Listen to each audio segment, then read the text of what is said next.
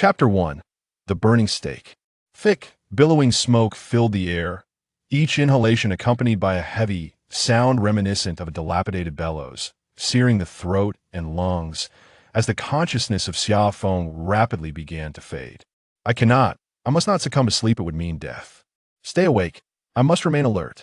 The boundless expanse of crimson suddenly dimmed, giving way to the deepest, most profound darkness. Xia Feng, akin to a drowning man, struggled to grasp at anything within reach to alter his state of helpless drifting, yearning to escape this inexpressible void.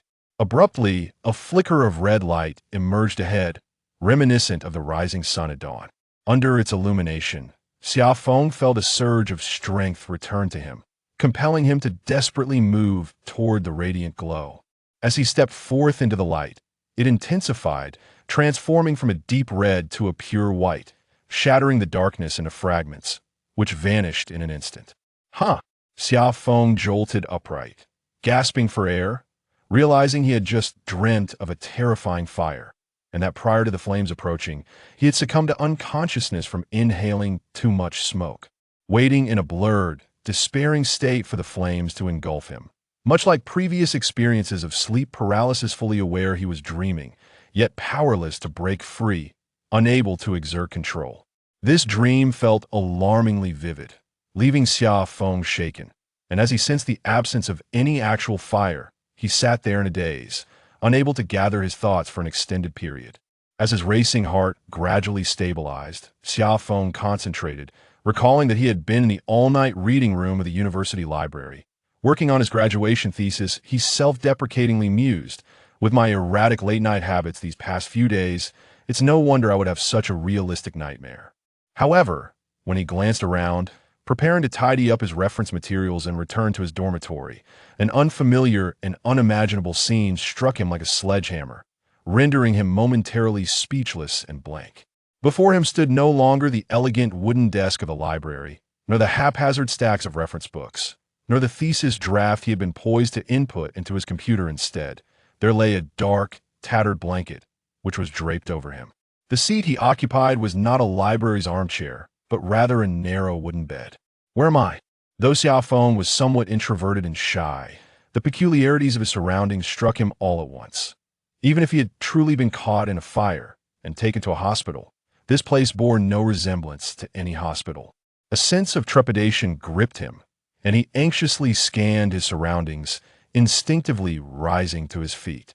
The moment his feet touched the ground, an overwhelming weakness and dizziness washed over him, causing his legs to buckle beneath him.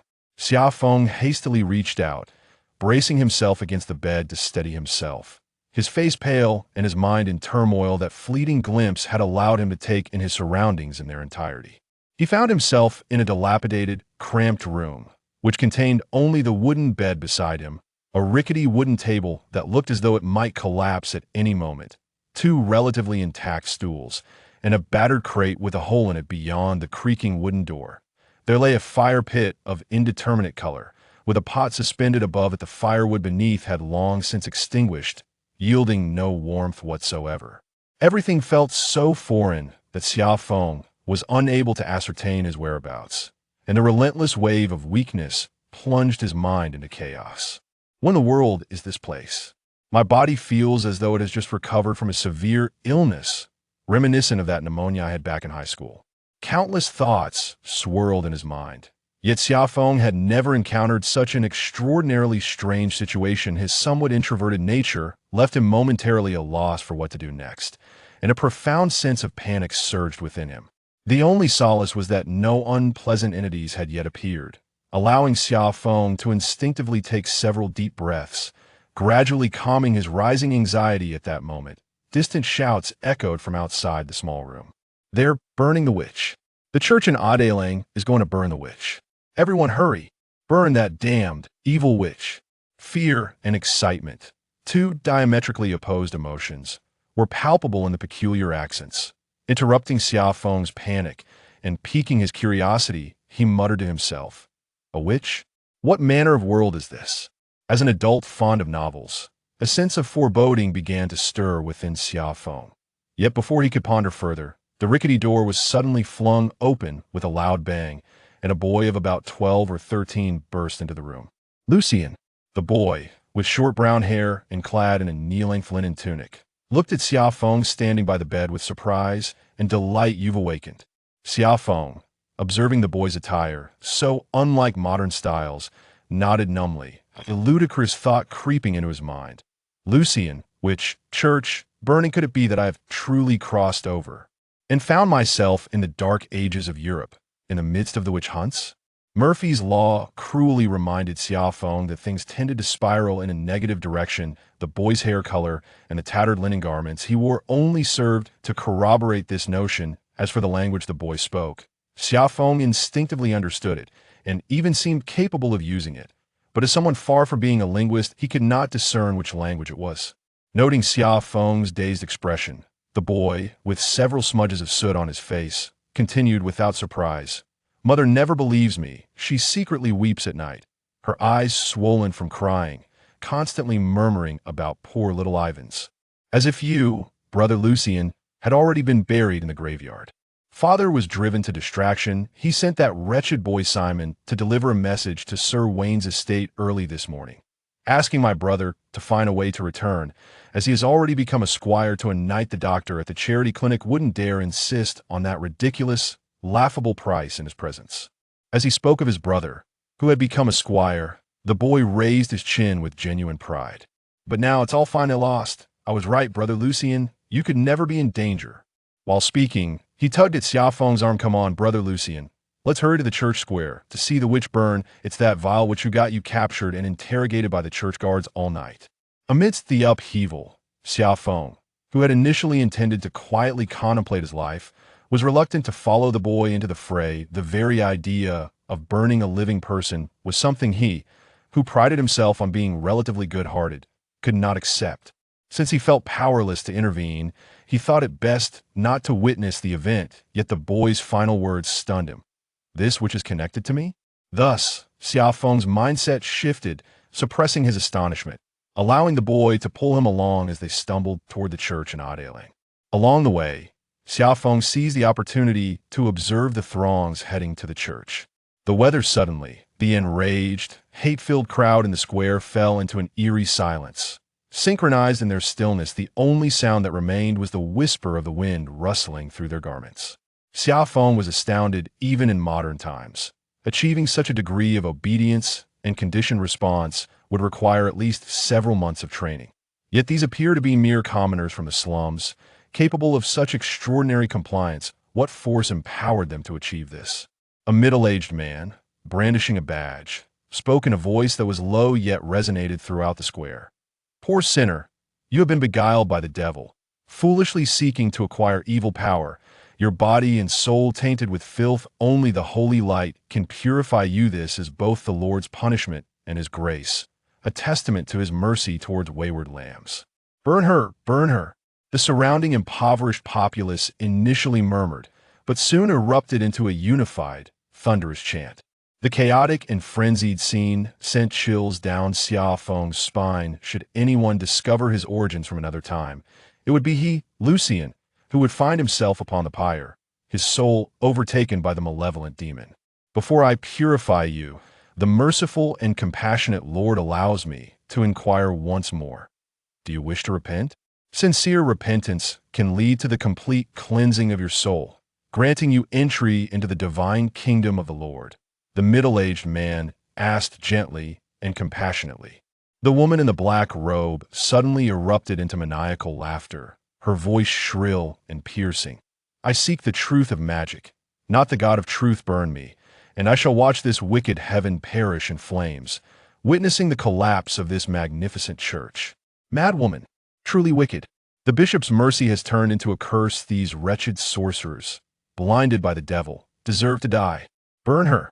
The bishop remained silent, but the multitude of impoverished souls around him descended into a frenzy, their voices hoarse with fervor. For the first time in his life, Xiao Feng found himself amidst such irrational fervor, struck by the realization.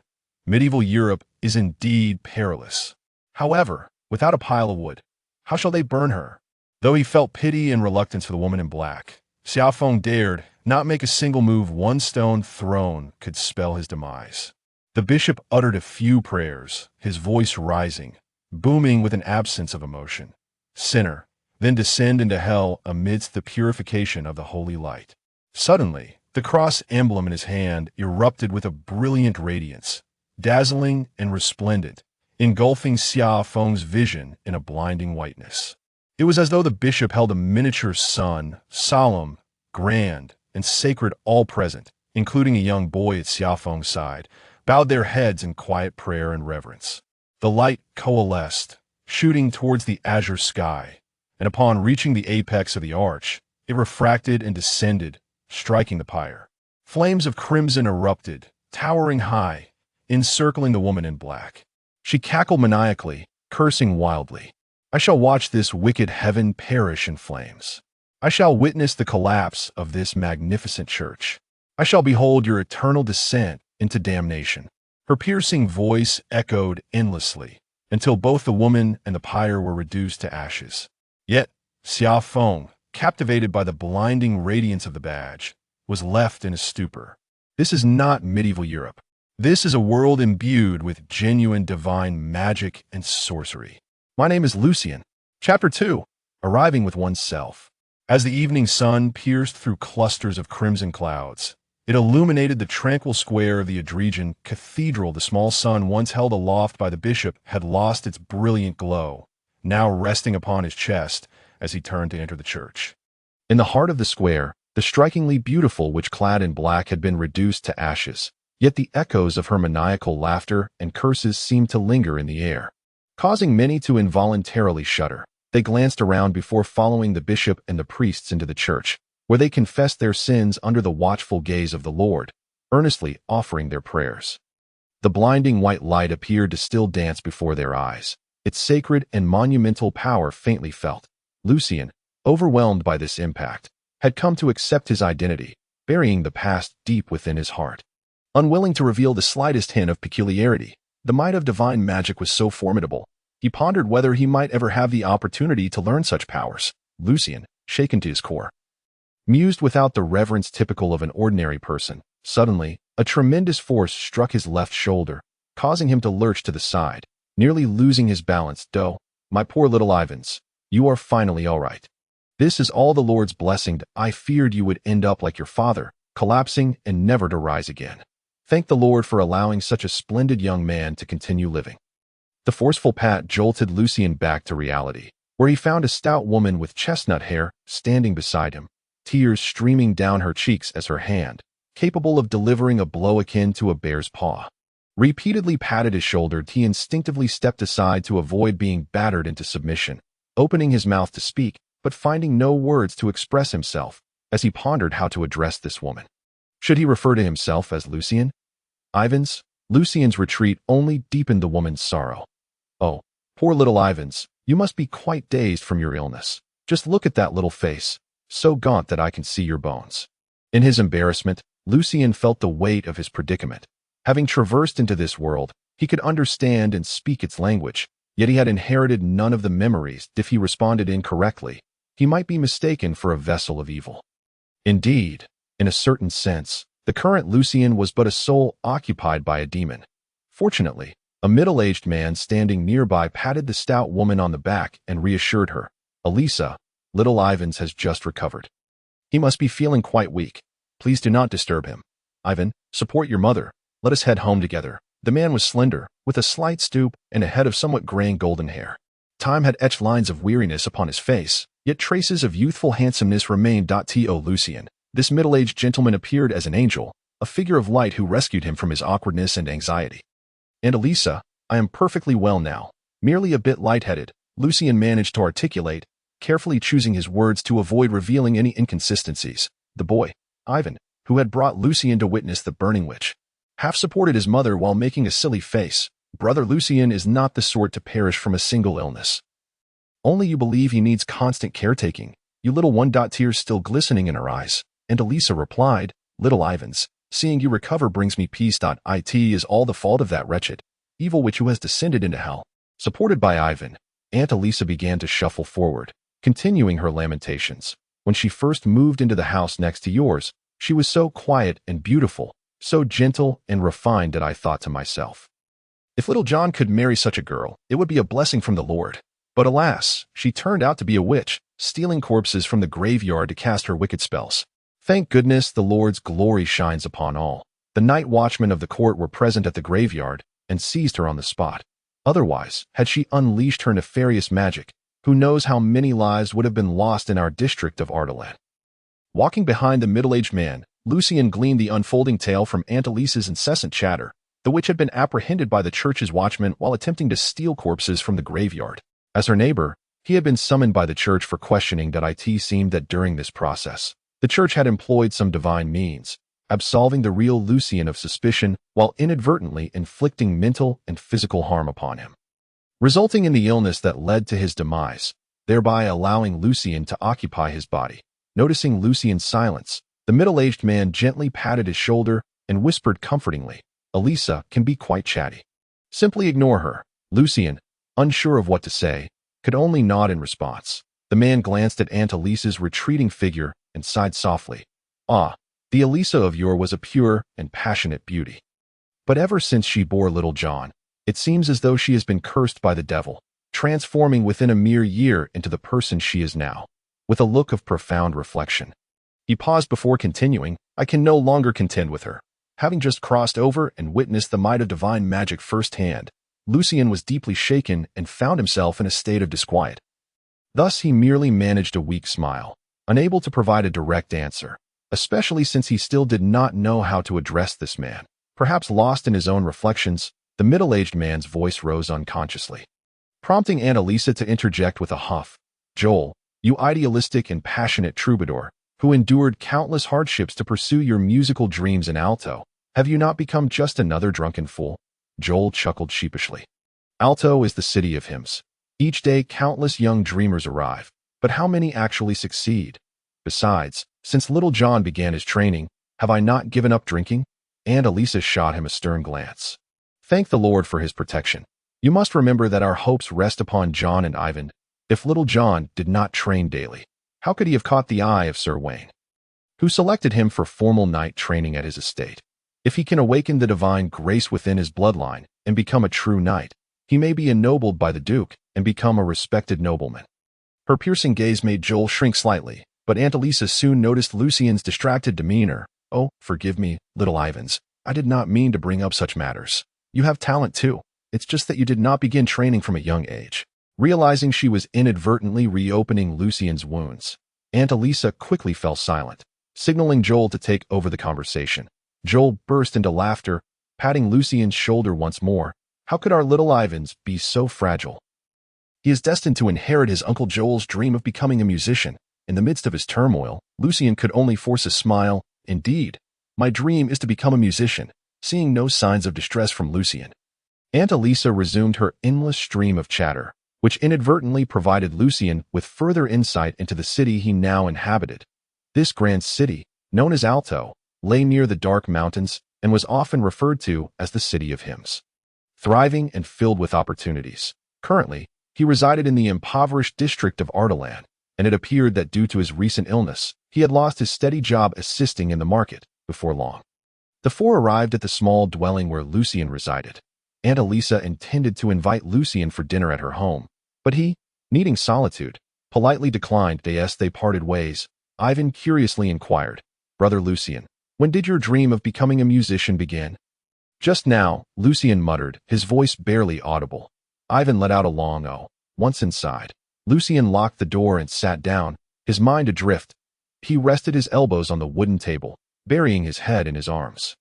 I have truly crossed over, he thought, and into a world imbued with otherworldly powers that a single misstep could see me bound to the stake and burned alive. The emotions that surged within Lucien after witnessing the tragic demise of the witch finally erupted when he found himself alone. Overwhelmed with a mix of astonishment, fear, and trepidation, he, a rather introverted individual who had seldom faced significant challenges, managed to maintain a semblance of composure amidst the immense pressure, only to be unable to suppress his feelings upon his return. It must be acknowledged that one's environment and experiences serve as the most formidable crucibles of character. As time passed, and darkness gradually enveloped him. Lucien began to acclimate to his fears. Regaining his composure, since he had already traversed into this new realm, further anxiety, worry, or fear would be futile. He could only tread cautiously, step by step. Dying once more might not guarantee another chance at such an extraordinary experience. As his emotions settled and he suppressed the longing and concern for his parents and friends, he suddenly felt an overwhelming hunger, as if a fire were raging within his stomach, and saliva flowed incessantly.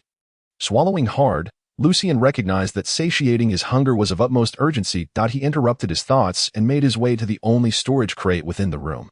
Inside the dilapidated box, amid some clothing, he discovered 2 dark, bread-like objects and 7 brass coins gleaming with metallic luster.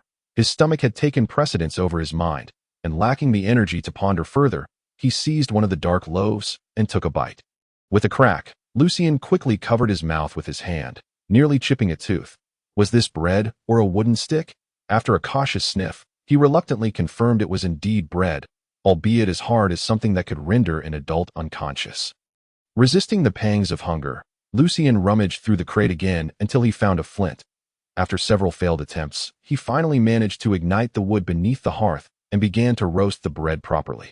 As he cooked, he muttered about sumptuous dishes, braised pork, spicy chicken wings, steamed beef, kung pao chicken. While saliva continued to pool in his mouth, the black bread softened slightly, and he could no longer resist taking another bite. The horrifying taste was akin to chewing on sawdust. Nevertheless, Lucien devoured it ravenously, lamenting as he ate, "If I have to consume such fare daily, I might as well be dead. No, I must earn money.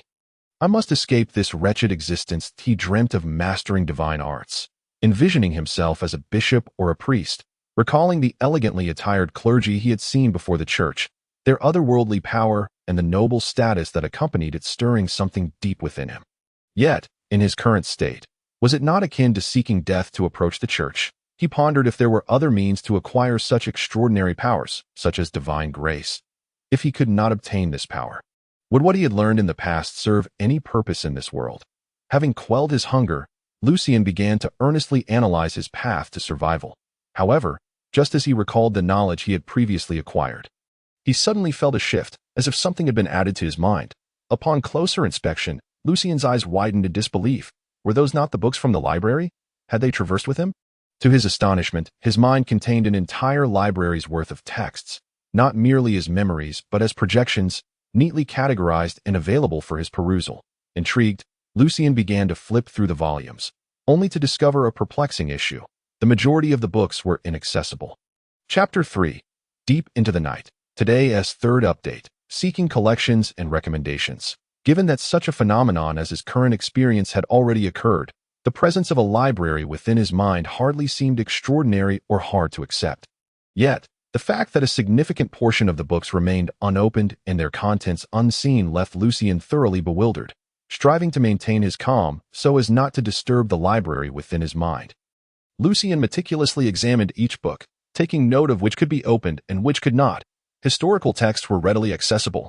Economics texts presented no issues. Artistic literature was similarly available. Mathematics, physics, chemistry, and biology texts had a mix of both accessible and inaccessible volumes. Was it possible that the different rules of this world rendered some texts unreadable? Yet, when he recalled similar knowledge, at least at a university level, he could still recall it without it being obscured. The accessible texts primarily consisted of high school and middle school materials. Yet a university library would not typically house such elementary textbooks, merely scattered research and relevant medieval papers for student reference. The library was vast, and after skimming through only a fraction of it, Lucien identified these anomalies, though he could not ascertain the reasons behind them. Having just recovered from a serious illness, Lucien's body was still frail, and his mental state was likewise poor. After perusing several texts, his mind grew foggy, and the presence of the library began to fade from his awareness. Gathering his strength, he returned to bed, surrendering to a deep slumber in hopes of restoring his health and energy to face the morrow. Lucien would not forget that he had but one piece of black bread remaining. Survival was always paramount. As he drifted in and out of sleep, a series of squeaks and the sharp, piercing sound of gnawing would invaded Lucien's ears, rousing him from dreams filled with delectable foods and a warm, soft bed. Mice, still half asleep, Lucien turned over, intending to resume his slumber. but the sounds of rodents gnawing on wood and stone grew louder and increasingly grating, preventing him from finding rest in the stillness of the night. After waiting for what felt like an eternity, the gnawing continued unabated, forcing Lucien to pull the blanket over his ears. However, the sound seemed to penetrate through from all directions, making it impossible to maintain a tranquil environment for sleep. What kind of life was this? Growing increasingly irritable, Lucien could not help but curse under his breath, feeling the weight of his mental fatigue. He was consuming the most unpalatable fare, as if it were black bread fermented from sawdust, dressed in the most ragged attire, his skin chafed by the coarse linen, and covered by a blanket that provided little warmth. Its original texture unrecognizable, even the sleep that could temporarily alleviate his burdens eluded him, the incessant squeaking resembling thousands of mice, grinding his teeth in frustration. Lucien strained to decipher the direction of the rodent sounds. Since he could not fall asleep, he might as well rise to find these mice, kill one or two, and scare off the rest, silently vowing to escape this miserable life as soon as possible. Listening intently, Lucien focused on the source of the gnawing sounds, only to realize that they were not the sounds of mice at all, but rather a series of eerie, hollow sobs that eye in the stillness of the deep night. The rodent sounds faded away, replaced by the desolate, mournful weeping. Lucien's heart raced, his mind flooded with adrenaline, his senses sharpening to the chilling sound of the cold night wind whispering through the cracks of the door. While the weeping seemed to weave a haunting melody, ethereal and surreal. Springing from his bed, Lucien instinctively opened the crate, clutching the remaining piece of black bread as a makeshift weapon. After all, in terms of hardness, it could certainly stun an intruder. Thump, thump, thump, wail, wail, thump, thump, thump, wail, wail. Lucien was puzzled by the thumping sounds but soon realized they were merely the frantic beats of his own heart, echoing violently in his ears that a chilling breeze swept through. And Lucien gripped the black bread tightly, fear welling up within him. This was a world of magic and divine arts. Could it be that he was truly facing vengeful spirits? Thankfully, having experienced a similar crossing and witnessed the horrifying spectacle of magic and the burning of the living during the day, Lucien retained his composure amidst the terror, deliberately slowing his breath to steady himself. Cautiously, he moved toward the door, straining to discern the direction of the weeping. The cries, filled with sorrow, were strikingly evident in the quiet of the night. Yet the surrounding neighbors seemed lost in slumber, not a single sound echoing from them. The weeping appeared to emanate from beneath the wall to his right. As Lucien approached the door, the cries grew clearer. Wait, wasn't he that the residence of the witch who had been burned? Lucien froze, realizing, had not the church set her dwelling ablaze? Was there perhaps a concealed cellar or hidden chamber harboring her vengeful spirit and other secrets? As Lucien contemplated the notion of a concealed chamber, his mind, having been steeped in numerous novels, was suddenly flooded with visions of adventures, treasures, and magical tomes, accompanied by a subtle yet insatiable greed that began to stir within him. The sound of weeping grew increasingly poignant, sending an involuntary shiver down his spine and jolting him into clarity. Even if treasures and magical notes existed, they lay under the guardianship of the weeping, vengeful spirit. I am but an ordinary person, recently recovered from a grave illness, and I remain unaware of the true might of these spirits, their weaknesses, or how to confront them that I could easily be ensnared, slain, or even possessed. Upon regaining composure, Lucien scrutinized his predicament, his fear mounting with every thought. Should I allow my greed to cloud my judgment? Driven by the allure of adventure, I would likely meet my demise below. Yet, waiting idly was not an option. Who could predict whether the vengeful spirit might ascend? Lucien's mind raced as he contemplated potential strategies. Suddenly, an epiphany struck him, revealing a source of assistance he could invoke. Cautiously, he edged toward the door, wary of a spirit suddenly manifesting behind or before him, his palms dampened by perspiration. With trepidation, he gradually pulled open the wooden door, his forehead slick with cold sweat. The door creaked ajar, revealing the deepening night outside. With a chilling breeze swirling, Lucien stepped cautiously out, catching sight of a distant flicker of light. No spirits appeared in any direction, and as he exited the room, the ghostly wails diminished to a faint, indistinct murmur. Slightly relieved, he took a deep breath, inhaling once more before calling out loudly. There is a ghost. A ghost is harming people. His voice rang out so powerfully that even he was startled by the effect of his own shout. The wild dogs, frightened, began to bark furiously. Amidst this commotion, Lucien hurriedly made his way towards the Arcane church. The matter of purging the vengeful spirit required professional intervention. Moreover, as a neighbor to the witch. He was likely under the church's scrutiny. If he were the former Lucian, it would not have been a concern, but now he harbored the secret of his transmigration. A moment's carelessness could expose him. By proactively seeking help from the church regarding the witch, he could effectively clear his suspicions and gain the church's trust, alleviating any fears of being monitored. Lucian considered the possibility of the church's representatives being greedy for the witch's treasures and silencing him with false accusations, which was precisely why he had shouted to awaken everyone about the ghost. In his haste, Lucian could only contemplate these few aspects, unable to foresee every detail. The Arcane church was not far, and soon he beheld the building illuminated by soft, yellow candlelight. At the entrance stood 2 guards clad in silver chainmail. Upon observing Lucian's approach, one extended a hand to halt him, while the other partially drew his sword. Poised for action, Midnight always carried an air of danger. "What brings you to the church?" inquired the guard who had raised his hand. Lucian, unable to conceal his nervousness, replied, "There is a ghost. I heard the ghost's cries emanating from the house of the witch who was burned today." The guard, upon hearing this, appeared somewhat alarmed, not questioning Lucian's words, as such matters were beyond his judgment as a mere squire. He instructed Lucian to remain behind while he entered the church to inform the watchful pastor of the night. The sound of armor clinking gradually fading. Minutes later, a young pastor clad in a flowing white robe emerged from the church alongside the guard. With golden hair and a gaunt visage, he moved with a distinct rhythm that exuded elegance. "I am Pastor Benjamin. Please recount the ghostly happenings once more." In the presence of Pastor Benjamin, the 2 guards stood silently, wary of making any noise that might disrupt his inquiry. Lucian diligently recounted how he had discovered the ghostly cries, his thoughts of the church, and the course of events, his demeanor sincere and respectful. Upon concluding, Benjamin offered a gentle smile. "Well done. Your courage in overcoming fear to report to the church speaks to your devotion to the Lord."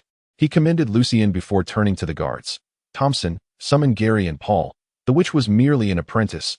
There is no need to alarm the bishop." "Yes, Pastor Benjamin," Thompson replied without further comment. Although he was only a first-tier pastor, Benjamin could certainly handle the magical traps left by an apprentice witch. The disparity in ability was far greater than that between a knight and a high-ranking squire, akin to the difference between a formal pastor and a senior apprentice pastor. Both in status and power, Benjamin asked Lucian a few more questions, learning his name, until 4 guards, also clad in silver chainmail, but exuding a far greater sense of strength and intimidation than Thompson, arrived. Outside the charred remains of the witch's cottage, a throng had gathered, the flickering candlelight resembling stars, twinkling alongside the silver moon above. At this moment, Lucian realized that the moon in this world bore a silvery hue. The murmurs of anxious conversations faded into silence as the crowd recognized Benjamin's approach, a sense of reassurance washing over them as they discreetly began to discuss amongst themselves. "I didn't hear any ghostly sounds." Regardless, it would be prudent for the pastor to perform a purification. Lucian strained to listen and discerned faint cries still echoing. But why could no one else hear them? Without giving Lucian a chance to respond, Benjamin, extending his gloved hands, continued, "Indeed, there exists a vengeful spirit." It was clear he had heard the wailing. The 4 guards nodded in agreement, indicating they too had heard it. Chapter 4. The Red Eyes. "I have been unwell and confined to my home this week. Thus updates have been delayed, but normalcy should resume next week. Yes, a new book has been released. I hope everyone can promote it. Click on it and recommend it. Thank you." Benjamin regarded Lucian, maintaining his unique rhythm as he slowly approached the ruins of the witch's cottage, his voice low and soothing. Evil sorcerers relish in manipulating the hearts and perceptions of the innocent, especially on nights illuminated by the silver moon. However, that witch has yet to wield true and terrifying malevolent power. Her magic often only affects 1 or 2 individuals. Initially, Lucian found this explanation perplexing. But as Benjamin concluded, he understood that it clarified why only he had perceived the cries while the nearby residents remained in slumber. Even if roused, they found nothing upon closer listening. Without allowing Lucian an opportunity to speak, Benjamin extended his gloved hands and continued, "As for myself and the 4 guards, we are blessed by the Lord, enabling us to hear this malevolent sound." The guards, walking in unison, immediately made the sign of the cross upon their chests, chanting in unison, "Only the truth endures." With this proclamation, their spirits became somewhat elevated. The impoverished onlookers nearby also murmured prayers. "Only the truth endures." Then they whispered amongst themselves, "This is the power of the divine." The esteemed pastor is truly deserving of respect. Amidst the faint praises, Benjamin's uniquely arched countenance grew increasingly solemn and dignified as he slowly spread his gloved hands, uttering a peculiar short incantation. Passo. The moment the brief incantation concluded, a faint white luminescence enveloped the ruins of the cottage, akin to beams of light cascading from the silver moon above. Enveloped in this white glow, a bizarre blood-red hue manifested on a fractured wall connected to Lucian's dwelling, resembling the shape of an opening. Under the influence of this mysterious incantation and the effects of the divine arts, Lucian, along with the surrounding impoverished individuals, experienced profound shock, their emotions oscillating between euphoria and trepidation. However, Lucian's feelings were intertwined with a deep yearning. Benjamin retracted his hands and commanded the guards before him. "Gary, that is the secret door. There are no magical traps. You are to open it." Gary squared his chest, the sound of his chainmail clanging resonating. "As you wish, Pastor Benjamin T.S. Gary," and another guard advanced. Lucian, with keen ears, overheard Benjamin muttering a curse. "Those arrogant fools at the tribunal only know how to detect magical traps. Can't they learn to detect secret doors? Humph, simply because she was just an apprentice witch, they treat her with such disdain." Guided by divine instructions, Gary displayed his formidable strength, effortlessly toppling the crumbling wall with just a few strikes. Subsequently, another guard unsheathed his longsword, bellowing as he struck down with force, shattering a mechanism that revealed the dark aperture at the corner of the wall. The opening was modest in size, sufficient only for a single person to pass through. A gust of wind swept through, carrying with it a foul stench that caused Benjamin to furrow his brow slightly. He covered his nose and mouth with his gloved right hand, while Lucian nearly retched. Instinctively taking 2 steps back, Gary scrutinized the interior of the opening and rushed back. "My lord Benjamin, this secret passage leads to the sewers." Benjamin, with his golden brows knitted, regarded Gary with a face that seemed somewhat contorted by the pressure on his nose. His voice low and muffled. "Are you certain?" "Indeed. If you look down at an angle, you will see a stretch of sewer," Gary affirmed confidently. Benjamin fell silent. A noble and elegant priest, a scion of the venerable Lafati family. The mere thought of the filth and stench within the sewers made him uncomfortable. Among the various divine arts he had mastered, none possessed the purification spell. Invoking it required the combination of incantations, gestures, and ritual components, and no one knew the precise location of the secret chamber within the sewer. Traversing it would necessitate several purification spells that in any case, as a mere apprentice mage wielding the holy emblem of truth. He felt no trepidation. Benjamin mused nonchalantly, then turned to Lucian, loosening his grip and regaining his authoritative tone. "You, who have consorted with witches, must surely bear the taint of malevolent forces. Atonement is required for cleansing. However, your piety has moved me that I shall lend you my holy emblem. Should you succeed in purging the wickedness left by the witch, you shall regain the Lord's favor. Go forth, Lucian, serve the Lord. His gaze shall be upon you." Having successfully navigated to the church and ushered Benjamin, Gary, and the others along, Lucian felt a wave of relief wash over him. With a priest and guards present, vanquishing the vengeful spirits should pose little challenge. Moreover, even if it proved difficult, it would not fall to him, a mere mortal whose body had only just recuperated, to bear the burden. Thus, upon hearing Benjamin's words, Lucian's mind buzzed. "He wants me to purify the vengeful spirits. I am but an ordinary person." Noticing the astonishment and reluctance etched across Lucian's face, Benjamin inquired gently, "Do you refuse?" with no malice in his tone. Lucian shuddered, awakening to the realization that a refusal might lead to an untimely demise. Conversely, acquiescing seemed to suggest that Benjamin intended to bestow the holy emblem upon him, and the guards would likely accompany him. Confronting a fragment of a vengeful spirit, which Benjamin appeared to regard with indifference, would likely not be perilous. Whether Benjamin truly despised the filth of the sewer or harbored ulterior motives, ruining what seemed a simple task would benefit him little. Suppressing the burgeoning resentment within, Lucian forced a stiff smile and replied, "I am willing to serve the Lord." Benjamin paid no heed to Lucian's stiffness, removing the holy emblem from around his neck and handing it to Lucian. "This is the holy emblem of truth. Shortly, I shall bestow a blessing spell upon you. With it, you will find it easier to concentrate, and by combining the incantation with your spirit and the friction of your fingers upon the emblem, you will be able to invoke the divine power it contains. Once Lucian calmed his emotions, curiosity about the emblem's ability to channel divine arts surged within him. The emblem, adorned with a golden base and engraved with a softly glowing white cross, was encircled by intricate patterns of lines and shapes. Circles, triangles, squares, and rectangles, interconnected in a bizarre manner, lending an air of mystery and solemnity. Holding the emblem, Lucian immediately sensed a warm, gentle power enveloping him, permeating his being, leaving him feeling as though he basked in sunlight despite the chill of the night breeze. The emblem contained 2 minor divine spells, Light and Heal Minor Wounds, each usable thrice daily, alongside 3 first-tier spells, Holy Shield, Radiant Blade, and Holy Strike, each limited to once per day. Now, pay close attention to the incantations. Benjamin instructed.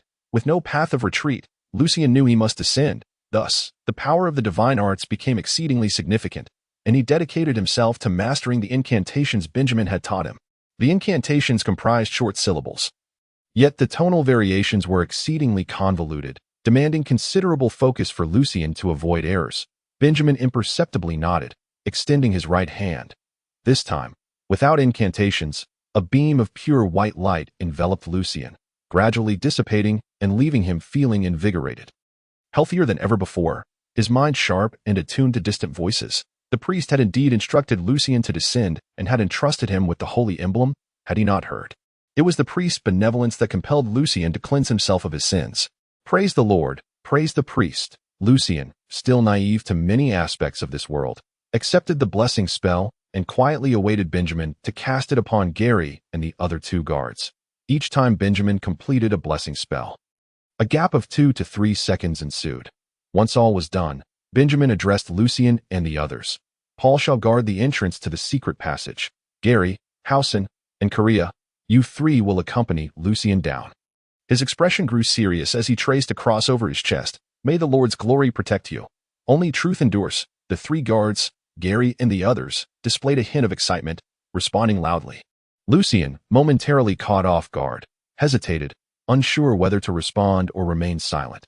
Fortunately, Benjamin paid little mind, watching as the 4 of them slowly entered the passage leading to the sewers. One of the guards, Paul, lowered his voice to pose a long-held question.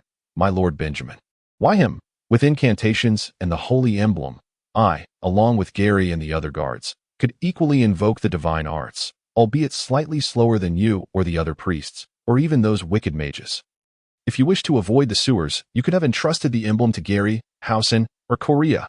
Benjamin gazed at the passage's entrance, covering his nose and mouth with his hand, his voice low and soft. His mental acuity is slightly above the norm, allowing him to better channel the divine spells contained within the emblem. However, he is too old to be of any training value. Upon entering the passage, a noxious blend of odors assaulted Lucian's senses, prompting him to gag involuntarily.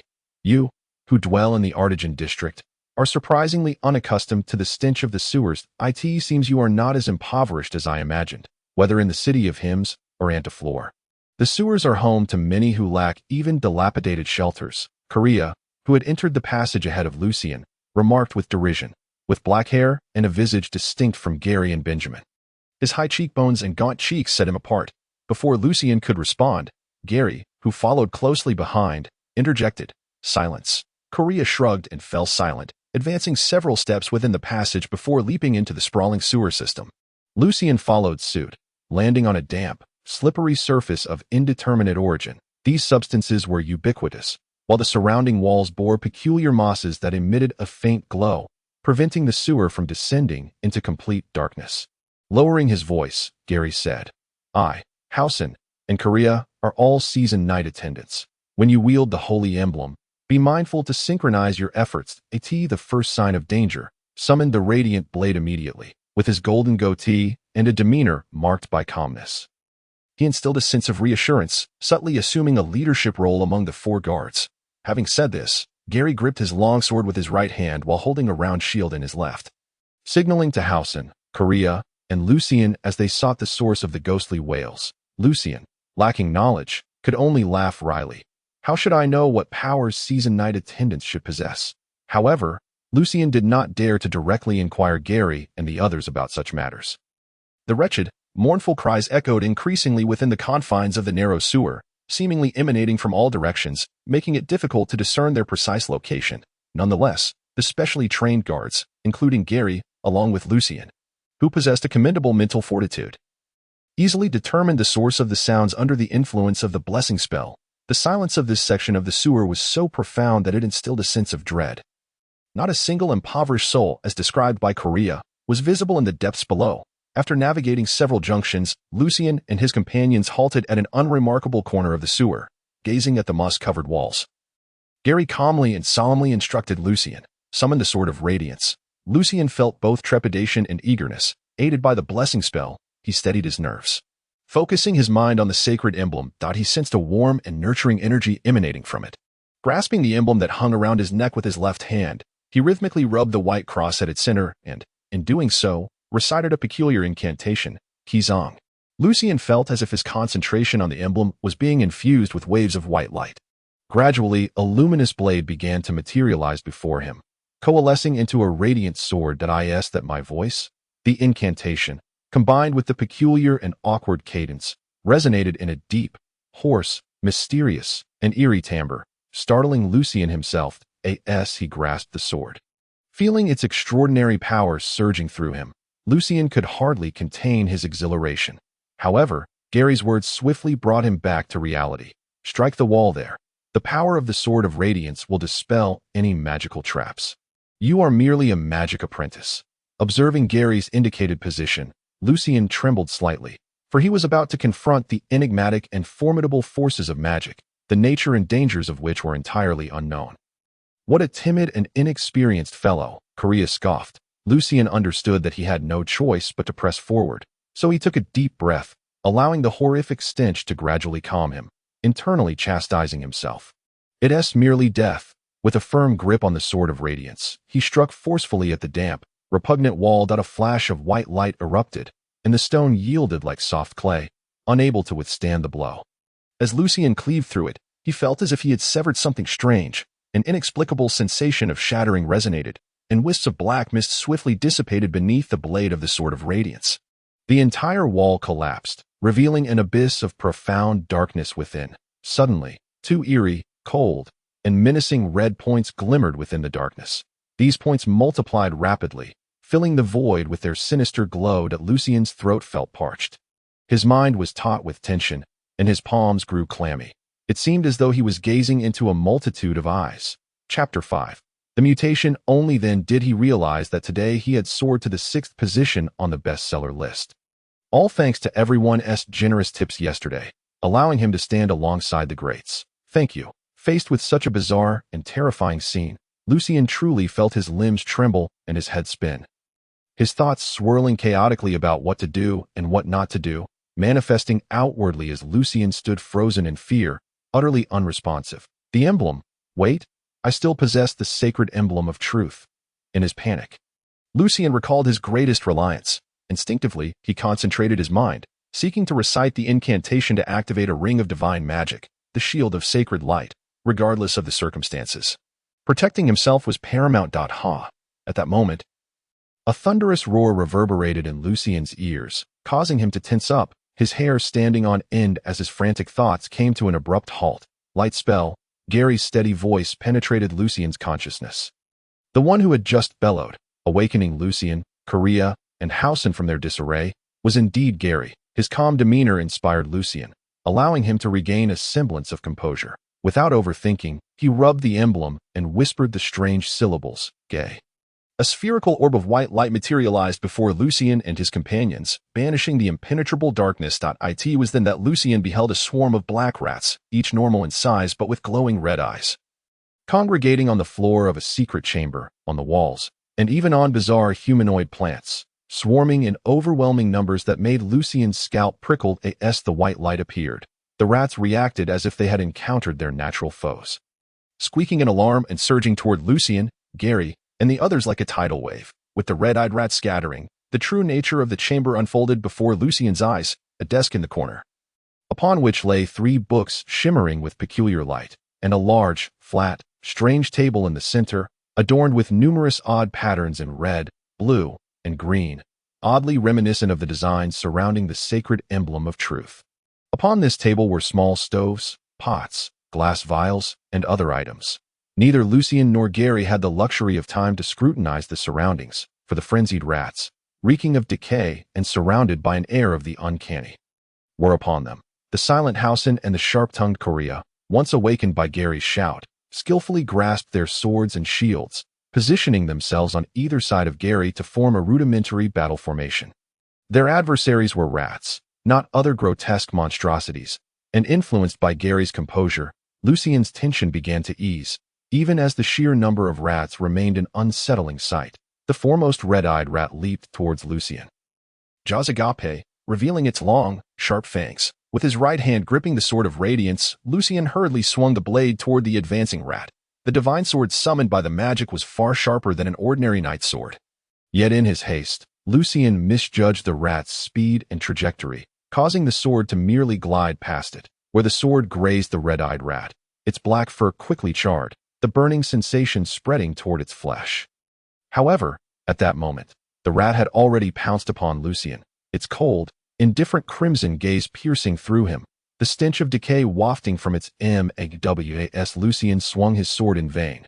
The rat was perilously close, causing him to panic, caught in a dilemma between countering with the sword or attempting to shield himself with his left hand, nearly dropping the sword of radiance in the process, just as the rat was about to sink its teeth into Lucien's chest. He found himself utterly helpless, with no recourse. Suddenly, a gleaming long sword flashed from the side, slicing through the red-eyed rat's neck and cleaving it in two. Do not panic. If you cannot defend yourself in time, evade the vital spots. You have healing magic. Gary's deep voice resonated at the same time. Korea's sharp voice rang out. Step back and align with us. Are you trying to get yourself killed standing alone up front? In this dire situation, regardless of any negative impressions Gary, Korea, and Housen may have harbored toward Lucien, they all recognized that he, bearing the sacred emblem, was a force to be reckoned with in battle. And in the event of other unforeseen developments, he could very well be the key to turning the tide. No one knew what other creatures or magical traps lay in wait after the red-eyed rats. After narrowly avoiding the rat's assault, Lucien quietly exhaled a sigh of relief. Regaining his composure, he realized that in the face of danger and sudden changes, he appeared far too inexperienced, too naive, and utterly at a loss compared to Gary, who had undergone rigorous training and possessed extensive combat experience. Not everyone is a natural-born warrior or possesses the extraordinary ability to remain calm in the face of peril that in his first real battle. Lucien felt immensely fortunate to have a seasoned veteran like Gary by his side, providing guidance and assistance, an invaluable experience for his future encounters with combat and danger. This time, Lucien remained composed. While swinging the sword of radiance, he gradually stepped backward until he stood alongside Gary and the others. The onslaught of red-eyed rats had multiplied, now numbering in the dozens, with more continually pouring in from behind. The sword of radiance gleamed brightly and sharply, leaving a faint luminescent trail in its wake. Following Gary's guidance, Lucien executed a defensive maneuver, fully utilizing the sword's radiant properties to compensate for his lack of formal swordsmanship training. The brilliance of the sword seemed to form a pale white barrier before Lucien, as the rats crashing against the sword were effortlessly cleaved in two, their insides charred and their skin burnt, falling heavily to the ground without a drop of blood spilling forth. Those that were not struck by the sword, upon passing through its residual light, found their fur drying and burning, their movements slowing. Some either collapsing in front of Lucien or being struck down by Gary and Korea on either side. Hey, Korea let out a whistle, though it was unclear whether it was an expression of praise or sarcasm. Lucien himself felt no sense of pride. The ability to slay so many red-eyed rodents was entirely due to the formidable power of the radiant sword and Gary's guidance. At that moment, he sensed the strength of the radiant sword beginning to wane. Following this massacre of the red-eyed mice, Lucien felt he was somewhat acclimating to such a scene. Gary, in tandem with Lucien's wielding of the radiant sword, relentlessly struck and thrust with his long sword, driving back the few mice that had managed to escape. Do not be anxious.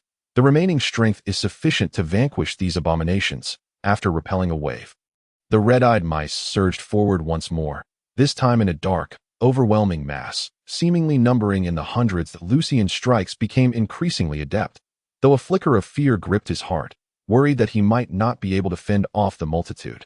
He nonetheless placed his full trust in Gary and Korea, believing they could hold the flanks against the encroaching rodents. The radiant sword arced diagonally from above, tracing a beautiful luminescent arc in the air, crackling as countless red-eyed mice collided with the blade, intensifying the pressure on Lucien's hands. As an ordinary man without knightly training, he nearly lost his grip on the radiant sword. The sheer number of mice was overwhelming.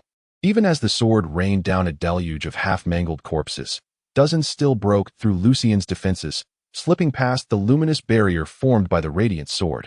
With such a multitude of rodents, unless Gary and Korea could strike 5 or 6 times in a heartbeat, they could not hope to intercept them all. Lucien was too late to launch another slash with the radiant sword and could only anxiously ponder. Perhaps the advanced knightly apprentices cultivated by the church possessed powers akin to divine magic. Just as Lucien lost himself in thought, the reinforcements arriving from either side were not 2 sharp knightly longswords, but rather 2 small, round shields enveloped in silvery gray metal. The fiercely propelled little shields swung out with force, and dozens of impacts coalesced into a resounding thud, sending the red-eyed mice flying, landing on the ground, twitching for a moment before succumbing to death. Korea chuckled. A good knight does not rely solely on his sword. He must also be adept with a shield. As Lucien exhaled in relief, he continued to wield the radiant sword, repelling the attacks of the red-eyed rodents. After repeated failed attempts to bite, the rodents seemed to sense something amiss. Some ceased their leaps and charged directly from the ground, while others scuttled up the walls, preparing to launch an assault from above. The situation suddenly became perilous. "Leave the overhead to me," came the deep voice of the silent yet robust Housen. While Lucien swung the radiant sword from above to below, blocking the rodents in midair and on the ground, he inquired, "Shall we use the holy shield?" Gary shook his head. "Not yet." The 4 of them resembled a small boat amid turbulent waves, teetering amidst the onslaught of red-eyed mice descending from above, surging from the ground, threatening to capsize at any moment. Suddenly, a gap appeared in Housen's defense, and a red-eyed mouse landed squarely on Korea's shoulder. With his longsword and shield braced defensively, he was caught off guard and bitten on the neck, issuing a pained grunt as he shook the rodent off. Korea grimaced. "The wound tingles. They must possess some venom." "All right, I'll activate the healing spell," Lucien declared, reaching for the holy emblem with his free left hand. Gary interjected, "Hold on, Korea can still endure. It seems we cannot completely block them. Let them bite a few more times before invoking the healing spell. There are simply too many mice. We must conserve our magical resources. No sooner had he spoken than he too grunted, having been bitten between his boot and knee guard by a red-eyed mouse. This experience prompted Gary, Korea, and Housen to adjust their combat styles. Although the mice could bite, their teeth were not sharp enough to penetrate armor. Thus, they relaxed their guards slightly in areas protected by chainmail and greaves, concentrating their defenses elsewhere, which markedly improved their situation. Only Lucien, clad in a linen tunic and matching trousers without any form of protection, was immediately bitten on the ankle by a red-eyed mouse. A tingling, itchy sensation surged from his ankle, swiftly spreading upward, causing Lucien to nearly lose his balance, his mouth dry and parched, thirsting for water. "Your constitution is significantly weaker than ours. Activate the holy shield first. Then the healing spell." Gary assessed the situation, noting that nearly half of the red-eyed mice had already been slain. Concerned for himself, Lucien wasted no time, focusing his mind as he caressed the holy emblem. "Simon." A strange and mysterious incantation echoed, and a pale white shield materialized around Lucien. After invoking the spell, his concentration wavered, so he stepped forward, using the holy shield and the radiant sword to block all the incoming red-eyed mice. Those that evaded the radiant sword surged forward, relentlessly assaulting the holy shield. However, as the light flickered, the shield remained steadfast, granting Gary and Korea the opportunity to dispatch and send the rodents flying. After a few seconds, Lucien regained his focus, rubbed the holy emblem once more, reciting the cumbersome incantation. Gertie. A beam of white light shot from the holy emblem's cross, landing at Lucien's feet, and the tingling sensation vanished immediately. With Lucien shielding the front with the holy shield, although Korea and Gary occasionally still found themselves bitten, the tide of battle gradually shifted in their favor, with the number of red-eyed mice dwindling and the danger receding. Lucien seized the moment to cast a healing spell on the wounds sustained by Korea and Gary. Shortly thereafter, Korea cleaved a red-eyed mouse in half, sending its blood spraying as he sighed with relief. At last, we've eradicated them. The ground was now littered with the corpses of red-eyed mice, forming pools of dark crimson blood. Lucien stared in a daze at the scene before him, unable to believe he had accomplished such a feat. Gary nodded in approval. Lucien, you performed admirably. Lucien snapped back to reality, preparing to express his gratitude to Gary. Gary, however, took a breath and commanded, Hausen, you go with Lucien to investigate the secret chamber. With Lucien protected by the holy shield and Hausen having remained at the back, untouched by the rodents, Gary recognized the necessity of utilizing everyone's strengths. Yet, the silence that followed was unsettling. The typically taciturn Hausen did not respond. Korea glanced back in confusion, only to be met with a look of shock and fear as he stammered. Hausen is gone. Just moments ago, he had been repelling the red-eyed mice above, steadfastly guarding the trio from behind, and now he had inexplicably vanished. Lucien felt a chill run down his spine.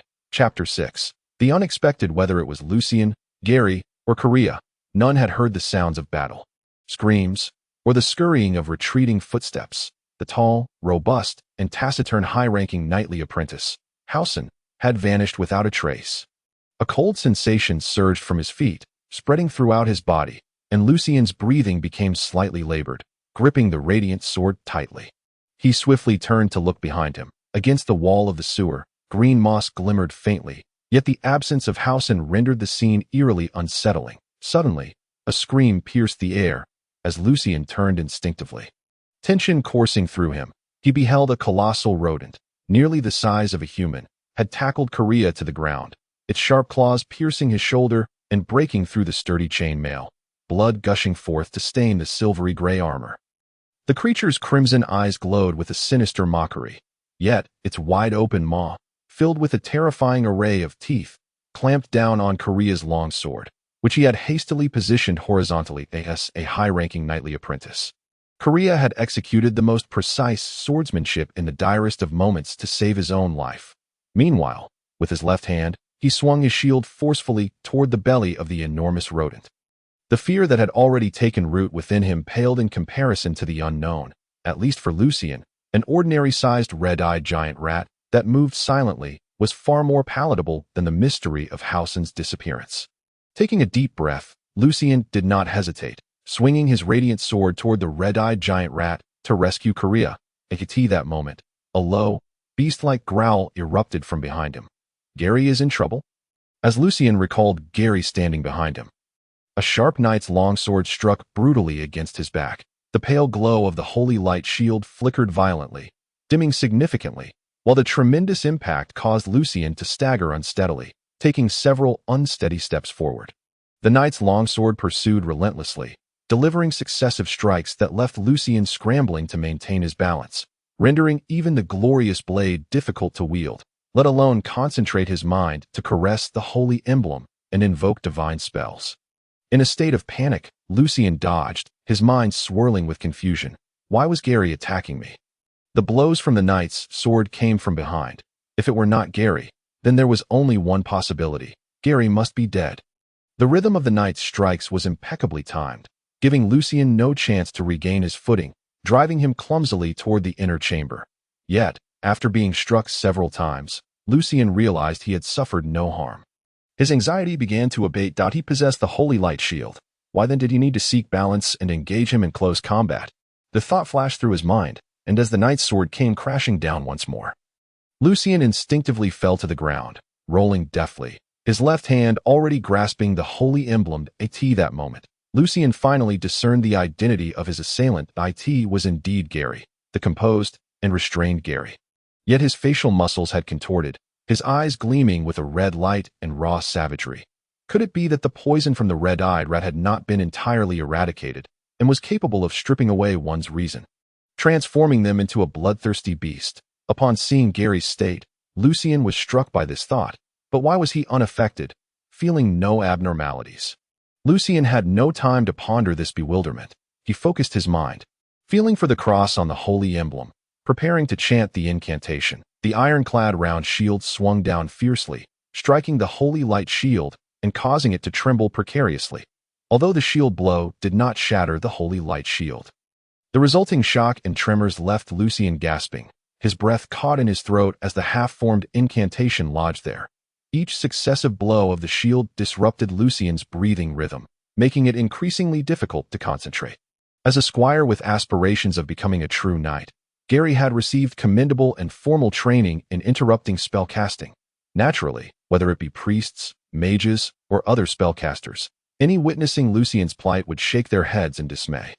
Only someone entirely untrained in the fundamentals of spellcasting would be interrupted by a knight squire. Had any novice priest or apprentice mage been present, with a first-tier holy emblem and an activated holy light shield, Gary would have long since met his demise that in confrontations of equal rank. Spellcasters always held the absolute advantage. Lucien, distressed by his inability to concentrate and invoke divine magic, noticed that Korea was becoming increasingly perilous. Seemingly growing weaker, his right hand clutching the longsword pressed tightly against his chest, his wrist exhibiting the faintest tremor. Fortunately, the humanoid giant rat entangled with him also appeared to be faltering, its ferocity diminished compared to before. Unable to utter the incantation, Lucien resolved to swing the glorious blade he held in his right hand upward, abandoning his fixation on invoking divine magic. Through battling the red-eyed rat swarm, Lucien had come to understand the sharpness of the summoned glorious blade. It far surpassed the knight's longsword grasped by Gary. Under the force of Gary's shield, Lucien's strike appeared wild and unsteady, lacking the precision to target Gary's vital points. However, in the face of this sunlit longsword, Gary did not exhibit the traits of a mindless beast. Instead, he hastily raised his knight's sword to block that he seemed reluctant to retreat, should he distance himself from Lucien, facing a first-tier divine spell. Even a fully fledged knight empowered by bloodline magic would find himself in grave danger, susceptible to severe injury or even death. The glorious blade struck against the knight's longsword, yet there was no sharp clang of metal colliding. Silently, the knight's sword splintered like a piece of wood, severed in two. Although at that moment, Gary had already pulled the round shield back to his front. The shield bore deep gashes, nearly cleaved in half. Lucien was poised to counterattack when, suddenly, the glorious blade, now significantly dimmed, shattered, its luminous shards scattering in all directions. Having begun to lose power upon severing the wall adorned with magical traps, the glorious blade finally exhausted all its strength. Unable to sustain itself, Lucien was momentarily stunned, and seizing this opportunity, Gary swung his shield forcefully, striking the now thinned holy light shield with a heavy blow. Fragments of the shield flew through the air. And after a brief flicker, the holy light shield vanished entirely. Lucien's greatest reliance, the holy light shield, had shattered completely after enduring a relentless barrage of attacks. With no time to reflect on the multitude of errors stemming from his lack of combat experience or composure, Lucien caressed the cross on the holy emblem, desperately concentrating his mind to recite the incantation. SSS. He barely managed to utter the short syllable when Gary's prepared fist struck heavily against Lucien's abdomen, causing him to curl up like a shrimp, a wave of nausea washing over him. The blow interrupted Lucien's incantation, and Gary's other hand swiftly clamped around Lucien's throat, tightening brutally. Lucien grasped Gary's fingers desperately with his right hand. But as a high-ranking knight squire, Gary, despite his considerable fatigue from the prolonged battle, still held a significant advantage in strength over Lucien, an ordinary person. Breathing became increasingly difficult, pain coursed through Lucien's neck, and darkness clouded his vision. His left hand, clutching the holy emblem, was pinned to his chest by Gary's other hand, which also pressed down heavily on Lucien's entire body. The feral breaths of a beast echoed in Lucien's ears, the icy touch of the iron gauntlet transmitting a chilling sensation to Lucien's mind, momentarily jolting his fading consciousness. His soul felt Lucien gasped in astonishment, for the scene before him was utterly beyond his expectations. Gary lay sprawled on the ground, his eyes half open and on the brink of death, yet the twisted visage that once glowed with a red light was now extinguished. Surrounding him, the pools of eerie crimson blood left by the slain red-eyed rats had, at some unknown moment, evaporated into a faint red mist, permeating the entire chamber and the adjacent sewer. Within the chamber, that peculiar, humanoid plant unfurled its branches in the delicate red mist, appearing remarkably content. On the other side, the battle had undergone unimaginable transformations. The adversary grappling with Korea was not a giant rat but Hausen, the reticent Hausen. Their knightly swords were embedded in one another's bodies. Chapter 7. Harvest and Temptation. Inhaling the surrounding faint red mist, Lucien felt his limbs grow weak, his head throb with pulsating pressure. And the scene of Korea and Hausen's struggle fluctuated between visions of Korea battling a giant rat and the two men engaged in mutual slaughter. As if illusions and reality had become intertwined. Wait, an illusion? As this thought crossed his mind, Lucien began to formulate a hypothesis, concentrating to quell the overwhelming sensation that surged through him. Thus, the scene stabilized.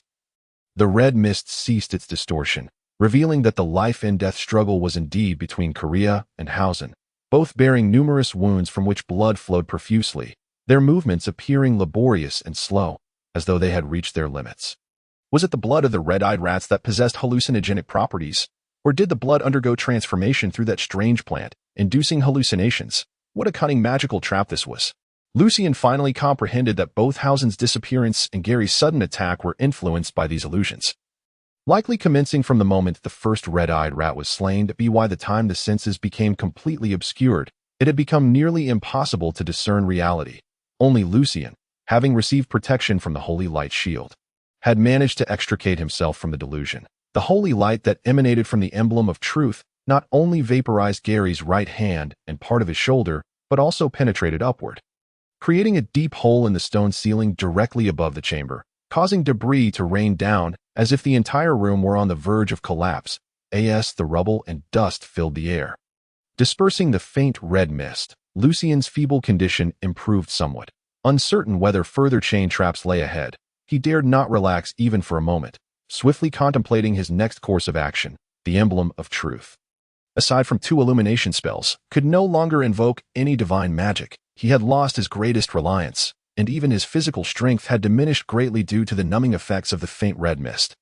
Suddenly, Lucien observed that peculiar plant swaying unsteadily amidst the falling debris. Did it possess no other means of self-defense besides generating illusions? Realizing this, Lucien mustered his waning strength to stand and staggered towards the strange plant. His legs felt weak, and he stumbled slowly, repeatedly falling upon the rubble, leaving him bruised and in agonizing pain, with several wounds oozing blood. Gasping, Lucien inhaled sharply, stifling his agony, and leveraging the temporary clarity and strength brought on by the pain of his injuries. He painstakingly approached the peculiar plant. After enduring these trials, Lucien had shed much of his naivety and disorientation. Without hesitation, he held his breath, cautiously yet resolutely extending his right hand to grasp the plant's main stem. Beneath his touch, pulsating veins throbbed, and a stream of sanguine fluid coursed through, leading Lucien to feel as though he were gripping a living creature rather than mere foliage. With a sudden yank, he pulled to the side. The strange plant's branches retracted sharply, emitting a piercing and mournful wail, akin to that of a dying being. Failing to sever it in one motion, Lucien persisted, applying greater force. The plant continued to emit its tragic cries while extending its branches once more, attempting to ensnare Lucien. A damp, slippery sensation enveloped his skin as countless tiny spines pierced into his flesh. Lucien fought to suppress his dread and terror, yanking once more with all his might. The weeping ceased abruptly as Lucien was doused in the faint red liquid from within the plant. The metallic scent filling his nostrils, causing his limbs to weaken further. He leaned against the nearby stone wall to prevent himself from collapsing. He tore the plant asunder. The surrounding air thickened with the faint red mist, nearly coalescing into liquid form. The 3 books on the nearby desk, glimmering with a faint light, rapidly succumbed to corrosion the moment they sensed the dense red mist, disintegrating from the first page to the last in mere seconds, leaving Lucien and the others nearby unable to discern the contents. Of course, given Lucien's current state of paralysis, he was in no condition to intervene. Even taking a step was a challenge. The desk stood empty. Yet curiously, aside from the spot where the 3 books had rested, no signs of corrosion appeared elsewhere. Momentarily perplexed, Lucien grasped the crucial point. It seemed yet another magical trap had been triggered. Once the concentration of the red mist reached a certain level, the magical traps inscribed in those spellbooks activated autonomously to prevent them from falling into enemy hands. What a pity for those spellbooks! Lucien lamented inwardly, for they contained invaluable knowledge of extraordinary powers. Suddenly, Lucien froze. He noticed an unusual faint glow emanating from the library within his soul. Intrigued, he delved into it, his eyes widening in astonishment as he beheld a brand-new bookshelf in the library, inscribed with the characters for magic, arcane, upon which rested 3 tomes. the very same spellbooks he had just witnessed. Could it be that this library possessed the ability to collect books? But how did the content come to be? Lucian was astounded. Perhaps it needed him to witness the content firsthand. Although those 3 tomes had been corroded swiftly, if the entire process were to be slowed, they would surely deteriorate page by page. Could it be that this peculiar library was capable of recording the contents in their entirety, thus allowing for the projection of these 3 books? It seemed implausible to fabricate the content out of thin air. At present, Lucian could only speculate, awaiting future opportunities to conduct experiments with other books to confirm. Gazing at the 3 spell books, Lucian, who had previously mourned their loss, now hesitated. Would learning magic in this world, where divine powers could publicly incinerate sorcerers, prove too perilous? Unable to reach a decision, Lucian set the matter aside. After all, he and his companions were still within the chamber, not yet free from peril. Prompting Lucian to begin gathering his strength. With the strange plant gone, the faint red mist began to dissipate, and Korea and Hausen gradually emerged from the illusion, staring at each other in shock. However, their awakening came too late. Both were on the very brink of death. On the ground, Benjamin, as Lucian activated the emblem of truth to unleash the holy light, let out a muffled groan, lowering his right hand and casting a perplexed gaze towards the secret passage. Lord Benjamin, guard Paul, noticing Benjamin's strange demeanor, inquired anxiously. Under the silvery moonlight, Benjamin's countenance darkened significantly as he murmured, "A disturbance has arisen below. My mental imprint within the emblem has been triggered. Damn it. Just a mere apprentice mage has managed to bring about this state. How useless. Paul, wait here for me. If I am not out within 5 minutes, seek aid from the bishop. It is precisely due to the existence of the spiritual mark within the holy emblem that Benjamin felt at ease in trusting the holy emblem of truth to Lucian. Otherwise, even though this standard divine artifact bestowed upon him was significantly weaker than Benjamin's own powers and other divine artifacts he possessed, he would never have casually handed it over to another. Who could have anticipated that his spiritual mark would be inadvertently triggered? Failing to prevent the improper activation of divine powers at a critical moment, carelessness and negligence have always been the offspring of arrogance and prejudice. In Benjamin's mind, he harbored a profound bias against knights who relied solely on the strength of their bloodlines and physical prowess. Viewing them as crude and base, unworthy of comparison to the noble spellcasters who sought the mysteries of the world, even when those spellcasters were malevolent wizards. Therefore, he instinctively entrusted the holy emblem of truth to Lucian, whose mental acuity surpassed that of ordinary individuals. This attitude stemmed from Benjamin's lineage and his lifelong experiences. As a member of the Lafati family, one of the most powerful noble families in the Duchy of Vale. While they too relied on the blessings of their bloodlines, they differed from knights. They wielded their bloodline powers to cast spells, embodying true spellcasters. Even though Benjamin's bloodline was thin and he could not fully harness his innate powers, he distinguished himself after entering the monastery at a young age, smoothly progressing to become a priest, steadfastly treading the path of a spellcaster. However, now, as a formal priest, such a trivial oversight could irreparably affect his standing within the church. Compelling Benjamin to hasten his steps, Paul shared a similar astonishment. How could there be complications with the holy emblem of truth? Could there be other formal wizards involved? As Lucian regained some strength and was about to lean against the stone wall to exit the secret chamber, he suddenly heard footsteps approaching, causing his heart to race and his mind to tense. If it were magical creatures left behind by the witch or her allies, escape would likely be impossible. Upon seeing Benjamin's pure white robe, Lucian felt a slight relief, yet he remained on edge, for the secret chamber was an excellent place for silencing witnesses. Seeing the state of the secret chamber, Benjamin quickly deduced the general process from his learned knowledge of magic and botany. He understood why Lucian, moving slowly against the wall, and the dying Gary and others found themselves in such dire circumstances. Fortunately, they had not succumbed to death. This young man was rather fortunate. His mental strength had actually increased to the level of a low-tier apprentice priest, seemingly triggered by the impact of his breakthrough on his spiritual mark. Alas, it was no longer the era over 300 years ago when the church was overwhelmingly powerful, allowing innate talent to suffice for learning divine powers, without a solid foundation cultivated from a young age through systematic study of divine knowledge.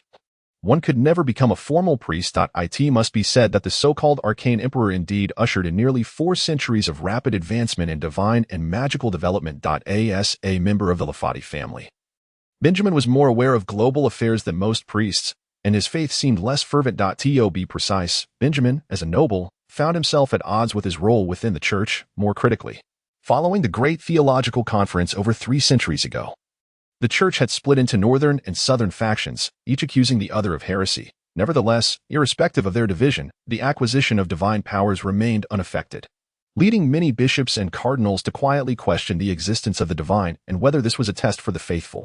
Such an attitude had directly influenced every young priest over the centuries, including Benjamin himself. Moreover, to adapt to the rapidly evolving times, several popes had incorporated knowledge gleaned from the great archmages to reform theological foundations. While this accelerated the development of divine powers and produced a plethora of strong individuals, allowing the Southern Church to retain its dominant position amidst the predatory gazes of numerous formidable enemies, such as heretics, evil wizards, and dark creatures. It also deepened the existing fractures within an already unstable internal faith. Relaxing his mood, Benjamin let slip a fine white dust from his hand, uttering strange syllables that a gust of wind swept through, dissipating the faint crimson mist entirely. Following that, without reciting incantations or tossing any spell components, he merely pointed at Gary, and a pale white light enveloped him, causing the charred remnants of his injuries to flake away and healing his wounds, transforming him from the brink of death to merely grievously injured. Casting healing spells at intervals of 1 to 2 seconds, Benjamin revived Korea and Hausen and healed Lucian's injuries as well. After inquiring about the events from Lucian, Korea, Hausen, and Gary, and ensuring they were truthful by glancing at the desk, he commanded, "Move all items from the secret chamber to the church, including these rat carcasses." Simultaneously, he received the holy emblem back from Lucian, stating, "Your sins have been cleansed. Return and rest. May the Lord bless you." Had Lucian succeeded smoothly this time, Benjamin would not have hesitated to reward him financially, and if the opportunity arose, he might have discreetly attempted to nurture his potential.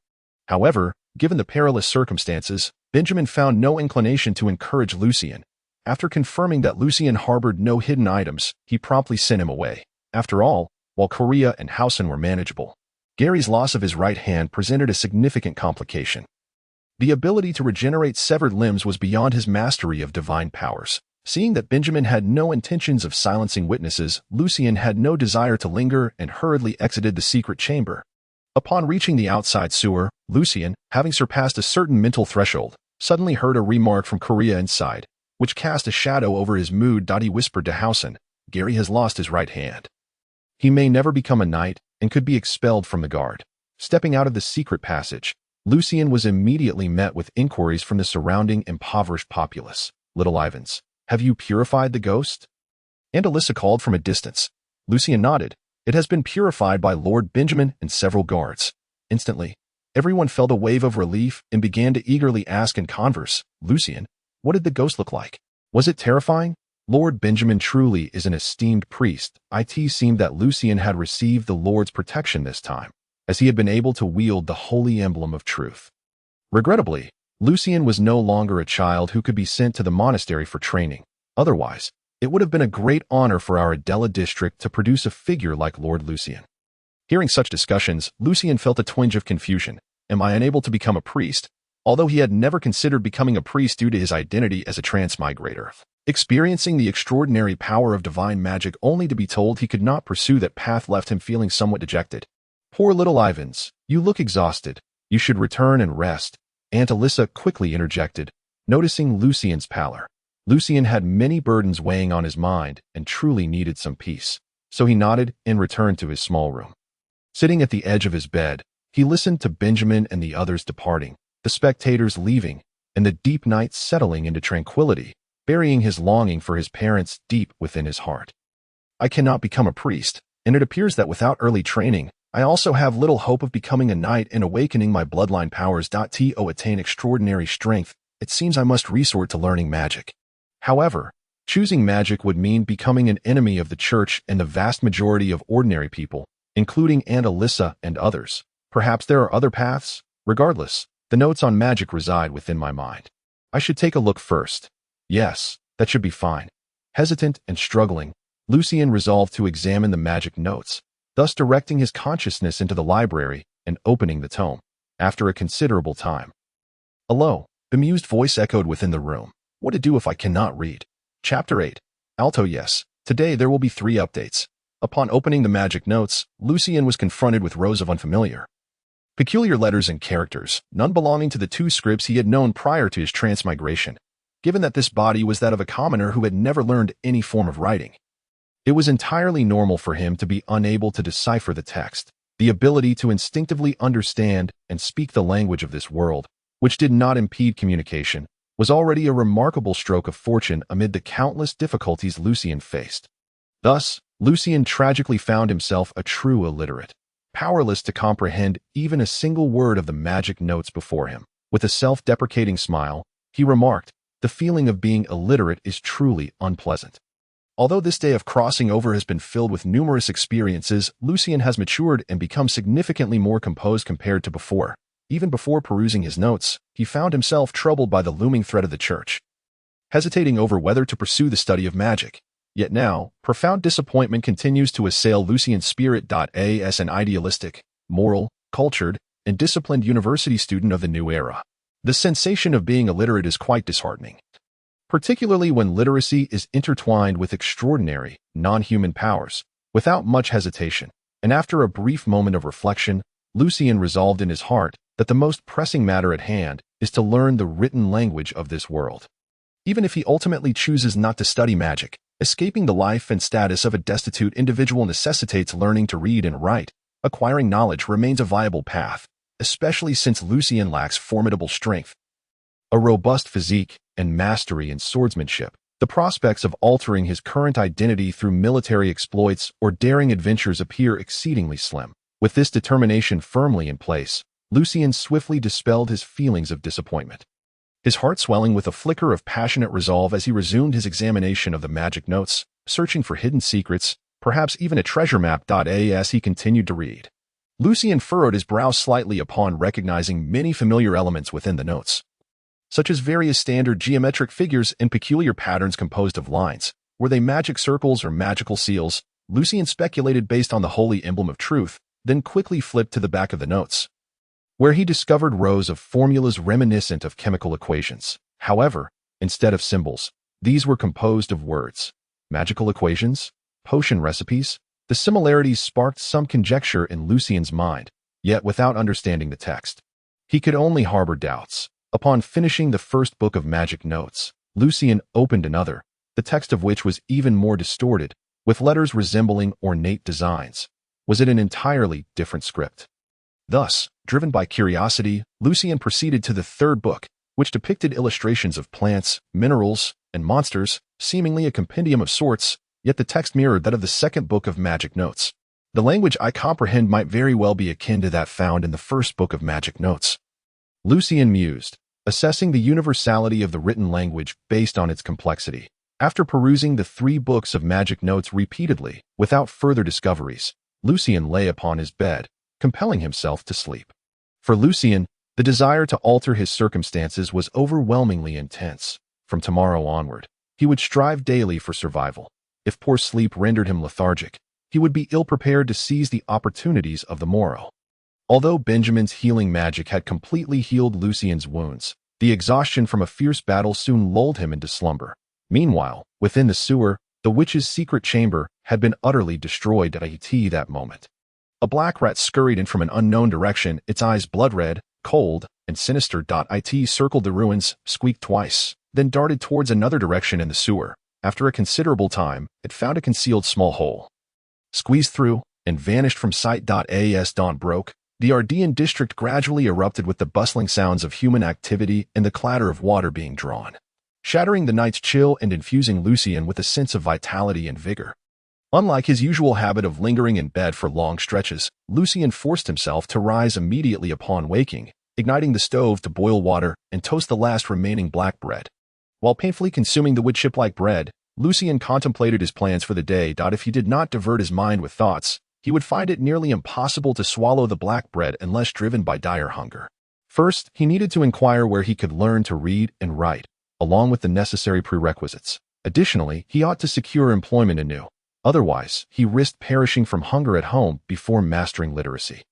Lucien had limited knowledge of this world and could only sketch a simple plan, hoping to keep it concealed from familiar faces to avoid revealing his intentions. After washing his face with the clear water from the jug, Lucien retrieved 7 coins from the crate, placing them on his person. Although scant, they provided a small sense of security. Locking the door behind him, Lucien headed directly to Aunt Eliza's residence, lacking any impression of the layout of the city of Saintham, and thus needed to ask for directions. "Hey, Lucien," greeted a black-haired girl with an air of curiosity. Lucien did not recognize her and could only muster a polite smile, nodding dismissively. "Hi, I have some business at Aunt Eliza's." He hurried past her without further ado. "Hey, Lucien, what do ghosts look like? Lucien, what does it feel like to cast magic? I saw a guard who lost his right hand. Was last night very dangerous?" Although only a short distance remained to Aunt Eliza's home, Lucien was besieged by inquiries from several neighbors, as if he had suddenly become a well-known figure in the Arcane district overnight. Not recognizing any of them, he could only offer perfunctory responses as he continued on his way. Approaching the door, Lucien overheard a familiar voice. "Young Evans, you're up quite early today." Lucien let out a quiet sigh of relief. "Good morning, Uncle Joel." Joel appeared particularly well-groomed today, holding a classically styled harp. "Have you had breakfast yet, young Evans? You've just recovered. There's no need to rush off in search of work. Aunt Eliza has been calling you over for a meal." Lucien had intended to ask Joel for directions, ready to use that as an excuse, and felt reassured when he brought it up. "Thank you, Uncle Joel. I've already eaten, and thanks to Lord Benjamin's healing magic yesterday, I am fully recovered and don't need any more rest." Joel nodded appreciatively, beckoning Lucien to walk alongside him.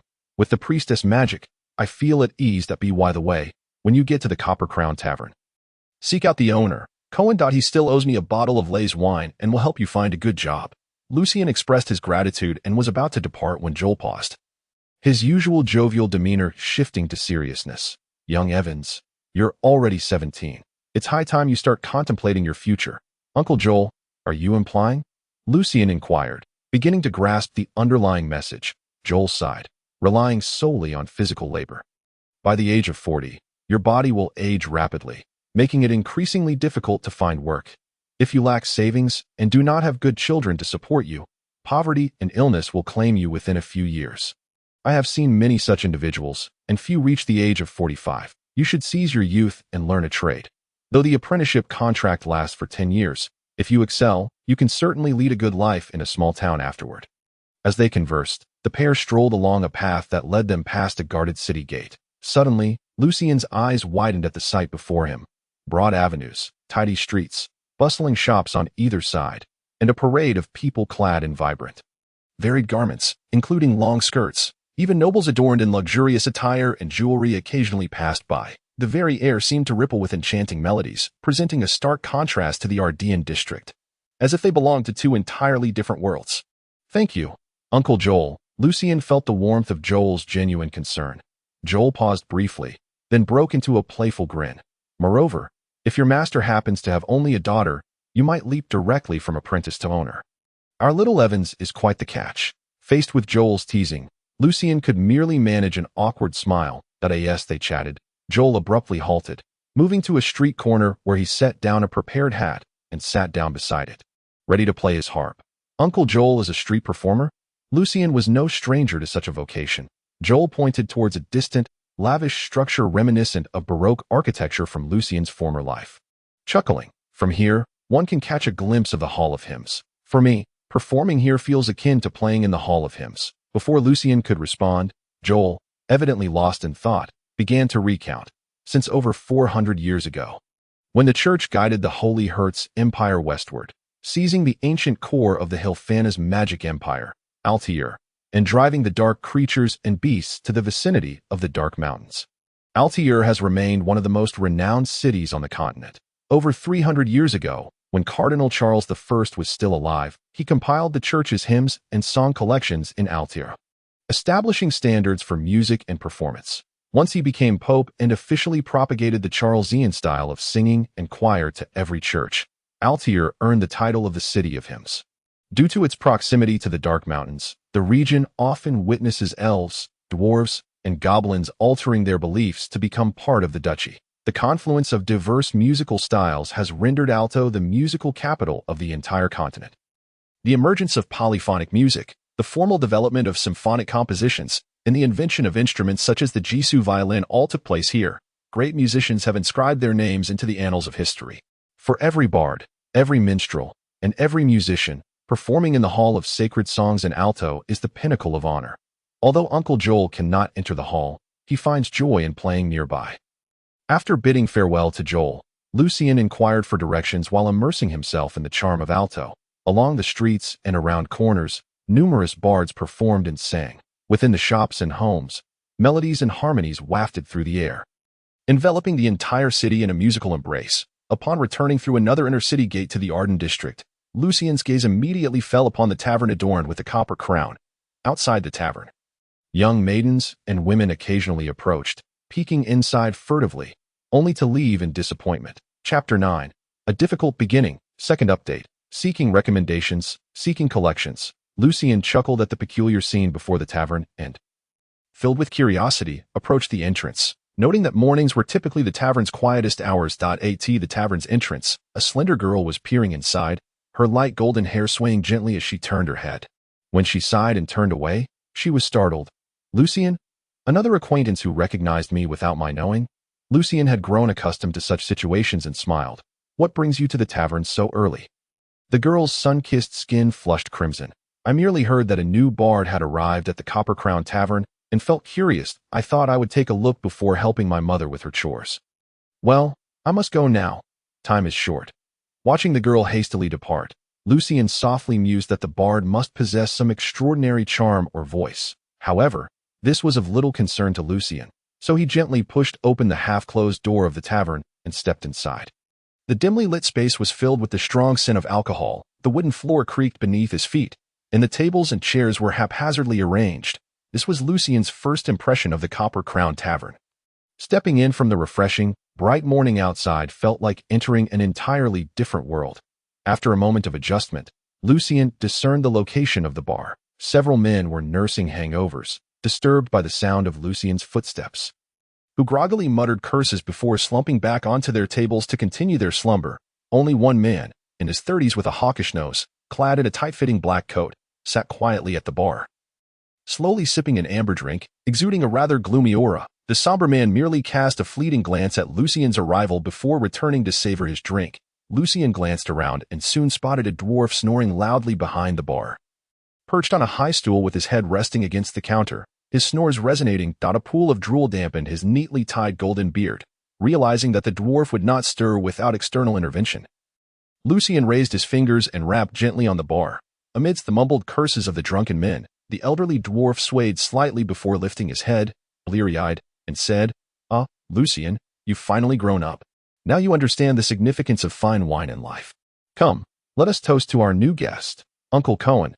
It's dawn." Lucien carefully addressed him. Cohen rubbed his eyes and squinted at the dimly lit surroundings. "I'm not drunk. Don't try to deceive me. It's clearly nighttime. A splendid night at that." After a series of meaningless exchanges, Cohen finally awakened fully. "Lucien, there aren't many suitable tasks for you at the moment, and long-term work is scarce. However, there is one thing. At 9 in the morning, the Gucci shop in the marketplace needs a shipment moved from the warehouse to the city gate area. They lack manpower and will pay 3 copper fails. But you know how these matters are controlled by the Arcane gang. You'll end up giving 1 copper fail to them, leaving you with just enough for the worst black bread." Another task involves the Musicians Association, which is having a big cleanup today. There's a lot of rubbish to be taken to the banks of the Belen River outside the city. You can rent a 4-wheeled cart and earn 8 copper fails after deducting the rental cost. Quite good. Of course, you'll need to give 3 copper fails to the Arcane gang. Around 1 in the afternoon, there are more similar tasks, but unless you are a knight, it's impossible to return from outside the city in time. Lucien nodded. The task with the Musicians Association seemed to be the most favorable opportunity. He pondered. "These 7 coins I possess must be copper fails. Uncle Cohen, are there any other tasks that offer higher rewards?" Lucien inquired curiously. Cohen burst into laughter. "Ha! Of course there are, but none suitable for you. Those require true men to strive with their lives and strength. Lucien, you are still a child who doesn't dare to drink ale." He then pointed to the open space in the center of the tavern, growing somewhat serious. "The Dark Mountains are the greatest treasure. Each year, numerous mercenaries and adventurers venture into the mountains. 3, 5, 6, 7. I can't keep count. In any case, many enter, but only a minuscule fraction emerge." Cohen belched. "Of course, They all become wealthy. Do not underestimate these mercenaries and adventurers. Many among them are true knights, even great knights. A soft and magnetic voice resonated behind Lucian, each sentence's cadence oddly rising at the end, creating a unique rhythmic beauty that was both enticing and elegant. Lucian quickly turned to see a silver-haired man emerging from the tavern's inn. Clad in slim trousers, a red jacket, and a high-collared black coat. Though the attire was quite formal, it seemed effortlessly casual on him. His features were sharp and refined, with silver pupils, a prominent nose, thin lips, and flowing silver hair that lent him an otherworldly beauty, reminiscent of the enchanting allure of a silver moon at night. This young man bore a harp akin to Joel's and approached leisurely. Could he be the new bard? Lucian speculated, then curiously asked, "Knights are true nobles. Why would they venture into the dark mountains in search of wealth?" Cohen greeted him. "Hi, Rain. Care for a drink? I only drink at night."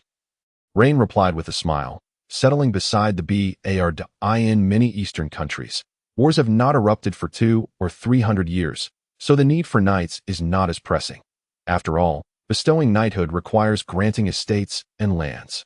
Thus, commoners who awaken their bloodline powers may at most attain knighthood, but cannot become true nobles. Some have gone to other nations to become knights there, while others venture to the Duchy of Valeright, the closest place to heretics, cultists, dark creatures, and beasts, to establish merit and seek wealth. Moreover, there are many bankrupt, impoverished knights, those who have fled from justice, noble knights who adhere to their family teachings and wander the continent, and even dark knights who have awakened their bloodline powers but are not recognized by the church and are even hunted. Cohen mumbled a few words, slightly displeased that Rain would not join him for a drink. Lucian. "This is the new bard, Rain. Rain, this is Kalen Erdia that he roams widely and is quite knowledgeable, having recently escaped the affections of the matrons of Tria and come from the kingdom of Sirac." The kingdom of Sirac. Lucian smiled and nodded at Rain, recognizing that the dark mountains were fraught with danger, where even true knights had perished. Thus, he temporarily dismissed the notion of seeking wealth through adventure. For maintaining a clear understanding of one's own strength is always crucial. Cohen laughed heartily, his long golden beard shaking vigorously, and with a knowing expression that men understand, he said, "Yes, those passionate, exuberant, love above all else folk from the kingdom of Sirius." A drunken man stirred at Rain's appearance. He staggered to the bar, belching, and asked with longing and envy, "Rain, are the ladies of Tria really as beautiful as the legends say?" "So warm and welcoming," Rain responded with a gentle smile, "is unique, elegant, and rhythmic tone. Indeed, they have eyes as bright as morning stars, hair as smooth as silk, lips as radiant as roses, skin as creamy as milk. And they are adorned with enchanting fragrances. Some countesses and viscountesses have even whispered warm, moist invitations in my ear to visit their secret estates." The drunken man asked eagerly, "So, did you go? What does it feel like?" My breath quickens. Lucian is no stranger to such scenes. A group of men gathered together inevitably leads to discussions about women that he listens with keen interest while pondering how to inquire with Cohen about learning to read and write. Ryan's expression remains unchanged as he responds with a faint smile. "I tell them that I have no fondness for used, filthy items. I only adore beautiful, pure, and clean lives, regardless of gender. They are the most delightful treasures in this world."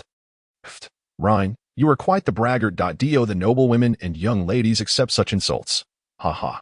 If you truly said that to the court ladies, you would likely find yourself in the infamous prison of Trian. Those noble maidens include several who possess the strength of knights. If you dared to respond thus, you would be torn to shreds." Unfazed by Cohen's drunken laughter, Ryan merely shrugged and replied, "Thus, I escaped from the kingdom of Siracusa to Alto." Cohen, still chuckling, pounded the bar, rousing all the drunken patrons, and shouted amidst the cacophony, "Thanks to Ryan for this splendid tale, allowing us to joyfully welcome a new day, a toast." The 3 or 4 inebriates, sensitive to the call for a toast, immediately stumbled over, giggling as they accepted mugs of ale from Cohen, raising them high. To the braggart Ryan, "Cheers." After the raucous celebration, Cohen noticed Lucian was still present and asked in surprise, "Lucian, do you have something else to discuss?" Lucian gathered his thoughts and cautiously replied, "Uncle Cohen, after reflecting on recent events, I have developed a new idea. I wish to learn to read and write." "Oh, learning to read and write. Has our little Lucian been infected by Ryan's braggadocio? Reading and writing? Oh, what a lofty, extraordinary aspiration. Lucian, ignore them. A man without dreams, might as well be dead." Cohen chuckled for a moment before turning to Lucien. Do you truly wish to learn to read and write? You have no foundation. They say it takes at least 2 years to grasp the basics. Do you possess the wealth and time for such a pursuit, regardless of the thorns that lie ahead? If one does not take the first step, they will never advance. Uncle Cohen, I have made up my mind, Lucien replied earnestly. Moreover, for an adult who has undergone years of study, understands learning methods, and can fluently speak the language of this world, mastering reading and writing could take merely a month or two. Seeing Lucien's seriousness, Cohen responded gravely, if you are young enough, you might be selected by the church to study at a monastery. As for now, you must either become someone's apprentice and sign a 10-year contract or pay to learn from scholars yourself. Of course, becoming an apprentice does not guarantee you will learn to read and write. Many blacksmiths in the guild cannot do so. If you choose to pay, the standard rate throughout Alto is 5 silver nals per month, and over 10 scholars are willing to teach. Lucien instinctively dismissed the idea of becoming someone's apprentice. It was not merely the matter of a 10-year contract. Once he decided to learn magic, that contract would hold no weight. Being an apprentice would mean learning daily alongside a master, living under the same roof, which would risk exposing his secrets and complicate his pursuit of magic. Thus, Lucien muttered to himself, 5 silver nals. Cohen nodded, yes, 5 silver nals, unless you work from dawn till dusk and eat nothing but the poorest black bread. It would take over half a year to save enough. How much could you truly learn in a month? Are you resolute in your desire to study reading and writing? Indeed, Lucien affirmed firmly. Calculating that 100 copper files would equate to 1 silver nal, this truly marks a challenging beginning. Chapter 10. The Musicians Guild, reflecting on the myriad schemes for sudden wealth found in countless transmigration novels. Lucien sadly realized his knowledge of this world was painfully limited. He had no idea whether these methods would prove effective, and regardless of the endeavor, the first pot of gold was paramount. Yet, he possessed only 7 copper files. Thus, when the sun's rays illuminated the marketplace at 9 o'clock, Lucien trudged forward, burdened by a heavy sack, toward the city gate district. After all, survival often takes precedence. Sweat streamed down his face, soaking his linen shirt as the sun bore down on him, rendering each step increasingly arduous. Simultaneously, Lucien had to endure the incessant chatter of the portly Gucci beside him. Damn it, who hired such a child? Walk steadily and don't damage my goods. Casting a glance at Gucci, who wiped the sweat from his brow with a handkerchief, Lucien silently scolded him for being so miserly as to hire only one person. Nevertheless, this meant Lucien's pay was raised from 3 copper files to 4. After a grueling trek, Lucien finally arrived at the city gate district, where he securely placed the goods onto the waiting cart. Gucci, reluctant to part with his money, retrieved his coin pouch and handed Lucien 4 copper files. Your pay, young lad. I never expected you to possess such strength. Next time I have goods to move, I shall come directly to you. In truth, Lucien's strength paled in comparison to that of his peers who had undergone rigorous training. Yet his low price made him a valuable asset, one who could accomplish the work of 2. Naturally, the stingy Gucci felt compelled to compliment him, entirely forgetting his earlier curses. Just as Lucien received the copper files, he noticed 2 men approaching, clad in linen coats and bearing an intimidating demeanor. We are under the command of Big Aaron. You may call me Andre, spoke the brown-haired man, a faint scar marking his face. Lucien understood their intentions and had prepared himself mentally. He had no desire to act independently and handed a copper file to the man named Andre.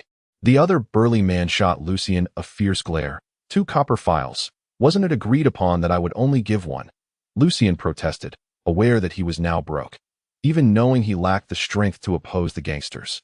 He could not refrain from arguing. If you hadn't overstepped, Gucci would have hired 2 men, and each would have given us a copper file. We cannot bear the loss, Andre replied with the demeanor of a legitimate businessman. Just 1 copper file did not infringe upon Lucien's survival or principles, so he hesitated only a moment between being hunted by the mob and a mere copper file before relenting.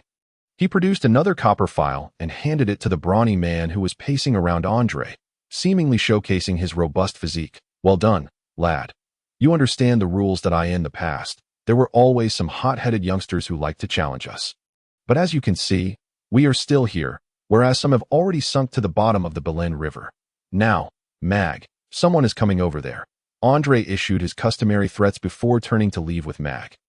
Lucien watched their retreating figures, feeling a sense of frustration. Though he had anticipated being exploited by the gang, the reality of it stirred his emotions. After chiding himself for lacking fervor, Lucien understood that to escape this predicament, One must either possess considerable personal strength or attain a certain societal status. In this world, possessing great personal strength often equated to a high social standing. Lucien pondered whether the magical notes contained potions for enhancing strength and physique.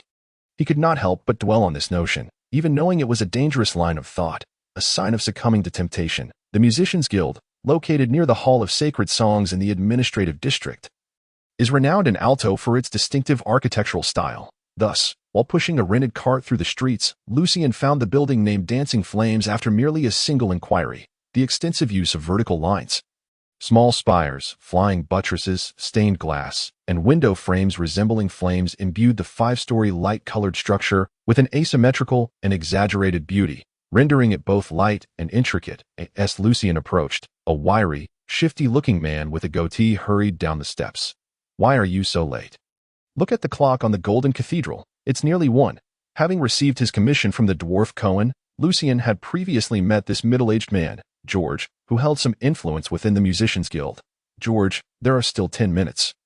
Lucien pointed towards the towering, majestic Golden Cathedral in the noble district that seemed to command the entire city. Noting that the hour hand still had a significant distance to travel, George grumbled. "The hired help finished cleaning early. Hurry and come inside to hand over the goods. Otherwise, the mountain of garbage piling up behind the guild will dampen the spirits of the musicians coming to work." And that would be troublesome. Lucien, intrigued by Uncle Joel's dreams of becoming a musician, chose not to engage in a debate with George. He set the cart aside for the guard to watch and ascended the steps towards the doorway. As he pushed open the grand entrance adorned with fragments of colored glass, Lucien was greeted by a bright, opulent, and spacious hall. The floor was covered with a plush, thick carpet that muffled any sound of footsteps. And with so few people passing through, the entire hall exuded an air of tranquil solitude. Under George's guidance, Lucien approached a wooden platform, half the height of a person, situated at the center of the hall. Behind the platform sat a beautiful young girl with chestnut hair and striking blue eyes. Her smile was sweet, and her voice was clear and melodious. "Uncle George, has the person you were looking for arrived?" As she spoke, she produced a jingling purse filled with coins and handed it to George. From Lucien's estimation, it contained at least 40 copper fails. He couldn't help but curse under his breath, realizing that after deducting the cost of renting the cart, he would only earn 8 copper fails. George accepted the purse, revealing a set of yellowing teeth as he grinned widely, his eyes narrowing into slits. "Elena, please have someone guide Lucien to the garden at the back.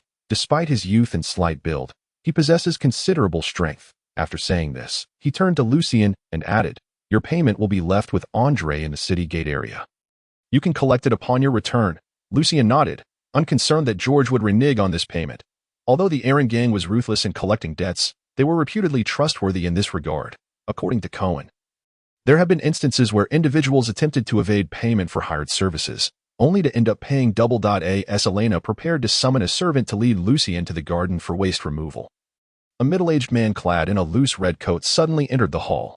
She quickly stood, bowing slightly. "Good afternoon, Mr. Victor." This middle-aged gentleman was simply yet elegantly dressed, sporting faintly curled black hair and a subtle mustache, with eyes the color of the sea, imbued with a melancholic hue. "Good afternoon, Elena. Please provide me with a music review," he said, his voice rich and resonant, witnessing Elena retrieve a pristine newspaper from beneath the platform. Lucien could not suppress his astonishment. Has Alto developed a newspaper? Moreover, it appeared to be of a specialized nature. Reflecting on the conditions in the impoverished districts, Lucien mused. The disparity in this world seems exceedingly severe. However, it was likely that only a few could read. How much would a newspaper need to be sold for it to recoup its costs? Victor casually flipped through the music review before handing Elena 10 copper fails. He then nodded politely to both Lucien and George, clutching the newspaper as he turned to ascend the staircase adjacent to the hall. Lucien quietly assessed Victor's demeanor. He exuded an impressive elegance. Once Victor had reached the upper floor, Lucien curiously inquired of Elena, "Is this music review truly priced at just 10 copper fails?" Being aware that Lucien was akin to her former self. With no opportunity to mingle with the upper echelons of society, Elena could not help but boast about her insights gained from working at the Musicians Association over the past year, although in the year 426 of the Sacred Era. After Cardinal Adelaide developed a simpler, more universal method of papermaking, the price of paper has been steadily decreasing. Now one can purchase a stack for only a few copper fails. Only members of our Musicians Association can acquire a music review for 10 copper fails, while others, even nobles, must pay a silver nal. She continued to elaborate that this music review, along with the Symphony Gazette, represented the two most authoritative newspapers in the realm of music across the continent. Embodying the direction of musical development, this month's music review even featured comments from His Highness the Grand Duke and Her Highness Princess Natasha regarding the pieces performed at last week's symphony concert in the Hall of Hymns. It was undeniable that Elena's enthusiastic monologue, in addition to her desire to show off, was significantly influenced by Lucien's own strikingly refined appearance. With his black hair and eyes that a silver nal, Lucien suddenly felt a strong urge to pilfer these newspapers. If he could obtain just 5 copies, his dilemma would be effortlessly resolved. However, considering that even if he succeeded, he would have no means to find a buyer, he reluctantly extinguished this thought. Elena's prideful display, coupled with Lucien's engagement, only fueled her excitement. Oh, do not dismiss a silver nal as expensive. In Tree, Andefleur, Ife, Dillies, and Den Hater, these 2 newspapers are highly sought after, fetching prices as high as a gold thaler. Nobility in these regions take great pride in pursuing the musical trends of alto, even if the newspapers they possess are quite outdated. Lucien cast another glance at the remaining newspapers in Elena's cabinet. Stifling his impulse to steal, simultaneously, he began to infer certain information. The currency across the continent must be standardized, and yes, the Church, wielding divine powers, is undoubtedly very influential. The existence of spatial teleportation circles seemed unlikely. And if they did exist, their usage conditions must be exceedingly stringent. Otherwise, how could so many nobles be limited to viewing outdated newspapers? Lucien absorbed the knowledge he so desperately lacked from Elena's words. Akin to a sponge soaking up water, until after a considerable span of time, Elena finally came to her senses and summoned a servant to escort Lucien to the garden. Lucien, you must remain quiet and avoid making loud noises while transporting the refuse. Mr. Victor will be hosting his first symphony concert in the Hall of Hymns in just over 3 months, and he is under considerable pressure, thus quite sensitive at this time, Elena kindly reminded him. Gratefully, Lucien nodded in acknowledgement before following the servant cautiously towards the rear garden. Chapter 11. Discovery. The refuse deemed unsuitable for disposal in the sewer amounted to a significant pile. Lucien busied himself, making 7 or 8 trips back and forth until he was thoroughly soiled, transferring the debris onto the 4-wheeled cart. In truth, the church employed laborers every morning to uniformly collect the city's waste and transport it outside to prevent unsightliness and the spread of disease. However, the Musicians Association preferred not to wait until the following morning. Such a considerable heap of refuse was indeed an eyesore. Carefully hoisting the last load of garbage, Lucien entered the hall quietly, navigating along the circular perimeter toward the main entrance. Damn it, Wolf. Can you not allow me a moment of peace to study the score? Suddenly, a rich yet somewhat sharp voice pierced the air as a figure clad in a red coat hurriedly descended the staircase, cursing as he did so, only to collide with Lucien, who was unable to evade in time. With a loud clatter, an object from the refuse Lucien was carrying tumbled onto the carpet. Despite the thick, soft nature of the carpet, it still emitted a dull thud. The figure in the red coat staggered slightly before regaining his balance. It was none other than the musician Victor. Taking a deep breath, Victor bent down to retrieve the broken oil lamp, extending it toward Lucien, who was still frantically attempting to stabilize the remaining refuse in his arms. My apologies. Another man, sporting a deep blue long coat and brown hair, descended the staircase behind Victor. His chin had a distinctly jutting curve. Victor, the association is not solely for your benefit. I have the right to pursue my own endeavors if you wish to act freely. You ought to return to your own home. He gestured emphatically, his face betraying a barely concealed smile. With just over 3 months remaining until your first symphony concert in the Hall of Hymns. I fully understand your anxiety and sensitivity, but I trust you have at least prepared your score.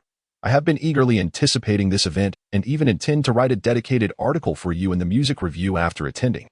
Damn it, if you have the ability, hold a concert of your own in the Hall of Hymns, Victor muttered under his breath as he turned to leave the hall. Wolf's expression darkened, and he muttered curses as he retreated upstairs. If it weren't for you. In just over 3 months, once the quarrel subsided, Lucien continued to carry the refuse toward the entrance. Suddenly, his gaze swept over the top of the pile and landed on the oil lamp that had lost its glass. He noticed the beautifully carved base, which showed signs of significant wear, and his mind sparked with intrigue. Is this made of metal? With this thought in mind, Lucien placed the last load of refuse onto the cart and reached out to touch the base of the lamp. Discovering that it was indeed metallic, seemingly made of copper, yet harder and more flexible than any copper he had encountered in his past life, a copper-like element, although the lamp base contained little metal. Selling it to a blacksmith could still yield a few copper fails. Money? As a genuine pauper, Lucien found himself contemplating the value of everything he encountered. His thoughts began to expand. Perhaps there were hidden treasures among this refuse, such as the discarded paper and broken quills he had just seen. Lucien felt as though he had stumbled upon a treasure, his heart brimming with delight. Although it may seem trivial to the wealthy, it represented the first glimmer of hope on Lucien's arduous journey to transform his life. If he could amass 5 silver nares within a month, he would have the opportunity to gain a rudimentary understanding of literacy, regardless of whether he chose to study magic. Mastering the written word would enable him to comprehend the state of the world. Moreover, with his experiences from another realm and the wealth of knowledge contained within a library of books, he could undoubtedly discover alternative, more lucrative paths to fortune. Excitement, hesitation, and a yearning for a brighter future invigorated Lucien as he pushed his cart toward the outskirts of the city. Yet, amidst his enthusiasm, a shadow of concern lingered in his mind. Scavenging for usable and sellable items from the refuse posed no significant challenge. The only barriers were the repulsion of ordinary folk towards filthy objects and the threat of violence. As long as the gang did not intervene, he could handle the scattered beggars with ease. After engaging in a fierce battle with the red-eyed rats in the sewer hideout alongside Gary and Korea, Lucien felt a measure of confidence in his own abilities. Though he lacked the strength of an adult honed by years of training, his calm demeanor, precision, and decisiveness in combat were crucial factors in securing victory. Not far from the Musicians' Guild, Lucien suddenly spotted a silver-haired young man leisurely approaching the building. Rhine. What business could he have at the guild? After deducing that a bard like Rhine would naturally aspire to the Musicians' Guild, Lucien quickly set the thought aside. Upon reaching the city gate district, André recognized Lucien to some extent.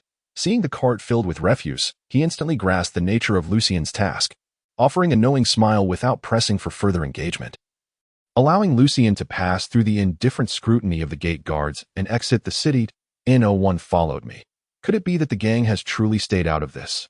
Lucien mused, both puzzled and exhilarated. Nevertheless, he did not allow himself to relax. After walking downstream along the Belen River for over 20 minutes, the surroundings grew quiet. He then pushed the cart into the nearby thicket. Beginning to rummage through the refuse for any potentially valuable items, among the debris, he uncovered a broken oil lamp, several rusty metal scraps, 8 damaged quills, and a multitude of crumpled waste papers, among other things. In his search, Lucien eventually pulled out a square, translucent black veil, faintly scented, with a conspicuous tear as if it had snagged on something. It appeared to be a veil, perhaps once belonging to a female musician. As he examined the veil, caressing its texture, Lucien felt no salacious thoughts. Instead, he considered its potential worth. It was likely fine black fabric, but for what purpose could it be utilized? It could be sold to a seamstress, who might transform this fabric into skirts, coats, or decorative trimmings. After wrapping the items he had found in a few sheets of scrap paper and concealing them nearby, Lucien continued to push the cart toward the refuse disposal site along the Belen River. In less than 10 minutes, Lucien arrived at the riverbank, greeted by mounds of refuse, yet he was surprised to find that the heaps were not as extensive as he had imagined. Furthermore, the refuse piles were situated at a considerable distance from the crystal-clear, emerald-like waters of the river, making it improbable that they had been washed away. Could it be that they were collected for magical disposal? The area was eerily silent, devoid of human presence, save for the wafting stench. Was no one else here to scavenge for valuables? Were they perhaps afraid of disease or simply not accustomed to such practices? Regardless of the reason, to Lucien, the sight of the foul heaps of refuse resembled mountains of gold. After ensuring his own refuse was properly disposed of, he could not help but wonder amidst the stench, utterly oblivious to the odor. Compared to the lurking threat of disease, an empty coin purse drove Lucien to take certain risks. After all, this world was replete with divine magic and sorcery for healing.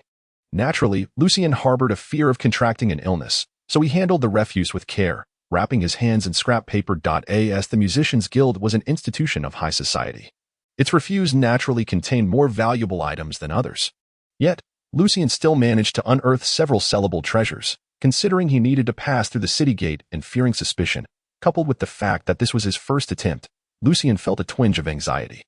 Thus, he took only a partially torn cloth bag, transferring the remaining items to a nearby concealed location to bury them. He then retraced his steps, pushing the cart back, placing the oil lamp and other wrapped items into the cloth bag, arranging them neatly atop the cart to create the illusion of a tidy load. Meanwhile, the veil and other items that could be concealed on his person were safely tucked into his pockets. As he passed through the city gate, the guards merely cast a cursory glance before waving him through. Approaching Andre and Mag, Lucien observed their hurried attempts to shield their noses, prompting a quiet chuckle from him. "I am Lucien, here to collect my reward for the task from the Musicians' Guild." Mag stepped aside, cursing under his breath as he handed over a copper fare. "Damn it, take your money and hurry with this filthy, stinking cart." Meanwhile, Andre maintained his customary smile, remarking, "It seems this is your first time delivering refuse to the Belen River. You took quite a while. If you had delayed until nightfall, it wouldn't merely have been a matter of entering the city. There are water spirits that roam the area after dark. The church has not eradicated all the water spirits."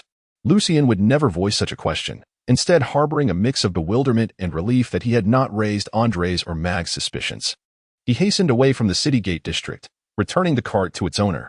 This endeavor had earned Lucien a total of 5 copper fares, yet for him, the items he possessed, both on his person and within the bag, were crucial to swiftly accumulating 5 silver nares. Upon returning to his home in the Adrian district, Lucien carefully concealed the other items before eagerly heading to the market district with the veil in tow.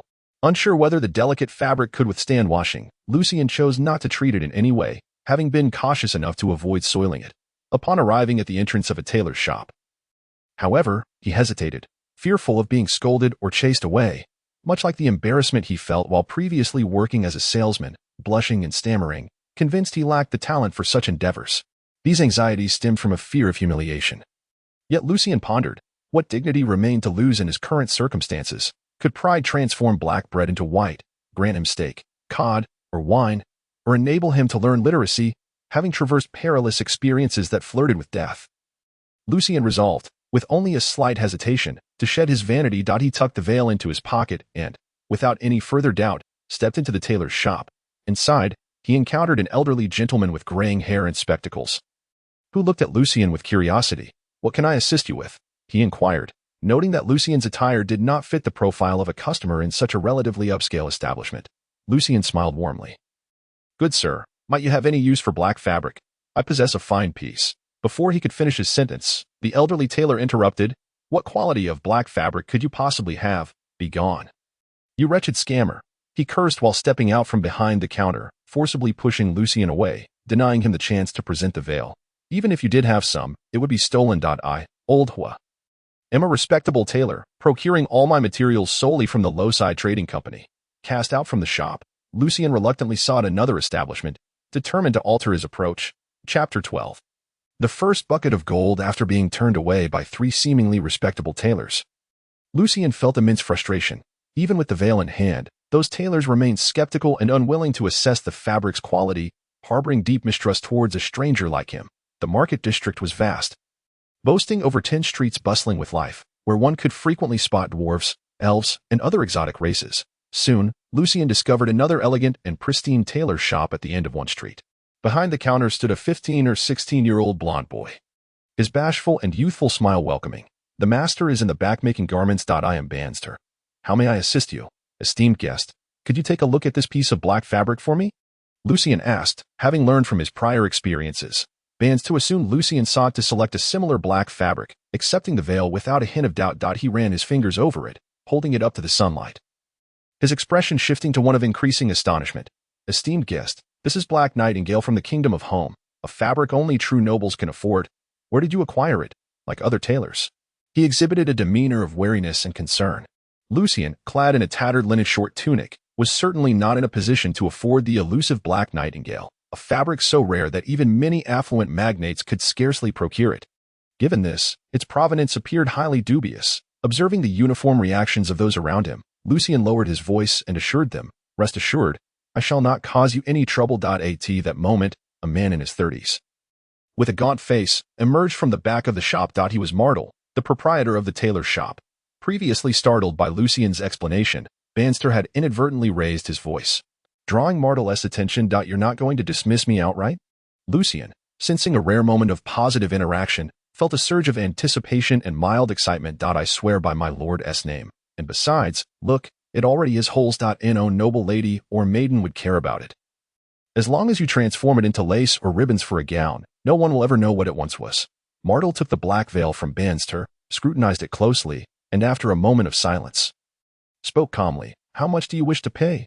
Lucian's heart raced with excitement as he tightly clenched his fist, nearly striking it in triumph. However, the experience with the red-eyed rat kept him composed on the surface as he smiled at Martel and replied, I trust you will not disappoint me, sir. Martel gazed into Lucian's eyes for a few seconds, observing his lack of urgency, and gently said, 40 copper farthings. It is only this large and has holes. There is little that can be salvaged. A silver knoll and a stunning gown adorned with the deep, beautiful black nightingale would undoubtedly be more perfect and suited for the esteemed ladies and maidens. Lucian stifled his excitement and began to negotiate, adhering to the principle of doubling the offer. Martel shook his head and returned the black veil to Lucian, stating, at most 50 copper farthings, if that is unacceptable. You may take it with you. That is truly unfortunate. Lucian calmly accepted the veil and turned to leave the shop, though internally he was rife with tension and conflict. Would he call me back? Would he raise the price? If I missed this opportunity, I might not find another willing to purchase goods of dubious origin. With each step, 1, 2, 3, Lucian was on the verge of exiting the tailor shop when Martel's voice finally rang out behind him. 80 copper farthings. If it were not that I happen to have a gown that would perfectly suit the black nightingale as lace, I would never offer such a high price. Well done. With his back to Martel, Lucian felt a wave of exhilaration, his right fist striking against his chest in triumph before he turned around, smiling nonchalantly. As you wish. The sound of 80 clinking copper coins filled Lucian's pocket, making it feel swollen and cumbersome, yet he found them inexplicably endearing. Before Lucian left, Martel called out to him once more, I do not know you, nor do I wish to learn your name. But in the future, should you acquire any more of such precious fabric that would not cause trouble, consider bringing it to me. It would be my honor, Lucian replied cheerfully, bowing slightly. Upon exiting Martel's tailor shop, Lucian was greeted by a sky of resplendent blue, bright sunshine, and fresh air. Everything felt so delightful. 80 copper farthings were neither too many nor too few, aside from bringing Lucian significantly closer to 5 silver knolls.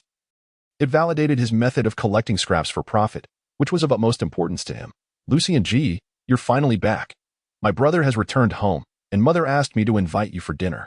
As Lucian approached his house, he spotted Avon standing at the door, who, at almost the same moment, noticed Lucian and waved enthusiastically. Is that John, the eldest son of Annalisa? The one who has become a squire for the knights? Lucian recalled details about Avon's brother and smiled at Avon. Wait a moment, let me wipe off the sweat. The 92 copper farthings on him were not something he wanted Avon to see. Heaven knows whether he would blurt it out. Once he gathered enough for the 5 silver coins tuition, he believed it would be less of a concern. Sure thing, Lucian G, Avon replied with a grin. By the way, my brother brought back some buffalo meat from their recent nightly training in the wild, and Sir Wayne fairly divided it among everyone. Finally, we can enjoy potato stew with beef. Ever since my brother was chosen by Sir Wayne to train at the manor, I've barely had it even 20 times in 2 years. His dirty face could hardly conceal his longing and craving. Joel was among the better street performers. Although his income fluctuated, it was still far superior to mere back-breaking labor. Additionally, Eliza had been assisting the textile guild with laundry duties, so their family's income was approaching a commoner's standard. However, they had been rather stingy with food for John's training, leading to their hardship, even occasionally relying on old Evans for assistance, once John was successfully chosen by Sir Wayne, and they no longer had to worry. Eliza began planning for Avon's future, only to find their situation had worsened considerably. Lucian, still unfamiliar with the world, found it unsurprising. He thought it quite commendable for a poor family to have beef once a month. After securing the copper farthings and wiping his sweat, Lucian followed Avon to Annalisa's house. Outside, a gathering of familiar neighbors animatedly discussed, I heard young John has officially become Sir Wayne's squire. Eliza wouldn't lie. An official squire under 19, young John might truly awaken his bloodline powers and gain divine favor, becoming a true knight. TSK, soon he won't be called young John anymore. He'll be Lord John or Sir John. Even now, he can't just be called anything. An official squire is qualified to become an officer in the city guard. Joel and Eliza are truly fortunate. Good days are ahead for them. Lucian exchanged a puzzled glance with Avon, who nodded vigorously, appearing proud. Upon entering the house, Lucian saw a young man with blonde hair and brown eyes rise from a chair. John, inheriting Joel's youthful features, stood tall and handsome. But what struck Lucien most was his composed and reserved demeanor. That I heard you encountered trouble. I was quite worried.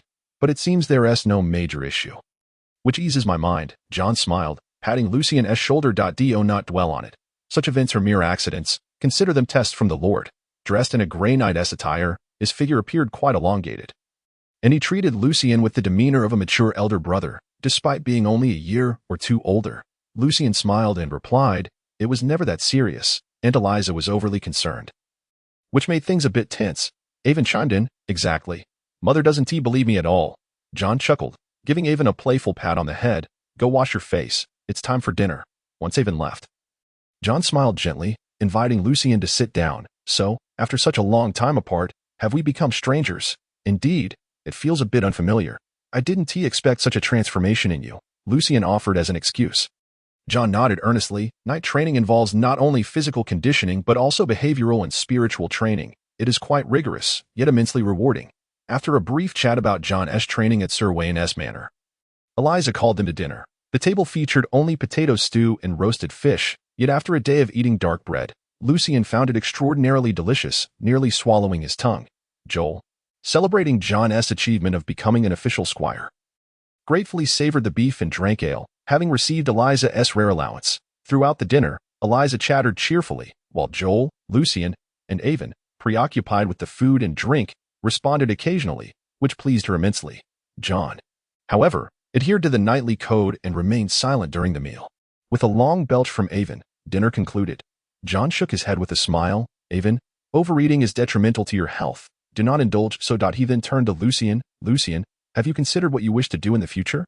At this question, both Joel and Eliza turned their serious gazes toward Lucien. He cautiously replied, "I do not have a definite goal yet, but I do not wish to continue living as I am now." "Excellent. Discontent with life is the impetus for progress."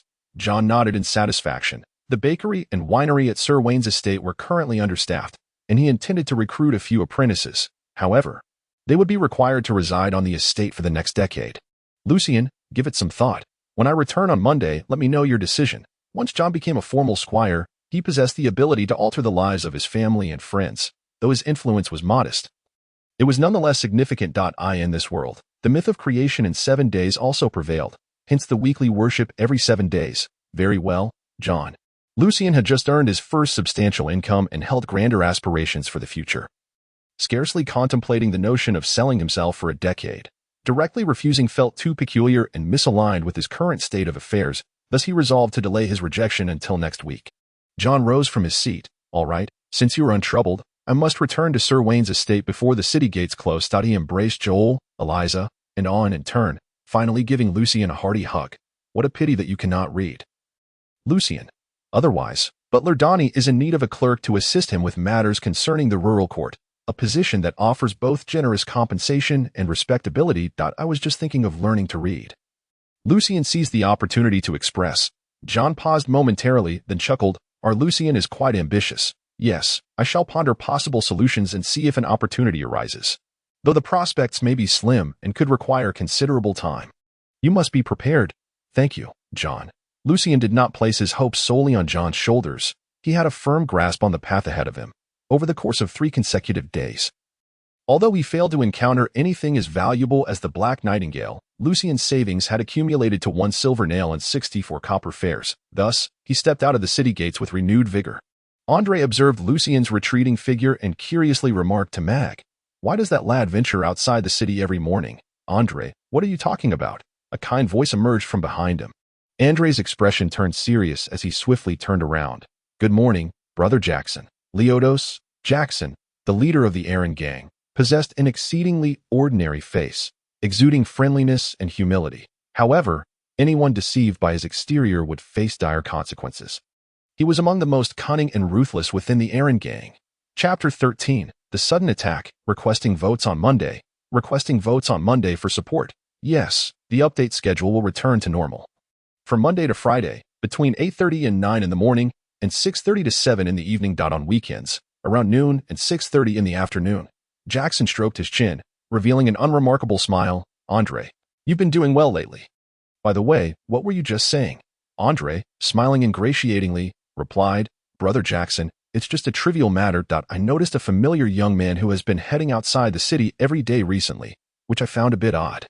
Did you notice what he took with him and what he returned with? Jackson inquired with a congenial smile, though for some reason, both Andre and Mag felt a chill. Mag, claiming to possess 1/16 of barbarian blood from the Yalan Highlands, was a rogue whose belief in might was only slightly overshadowed by his respect for the God of Truth. Faced with Jackson's question, he found himself at a loss for words. Andre, trying to appear more composed, hesitated before saying, it seemed he left with an old linen bag, and upon returning, the bag appeared to contain something. However, at this time of year, the Black Forest across the Burren River is abundant with mushrooms.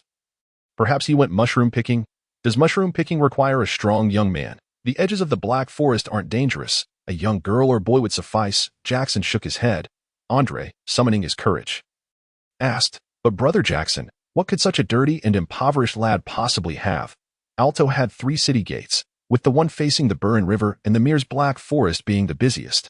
Countless merchants, commoners, mercenaries, and adventurers traversed them daily, leaving Andre and Mag little energy to concern themselves with a poor lad like Lucien.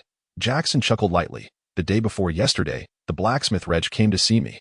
He purchased a fine piece of metal scrap from a young man, serpent copper, a material only the wealthy and influential can afford, albeit the lowest quality. However, it is beneficial for forging a sharper dagger. Thus, he became curious about the origin of the serpent copper and wished to ascertain whether we could secure its source. Brother Jackson, are you suggesting that Lucien sold the serpent copper to Reg? Mag, whose muscular brain directly connected the two without considering evidence, exclaimed. Jackson nodded slightly. He was cautious. Reg could not track him, and the serpent copper had been handled. Obscuring its origins. It took me more than a day to uncover a clue from the marketplace. He has been making too many transactions lately, inevitably leaving an impression. Several people have observed him frequenting the city gate area at this time. I never expected you to know him. This is fortuitous. Brother Jackson, what shall we do? Andre promptly sought Jackson's guidance. Jackson pointed toward the city gate. First, ascertain his identity, then quietly follow him to discover where he acquires those items. If he becomes aware of your presence, subdue him and interrogate him directly. All the copper fares on him will be yours. Yes, Brother Jackson, Mag eagerly responded before Andre could. His facial muscles quivering with excitement. It had been over 10 days since he had physically reprimanded anyone, and the prospect of a good fight exhilarated him. Lucien, clutching the linen bag, made his way toward the banks of the Burren River. Suddenly struck by a newfound method of earning money, he had initially felt a rush of excitement. But after a half-day's reflection, he had calmed himself. He contemplated how to conceal his unusual activities, at least until he had amassed 5 silver nails without drawing attention, despite being cautious in many respects. He lacked experience in such affairs and was unfamiliar with this strange world, leaving him uncertain of any potential oversights. Yes, according to the plan, I will traverse the city gate area tomorrow and the day after. I will exit through the Nolan District's gate. In 3 days, I will switch to the gate in the Purple Lily District. The Purple Lily District was the commoner's quarter of Alto, while the Nolan District served as another marketplace. The gates were quite distant from the Burren River, necessitating a considerable detour. If exiting from the city gate area, Lucien could gather mushrooms in the Mere's Black Forest as a cover, returning within 2 hours. However, from the other 2 gates, the round trip would take at least 3 hours. As Lucien pondered these matters, he suddenly sensed a vague feeling of being followed. Who could be tailing me? Lucien's heart searched with caution. Ever since nearly being strangled by Gary in the sewers, he had become acutely aware of his surroundings, developing an uncanny sense of perception. This ability had allowed him to evade potential greedy pursuers while selling his goods in recent days. Being careful not to show any sign of alarm, Lucien feigned nonchalance as he rounded a corner of the smooth road. Seizing the opportunity provided by the concealing grass and trees, he sprinted away, darting into the sparse woods and hiding behind a large tree, waiting for his pursuers to reveal themselves. In this moment, Lucien remained remarkably composed. He needed to ascertain who was trailing him in order to formulate an appropriate response. After a minute or two, 2 heavy sets of footsteps echoed loudly, stopping at the corner before peering around in search of Lucien. Damn it, that little brat has escaped. Andre, you should have listened to me. It doesn't matter where he has gone. Just grab him and give him a good thrashing, and he'll reveal everything. The 2 men, too agitated to conceal their presence, vented their frustrations within Lucien's hearing range. Lucien, initially puzzled by the familiar voices, suddenly realized upon hearing Mag call Andre's name. The errand gang suspects me. So soon. Amidst his confusion, Lucien chose not to dwell on the rapidity of his discovery. This world was filled with peculiar methods and means. Taking a gentle breath, he planned to wait until the two departed before making his way to another city gate, returning home to retrieve the concealed silver nails and copper fares, and find a place to hide for a few days. Afterward, he would reluctantly agree to John's proposal to become an apprentice at Sir Wayne's estate. Andre and Mag argued for a minute on the spot. Growing increasingly despondent upon confirming that Lucien had indeed vanished, Jackson was notoriously ruthless, and failing to accomplish his assigned task would surely lead to a dire fate. Mag, haven't you always boasted about your barbarian heritage? Claiming you can discern scents carried by the wind, Andre suddenly recalled an incident that Mag had boasted about in the past. Mag rubbed his bald head and, in a gruff, buzzing voice, confessed, "I momentarily forgot. Sometimes I can discern, and at other times, I cannot." Not far away, Lucien, overhearing their conversation, felt a surge of wariness. Having only traversed here a few days prior, his methods and techniques were still lacking in understanding of this world. Mag raised his head slightly, inhaled deeply, and suddenly exclaimed with excitement, "I can smell that damn brat stench." Shouting, he began to stride purposefully towards the tree where Lucien was hiding, with Andre closely trailing behind. As soon as Mag shouted, Lucien had already turned to flee, hoping to evade the two through sheer speed. However, despite his towering stature and muscular build, Mag was surprisingly swift, closing the distance between them rapidly. If not for a few moments of hesitation, fearing he might crash into a tree, he would have already grasped Lucien's clothing. The trees along the banks of the Burin River were quite sparse, and as Lucien ran, the landscape opened up before him, leaving him with no cover to dodge Mag's pursuit. Nevertheless, Lucien remained relatively unperturbed. Compared to Gary, the high-ranking knight squire, Mag's imposing presence was considerably less intimidating. Not to mention the terrifying horde of vicious red-eyed rats. It was time to halt his retreat. Seizing the opportunity while Mag was closing in and Andre still had some distance, Lucien resolved to take Mag down first. As Lucien prepared himself, tensed and alert, Mag's exuberant roar echoed in his ears. Instantly, Lucien came to a sudden stop, crouched low, and, with a powerful push from his legs, charged into Mag's embrace. Unprepared for Lucien's abrupt halt, Mag stumbled forward uncontrollably, instinctively swinging his right fist, yet Lucien had anticipated this and ducked, narrowly avoiding the blow. Upon crashing into Mag, Lucien's tightly clenched right fist landed squarely on Mag's soft abdomen, causing a tumultuous churn in his gut and a sharp, acidic taste to rise in his throat, eliciting a pain scream. However, for Mag, who possessed a 16th part of barbarian blood, such a blow was insufficient to strip him of his fighting spirit. After a brief moment of adaptation, he retaliated with a swift elbow jab. Yet, before his elbow could connect, Lucien had already bent his right leg, driving his knee forcefully and accurately between Mag's legs. A piercing, prolonged scream erupted from Mag, whose mixed heritage rendered his barbarian lineage nearly indiscernible, as he clutched his groin and writhed on the ground in excruciating agony. Witnessing this scene, Andre, who had rushed closer, felt an inexplicable chill wash over him, causing him to slow his pace. Meanwhile, Lucien, not sparing a glance, turned to flee again, wary of Andre, who brandished a gleaming dagger and uncertain of his own capabilities. Furthermore, there was a possibility that Mag might soon recover. Given his robust physique, Andre pursued for several paces, but as the distance between him and Lucien widened and the sounds of Mag's lamentations echoed behind him, he hesitated before finally coming to a halt. In this world, lacking strength truly breeds a sense of insecurity. Even the prospect of acquiring a meager fortune seemed unattainable. Reflecting on his previous encounters, Lucien couldn't help but sigh inwardly, feeling a stirring within him.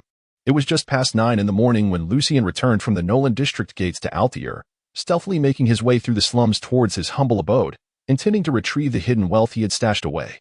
After all, Andre and Mag were aware of his identity, having been introduced by Cohen, and thus it was likely that the Aaron gang had already uncovered his background and whereabouts. He hoped to act swiftly, lest his hard-earned gains be lost and attract the ire of a band of rogues and scoundrels.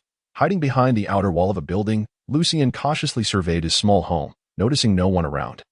He was about to query a neighboring child when he suddenly spotted a group of over a dozen men striding aggressively towards his dwelling. As one plainly dressed man pointed, a burly young man stepped forward and delivered a forceful kick to Lucien's door, sending the already dilapidated wooden barrier flying. Chapter 14. Resolution. The gang enforcer who had kicked open Lucien's door, finding no response from within, ventured inside for a brief moment before emerging to report to the unremarkable-faced leader.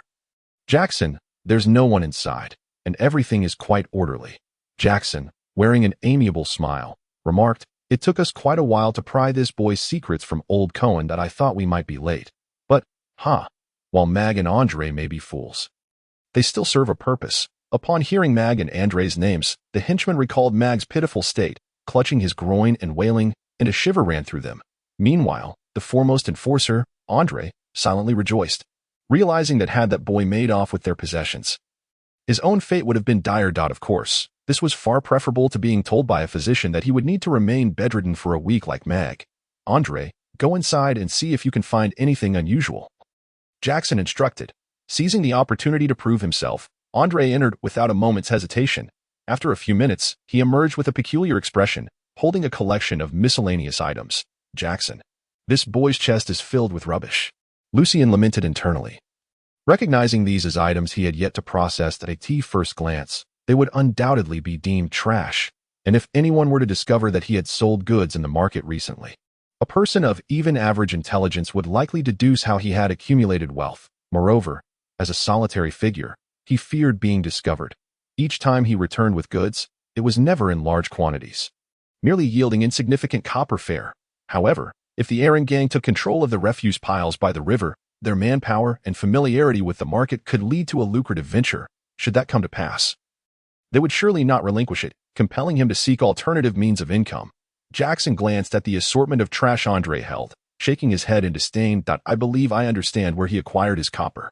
The church clears this every 3 days, yet we never considered that treasures might be hidden within the refuse of the Burren River, the garbage from the court, noble quarters, estates beyond the city.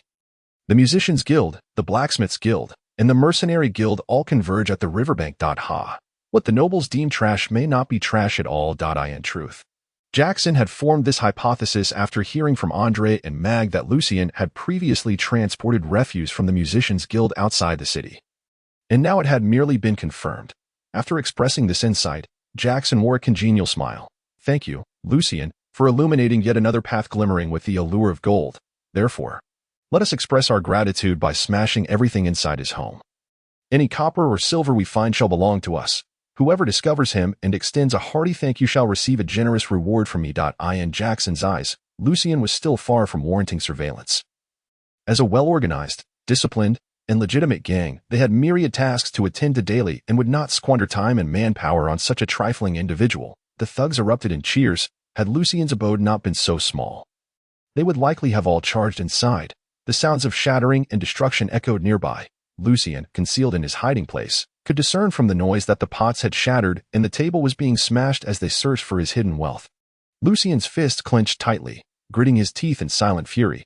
Yet he understood that with over a dozen gang enforcers present, any attempt to intervene would likely result in a severe beating or even death. Thus, no matter how enraged, humiliated, or incensed he felt, he had no choice but to suppress his emotions. Without status, strength, or power, there was no recourse against these ruffians and scoundrels. As for the law, their brazen behavior suggested that any attempt to stand up for himself would be futile. The witch who had been burned was only in that predicament because she had ventured into the graveyard to pilfer bones. Since magic still existed, and dark creatures and heretics roamed, it was likely that there were places where magic was not so scorned or rejected. If I tread carefully in my studies of magic, once I gain the strength for self-defense, I will seek a true sanctuary. The risks are great, but so too are the rewards. To aspire for wealth and enjoyment, one cannot expect a smooth path devoid of danger. Even in commerce, one must endure the exploitation of nobles and gangs, as well as the competition from rivals. A moment's lapse in caution could lead to bankruptcy or even death.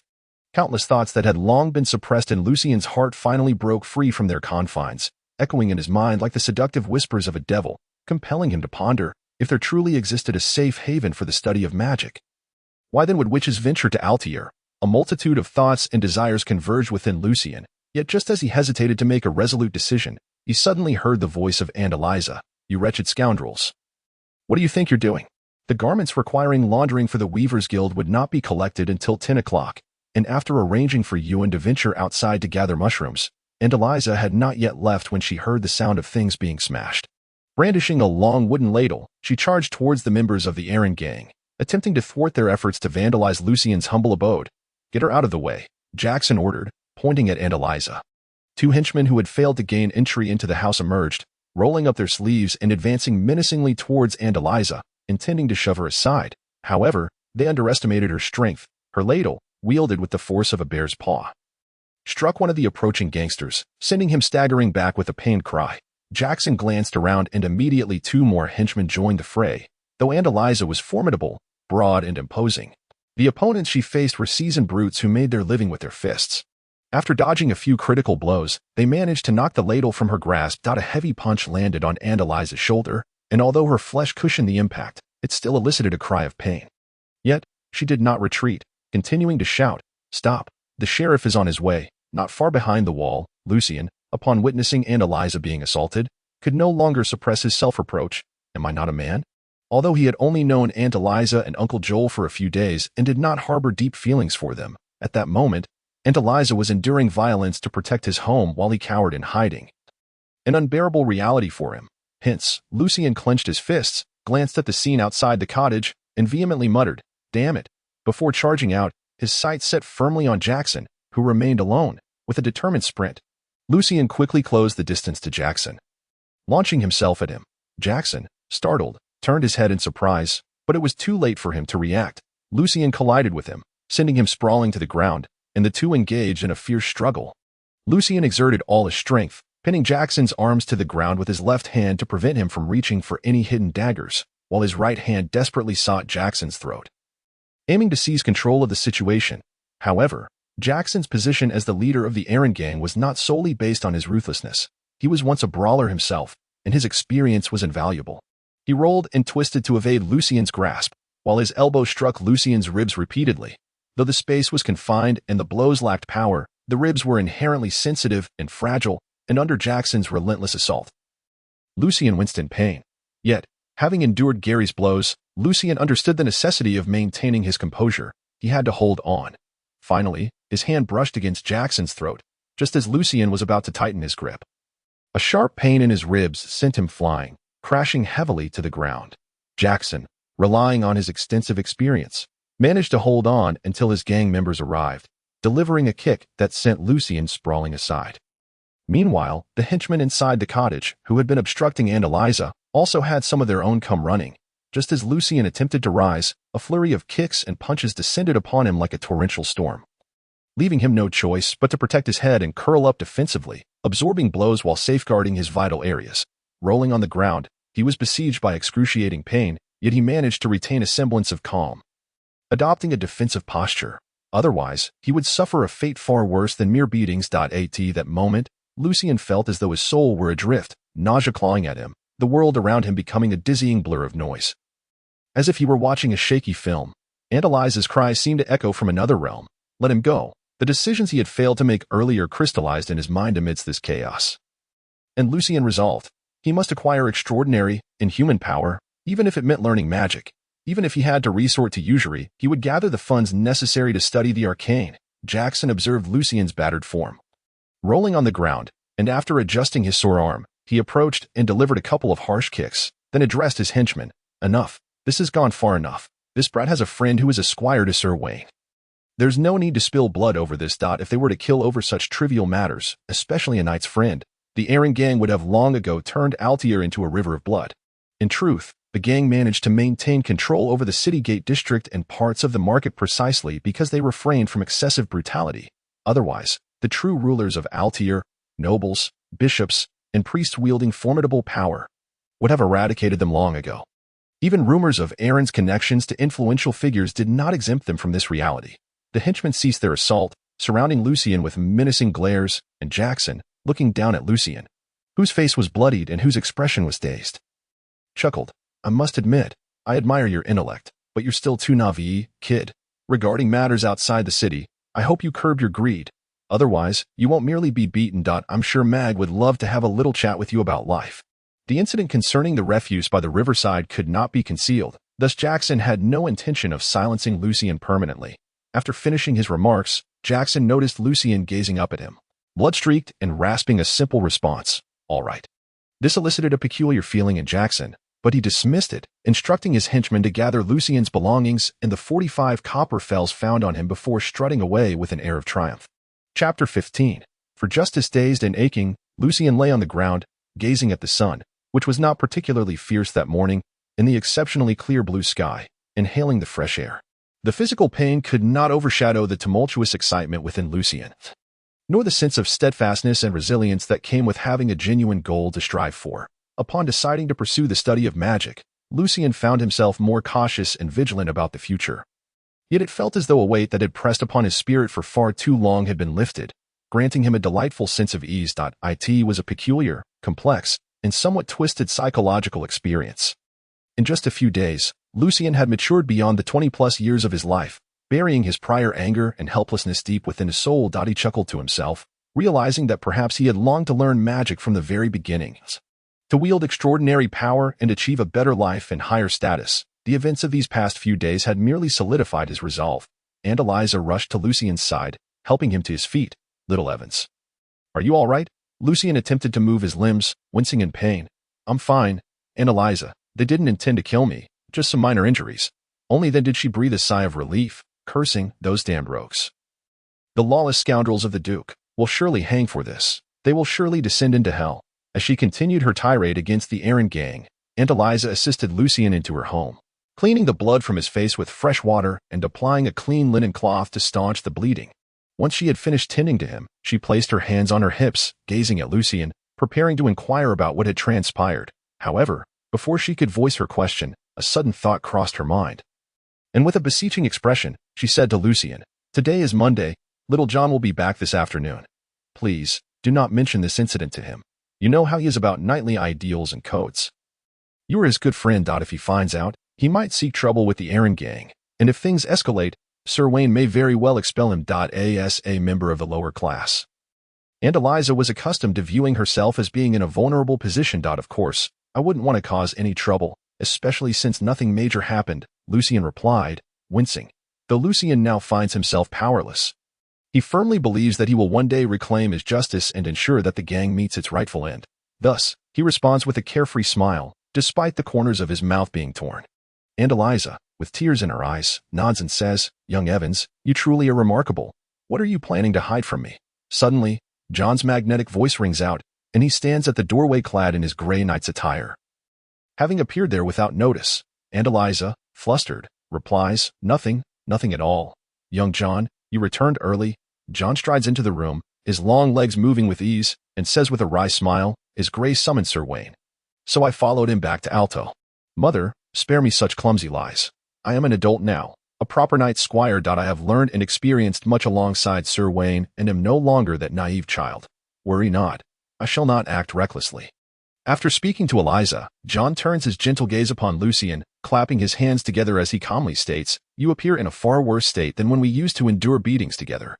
Now, tell me what transpired. I suspect many neighbors outside witnessed the events." Lucien glances at Aunt Eliza, who nods dejectedly, prompting him to recount the entire affair. In that moment, he perceives a pressure from John reminiscent of that which he felt from Gary, Coria, and others. Upon hearing the latter part of the story, John's expression darkens with anger, yet he quickly regains his composure and chuckles softly. "It seems you are genuinely eager to learn the written word, Lucien. However, your mind is indeed the sharpest among us. To think you would seek out valuable refuse." Observing John's lack of fury and his knightly spirit as he seeks trouble with the errand gang, Aunt Eliza breathes a sigh of relief. "Young Evans, it is wonderful that you have your own ideas and ambitions." John shifts his stance, loosens his shoulders, and walks a few steps into the kitchen. Retrieving a sturdy wooden stick resembling a long sword, he turns to Lucien and says, "I didn't expect to utilize the training sticks from our past." He then addresses his mother, "Mother, I shall step outside for a moment." "Young John," Aunt Eliza cries out in distress, "you will be expelled by Sir Wayne if you do this." Lucien interjects hastily, "John, it's nothing serious, merely a minor injury." John shakes his head. Since becoming Sir Wayne's official squire, he has often instructed us to uphold the knightly code, to embody the spirit of chivalry, to stand unafraid against violence, to protect the weak, to safeguard our homes, and to champion justice and truth. While some companions may not hold it dear, I feel this is a path I wish to devote my life to. Lucien is my dear friend, a defenseless commoner, while the errand gang comprises villains and rogues. If I do not stand up, I would betray the principles in my heart. Even if I were not expelled by Sir Wayne, the regret of inaction would haunt my soul, stifling the latent power within me. Moreover, I am confident that Sir Wayne would support my actions. However, Aunt Eliza remains reluctant to let John depart, her face a mask of sorrow. John smiles gently and embraces Eliza. Lucien was merely beaten and robbed. So I shan't overstep my bounds or escalate the situation. Mother, trust me.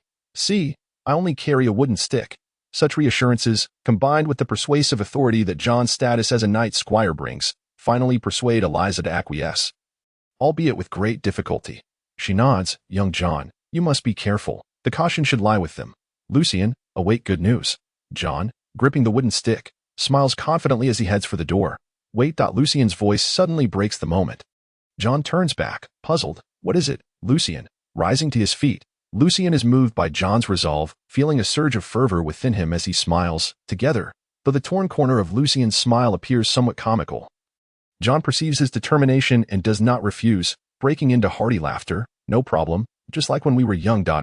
There's another stick in the kitchen. Lucien retrieves the stick, holding it in his hand. And as he passes Aunt Eliza, he whispers a comforting promise. I will keep an eye on John. I want to let him act recklessly. Not long after Jackson and the others depart, John and Lucien easily learn of their whereabouts from the neighbors. As they pursue, John suddenly inquires, Lucien, do you believe in justice? His voice seems tinged with confusion. Yes, I do. Why do you ask? Lucien responds cautiously, unsure of John's intent. As they continue on, John speaks. I too believe in justice. But I understand that I am not as noble and fearless as I claim. Were you not my dear friend, I might not uphold the knightly spirit and raise the banner of justice against the erring gang. I would likely measure my strength and, upon realizing a significant threat to my life and future, would shrink back, unless it were a matter concerning my family and friends. Perhaps, for me, justice is merely a slogan. I do not share that sentiment. Every knight has something they prioritize protecting, be it fairness, loyalty, courage, or compassion. Your choice is home. Only by choosing what we protect can we truly discuss justice. Otherwise, it becomes an elusive concept. Devoid of substance. At that moment, Lucien perceives that John still possesses a youthful naivety, much like himself, as they both mentally navigate a tone that expounds on the virtues of chivalry, crafting words to soothe and inspire. After days of acclimatization, Lucien has grown adept at accessing the library, discovering that he can conveniently search for the materials he needs, guided by his thoughts. John remains somewhat bewildered. Is that so? Indeed. If you possess the ability, would you stand unafraid against violence, protect the weak, and uphold justice? Lucien retorts. John nods with resolve. I would. Thus, John, you are still a knight committed to justice. After all, attempting the impossible does not equate to upholding justice. Rather, it is folly or recklessness. At such times, it is necessary to consider alternative methods and paths to achieve your goals, unless you find yourself with no retreat. Lucien realizes he is well suited to the role of a psychological mentor. John contemplates this, seemingly letting go of certain burdens, and chuckles. Whenever I pose this question to Sir Wayne, he always tells me that I have encountered too few challenges. Merely relying on speculation will not illuminate the key issues. It seems that the events of these past few days have matured you considerably, Lucien. You speak with great wisdom. However, I still yearn for that true sense of justice. Sir Wayne once recounted the tale of a legendary knight's sword, which, after being imbued with the power of the divine, appeared utterly unremarkable, lacking in ornate brilliance, devoid of the colors of magic, and crafted from ordinary wood. Indistinguishable from the swords of common soldiers. It garnered no attention from the self-important nobles and knights. Yet, its true power proved unexpectedly formidable, especially against evil. What resonates most deeply with me are the words inscribed upon the sword. Justice, when compared to vanity and hollow power, may seem pale and inferior. Yet it applies to everyone, irrespective of wealth or status, and is omnipresent, whether in a farmer's field or on a fierce battlefield. These words echo constantly within my heart. The sword is known as Pale Justice. But alas, it vanished along with a powerful celestial knight in the dark mountains. John's expression transforms into one of longing and slight excitement, his confusion retreating to the shadows. Observing this, Lucien quips, then let our motto today be, for justice. Haha. For justice. John waved the wooden stick. Laughter erupted between the two, although Lucien silently expressed that he certainly did not mean to imply the absence of cavities. Moments later, they spotted Jackson, who was strolling along the broad thoroughfare of the market district, followed by a dozen gangsters, including Andre. P.S. This book will feature memorable items and weapons from the games I have played as Easter eggs, of course, modified to fit the narrative of this story. Chapter 16. The streets. Upon seeing Jackson, John composed himself and advised Lucien, you lack formal training, so remember this. Do not panic. Your strikes must be steady and precise. They will likely carry only daggers. If you utilize the length of the stick effectively, they will be unable to close the distance. Moreover, do not stop, keep moving and strike. They are numerous, and if they encircle you, attacking from various angles, you will find it impossible to defend yourself. He endeavored to simplify his admonitions, hoping to prevent Lucien from becoming flustered or recklessly aggressive. In truth, Lucien had considerable experience in this regard. He nodded in agreement and humorously replied, "Fear not, John. I am a brave soul who has navigated the witch's chamber." John ceased speaking, and the two concealed their wooden sticks behind them to avoid attracting the attention of passers-by before hastening towards Jackson and his cohort. This street in the market district was merely 10 minutes away from a certain stronghold of the errand gang. It was bustling with merchants, adventurers, and mercenaries, ensuring that John and Lucien's approach went unnoticed by Jackson and his men. When they were but a few paces away, Lucien and John exchanged a glance, extending the wooden sticks they had hidden behind them. Gripping them tightly, they charged towards the last two gangsters in the rear. Lucien recognized one as the very thug who had previously sent him sprawling, thwarting his efforts. Closing in, Lucien swung the stick with ferocity at the thug's head. Lacking strength and training, Lucien had gleaned from his recent encounters that, aside from remaining calm, one must strike with resolve. Once you engage, mercy should not cross your mind, for it would only leave you floundering. The whoosh of the stick alerted the gangster, but at such a short distance. He merely turned his head slightly and was struck. With a thud, Lucien's blow landed just beneath the thug's ear, rendering him unconscious as he collapsed to the ground. Meanwhile, John's approach was less ruthless than Lucien's. He did not aim for the head but wielded the stick with both hands like a great sword, striking the gangster's right arm, though not a vital area, as a formerly trained knight squire. John's strength far surpassed that of Lucien. The blow sent the thug airborne, landing heavily, his arm swollen and temporarily incapacitated. Having felled one gangster, Lucien did not pause but circled around, swinging at another thug who had turned to investigate the strange noise. Delivering a powerful blow to his face, the gangster fell backward, blood spraying in arcs as he hit the ground. Though he did not lose consciousness, the intense pain and ringing in his head left him rolling on the ground. At this juncture, the remaining gangsters had fully grasped the situation. Jackson, upon seeing only Lucien and John, narrowed his eyes with malice and signaled for the remaining 12 thugs to surround them. Their daggers glinted in the morning sun. Reflecting a cold light, Lucien firmly remembered the imperative to keep moving, darting irregularly around the periphery, sometimes forward, sometimes to the left, occasionally retreating, yet seizing every opportunity to counterattack, leveraging the length of his stick to strike at the gangsters' heads, necks, and other vital areas. The essence of this strategy lay in maintaining composure and avoiding greed. Even as the enemies encircled him from multiple directions, the street was wide and lengthy, and the surrounding pedestrians had scattered in fear. As long as he did not corner himself or become entangled with a single adversary, and with John diverting several pursuing gangsters, Lucien's escape routes remained open. Of course, this demanded considerable stamina. An ordinary person would struggle to endure for more than a few minutes. Soon, yet another gangster lay on the ground, but Lucien noted with alarm that John had become surrounded. Despite his superior strength, the multitude of gangsters had begun to press him. Although he had knocked down 5 or 6 gangsters without inflicting serious harm initially, they retaliated viciously, with one thug drawing a dagger to stab at John's ankles. In his attempts to evade, John inadvertently found himself encircled, his space for retreat shrinking.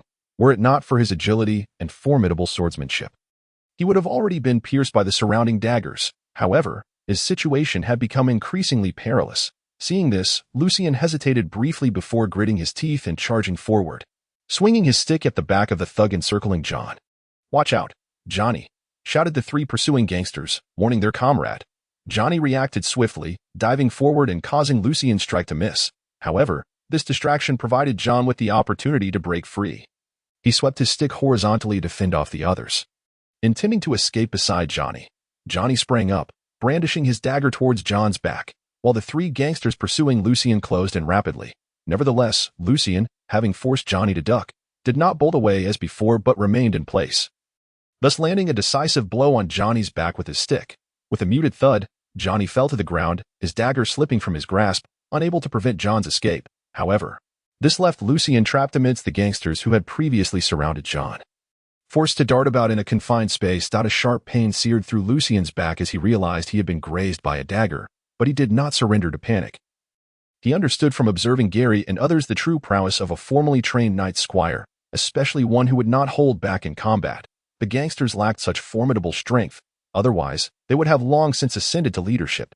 John fought and ran, each strike precise and fierce, unlike Lucien, who, even when seizing an opportunity, might not land a hit, let alone a decisive one. Yet, every time John struck, it was accompanied by the anguished cries of a fallen gangster.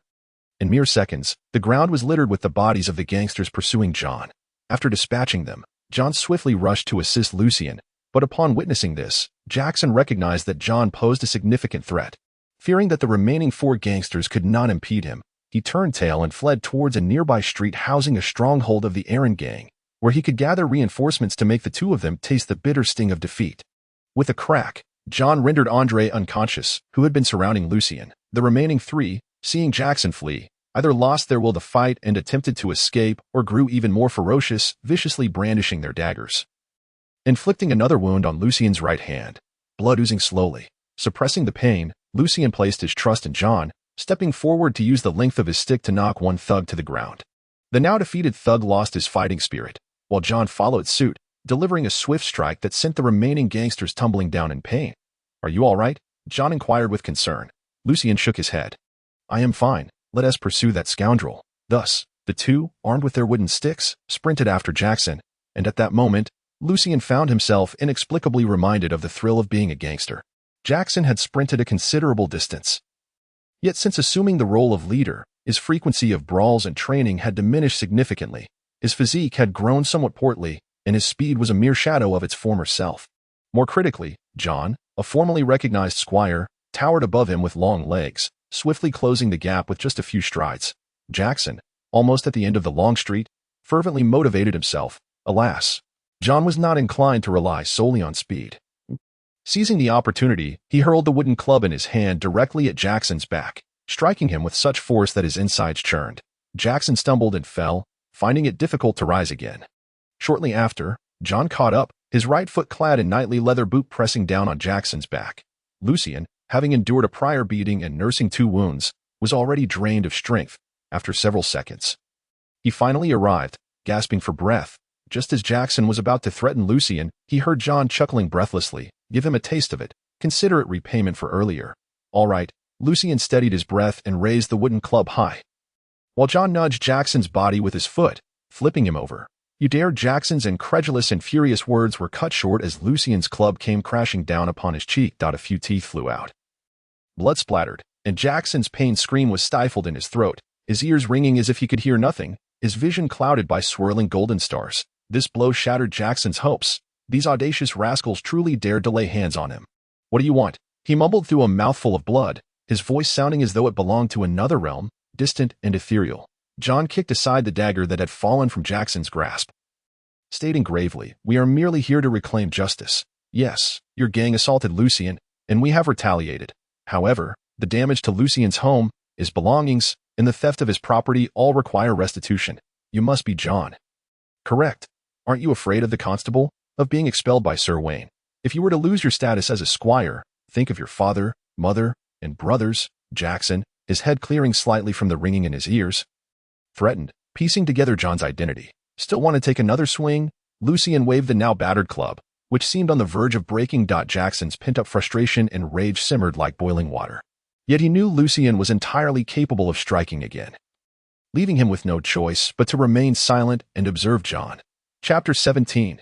Bittersweet. John smiled. "The knightly code includes protecting one's home and the weak. I believe I have not transgressed. Sir Wayne will surely comprehend. After all, your gang's words seem rather untrustworthy. You lack evidence." Jackson retorted menacingly. Many were aware that coercing witnesses into silence was a hallmark of gangs, and the church typically refrained from involving itself in such matters. Moreover, the formidable figure behind the Arcane gang held considerable influence within the church. Lucien chuckled, recalling the various lines spoken by notorious noble bullies and knights, adopting a condescending tone. "Evidence? He is a squire. And you are a gang leader. That alone is evidence." From the Copper Crown Tavern, Lucien understood that in the Duchy of Valoret, knights were the true nobility. Their official squires, while not of high rank, were certainly not of low status, rendering Jackson, a mere small-time gang leader, unqualified to slander a squire, especially since neither he nor John possessed any enticing benefits for the Arcane gang. Conversely, John, steeped in the ideals of chivalry and the knightly code, and influenced by Andaliza's beliefs, was inevitably somewhat swayed by Jackson's intimidation. Jackson fell silent, realizing that to accuse a squire was indeed feasible for the Arcane gang, yet it would require extensive connections and resources. Why would the Arcane leader take such risks for a minor figure like him, particularly when the atmosphere in Alto seemed increasingly ominous, with hidden currents swirling beneath the calm surface? Even the Arcane leader had been acting mysteriously, leaving Jackson to recognize that his earlier threats were merely bluster. Furthermore, this matter was not a blood feud. There was no need to gamble his future and life over it. Upon becoming the leader, Jackson had naturally lost the ruthlessness he once possessed. After a moment of hesitation, Jackson finally spoke. "How much compensation do you require? I only have 2 silver nails on me."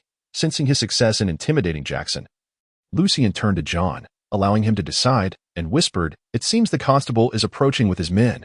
We should leave quickly to avoid escalating this matter." It was easy to anticipate a plausible excuse to escape when dealing with the constable, as Lucien had encountered the Arcane gang on numerous occasions.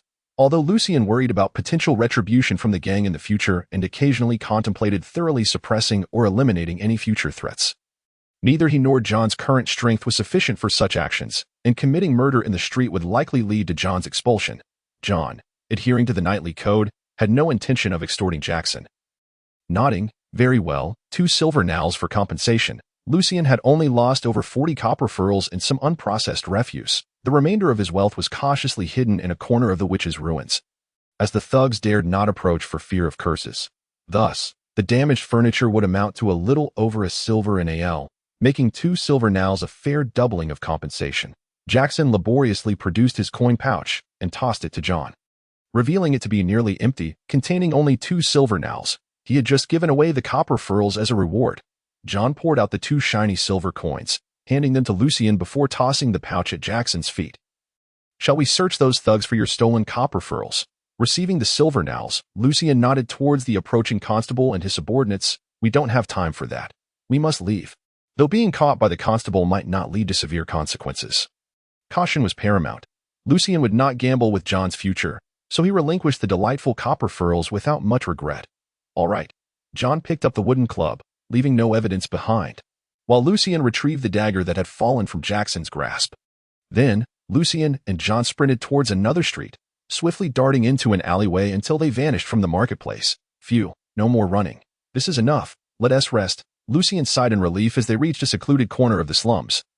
Leaning against the wall and gasping for air, realizing his legs were trembling from exhaustion, reflecting on the morning, he had indeed covered quite a distance, so he simply sat down on the ground, a smile creeping onto his face as he chuckled. "I'm out of energy." "Ha." John, equally breathless, noted that Lucien's 2 wounds were shallow and the bleeding had ceased. He sat beside Lucien, leaning against him. "I'm out of strength too." Being surrounded for just a few seconds felt more exhausting than running for half a day. However, it has been a long time since I've had such an exhilarating fight. It was truly delightful. The 2 sat there, leaning against each other, catching their breath and recovering their strength. "Indeed, it feels wonderful." Lucien squinted up at the clear, azure sky. The earlier brawl had provided him with an exhilarating sensation, as if he had released all the pent-up frustration, pain, and confusion he had endured recently. His mind felt clearer than ever, and he had genuinely come to appreciate John as a good friend, prompting him to laugh heartily. "Ha ha ha." His laughter echoed freely and joyfully. John looked puzzled. "Lucien, what are you laughing about?" "I was thinking about the future.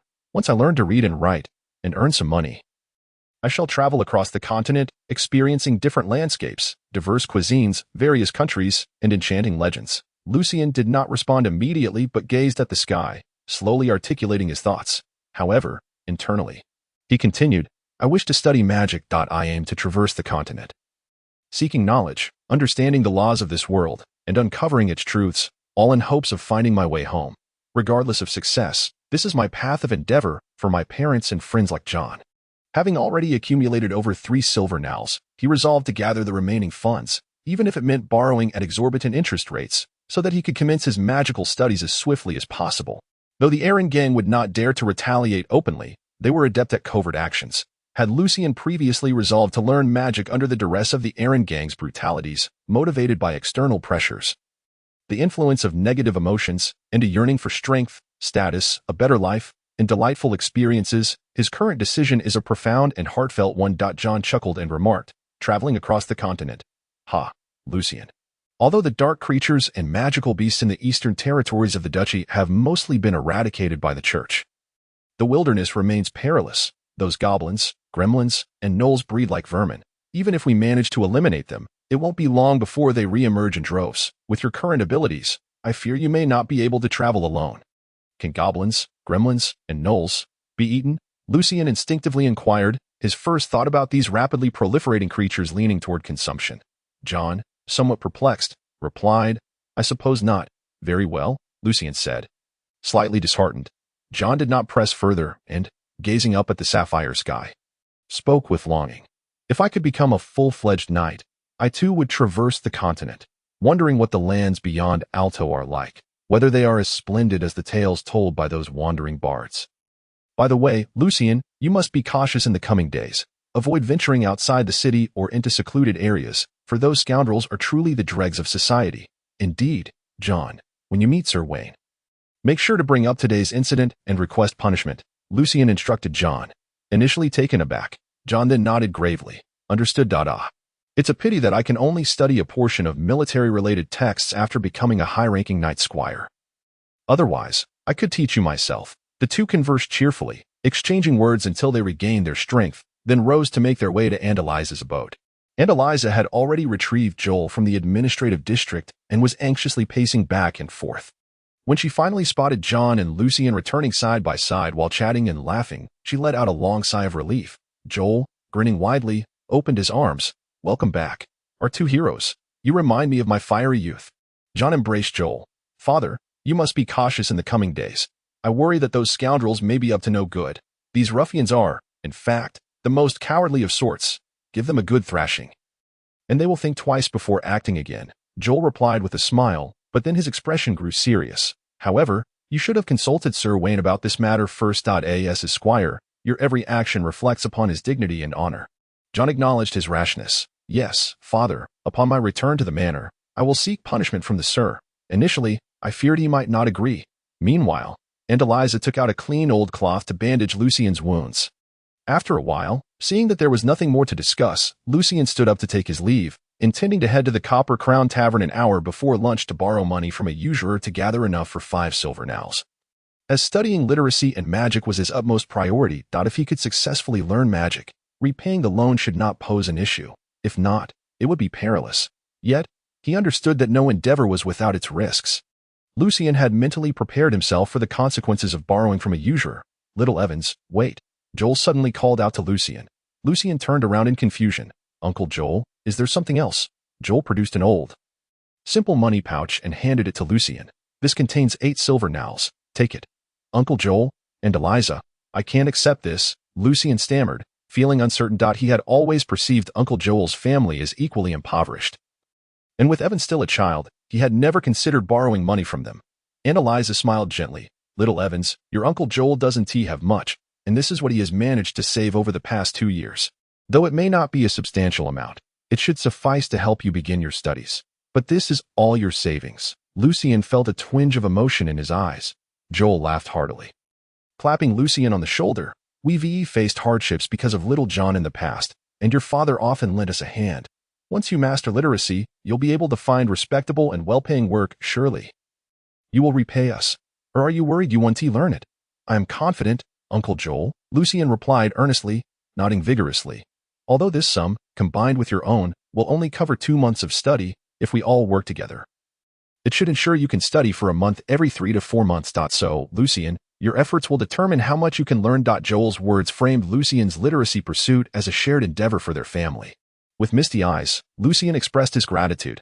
Thank you, Uncle Joel, and Eliza. John. He silently vowed to uplift Uncle Joel's family and, once he had mastered a degree of magic, to leave Alto as swiftly as possible, ensuring they remained untouched by such dangerous affairs. Upon departing Andaliza's home, Lucian's destination remained the Copper Crown Tavern, but now it was not to borrow money. Instead, he sought a scholar to study literacy. As noon approached, the Copper Crown Tavern was slightly brighter, the light piercing through the gloom, revealing a bustling interior filled with patrons. Compared to his last visit in the morning, the tavern was far more crowded. The songs of bards blending with conversations and lively debates, creating a cacophony of noise. Lucian noticed several unfamiliar faces clad in leather armor, exuding a fierce aura. and even a few brightly adorned women. Seemingly mercenaries and adventurers. After navigating through the throngs with difficulty, Lucien finally squeezed his way to the bar. "Hello, guest. Care for a drink?" Cohen, sipping ale, called out without lifting his head. Lucien chuckled. "Uncle Cohen." "It's me." "Oh, Lucien, what happened to you?" Cohen exclaimed, noticing Lucien's bruised visage, his beard shaking in surprise. "Wait a moment. This morning, Jackson from the Arcane gang inquired about you. Little one, you haven't gotten into trouble with those ruffians." "Have you?" Lucien, reluctant to elaborate, replied, "Yes. The matter has been resolved. Uncle Cohen. I would like to know which scholars are teaching literacy. You managed to gather 5 silver nails. You didn't rob those scoundrels, did you?" Cohen's surprise deepened, his gaze fixed on Lucien as if he were an otherworldly creature.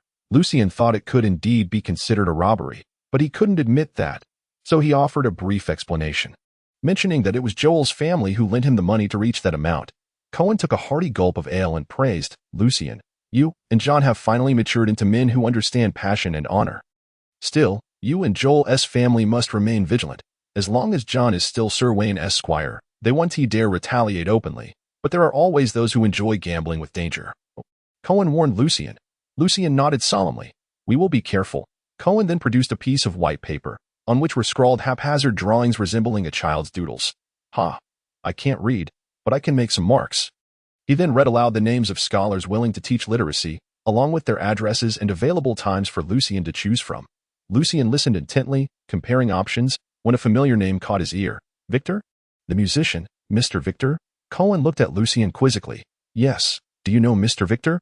I encountered him last time at the Musicians Guild, but doesn't Mr. Victor have a concert at the Hall of Sacred Songs in over 3 months?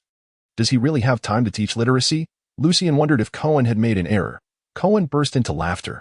"Precisely because of that, Mr. Victor is willing to teach literacy. Organizing a concert at the Hall of Sacred Songs is no easy feat. It requires an invitation from the Musicians Guild Council or the Grand Duke himself, or Princess Natasha. Moreover, since there is only one concert per week at the hall, unless one is among the few renowned musicians, others must wait quite a while. Mr. Victor received his invitation 6 months ago, and in preparation for this concert, he declined all other performances, including an invitation from the Syracusan court, leading to a significant decrease in his income. It is said he is relying solely on his savings." Lucien began to understand.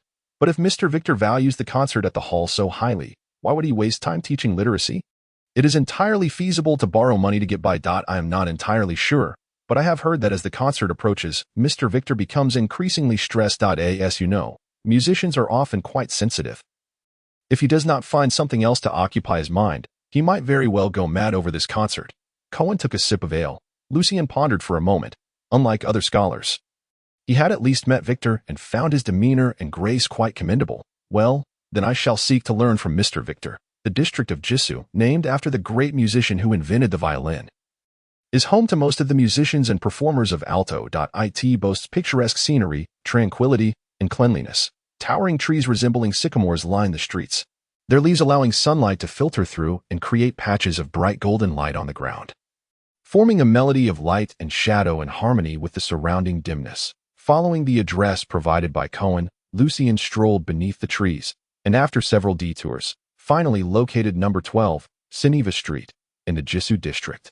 Behind a dark green wall stood a quaint 2-story building, adorned with verdant vines, exuding an air of antiquity and serenity. If all went well, for the next 2 months, from Monday to Friday, between 2 and 4 in the afternoon, Lucien would embark on a life-changing journey of learning here. Lucien gently knocked on the grand door, and soon a servant approached, peering through the iron gate with a scrutinizing glance at Lucien's attire. Slightly furrowing his brow, "May I inquire who you're looking for?" Once Lucien clarified his purpose, the servant remained skeptical. "The fee for a month of learning the script is 5 silver nails. Payable in advance. Are you prepared?" Lucien had grown accustomed to such levels of discrimination and, at this moment, nothing was more important than his pursuit of literacy. Thus, he retrieved his coin pouch and poured a few silver nails into his palm.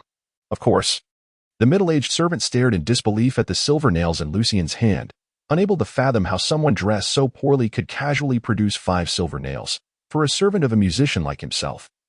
A monthly income of 10 silver nails was typical, and after household expenses, saving even 1 silver nail was a rare accomplishment. As he opened the door, he regarded Lucien with a cautious eye. "Mr.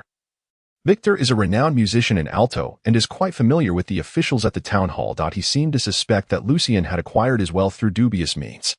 Lucien smiled but offered no reply, following the flamboyantly dressed servant through the courtyard to the small two-story building. The servant cautiously opened the brown wooden door, entering to announce their arrival. After a few minutes, the servant returned, whispering, "Follow me inside," and hand the silver nails directly to butler Ace in the hall. The hall was spacious, adorned with a subdued yellow carpet, with an amber coffee table, brown sofas, and small round tables nearby, while a long table that appeared to be a dining table stretched out in the distance. Perhaps due to the number of students, Victor chose not to conduct lessons in the study, but rather in the hall itself. On the sofas and red wooden chairs sat 5 young men and 3 young women, all appearing quite youthful, ranging from 13 or 14 to just over 20 years of age. Feather quills, paper, and other items lay scattered across their tables, and they diligently transcribed notes, occasionally murmuring pronunciations, reciting words, or humming melodies from their attire. Lucien could discern that 2 of the young men and 1 young woman, while clean and seemingly attempting to present themselves well, were fundamentally quite ordinary. In contrast, the other 3 young men and 2 young women wore garments that, regardless of their condition, appeared quite valuable. Lucien surmised that they were ordinary members of noble families who could not inherit titles or substantial wealth. Nor could they awaken their bloodline powers. Lacking the means to hire private tutors, they sought out scholars for education, and in alto, becoming a refined musician was a commendable choice. This form of private instruction could not ensure uniform progress for everyone. Thus, Victor, clad in a red coat, moved from one student to another, offering explanations and whispers. Lucien scanned the hall and noticed butler Ace, dressed in a neat black suit, his demeanor solemn, with graying hair and numerous wrinkles. He appeared quite aged, yet stood with impeccable posture, exuding an air of diligence. "Good day, are you Mr. Ace?" Lucien approached softly, inquiring quietly. The butler nodded. "Yes, I am Ace. May I know your name and current level of study?" "It is a great honor. I am Lucien Evans, and I have never engaged in the study of writing before." As Lucien handed over the 5 silver nails to Ace, he responded in a hushed tone. Butler Ace accepted the nails, casting a curious glance at Lucien, noting his shabby attire and lack of prior education. Typically, young men from impoverished areas were often rude and uncouth. However, he was taken aback by Lucien's politeness and apparent maturity. Despite his lack of knowledge of etiquette, Ace tread lightly to the center of the hall, whispering a few words into Victor's ear. Victor turned to observe Lucien, then kindly nodded in his direction, gesturing toward an empty single sofa for him to take a seat. As Ace ascended the stairs. At this moment, the 5 young men and 3 young women, engrossed in their studies, finally noticed the arrival of a new learner. They lifted their heads, casting curious glances at Lucien by the door. With black hair and eyes, and features that were both handsome and striking, Lucien certainly possessed a commendable appearance. However, his attire, a linen short shirt, matching trousers, and plain, flat shoes, though clean and tidy, could not conceal the marks of poverty and a lowly existence. The thought that such a pauper would aspire to learn writing was the first to arise in their minds, and expressions of surprise and incredulity involuntarily crossed their faces, as they had not anticipated their new companion would be a destitute youth. Soon, the 5 who likely hailed from noble families masked their expressions with indifference, burying their heads back into their studies, while the 2 young men and 1 young woman, seemingly of lower status, continued to scrutinize Lucien until he settled onto the single sofa, their gazes filled with curiosity and doubt. The young man beside Lucien, also black-haired and black-eyed, instinctively shifted away, as though Lucien emitted an invisible stench. Lucien, lacking the sensitivity of glass, instead appeared mature due to his experiences. Finding the situation amusing, he shook his head lightly and placed a stack of white paper and a feather quill purchased with copper fare onto the small round table before him, quietly awaiting Victor's arrival. After what felt like 5 minutes, Victor returned, having received a black hardcover book from Ace, and approached Lucien, placing it on the small table. He then spoke softly. "This is a primer on the pronunciation and basic grammar of the common tongue, perfectly suited for a beginner such as yourself. Now, turn to the first page of the first chapter. I will teach you the pronunciation of the 32 letters. Chapter 19. Forced memorization." Lucien took a gentle breath, as if turning a new page in his destiny, and opened the hardcover book, discovering with delight, though not surprise, that these letters were indeed the same as those used in one of his magical notes. For someone like Lucien, who could fluently use the common tongue, mastering the pronunciation of the 32 letters and the rudimentary spelling rules would enable him to attempt reading words, correlating them with the spoken language he was accustomed to. thereby grasping their meanings. He could also convert his spoken syllables into written words through the spelling rules and letters, making the learning process of the common tongue remarkably swift through comparative memorization. Victor, oblivious to Lucien's small thrill, earnestly and solemnly articulated the pronunciation of the 32 letters several times. Observing Lucien as he made peculiar marks on the paper and recited them back twice before satisfiedly moving to the side to address the ordinary youth, you should read diligently for several iterations. When I return, if you can recite the book from memory, I shall then begin to teach you the foundational rules of spelling and grammar. His encouragement of Lucien merely highlights the fact that, as a novice, it is implausible for him to memorize the pronunciation of 32 letters so swiftly, unless one possesses an extraordinary memory, which, if nurtured through diligence, can lead to significant accomplishments in their chosen field. Lucien attentively recited the pronunciations of the 32 letters, meticulously comparing his phonetic markings, which he had annotated by blending Chinese with English, against the paper, ensuring no errors existed. Then, he calmed his mind, focused his spirit, and ventured into the library of his soul. Within this library, a new shelf labeled Universal Language appeared, adorned with a sheet inscribed with peculiar symbols and a black hardcover book, precisely the two items before him. Upon opening the black tome, Lucien predictably discovered that only the first page contained content, while the remainder lay blank. Consequently, he rapidly perused the pronunciations and basic grammar of the universal language laid out on the small round table. And to his satisfaction, he observed that the black hardcover book within his soul's library had become complete. This aligns perfectly with my conjecture, Lucien mused with a smile, with the assistance of his soul's library. Lucien felt increasingly confident in mastering the universal language in a short span of time, and thus began to attempt memorizing the pronunciations of the 32 letters. The first attempt was fraught with errors. The second still riddled with mistakes, but by the third, the inaccuracies began to diminish. However, he found that he had forgotten some of what he had previously memorized after a full 15 recitations. Nonetheless, Lucien resolutely committed the pronunciations to memory. Of course, he understood that this was merely ephemeral memory. Without a period of reinforcement, it would soon be forgotten. During this process, he also discovered that the mental energy elicited by his spell casting significantly aided his retention. After struggling through 2 more recitations, Victor, having completed his rounds, approached Lucien once more. Though a hint of fatigue graced his features, he no longer exhibited the restless pacing and anxiety that had marked his earlier demeanor. Appearing instead to have benefited from the shift in focus, "Lucien, recite it for me," Victor said with a warm smile. Lucien hesitated not, launching directly into his recitation. Midway through, he suddenly faltered, forgetting the pronunciation of a letter. In a moment of vagueness, he swiftly consulted the phonetic markings from his soul's library and proceeded to complete the recitation smoothly. It was not that Lucien intended to cheat, rather, with limited financial resources, he sought to maximize his learning within the available time. Even if he had not fully grasped the material, the library allowed for subsequent digestion of the information. Victor had prepared to correct Lucien's pronunciation errors and any uncertainties. Yet upon completion, he found himself momentarily taken aback, eventually inquiring with curiosity, "Have you studied pronunciation before?" His question, slightly louder than intended, drew the attention of the other earnest learners, who turned their heads toward Lucien in intrigue.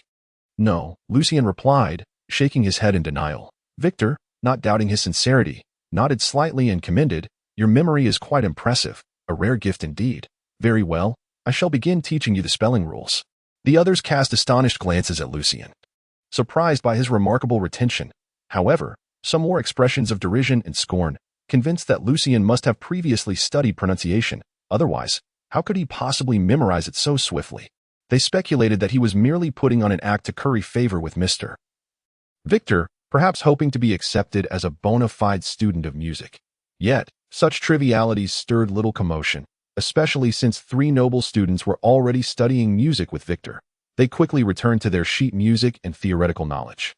For nearly an hour thereafter, Lucien focused intently on learning the spelling rules, during which he finally comprehended clearly. Time is indeed money. For each additional day of learning incurs an additional expense.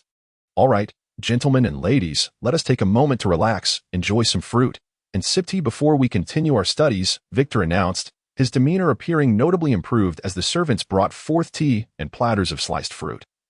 And he ascended to the second floor. The tea was served in delicate, pale-hued porcelain cups adorned with simple patterns and handles, infused with jasmine and orange slices, yielding a warm orange hue, while the fruits presented a mix of familiar and exotic varieties that Lucien had never encountered. A young man, dressed in simple noble attire and possessing deep blue hair reminiscent of ocean waves, smiled at his companions and remarked, "It seems Mr. Victor has found a spark of inspiration, if it keeps flowing. Our studies today may very well conclude early. He appeared a few years older than Lucien, with narrow eyes and a prominent nose, holding a slim music score, and among the noble students, he exuded a sense of being surrounded. Only a noble young lady in a wine-red gown sat with poise, responding lazily, "Latte. If Mr. Victor concludes early, he will undoubtedly make up for it over the weekend. Moreover, if he can produce new compositions, we shall have the opportunity to practice with the orchestra in the coming days. I have no desire to engage solely in monotonous theoretical studies and ordinary flute exercises. Only by practicing with a legitimate symphony orchestra can we progress more swiftly." She appeared to be around 17 or 18 years of age, with striking features, fiery red hair, and full, sensuous lips. Unlike her cousins, her waist was not constricted to the point of discomfort, as such a restriction would hinder her breathing, which is essential for proficient flute playing. Latte, observing the red-haired maiden, could not suppress a chuckle. The orchestra collaborating with Mr. Victor recently welcomed a chief violinist of striking beauty, Phyllis, who joined us when we accompanied Mr. Victor. Are you so eager to practice with the orchestra because you've developed a fondness for him? The chief of the symphony orchestra is the principal violinist, in the absence of a conductor. They often assume the role of conductor themselves. Do not insult me with your frivolous notions. I merely appreciate his exceptional violin skills, which far surpass those of the previous principal, Phyllis retorted, though a peculiar flush colored her cheeks. Do you not think he performed splendidly in sonata for solo violin in G minor? Do you believe your proficiency exceeds his? Upon the mention of music, Latte instantly adopted a serious and enthusiastic demeanor, engaging Phyllis in a discussion about various musical concepts and compositions. The other noble students occasionally chimed in, clearly intrigued by the topic.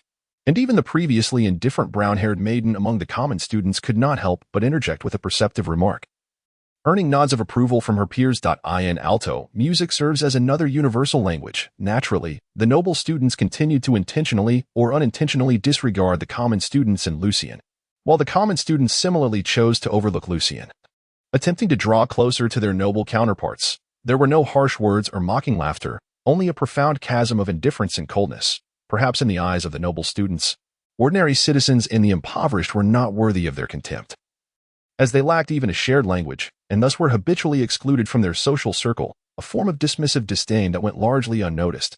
Lucien paid no mind to this. He seized the moment to study diligently, akin to a parched sponge cast anew into the ocean of knowledge, greedily absorbing its nutrients.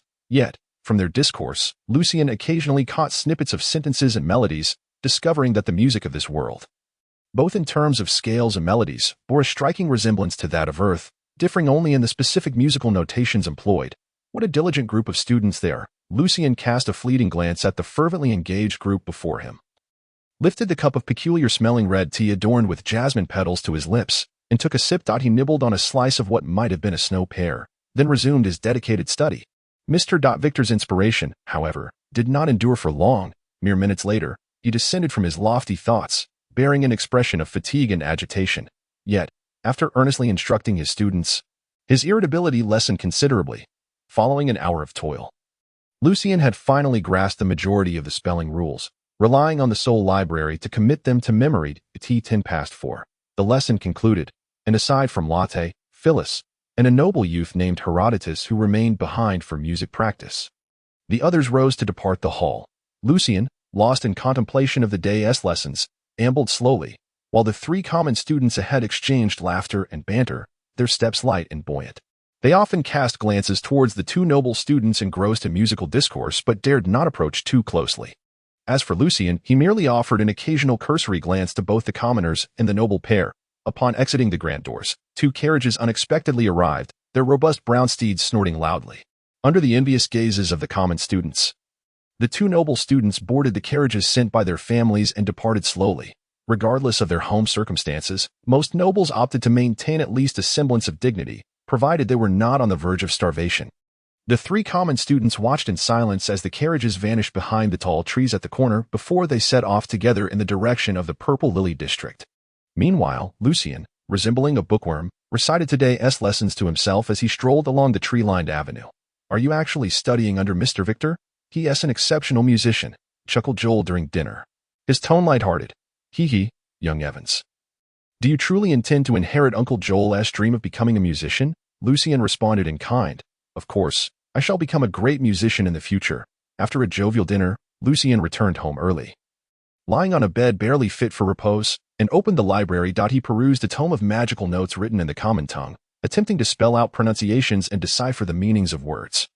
Naturally, due to the unavoidable issues of accent, limited vocabulary, and an incomplete grasp of grammar, Lucien did not harbor any illusions of fully comprehending the notes or embarking on his magical studies after just one day of learning. This endeavor was merely to review and solidify what he had acquired during the day. Chapter 20. Attempting interpretation. As Lucien had anticipated, there were no unexpected surprises. In the 4 hours from dinner until he unwittingly drifted into slumber, he managed to interpret only the first 10 pages of the magical notes, primarily consisting of disjointed words that could not be assembled into coherent sentences, as many of the magical terms were exceedingly obscure and rare. However, with Lucien's years of study, he could indeed reconstruct and infer the meanings of certain sentences through these words, albeit imprecisely. Given such understanding, Lucien dared not recklessly commence his magical training, as he might end up oblivious to the perils that could befall him. Fortunately, as a magical manuscript, the witch occasionally jotted down her thoughts and encounters alongside her recorded spells, akin to a diary. This portion of text was not obscure, and the grammatical structure resembled Lucien's everyday speech, allowing him to successfully decode several similar sentences within the earlier pages. He gleaned a general understanding of the origins of the other two magical texts, or rather, tomes. The witch hailed from a lineage of sorcerers that survived the fall of the ancient Sylvanas magical empire. Although this family had resided in a remote castle in the mountains since the occupation of Alto, remaining secretive, their numbers had dwindled under centuries of persecution and hunting by the church. Had the intensity of such pursuits not diminished significantly over the past century, this family might have faced extinction. Even so, by the time of the witch, only she and her parents remained. Following an incident during a summoning involving an unfamiliar word, the witch became an orphan and formally inherited 2 magical tomes, the Book of Astrology and the Compendium of Elemental Magic, which cataloged entities associated with magic. The witch's diary-like records within the first several pages contained little more than this, prompting Lucien to wake the following morning with a foremost thought. It would be ideal if the witch's magical notes were complete and devoid of shortcuts, lest he find himself at a loss for learning ancient Sylvanas script. At present, the jobs Lucien could acquire from the Copper Crown Tavern were predominantly tied to the errand gang, leading to his recent unemployment, forcing him to rely on his savings for the time being. However, this aligned perfectly with the plans of Lucien, John, and Joel, which entailed allowing Lucien to focus solely on studying script for the time being, steering clear of any impending retribution. After all, Joel and Eliza either performed as street artists in the administrative district or laundered clothes for powerful guilds. While Ivan could assist Eliza at the textile guild with menial tasks that paid nothing, thus having no ties to the errand gang, only Lucien, if he were to begin working, would find it exceedingly difficult to escape the stronghold of Aaron's influence in the market area. In fact, John and the others insisted that Lucien refrain from leaving the city during this period and avoid secluded areas, especially at night when he might be targeted by those reckless enough to set fire to his home. Thus, after Lucien rose, washed his face, and consumed the soft black bread boiled in water, he inexplicably felt a sense of leisure in having nothing to do. Yet, this was merely an illusion. Lucien swiftly dispelled his lethargy, ventured out to find an open space in the Ardean district, and commenced physical training, practicing the fundamentals of swordsmanship with a wooden stick as per John's instructions. For Lucien, the best way to prepare for potential dangers before mastering magic was to diligently enhance his own strength. Even though John had mentioned that without early training, once one reached 16 years of age, it would be nearly impossible to awaken latent bloodline powers or receive divine grace, except through the church's bestowal of holy water. Moreover, Lucien still possessed Jackson's dagger, which could prove useful in a critical moment. After completing his workout, it was already 9 o'clock. Lucien returned home, rested briefly, and began to review the material he had learned the previous day. Along with the insights gained from his attempts to decipher the magical notes, his diligence, earnestness, and self-discipline were unprecedented, far surpassing any prior efforts. In the Hall of 12, Seneva Street in the Jisoo district, Victor gazed at Lucien in disbelief. You truly have never studied script before? Be it pronunciation, spelling rules, or grammar? From his request for the recitation of 32 letters to several queries, Lucien's responses were impeccable. And he even raised several questions concerning spelling rules, questions typically encountered only after formally commencing the study of words and grammar. Lucien's progress was astonishing. Nearly one day of study equated to what a novice might achieve in 3 months, nearly matching the proficiency of the more experienced common students, Colin and Renee. This was the second time Victor had expressed such astonishment at Lucien's performance, prompting the other students to steal another glance at him. Pondering whether this common lad was a linguistic prodigy or merely feigning ignorance, possessing some foundational knowledge after all. Mr. Victor, I truly have not studied script before. While learning, I simply recalled how to relate the pronunciation to my everyday speech patterns and habits, allowing me to learn so swiftly through comparison and reference. In alto, Lucien hoped to be regarded as a genius, yet not as an incomprehensible enigma, attracting the church's attention would spell trouble. Thus, he calmly provided a succinct explanation of his learning method. This was indeed Lucien's approach, though without the aid of a library or textual resources to attempt interpretation, he could not have achieved his remarkable pace. Although Victor hailed from humble beginnings, his father had become a respectable violinist, admired by numerous nobles, leading him to begin studying the common tongue at an early age. Lacking such experiences, he nodded repeatedly upon hearing Lucien's explanation, exclaiming, "Excellent, excellent. Your ability to leverage your spoken proficiency in the common tongue and distill a method from it demonstrates your intelligence and innate talent in this area." His satisfaction with Lucien was abundantly clear. Herodotus, Colin, and Renee regarded Lucien with a hint of envy and jealousy. Latte and Phyllis, who had studied under Victor for 5 years, now faced no issues with the common tongue and boasted commendable musical talent. Exchanged glances, rarely witnessing Victor's praises directed at a student. His method sounds quite effective. Phyllis clasped her hands elegantly upon her skirt, seated with a demeanor that exuded both grace and femininity, and she nodded slightly, maintaining an air of subtle haughtiness. Lot had initially intended to shrug, but he quickly realized how lacking in noble poise such a gesture would be, while it might be acceptable among familiar companions or the common maidens surrounding him. The person seated opposite was none other than Phyllis, who was subtly competing with him in musical prowess, both petty and sharp-tongued. Thus, he merely smiled and softly remarked, after years of conversing in the common tongue, "It is only natural to entertain such thoughts, and besides, this method does not pertain to the study of music, does it, Phyllis? Did you think I would be so naïve and juvenile? Furthermore, I have my own methods of learning music. Unlike some who rely solely on a modicum of talent and are unwilling to apply themselves, flitting about among women. Lot, I believe you understand that talent cannot be squandered for long." Phyllis revealed a standard smile, her 8 snow-white teeth perfectly aligned and beautiful. If that fellow, I believe his name is Lucien, were to begin studying music, he might very well surpass you. With that, she took a jab at Lot using Lucien as her reference. In truth, aside from Lucien, who was grievously lacking in common sense, and those like Joel and John, who understood he merely wished to learn letters to improve his circumstances, the others, including Cohen, Victor, Lot, Phyllis, and Renee, were under the impression that Lucien aimed to pursue music.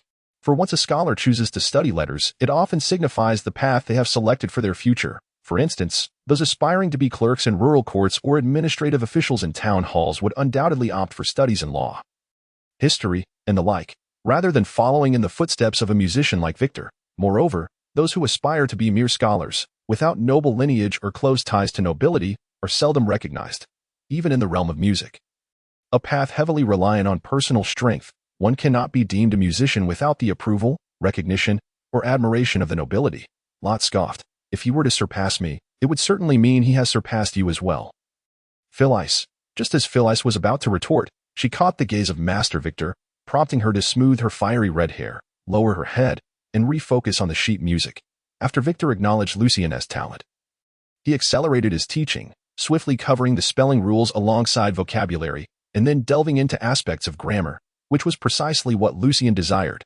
Friday marked Lucien's final day of study for the week. After several days of learning, he had grasped the majority of the grammar. Were it not for his insufficient vocabulary, he could have commenced his studies in magic. Nevertheless, he had managed to interpret the witch's magical notes to the extent of merely a few pages remaining. Uncovering her reasons for coming to alto. As his mental fortitude grew, the efficacy of meditation noticeably diminished. Was there room for improvement? Should he dare to attempt the meditative techniques used exclusively by official magicians? Nearly perishing from the endeavor, it was far too perilous. Perhaps he should contemplate adapting this method of meditation to enhance the apprentice's technique, adrift in aimlessness and devoid of direction. It was no wonder that after centuries of inheritance, The ancestral methods of apprentice meditation had remained unrefined.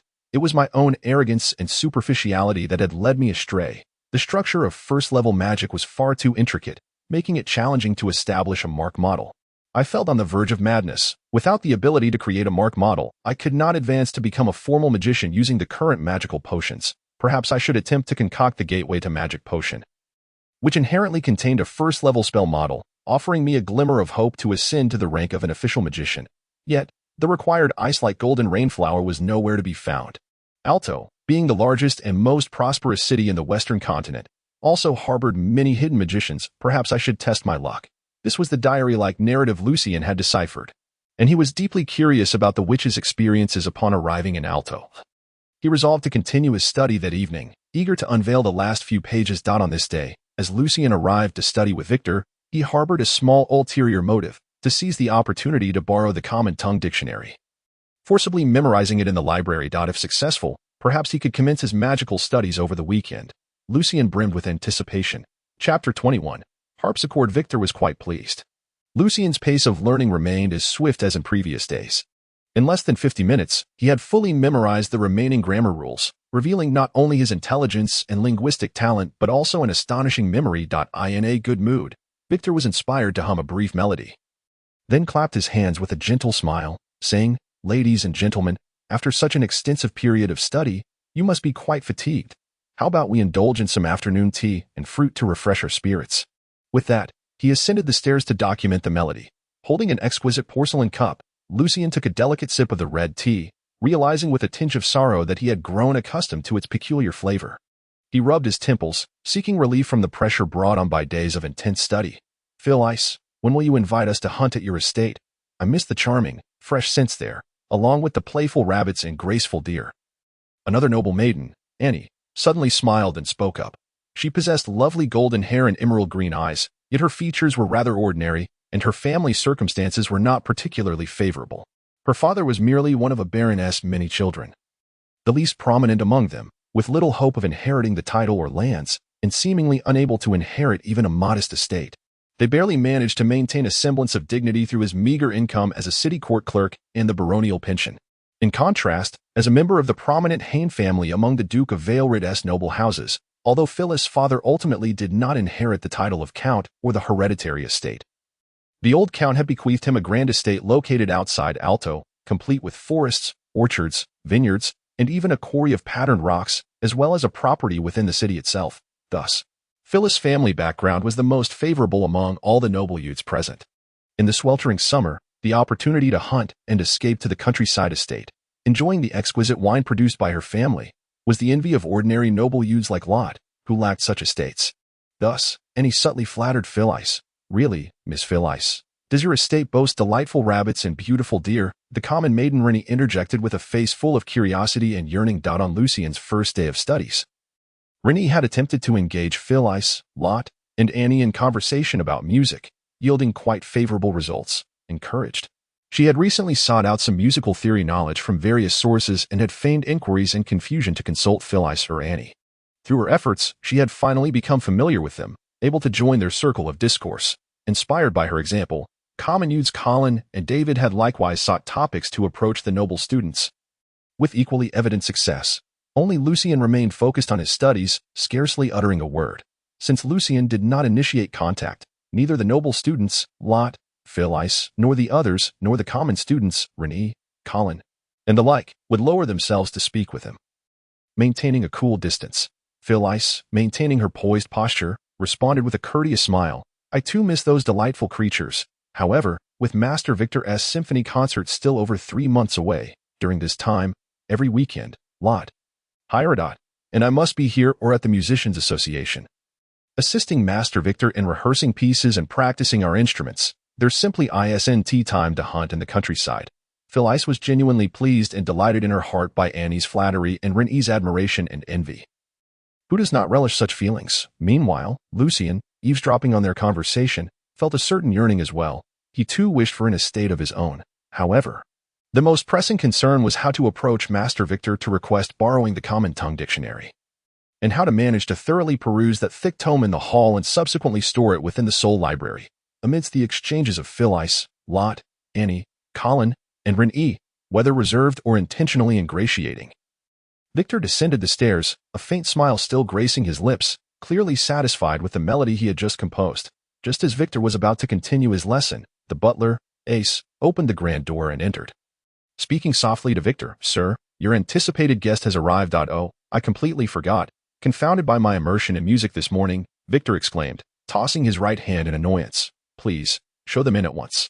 After Ace exited with a demeanor of respect and graceful poise, Victor turned to Lucien and the others, raising his hands in an apologetic gesture, his face etched with regret. "I sincerely apologize, dear gentlemen and ladies, for I had forgotten about the guest scheduled for today. You may complete the remaining assignments tomorrow afternoon at 2 o'clock, if that suits you." Victor's courteousness was met with understanding from Latte, Phyllis, Annie, and Lucien, who were not entirely lacking in compassion. However, Lucien decided to seize the moment while Victor was still filled with contrition to directly request to borrow a dictionary of the universal language for a few days. Just as Lucien was about to speak, Ace had already ushered the guests inside. One was a striking silver-haired gentleman clad in a red shirt and black coat, while the other was a white-haired old man carrying a wooden box. It was at this moment that both Lucien and Phyllis simultaneously exclaimed, "Mr. Rhine." Phyllis's cheeks flushed faintly, while Lucien wore an expression of sheer astonishment. Unable to fathom that the minstrel Rhine would turn out to be a guest of great significance to the esteemed musician Victor. "Hello, Phyllis." "Hello, Lucien." Rhine greeted them with a charming smile and an elegant demeanor. Phyllis shyly returned the smile before realizing, along with Latte and the others, that Lucien knew Mr. Rhine. "Lucien, you know Mr. Rhine?" Victor inquired with a smile. Lucien nodded. "I have encountered Mr. Rhine once before, but I never anticipated meeting him again in your esteemed abode, Mr. Victor." Rhine's smile carried a hint of allure as he chimed in, "Although we have met only once. Lucien left a profound impression on me. Ha. I see you have indeed begun to study literature. I have great admiration for young individuals with ambition and dreams." Lucien, aware of Rhine's seemingly universal appeal, felt a shiver run down his spine at such praise. Victor then introduced, "Mr. Rhine is the principal violinist of the symphony orchestra I collaborate with. His extraordinary understanding of music has inspired me to compose a satisfying piano concerto. He has actually risen to become the principal violinist of the symphony orchestra." Lucien thought he might be rendered speechless. Just a few days prior, Rhine had been residing in the Copper Crown Tavern in the impoverished district. During these days, Lucien had gleaned knowledge from conversations with Phyllis, Latte, and others, alongside a few books in the library, gaining insight into the composition of symphony orchestras in this world, which bore a resemblance to that of Earth.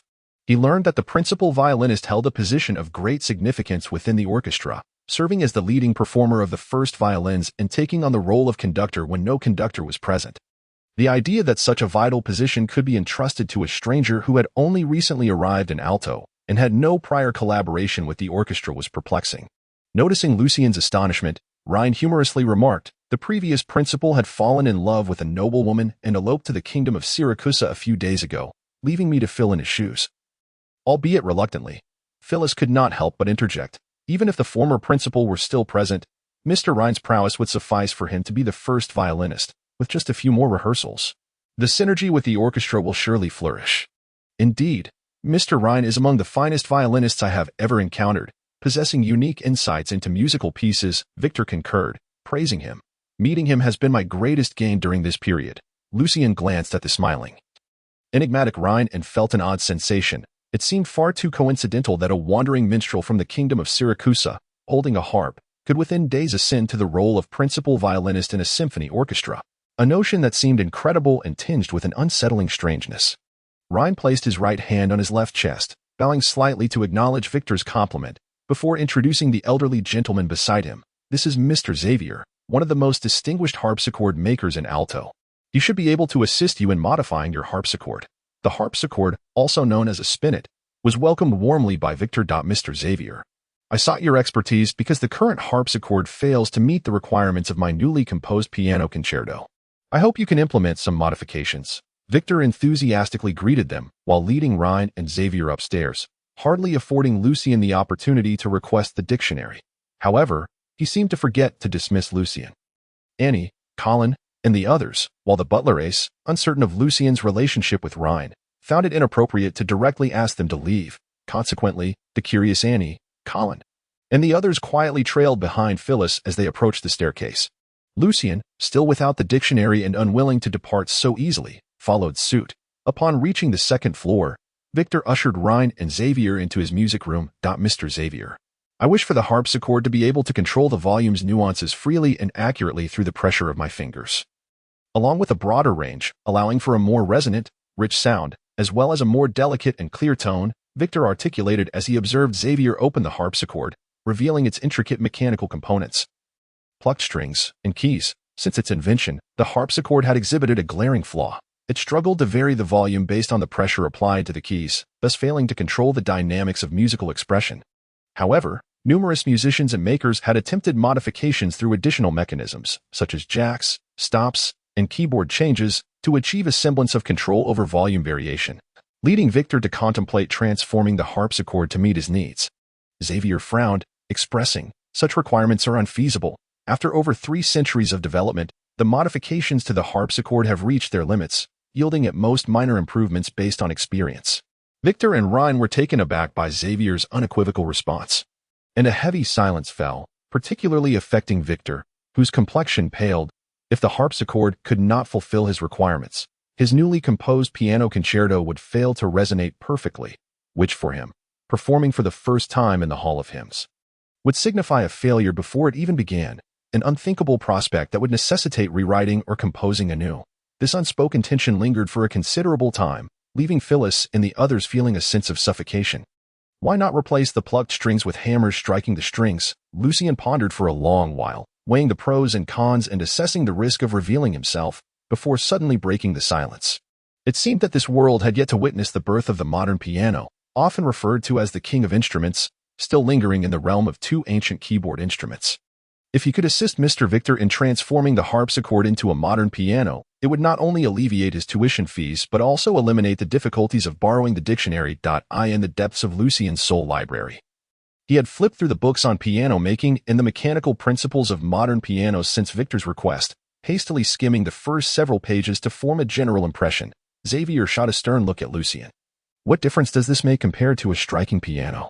While you can control the volume through finger pressure, the sound remains too weak, too soft, and too delicate, suitable only for intimate home performances, not for the Hall of Hymns. As a resident of the musical metropolis, the city of hymns, alto, neither Xavier nor Ryan nor Victor found it strange or questioned how Lucien possessed a general understanding of the distinctions between the 2 types of pianos. At this moment, Victor was in a particularly bleak mood. If he could not have the harpsichord meet his needs, then his newly composed piano concerto would only barely reach the standard required for a performance in the Hall of Hymns, failing to satisfy the noble patrons, musicians, and critics attending his concert.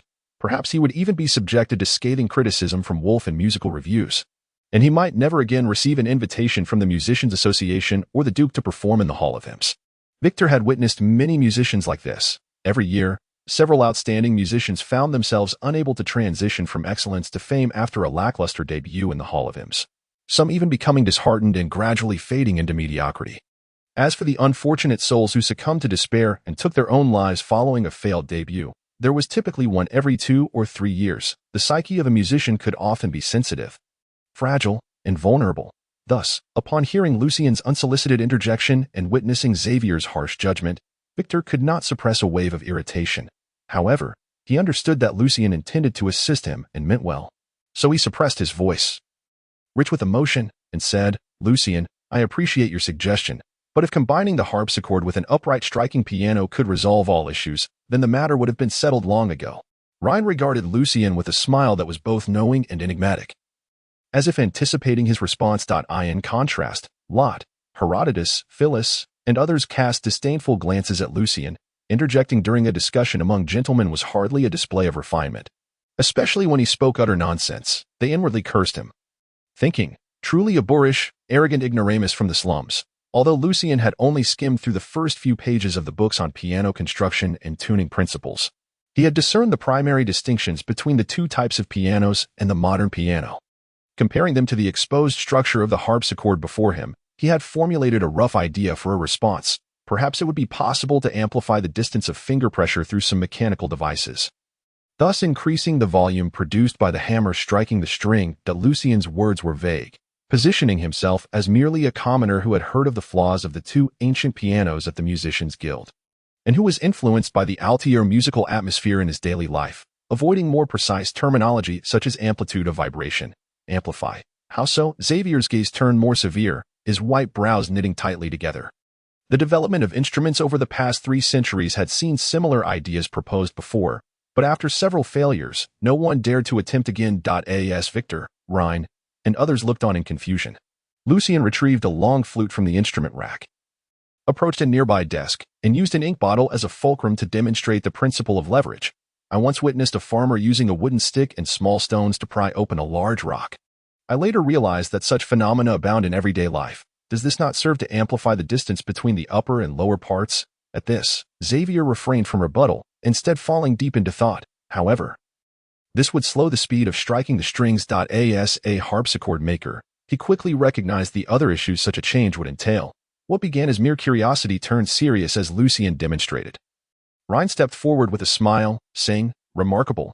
Lucien, you have discovered the principle of leverage in your daily life. You are truly observant and insightful." Lucien feigned confusion, appearing not to grasp Rhine's words, yet internally he was astounded that Rhine not only recognized it but also named it the principle of leverage. It seemed that Victor, Phyllis, Lot, and even Xavier were either entirely unaware or had noticed such phenomena without drawing any conclusions or naming them. The principle of leverage had been articulated on Earth long ago. And considering the general conditions of the continent derived from Altier's living standards, discovering the principle of leverage was not particularly surprising. Perhaps it had already been uncovered in other countries on the continent.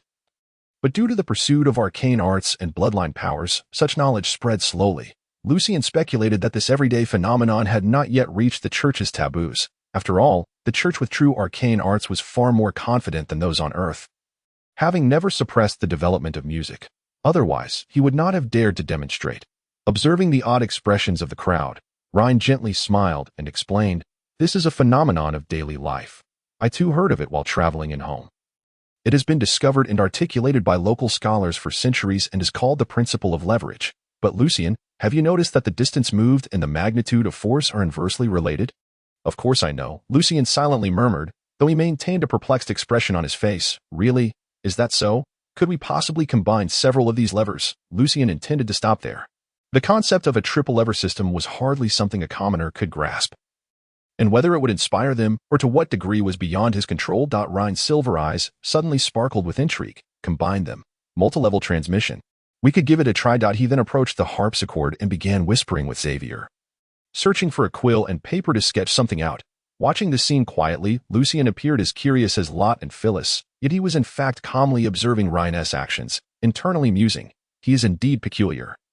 Far from being merely a violinist or bard, Victor, filled with nervous anticipation, watched as Rhine and Xavier busied themselves, eventually joining in the discussion to offer professional insights as a musician. Thus, Lucien, Lot, Phyllis, and the others found themselves relegated to the sidelines. Intrigued by the changes brought about by Lucien, Lot finally spoke to him. "In fact, I have observed such phenomena before, but never delved deeply into them. Lucien, you possess a rare quality. How did you come to think of this?" Although Phyllis was also curious about Lucien, she pointed to Rhine and Victor, who were busy within the piano room. "Quiet. If you wish to chat, please do so downstairs." She then turned her attention back to the 3 gentlemen engrossed in their work, seemingly focused on something specific. Lot had yet to reach the level of familiarity with Lucien, and his interest in the harpsichord's modifications took precedence, so he nodded and fell silent, stepping closer to observe.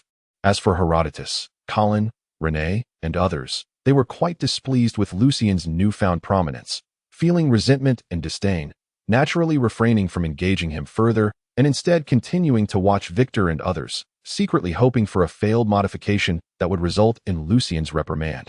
Lucien was equally curious about what effects the modifications to the harpsichord might yield, and how it would affect his subsequent borrowing of the dictionary, so he calmly resumed reading the books on piano construction and tuning principles.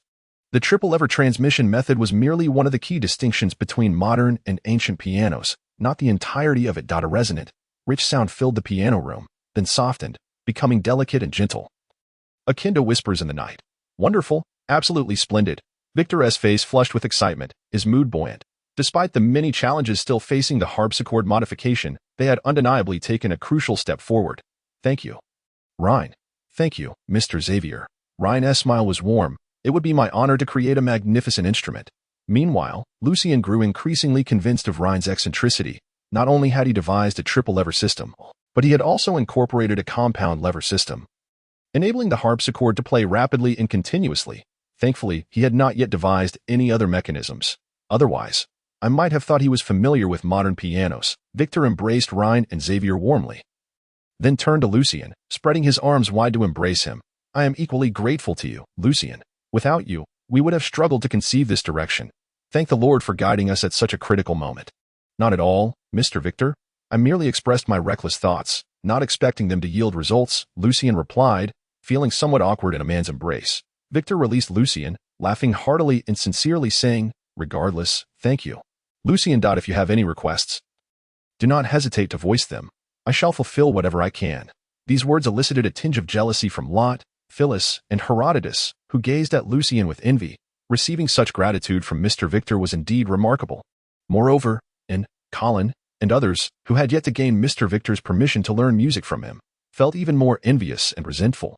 They understood the significance of Victor's words, indicating his willingness to accept Lucien as a genuine student of music, an opportunity each of them yearned for dearly. Lucien, however, was preoccupied with other thoughts, blurting out, "Could I borrow the Universal Language Dictionary?" Rhine could not help but chuckle. The request was exceedingly modest, even eliciting smiles from the otherwise complicated expressions of Lot and Phyllis.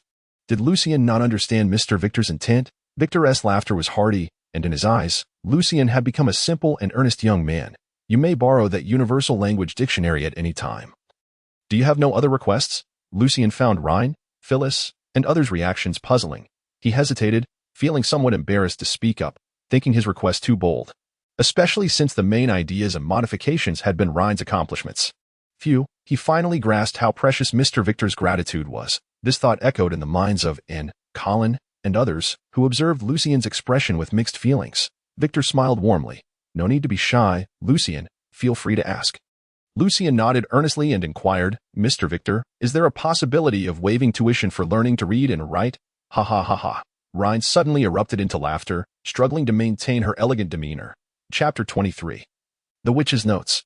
The sheer simplicity and sincerity of Lucien provoked Victor to the point of uncontrollable mirth, tears nearly streaming down his face. The others, including Rhine, Lotte, and Phyllis, joined in the laughter with great fervor, unable to preserve their poise. Even the elderly Xavier shook his head with a smile. Only Annie, Colin, and a few other students yet to follow Victor's path in music bore expressions tinged with subtle bitterness and jealousy. Lucien, bewildered by the reactions around him, began to grasp that his lack of knowledge had led to this jest. However, seeing no signs of unusual confusion or concern among them, he reasoned it could not be too grave and inquired, Mr. Victor? Victor cleared his throat a few times, suppressing his amusement, and regarded Lucien earnestly. What I mean is, Lucien, would you like to study music with me? Although you are somewhat older, the journey in music is predominantly determined by talent. Even if your abilities are merely average, a few years of study under my guidance could render you a competent musician, alleviating concerns about your future. Musicians from Alto are highly sought after by nobility in other countries. He paused briefly, adding humorously, of course, tuition is entirely waived. This remark caused Lotte, Rhine, and the others to chuckle once more. For Victor, his students fell into 3 categories. Those studying literature charged 5 silver gnarls per month. Those permitted to study music under him charged 10 silver gnarls monthly, and finally, the rarest group, those who exhibited exceptional talent and could accompany him in performances, utilizing his connections and fame. Currently, Victor had only one student in the latter category, who had become an outstanding musician. Lotte, Phyllis, and Hillerod belonged to the second group, and should Lucien agree, he too would fall into this category, albeit without the monthly fee. Despite Victor's annual earnings from teaching approximately 7 gold thalers, equivalent to the best income among the non-merchant class, his principal revenue stemmed from performances invited by nobility and music associations from other nations, typically amounting to around 100 gold thalers a year. This represented a substantial standard of living for those in high society without personal estates or business ventures, even if Victor had declined all recent invitations. His financial stability allowed him to waive Lucien's tuition without concern. Lucien had not anticipated that Victor's gratitude would manifest in the form of offering him a place as a music student, causing a moment of hesitation. However, he quickly recalled the contents of the witch's notes and his desire to repay Uncle Joel's family. He pondered internally, I am yet to discover a suitable place to learn magic. It seems I must continue residing in Alto for a considerable time. as it is the largest and most prosperous city in the West, closest to the Dark Mountains, and with a diverse populace, making it far easier to procure magical materials and gather information. Thus, disguising my identity as a magician under the pretense of being a music student or musician while earning the necessary funds appears to be a wise choice. As this profession is highly respected in Alto, given his intention to embark on the study of magic in Alto, Lucien preferred not to exploit the various inventions and creations within the library for profit, as this might easily attract the church's attention. Once he locates a safe place or country to learn magic, he could pursue that avenue without delay. With his thoughts clarified, Lucien presented a sincere smile. Thank you, Mr. Victor. I hope you will teach me the exquisite and refined art of music. Victor nodded with satisfaction. Lucien, your purity, diligence, seriousness, and intelligence are qualities I have seldom encountered. I hope you achieve significant accomplishments on your musical journey. With these words, he formally permitted Lucien to study music with him, which immediately cast a shadow of disappointment over Annie, Colin, and the others. I'm truly not that simple, Lucien retorted silently within himself, merely lacking knowledge at that moment. Simultaneously, he sensed the complex gazes from Colin, Renee, and others directed at him. Victor summoned Ace to return Lucien's 5 silver gnarls, then invited Ryan and Xavier to his study for a private discussion of gratitude.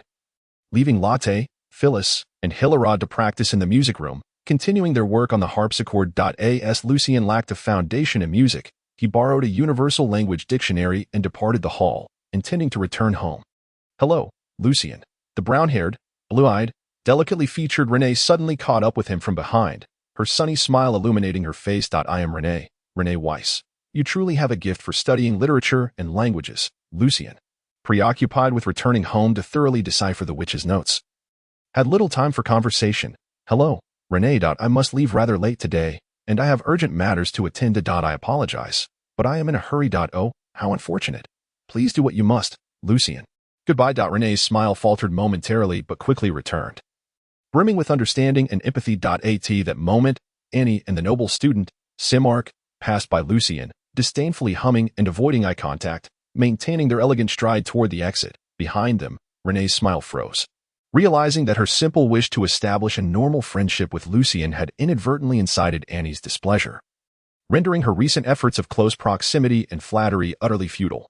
Colin and David exchanged mocking glances at Renee, then turned their gazes back to Lucien's retreating figure, shaking their heads in envy of his apparent fortune. Upon returning to his modest dwelling in the Adrian district, it was only just past 5 in the afternoon. The bright summer sun still illuminated Alto as Lucien sought an excuse of being engrossed in study to inform Aunt Elisa that he would not be dining at her home that evening. He then baked a loaf of dark bread to stave off his hunger, postponing the revelation of his tuition waiver to her family until the following day. At this moment, nothing held greater significance for Lucien than deciphering the witch's notes and delving into the study of magic. After consuming the dark bread, Lucien locked the repaired wooden door, arranged his paper and quill in a studious manner, and then activated the soul library, swiftly incorporating the dictionary into its collection. Having completed these preparations, Lucien opened the witch's magical notes, diligently comparing them with the dictionary for a thorough interpretation. Thanks to the experiences and knowledge he had accumulated over the preceding days, by around 10 o'clock that evening, Lucien had deciphered all but the final few pages of the magical notes, exhaling a long sigh of relief. It seems the witch's knowledge of the ancient Zilvanese script is somewhat lacking. Therefore, her magical notes are recorded in great detail, with some passages even mirroring those of her ancestral family notes. I can certainly follow her records to learn magic, yet her notes conclude with the process of becoming a formal magician. I will need to devise alternate methods or reverse engineer the ancient Zilvanese script from the magical notes to decipher the tomes on astrology and elemental magic, regardless of what may transpire after becoming a formal magician. Lucien is fully capable of embarking on his journey to learn the arcane arts. According to the records of witches, in the ancient magical empire, magic was perceived as the mysterious transformations of the 4 fundamental elements, earth, fire, wind, and water, under the influence of mental power.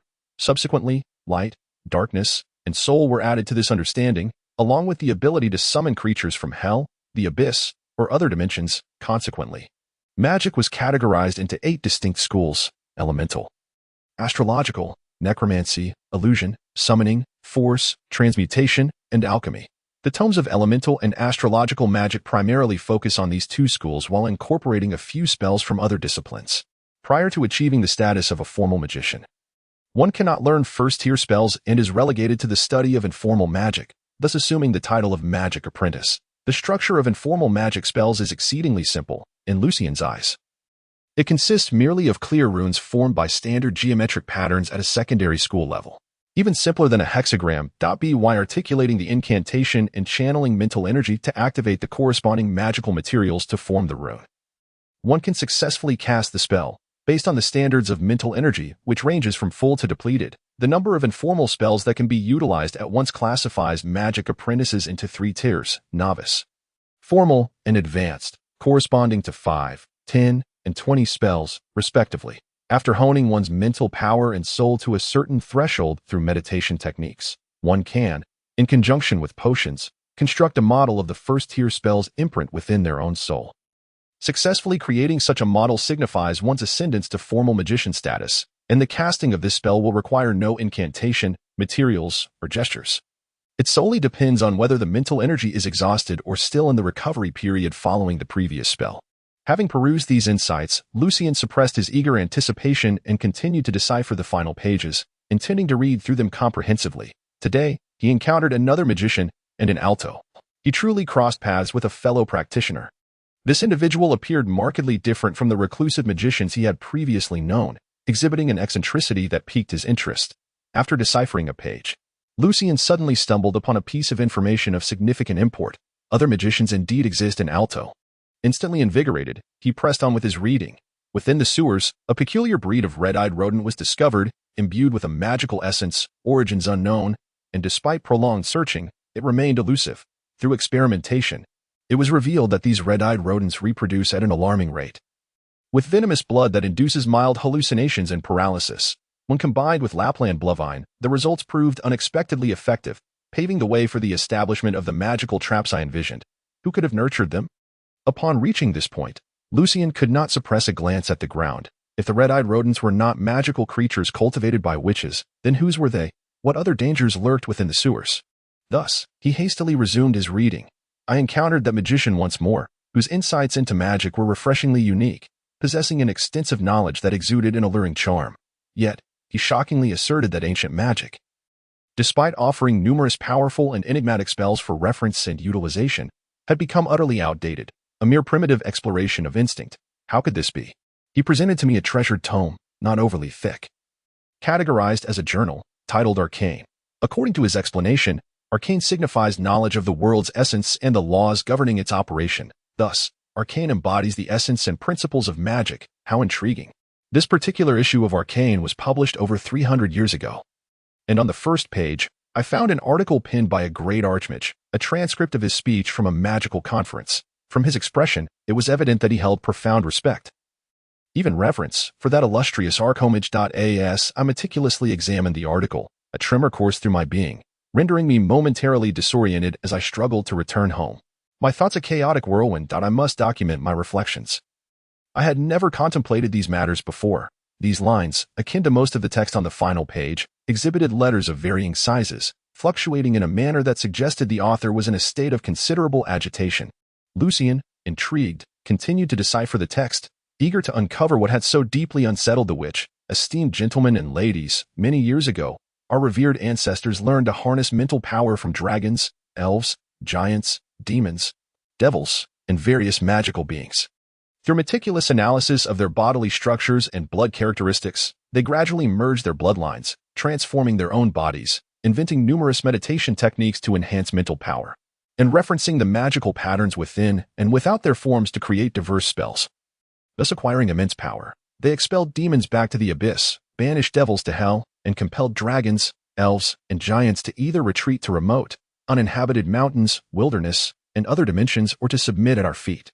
This resounding victory spurred legendary ancient magicians to pursue ever greater power, venturing into the abyss, hell, and various dimensions, until the Church of Truth flourished, leading to the swift downfall of the 3 great magical empires within a few centuries. The glories of yesteryear have now morphed into today's bitterness, confusion, and despair. Dear gentlemen and ladies, it is time to pause. Do not be beguiled by power. We must reflect upon several pressing questions. What is the true essence of magic? Why do living beings possess mental power? What is the nature of mental power? In what form does it exist? Are earth, fire, wind, and water indeed the fundamental elements? If so, in what form and according to what laws do they constitute this magnificent world? If not, then what are they? What magical element should exist? What is the essence of the soul? Are soul and consciousness identical? If not, in what form does consciousness exist? Do we require tools to elucidate and assist in establishing magical models? Does divinity exist? And if so, what is its essence and mode of existence? What form does the progenitor vampire, Athena, take? And how does she achieve immortality? Why does this world possess a sun and a silver moon? Why do they rise and set daily? And what force sustains their motion? If we probe deeper into these seemingly normal occurrences in the material world, we may uncover truths that remain elusive to us.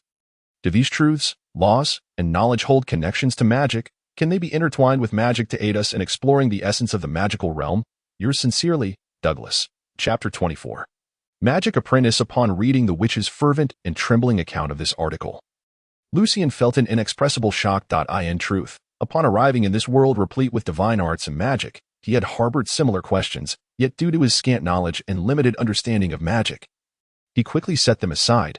Now, the 10 monumental questions, directly addressing the essence of the world and its rules, instilled in Lucian the conviction that if he could unravel these inquiries, he would attain insight into the true nature of the world, comprehend the reasons behind his transmigration, and discover a path to return. This archmage, named Douglas, though he may not have fully grasped any of these 10 questions, if he had made any progress in his research on them, his power would undoubtedly be formidable, rivaling that of the legendary ancient magicians mentioned at the beginning of his article, with the Arcane journal and the peculiar magician encountered by the witch.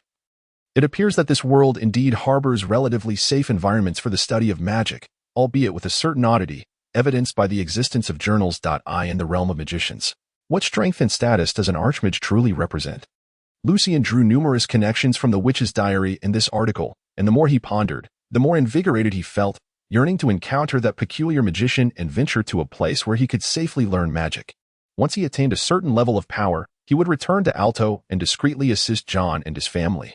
Amongst this, Lucian's most exhilarating, anticipated, and perplexing questions were, are earth, fire, wind, and water indeed the fundamental elements? If so, in what forms and according to what laws do they construct such a captivating world? If not, what are they? What magical elements should exist? Why does this world possess a sun and a silver moon? Why do they rise and set each day, and what force maintains their movement? If we delve deeper into these seemingly normal phenomena in the material realm, we may uncover principles that remain unclear to us. Do these principles, laws, and knowledge connect to magic, and can they be integrated with magic to aid us in exploring the essence of the magical world? In Lucian's view, if the elemental forces of earth, fire, wind, and water are indeed not the fundamental elements in the first inquiry, and the answer to the second question suggests the ability to apply and integrate the laws of the material world into magic, it implies that a significant portion of the knowledge he has acquired over the past decade, as well as much of what resides in the library, could prove invaluable in his study and practice of magic. If such knowledge can be utilized, to what extent might it wield its influence? At this moment, Lucian, having yet to delve deeply into the realm of sorcery, could only speculate, at least during this period. He has encountered entities akin to silver, copper, and iron, leading him to believe that elements may truly exist. Moreover, aside from magic and divine arts, no actions in daily life have yet contravened the laws of physics. However, once the concepts of mental energy, soul, and the peculiar, formidable magical beings are introduced, the world presents itself as a surreal reflection of Earth. A sudden thought crossed Lucian's mind. Perhaps the reason behind the inability to access certain books in the library is not as I previously surmised, which merits further investigation. After a prolonged period of exhilaration, during which myriad thoughts surged within him, Lucian gradually regained his composure, having matured significantly. He understood that the foremost priority remains the diligent study of magic. He must not indulge in unrealistic fantasies or pursue matters yet to be substantiated. Regardless of the world, groundedness is a worthy trait to possess. Reining in his thoughts, Lucian turned to the final page of the witch's notes.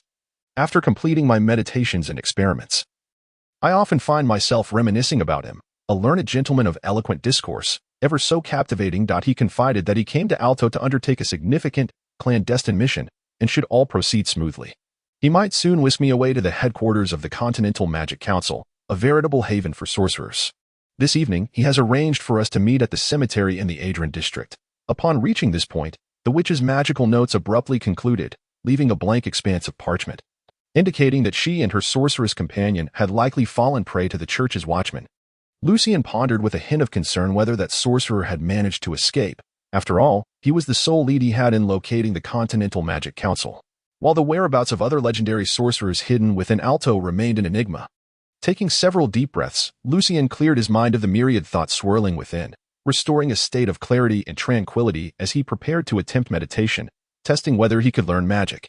Following the guidance within the magical notes, Lucian maintained a gentle, prolonged rhythm of breath, allowing his spirit to expand and gradually retract, then expand once more, until he entered a state of near-ethereal emptiness.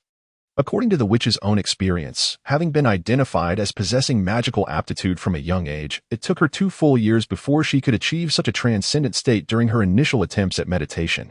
It took an additional year for her mental energy to develop to the level of an apprentice sorcerer capable of sensing the magical elements in this ethereal state. However, once she became an apprentice sorcerer, the cultivation of her mental energy faced little hindrance, allowing her to systematically refine her spirit and soul to the strength necessary for constructing spell imprint models, with the only challenge being the passage of time required for such progress. The witch began her meditation practice at the age of 10, became an apprentice at 13, and by 14, she had crossed the threshold into the realm of high-level apprentices, finding great satisfaction in her mental prowess. Yet, subsequently, due to her difficulties in analyzing magical structures and constructing imprint models, she endeavored to enhance her mental energy to that of a formal sorcerer in hopes of forcibly achieving her goal. Unfortunately, the apprentice-level meditation techniques proved ineffective at this stage, and the witch found herself unable to meet her objectives. Consequently, she turned her ambitions toward a rare magical potion known as the Gateway of Magic, hoping to leverage her superior mental energy to facilitate her advancement. Initially, after perusing the witch's accounts, Lucian felt a tinge of disappointment, believing that he would be unable to contend with any potential retaliation from the gang in the immediate future through magic. However, with Victor, a renowned figure in Alto who frequently garnered invitations from nobility and mingled within high society, becoming his formal student should ostensibly deter most gang members from harassing him further, barring those who might act recklessly. Still, Lucian harbored a vague sense of anticipation, having already noticed a significant breakthrough in his mental energy since the incident in the sewers, even sensing the presence of someone tailing him. This might shorten the time required for him to achieve the status of an apprentice sorcerer to mere months or even weeks. Yet the reality unfolded in a manner entirely unforeseen by Lucian. After he had dispersed his mental energy and drawn it back a few times, he found himself smoothly entering that state of emptiness and ethereality, successfully meditating for the first time in under 30 seconds. Maintaining this meditative state, Lucian endeavored to extend his mental energy outward. Everything around him transformed, diverging entirely from the sight of his eyes, imbued with stable, profound power, volatile, surging energy, delicate, dissipating force, and gentle, flowing strength. Could this indeed be the essence of earth, fire, wind, and water? To his astonishment, Lucian realized that his mental energy had already reached the level of an apprentice sorcerer. Overwhelmed with surprise, he nearly lost his meditative focus. No wonder his first attempt was successful. Such a reward had come only at the precipice of life and death. Am I now considered a sorcerer apprentice? Understanding the implications, Lucian settled into a state of joyful calmness. Perhaps before long, he would learn his first informal spell. Yet, why did the elemental forces of earth, fire, wind, and water feel more akin to states of energy? Prepping to employ the apprentice-level elemental meditation techniques from the Book of Astrology and Elements, Lucian found himself pondering this question. Reflecting on Douglas's earlier inquiry, he began to suspect, could it be that these represent the 4 fundamental forces of the universe: gravity, weak nuclear force, electromagnetic force, and strong nuclear force? But aren't the latter 3 merely different manifestations of a singular force?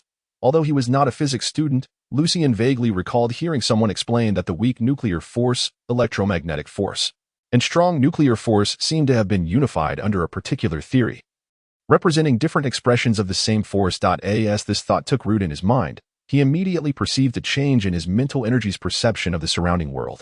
Above him, a starry sky emerged, dark and resplendent, with each star appearing as a small point of light, flickering incessantly, and each exuding an invisible force that extended to the ground, which similarly radiated a heavy, stable gravitational pull. Aside from this, the elements of fire, wind, and water appeared relatively unchanged, yet the once clear boundaries between them seemed to blur slightly. In his meditative state, Lucian maintained a calm demeanor, but such changes compelled him to ponder.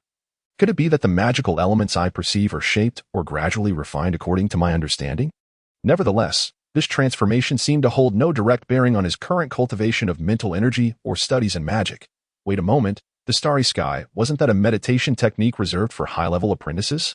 Lucian suddenly recalled another form of apprentice-level meditation described in the Witch's Notes. The Book of Astrology and Elements, as its name suggests, is indeed focused on the realms of astrology and elemental magic. Naturally, there exist meditation techniques pertaining to both schools. However, the apprentice-level meditation technique associated with astrology, while not superior to that of elemental magic and enhancing mental energy and soul, bore significant implications for the witch.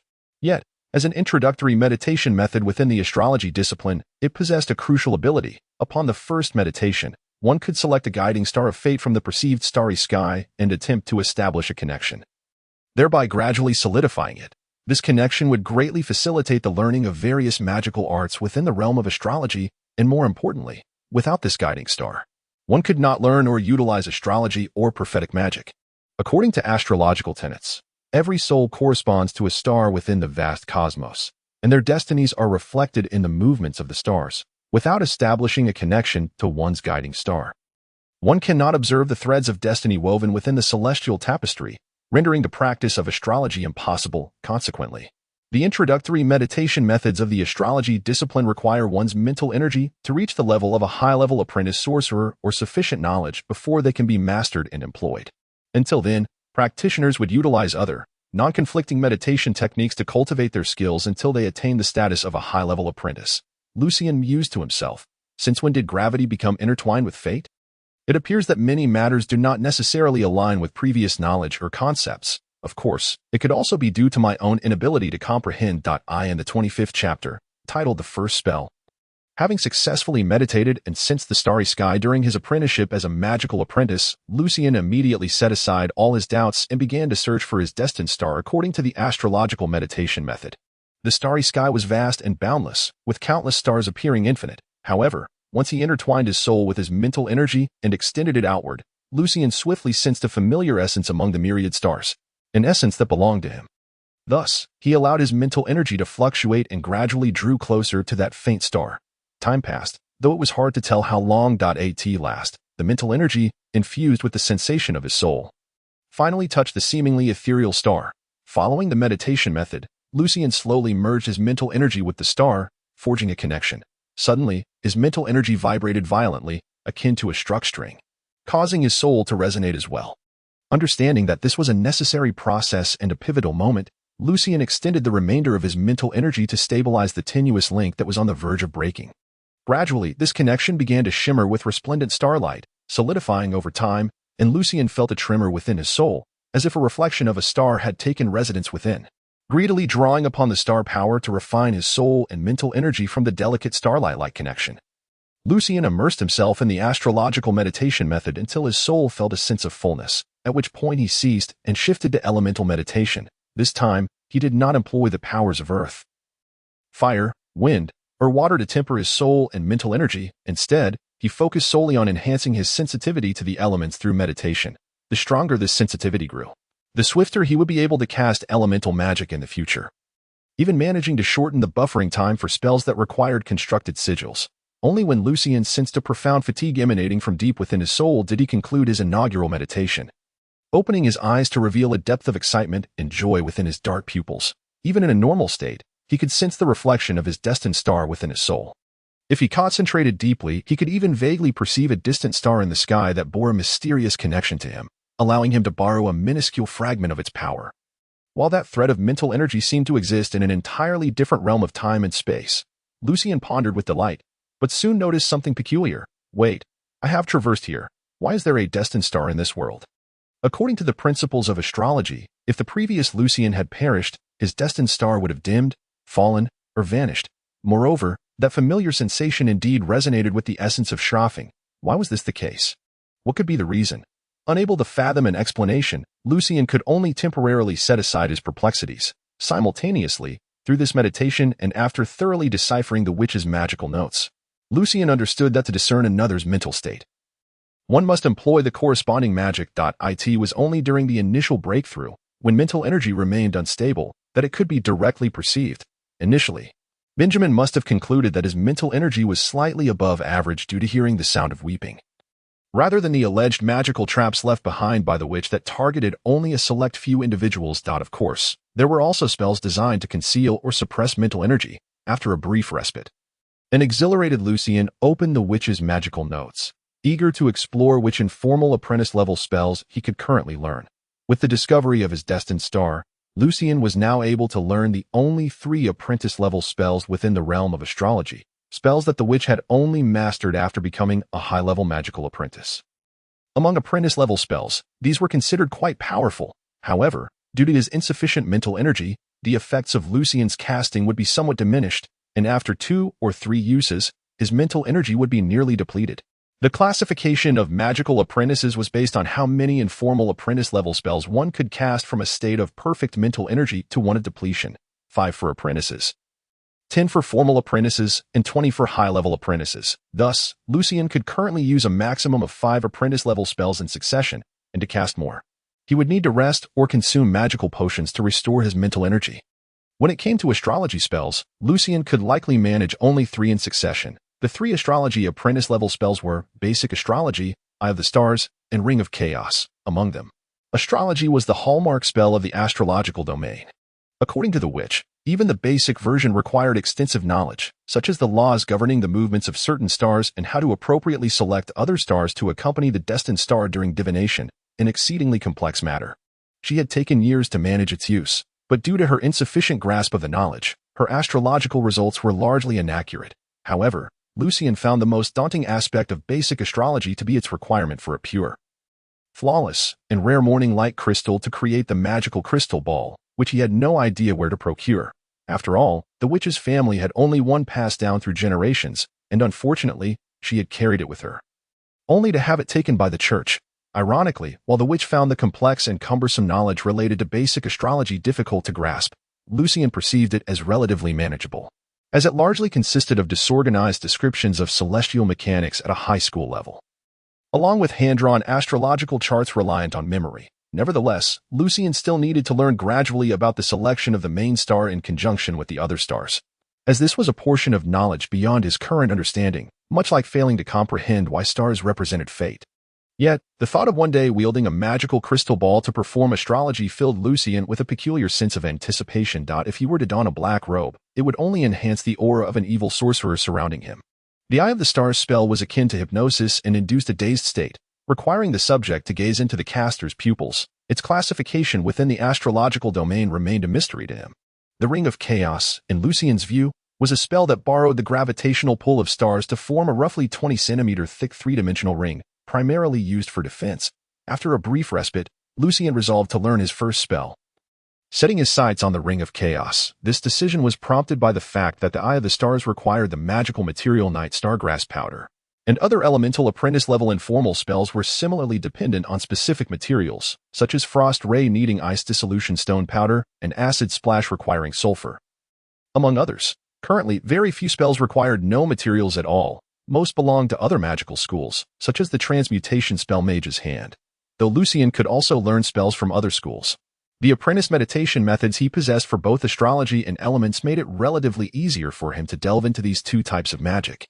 Following the training method outlined in the witch's magical notes, Lucien concentrated his mind, sensing the star of destiny within his soul, connecting with the star in the night sky, and the almost imperceptible power it radiated. He then softly recited the incantation, which was both awkward and peculiar. This time, as Lucien articulated the incantation, he distinctly sensed that with the vibrations of his voice, his mental energy began to fluctuate, undergoing a wondrous transformation as it started to merge with the gravitational force of the star. Lucien quickly adapted his mental energy to the simple sigil of the Ring of Chaos. Unfortunately, due to his lack of proficiency, before he could fully shape the sigil, the combination of his mental energy and the star's gravitational pull ceased, resulting in a failed spell.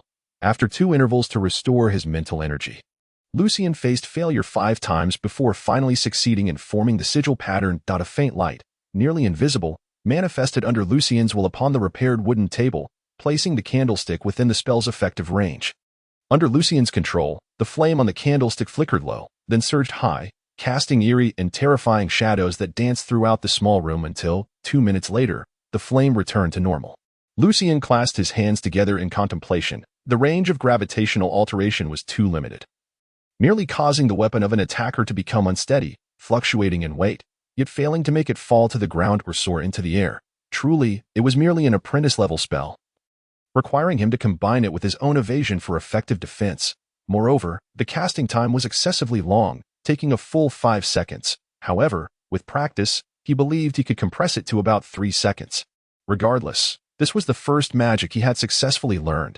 Lucien had not anticipated mastering the Ring of Chaos so swiftly. After all, the witch had taken an entire month to learn this spell, which brought him great joy. According to the witch's own records, she had struggled to understand why star power could cause disturbances in the elemental plane of Earth, leaving her unable to analyze the structure of the spell in a short time. Instead, she had been compelled to practice repeatedly, forcibly deciphering it and accepting its effects as fact. In contrast, it appeared that in this world, knowledge sometimes equated to power. In the midst of his joy, Lucien meticulously reflected on the process of casting the spell he had just performed, searching for a method to expedite the incantation time. The purpose of the incantation seemed to be to generate a specific frequency, allowing his mental energy to resonate accordingly. What if I were to control my mental energy to vibrate in such a manner from the very outset? If successful, it could save the time spent reciting the incantation, potentially limiting the casting duration to around 2 seconds. However, it appeared that this would demand an even greater level of control over my mental energy. With this thought in mind, Lucien resumed his practice of the uncontrolled ring, resting and repeating the exercise countless times. Eventually, when he felt that a brief pause could no longer restore his mental energy, the casting time of the uncontrolled ring had diminished to just over 3 seconds, and he had approximately recorded the specific frequency generated by the incantation. He planned to conduct an experiment with incantation-free casting the following morning, and then procure some common, inconspicuous spell components and magical potion ingredients. As the weary Lucien succumbed to slumber, he drowsily considered that for a mage, magical experimentation is essential for dissecting the structure of spells and mastering the arcane arts, even if his future path would not lead him to become an alchemist. Chapter 26. The beginning of a new life. Within the witch's magical journal, there were records of over a dozen magical potions, each possessing wondrous effects, such as the brown owl potion for restoring mental energy. The 3 most precious concoctions were the potion of the Arcane Gate, which could forcibly elevate a magical apprentice struggling to comprehend the intricacies of spell structure, the Silver Moon Potion, which accompanied a magical apprentice's ascension to mage, and the Weeping Soul Potion, capable of unleashing the latent bloodline powers of an otherwise normal adult. Currently, the potion that intrigued Lucien the most was the Weeping Soul Potion. The materials required for the potion of the Arcane Gate and the Silver Moon were not only exceedingly rare but also difficult to procure within a short time frame. In contrast, the Weeping Soul Potion could be utilized by an average adult after some training. It was a creation of ancient mages, designed to rapidly cultivate low-level servants under specific circumstances, at the cost of overextending one's physical potential to invoke bloodline strength. Consequently, its adverse effects were significant. Once the Weeping Soul Potion was used to elevate one to knighthood, further training would no longer enhance their bloodline power, resulting in a strength inferior to that of a typical knight. However, for Lucien, who held little hope of becoming a knight and had chosen the path of magic, this posed little issue. It was a means of swiftly augmenting his power. The challenge lay in the fact that the materials required for this potion were either exorbitantly priced or exceedingly peculiar. As an apprentice mage, Lucien found it quite difficult to gather them all. Furthermore, if his physical constitution did not meet the standard of a normal adult, consuming the potion could lead to a high likelihood of failure, endangering his life. For normal adults, there was a certain chance of failure. The better their constitution, the higher the likelihood of success. The Weeping Soul Potion represented a remarkable achievement in necromantic magic, with a simplified formula as follows: Black Corpse Mushroom Water Ghost Brain Tissue Vengeful Spirit Dust Moonlight Rose Powder Weeping Soul. Among these, the Black Corpse Mushroom is a peculiar fungus that grows on decaying corpses. Before maturation, it appears milky white, but within a day of ripening, it turns completely black and can remain unwithering for a month. Its faintly hallucinogenic aroma can induce the toxin of the rotting corpse if consumed directly, and the darker the harvested mushroom, the more potent the resulting Weeping Soul Potion. The Water Ghost Brain Tissue is derived from the brain of the undead creature known as the Water Ghost. The stronger the Water Ghost, the more effective the resulting potion. The same holds true for the Vengeful Spirit Dust. The Moonlight Rose, as recorded by the witch, is a rare plant that emits a silvery moonlit hue at night and serves as an aid when high-level nightly servants activate their bloodline powers, making it exceedingly expensive, costing 1 gold thaler or 100 silver nails for just 1 gram. Moreover, A successful potion requires at least 10 grams, while the entire process of a high-level knightly servant activating their bloodline power can range from 5 to 50 grams, depending on their capabilities. The witch had once contemplated brewing the Weeping Soul potion to enhance her strength swiftly, facilitating her search for the ice-like goldfinch. After all, the power of a first-tier knight ranks among the elite within the entire Valorith Principality. Truly a mark of nobility. From what Lucian had observed in recent days, he knew that there were only around 400 knights officially recognized by the Principality, though many individuals in Alto surpassed the typical knight in strength. Unfortunately, the witch could not afford the Moonlight Rose at present. However, she had gathered information indicating that the Burin River had recently been plagued by water ghosts at night and learned that vengeful spirit dust could be acquired by summoning low-tier undead creatures using an apprentice-level spell combined with the blood of malevolent beings. Thus, he had no choice but to temporarily set aside these pursuits. In response, Lucian continued his magical studies, focusing on meditation, spellcasting training, and magical experimentation, while discreetly seeking information about these materials. As the month of the blazing fire, July, approached, the sky brightened early, adorned with clouds that shimmered like orange-red gemstones. Lucian, rising even earlier, had already conducted an experiment utilizing mental energy vibrations to replace incantations. The magical experiment proved successful. Indeed, it was possible to invoke the uncontrolled ring spell through the prior vibration of mental energy. Yet the outcome was far from ideal. Lucian discovered that this method consumed an exorbitant amount of his mental energy due to the high demand for control. When using the incantation in conjunction with spell casting, it would take 3 uncontrolled rings to deplete his mental energy, but employing mental energy vibrations allowed for the depletion of his reserves with just 1 casting of the uncontrolled ring. Unless in special circumstances, this method proved to be of little practical use, much to Lucian's disappointment. After a session of meditative refinement, Lucian's mental state was restored. He tidied his disheveled room, a consequence of practicing the uncontrolled ring, and set out toward Antelisa's home. "Good morning, brother Lucian. Shall we have breakfast together?" Avon greeted as he opened the wooden door.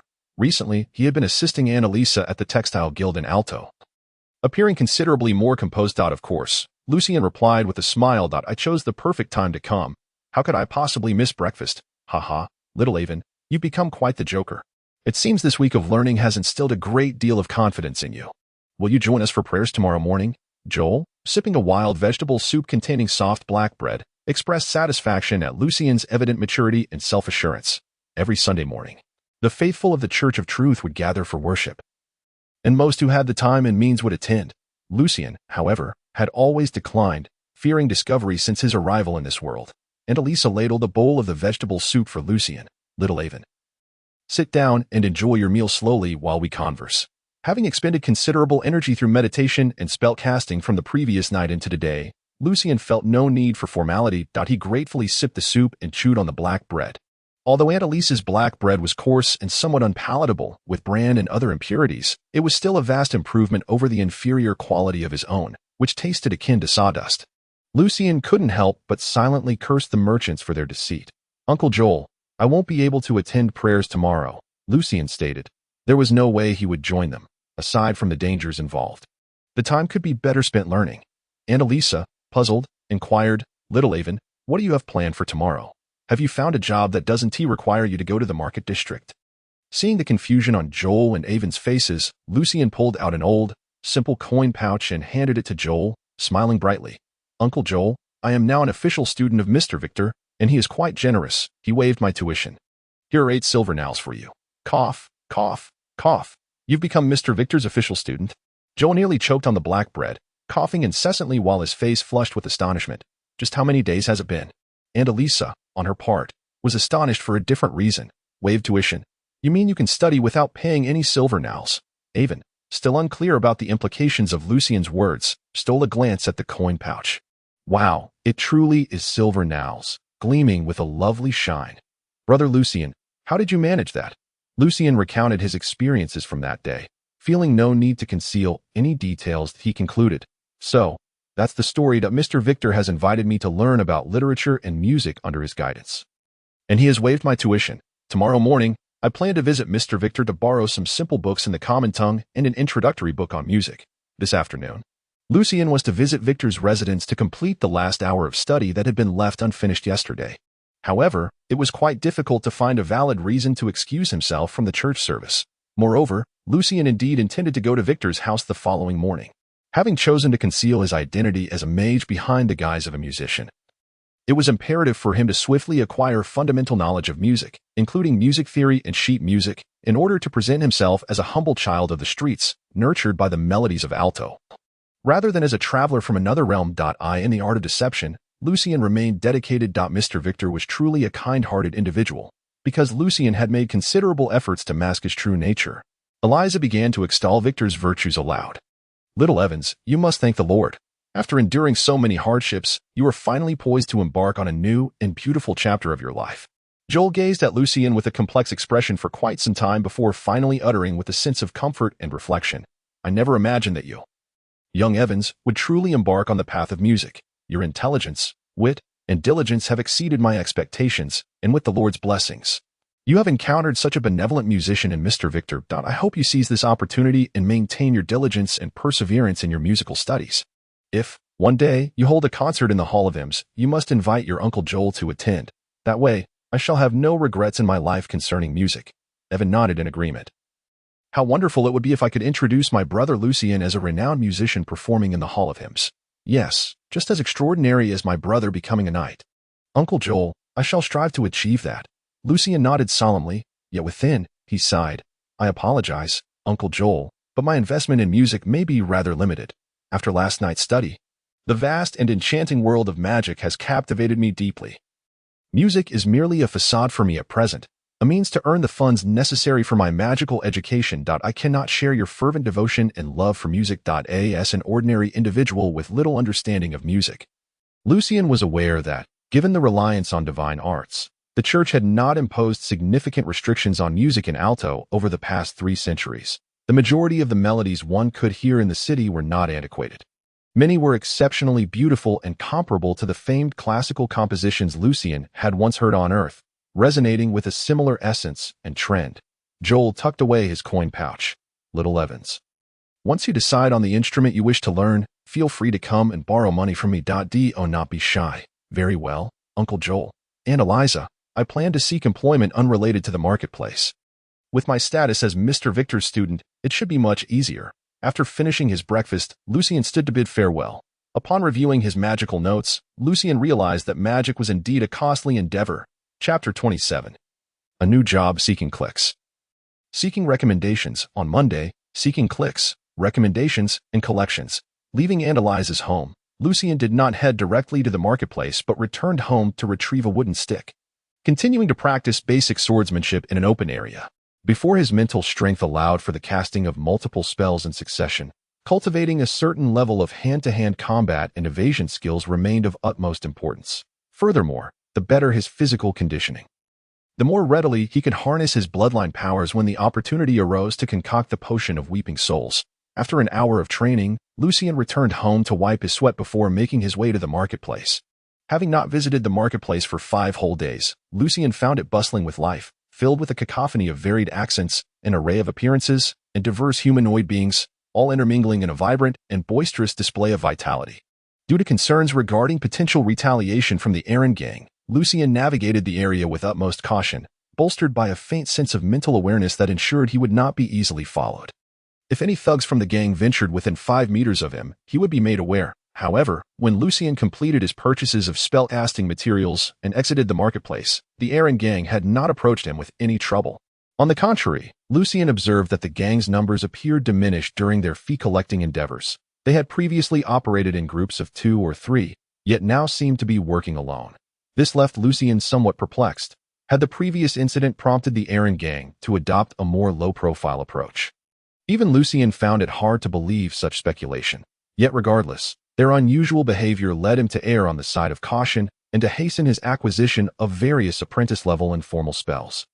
Although their destructive and defensive capabilities were not particularly formidable, their peculiar and cunning nature could be advantageous in the right circumstances. Lucien pondered that even if he encountered 10 thugs from the gang, he could manage to fend for himself, provided they lacked ranged weapons such as bows or crossbows. In the marketplace, Lucien spent a full 3 hours purchasing 3 types of spell-casting materials. This was due to his heightened caution following the previous encounter with the Arcane gang. Even though some materials were quite common, he opted not to purchase those that were currently unnecessary for his livelihood. Many of these materials could be foraged in the wild, such as the bark fruit and the powder from red vein stones. Therefore, Lucian resolved to find a time to venture outside the city to gather them. The three types of spellcasting materials Lucian procured included sulfur, commonly used for pest control and mosquito repellent; night star grass, which promotes tranquility and aids sleep, an entirely reasonable purchase for a student of music; and ice-clearing stone, known for its preservative and invigorating properties. Lucian purchased enough of each material for 100 uses, with night star grass being the most expensive, followed by ice-clearing stone, while sulfur was the least costly. Altogether, Lucian spent 1 silver nail and 20 copper furls, nearly half of his entire wealth. This prompted him to muse. Magic is truly expensive, due to the splattering of acidic liquids and the frost ray, which did not leave behind the easily manageable traces characteristic of the uncontrolled ring. Lucian refrained from practicing magic within his modest abode during the day. Instead, he planned to wait until nightfall, akin to a witch, and seek a sewer entrance to practice in the depths below. At 2 in the afternoon, Lucian arrived punctually at Victor's residence to continue with the studies he had postponed the day before. "Lucian, do you have a job at present?" After an hour of study, once Renee, Colin, and Annie had departed, Victor suddenly inquired with a gentle tone. At that moment, only Lot, Phyllis, Herodotus, and Lucian remained in the hall. Lucian shook his head. "Mr. Victor, I lost my previous job and have yet to find a new one." Having quickly realized the financial demands of magical education, Lucian had already resolved to inquire at the Copper Crown Tavern before evening fell. If that yielded no results, he would explore the administrative district the following day. Victor's unexpected inquiry stirred a flicker of hope within Lucian. "Given your family's circumstances, even if I were to waive your tuition fees, I fear that attending lessons from 2 to 6 in the afternoon may still pose challenges for your livelihood." Victor deliberated, having previously spoken with Colin and Renee, aware that for someone of Lucian's background, survival typically required at least 10 hours of labor each day. While unsure of how Lucian had previously managed to afford his tuition, he noted that the boy's attire suggested little improvement in his living conditions. "I happen to know of a relatively easy job that requires only 4 hours of work each morning, providing an income of 10 silver nails per month. Would you be interested, Lucian?" The prospect of securing such a manageable job truly astonished Lucian. Victor not only had taken him on as a genuine student and waived his tuition but also showed concern for his well-being. Overwhelmed with gratitude, Lucian reflected on how, despite encountering rogues like Jackson, he had also met kind-hearted individuals such as Uncle Joel and Eliza, John, and Mr. Victor since his arrival. "I would be willing, Mr. Victor." "You agreed without even inquiring about the job," Victor remarked humorously. The association's music library originally had one person managing it each morning and afternoon. But I suggested that having just one person might lead to errors, and to my surprise, the association actually agreed to add 2 more positions. "Yes, while you oversee the library, you can take the opportunity to explore introductory music books, allowing you to grasp concepts more quickly when I teach you. After a week of foundational study, you can attempt to learn an instrument." In Victor's view, since he was uncertain of Lucian's potential, he aimed to have him learn an instrument as soon as possible, ensuring a stable source of income as a musician, and if talent emerged, he could delve into more advanced studies later.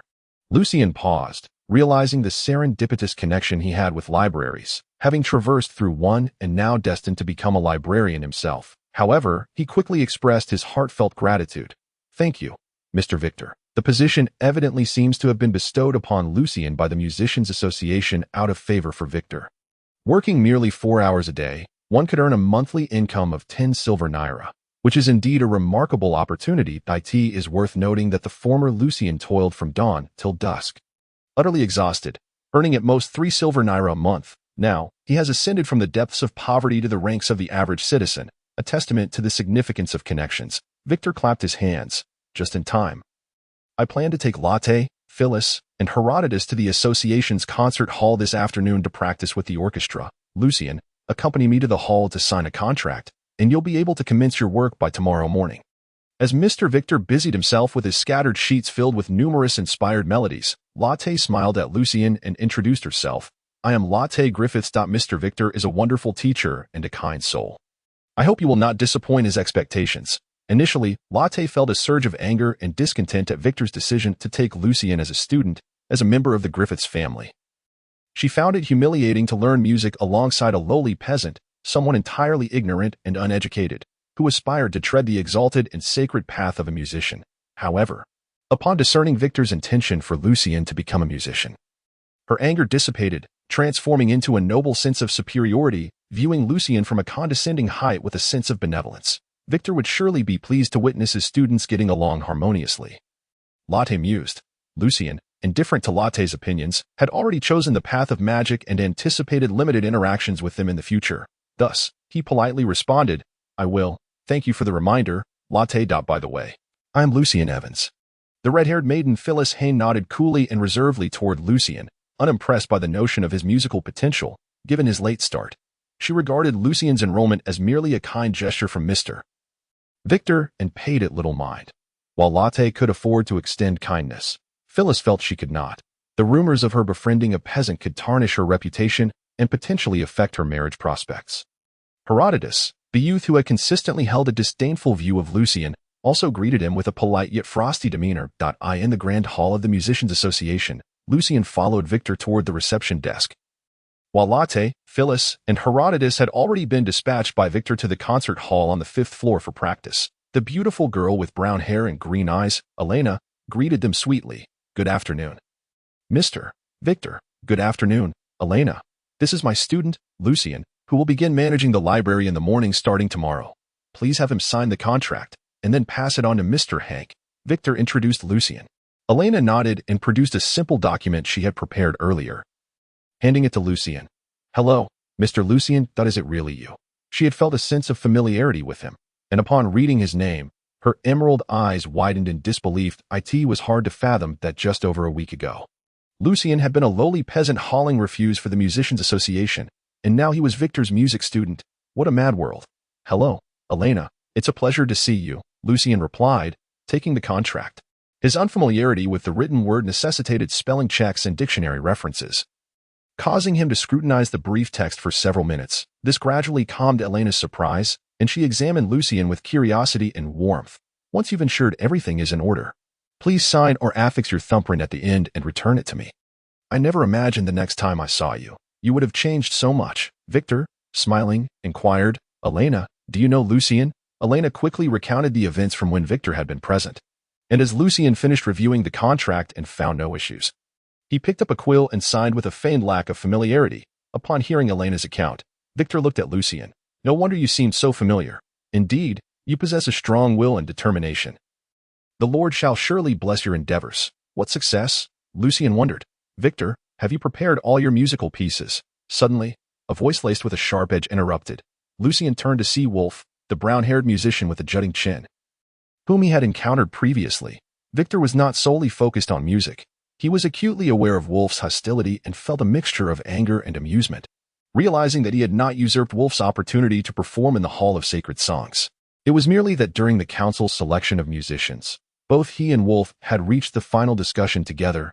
If blame were to be assigned, it would likely fall on Wolf himself, who was more adept at writing critiques than composing music, having forgotten his own musical aspirations. Of course, Wolf, I have just completed a new piano concerto, and I am quite pleased with it.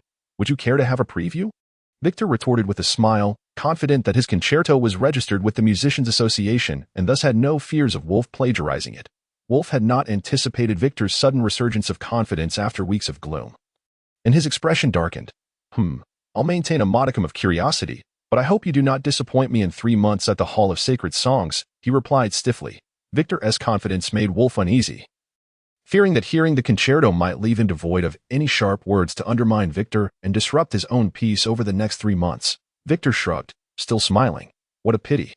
I had hoped for your insights." Wolf, unwilling to prolong this topic, shifted his gaze to Lucien beside Victor and, noticing his shabby, inexpensive linen attire, disdainfully raised his chin.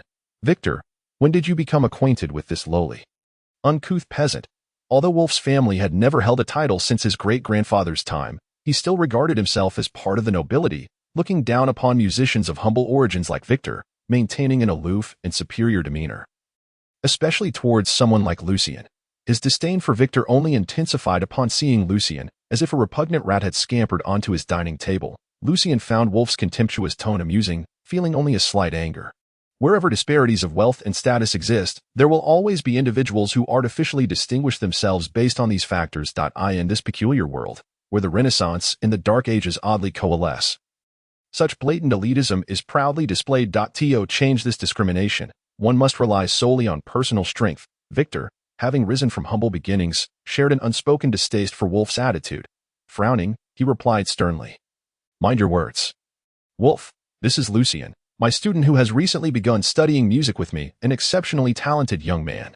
While Victor himself bore no prejudice against the poor, the prevailing attitudes, atmosphere, and education of the world had deeply influenced him.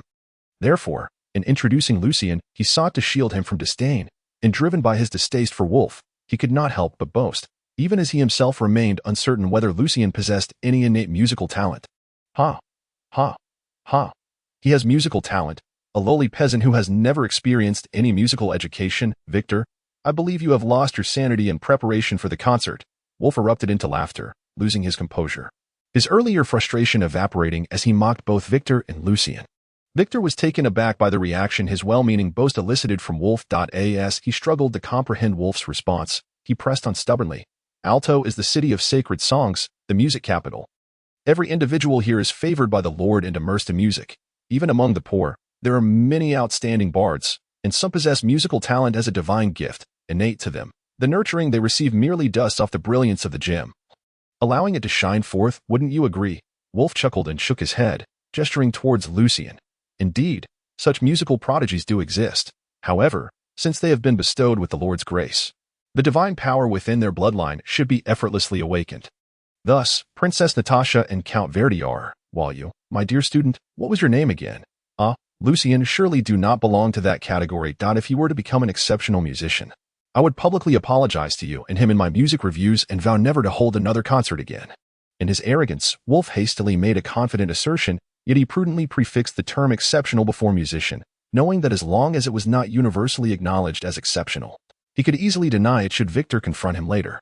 From what Lucien had gleaned in recent days, Princess Natasha was the sole heir of Duke Valeret, a member of the Violet family, whose title must be inherited by each new duke prior to their ascension.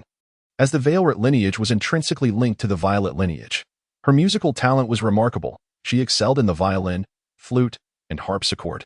Were it not for her noble status, she would likely have already become an outstanding musician. Furthermore, as a knight, Natasha was also a distinguished fifth-level knight, and at merely 25 years of age, she was not far from the rank of Celestial Knight. Count Verdi, also of the Violet family, was the Duke's nephew. Having composed several notable pieces, currently he served as the commander of the city guard in Alto and had just attained the rank of fifth-level knight. After sharing these thoughts, Wolf did not cast a glance towards Victor. Instead, smiling as he made his way towards the staircase, Victor shook his head in disdain and addressed Lucien. Do not concern yourself with that narrow-minded, acerbic, and vulgar fellow. Focus on your studies this afternoon.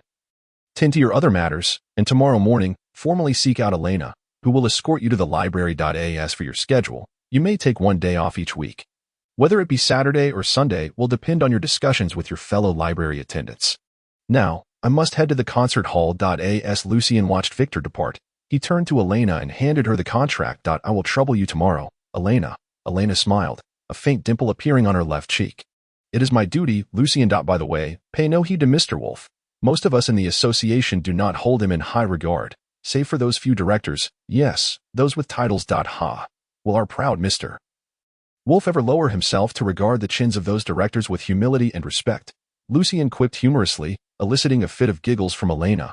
After exchanging a few light-hearted remarks with Elena, Lucien excused himself, intent on investigating the entrance to the sewer he had scouted earlier. Lucien. After taking a few steps, he suddenly heard Elena call out, turning back to gaze at her in confusion. Elena clenched her right hand into a small fist and waved it. Lucien, I believe in you. Even if you do not become a musician, strive to be an exceptional musician. I cannot wait to see Mr. Wolf's expression then. Before joining the Musicians Association, Elena's life had been a struggle between poverty and the lower class, and thus she resonated deeply with the discontent expressed by Wolf earlier. Lucien mimicked her gesture, responding nonchalantly, absolutely. By 9 o'clock in the evening, apart from a few inebriated souls, the Ardean district was devoid of human presence, enveloped in a profound stillness occasionally pierced by the low growls of wild dogs. For the impoverished of this world, early to bed and early to rise was the norm. Their nights lacked vibrant entertainment, and mornings demanded an early start to toil for their daily sustenance. During dinner, Lucien shared the good news with Uncle Joel and Aunt Elisa about securing a commendable job with Mr. Victor's assistance. Following this, he excused himself under the pretext of studying and returned to his humble abode to meditate and prepare for his magical studies. Quietly slipping out of his cottage, Lucien gently closed the wooden door behind him and treaded lightly towards the secluded sewer entrance he had scouted in the afternoon. Once he deciphered the 4 magical arrays, he could utilize magical materials to arrange and employ some formerly weakened, auxiliary versions of spells. For instance, the spell to transform stone into mud would allow him to create a secret passage from his abode to the sewer and establish a magical laboratory within the sewer, thus avoiding unnecessary scrutiny. After patiently observing his surroundings to ensure no one was near, Lucien cautiously entered the sewer entrance. This time, despite the foul stench and the slimy, filthy environment still making him uncomfortable, it could not dampen his fervor for learning magic. He navigated through the sewer, seeking out obscure corners, diligently sketching a rough map of the sewer in his soul library. Moreover, throughout the process, Lucien collected a significant amount of the faintly glowing moss from the walls. Stowing it in the left pocket of his trousers, this moss, known as phosphorescent moss, was an essential casting material for the informal spell of light suppression. As he searched, Lucien found it peculiar that he had yet to encounter the beggar Korea had mentioned who dwelled in the sewers. The silence enveloping him, save for the sound of his own soft footsteps, was rather eerie. Before long, Lucien discovered a suitable location for his magical experiments. It was a 3-way junction, with a massive boulder obstructing the path a few steps ahead. The left passage led deeper into the sewers, where, if positioned correctly, he could easily ascertain whether anyone approached from either the left or the rear, taking a pinch of sulfur powder from the right pocket of his linen tunic. Lucien mused that if he could not become a formal mage, carrying the casting materials alone would be quite cumbersome. He only possessed 4 types, which he could fit into 4 separate pockets, while those with dozens or even hundreds of materials would surely require specialized magical robes equipped with rows of small pockets. Reflecting on the spell structures he had analyzed and the magical construction process he understood, Lucien extended his right hand, allowing the fine sulfur powder to trickle slowly from his fingers as he uttered a strange, convoluted incantation. His expression, illuminated by the phosphorescent glow, was grave and foreboding. Chapter 29. The familiar corpse as midnight approached.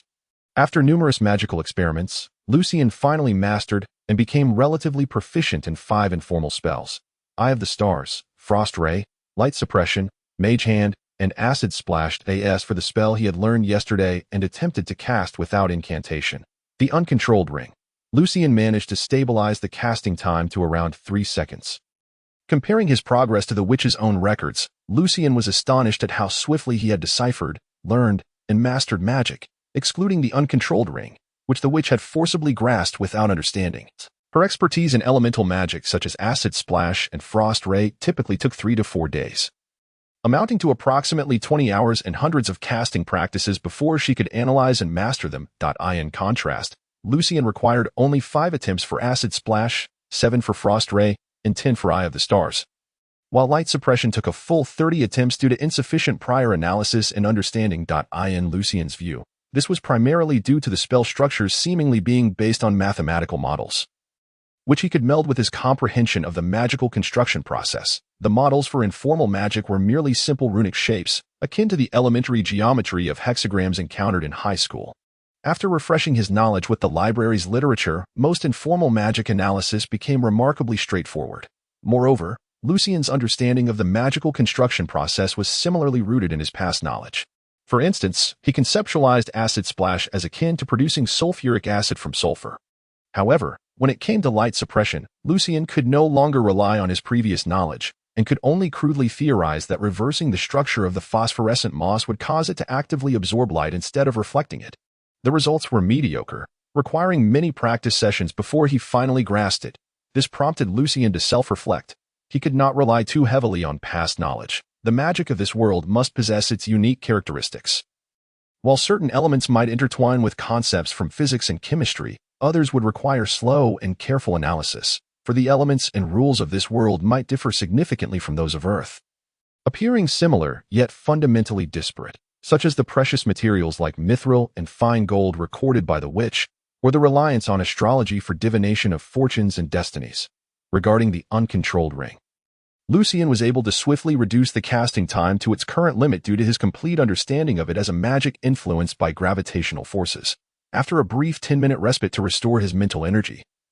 Lucien began to methodically address the remnants left behind, such as the corroded surfaces of stones. The potency of informal magic indeed proved insufficient. The frost ray could only be lethal if it struck vital areas like the heart or throat, resulting in cardiac arrest or asphyxiation to kill an adult outright. Otherwise, 3 successful hits from the frost ray would be necessary.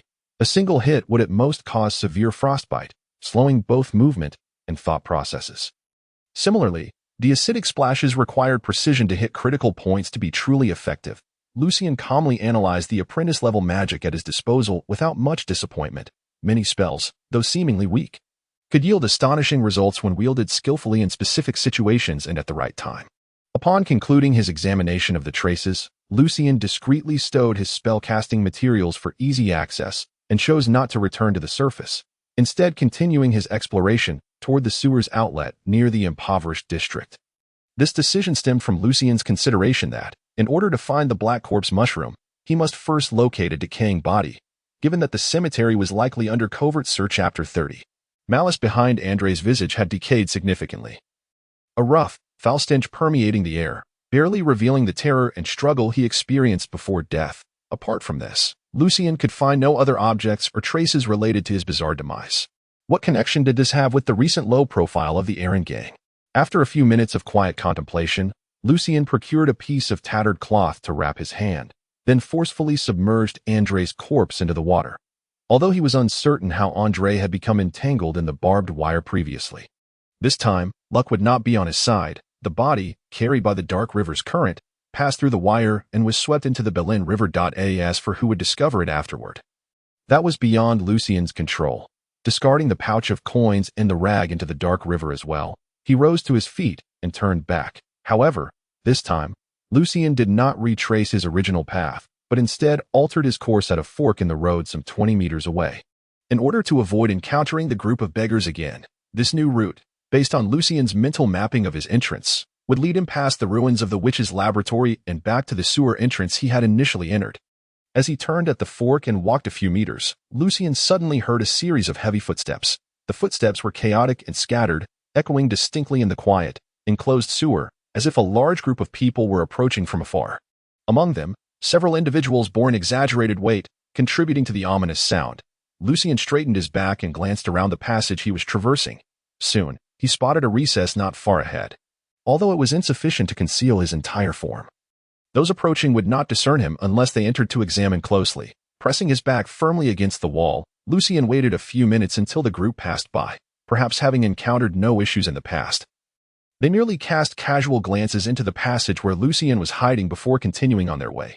"Hey you lot, hurry up and toss these bodies in. May the Lord bless us. Let them be devoured by the sharp-nosed catfish swiftly." A deep voice resonated from afar, echoing through the quiet, sealed sewer, though it seemed somewhat breathy, causing many syllables to be imprecise. Lucien intended to seize this opportunity to depart, but the voice made him frown. It sounded oddly familiar. Who was it? His mind began to replay every individual he had encountered. Then another voice, one Lucien recognized, rang out. "Why are you gathering so slowly? Don't let us miss the important matter."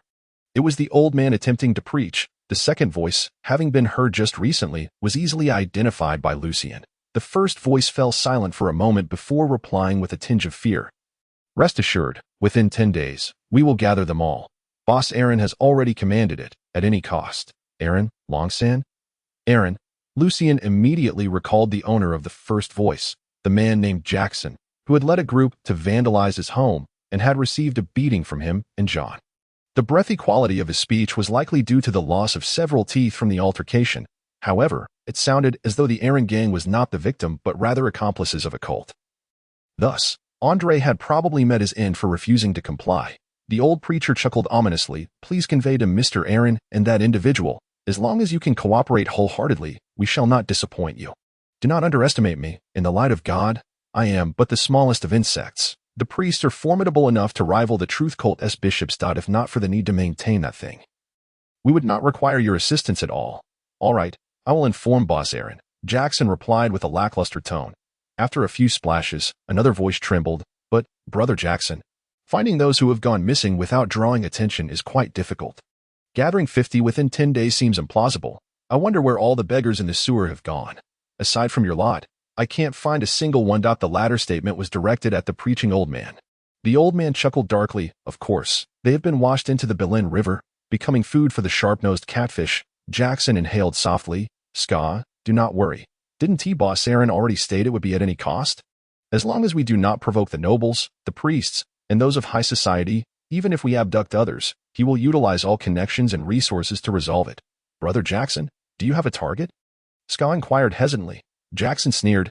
Ska, you have seen it all. After doing so much, do you still wish to withdraw? Do not forget Andre. As for the target, humph, my cheeks still ache faintly. Those two little bastards, along with their family, cannot be spared. Upon hearing this, Lucien struggled to contain his fury. Jackson, driven not by a significant grudge, wished death upon him and Aunt Elisa's family. How cruel. However, Lucien quickly regained his composure, for he had heard tales of such bizarre individuals who would kill entire families over mere coins or trivial disputes. Fortunately, I overheard this. Otherwise, John and I might manage, but Uncle Joel, and Elisa, and even Ivan would likely not escape. This matter must be resolved swiftly. Lucien pondered quietly, feeling a surge of murderous intent if Jackson and his men were allowed to leave the sewer. Where would he find them again? At that point, he would be unable to divide his attention. And how could he protect Joel's family? Who knew when or where Jackson and his crew would strike? If they were all eliminated, the remaining members of the Aaron gang would not simply keep pursuing them without cause. With that buffer of time, he could fabricate an excuse to relay to John, allowing him to address this cult issue through Sir Wayne. When the time came, Lucien would merely need to inform John that he had overheard a beggar spreading blasphemous rhetoric. Having lived in the sewer for long, the Church or Knights would likely uncover some clues upon thorough investigation. As for the excuse he would concoct, it would vanish without a trace. Should Lucien refrain from taking action now and report directly to John? If the old preacher and those cultist beggars were apprehended, he would find it impossible to explain his prior presence in the sewer. Lucien grew increasingly calm, checking his pocket to ensure the ease of access to his spellcasting materials. Then, using their voices as cover, he quietly crept to the corner, peering cautiously around. There were 9 of them in total. Such a number was too great. Lucien lacked the certainty of eliminating them all, and there was even a risk they might unite against him. However, retreat was no longer an option. He could only remain composed and take a gamble. Ska and 2 companions hurled the last burlap sack containing a corpse into the dark river. Then, trembling with fear, prodded it with a long pole to ensure it could pass through the deliberately created gap in the barbed wire. Overwhelmed by a mix of fear, dread, and regret, the 3 gangsters involuntarily prayed to the God of truth, not daring to glance at the body, even going so far as to avoid it altogether, though they were all thugs with blood on tea after participating in the cult's heinous act of harvesting hearts. Scar had long suppressed the terror of being avenged by vengeful spirits and ghosts, yet he dared not seek purification from the truth god cult. In the dim, claustrophobic environment, at the very moment he had just disposed of the body, all of Scar's fears erupted, leaving him paralyzed, his limbs weak. As Scar beheld a dark shadow, the enigmatic figure raised its right hand, releasing countless motes of shimmering dust, emitting a voice that was anything but human. A series of disjointed and eerie syllables. Jackson, the preaching elder, upon hearing that sound, instinctively turned around and beheld the terrifying shadow. However, before they could flee more than a couple of steps, the surrounding light bizarrely extinguished completely. In utter darkness, where one could not see their own hand, only the preaching elder remained composed, while Jackson, Scar, and the others were engulfed in extreme fear, wildly brandishing their daggers to keep anyone at bay. Yet, the passage was narrow, and they stood too close together. In their frantic flailing, someone was immediately stabbed, letting out a pained cry. This cry only served to heighten Jackson's and the others' dread as they became increasingly anxious about their safety in this uncanny darkness. They thus gripped their daggers with greater force. The light-repelling spell, an informal magic, created a darkness spanning 6 meters in length and width, impervious to ordinary light sources, lasting 1 minute at the apprentice mage stage. Stay calm, the preaching elder thought. Though he lacked even the status of an apprentice priest, he had gleaned some knowledge of magic and divine arts from the priest's discussions. This eerie darkness must have been conjured by that mysterious individual. First, he must not panic. Secondly, he needed to instruct everyone to surge in all 4 directions, for this darkness could not possibly cover too wide an area. However, just as his calm shout echoed, he was suddenly stabbed by the panic-stricken Jackson, who cried out in pain. In a mere dozen seconds, within the darkness, 2 individuals had already been fatally wounded and collapsed, while several others bore varying degrees of injury, driven by fear. Scar and the others retreated towards the entrance, unaware that from their current location to the barbed wire, everything was shrouded in darkness. Jackson, the preaching elder, and another thug charged forward, aiming for the mysterious figure. In the pitch blackness, visibility was non-existent. After just a couple of steps, without sighting any light, one beggar, a thug, plummeted into the dark river, producing a resounding splash. At that moment, the unsettling, strange voice echoed once more. Chapter 31. Unfavorable developments. The preaching elder ran a few steps, finally bursting forth from the area cloaked in the light-repelling spell. Yet, as he abruptly transitioned from the pitch-black void into the illuminated passage, even the faint glow was enough to momentarily cause his eyes to shut. The motion was swift, but as he opened his eyes to discern the surroundings, a noxious, pale green liquid was already hurtling towards him, leaving no chance for evasion. The preaching elder's piercing scream reverberated through the enclosed sewer, startling both Jackson and the other thug charging towards Lucien, who instinctively turned to look. The preaching elder shielded his eyes as his skin rapidly darkened and charred, causing him to writhe painfully on the ground. Moments later, he tumbled into the dark river with a splashing sound. Jackson and the thug, shaken by the elder's agonizing cry, shivered violently. However, having already committed numerous heart-harvesting atrocities, they were filled with ferocity, pushing through their fear as they dashed towards Lucien. Retreating was a dead end. Only forward held any hope. They were still over 20 meters from Lucien, and the hesitation from earlier had cost them precious time. As they ran a few steps, the bizarre, disjointed sound echoed again in the sewer, as if it had never ceased. Run. We must reach that person, was the singular thought in Jackson's and the thugs' minds, lacking any experience in combating mages. They completely forgot to throw their daggers, which, even if they missed, could have at least startled the untrained mage, disrupting their concentration or incantation. As they sprinted a few more steps and finally caught sight of the mysterious figure, their movement abruptly slowed. It was Lucien. The mystery dissolved, malice surged. Jackson and the thug gritted their teeth and charged the last 2 or 3 meters, intent on piercing the villain's body with their blades. But at that moment, Jackson saw Lucien extend his right hand, unleashing a crystalline beam infused with a chilling aura that struck the thug squarely in the face, rendering him unable to evade. A thin layer of ice rapidly formed, encasing the thug's eyes, nose, and mouth. The cold seeped into his brain, slowing his thoughts. By the time he realized he was suffocating and attempted to break the icy prison, he had already lost most of his strength. The sensation of suffocation intensified, compelling the thug to drop down, banging his head against the ground in desperation. It was at this moment that Jackson comprehended that Lucien was no longer the impoverished boy he could bully, but a wizard wielding mysterious and terrifying magical powers. An evil wizard. Yet he was no fool. Rather, he was astute and perceptive, his seemingly ordinary face concealing a vicious heart. Aware that Lucien would undoubtedly not spare him, he suppressed the impulse to plead for mercy. Taking 2 steps back before lunging forward with his dagger aimed at Lucien, Jackson had barely closed the distance to within a few dozen centimeters of Lucien when suddenly, his body felt heavy, and he lost his balance while leaning forward in his run, toppling over. Oh no. At this critical moment of losing balance, Jackson was engulfed in terror, realizing he was in grave danger. He flailed his arms desperately, attempting to regain stability, but as an ordinary person, he could not muster any effective action in such an abrupt predicament. Succumbing to despair, had he anticipated the fall, he might have at least tried to throw his dagger while rolling to evade the circle of loss of control. Before Lucien unleashed the acidic splash, he had cast a defensive spell around himself, capable of lasting 2 minutes. Being thoroughly familiar with this spell, he simply uttered a slight incantation to simulate the vibrations. And after casting the light-repelling spell, he took advantage of his opponent's confusion in the enveloping darkness to execute it seamlessly.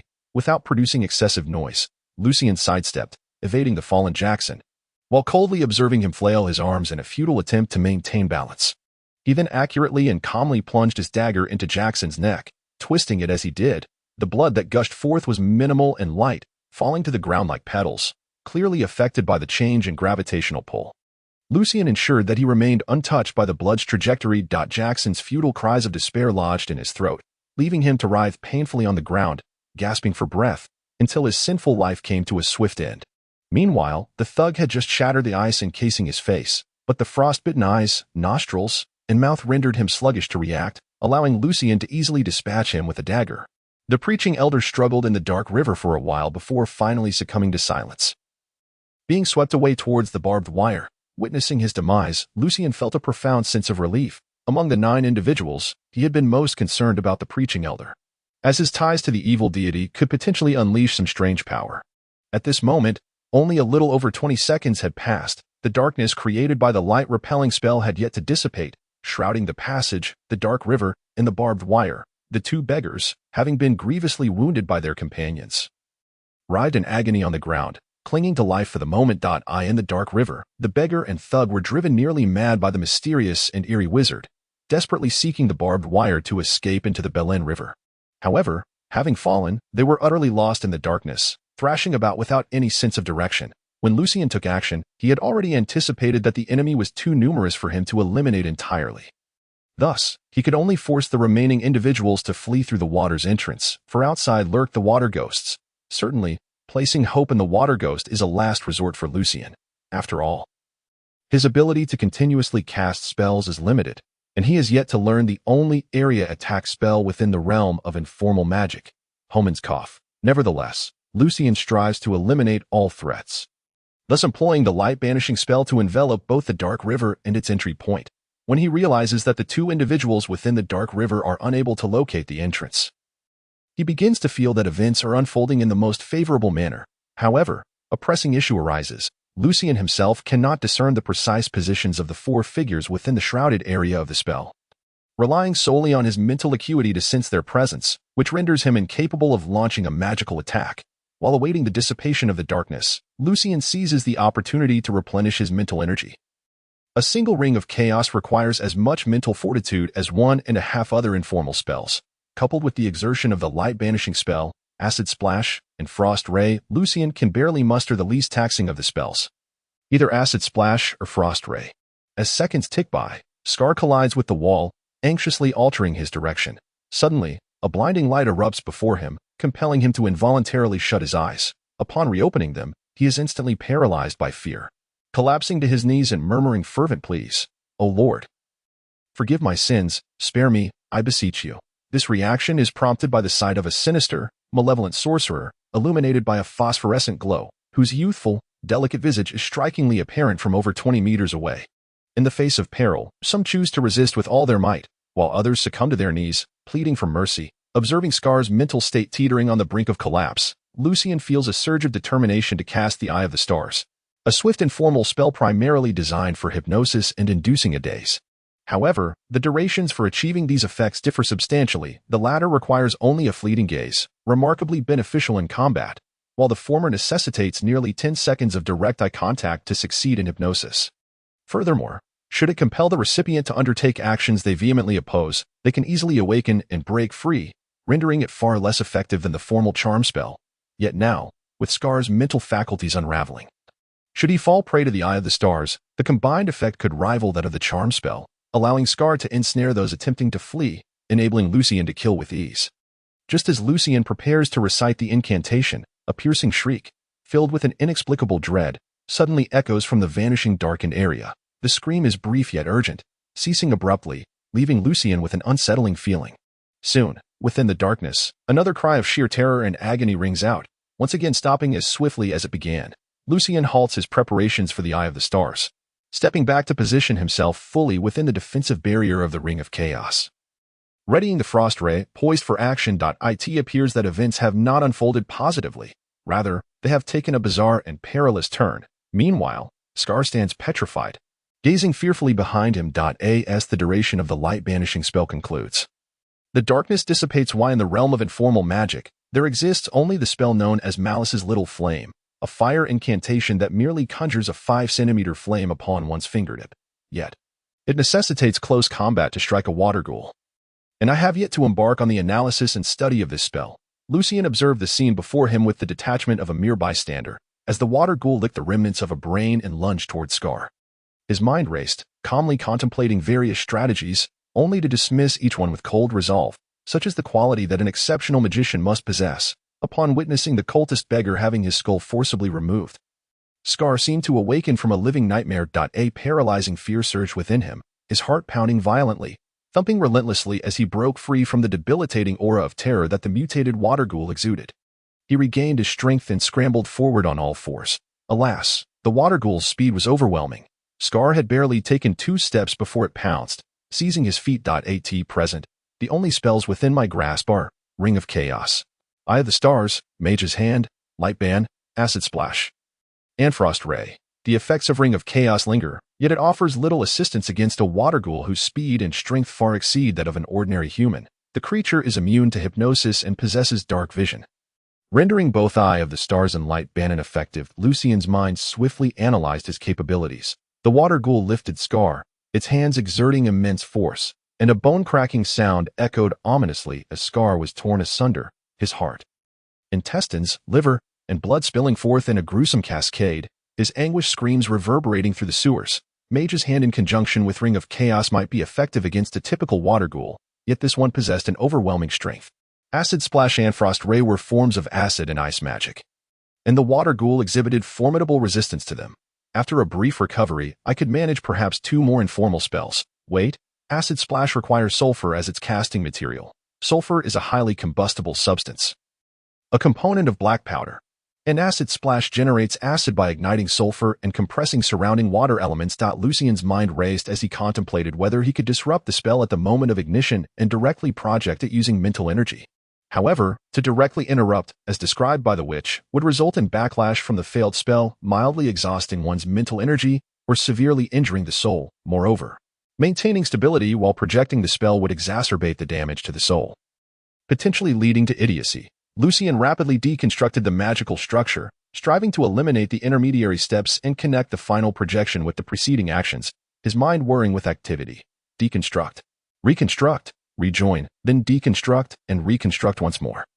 Even though this was a structurally simple apprentice-level spell, Lucien found it exceedingly challenging to forcibly connect the components in such a short time. It was feasible, albeit untested, and likely fraught with significant flaws.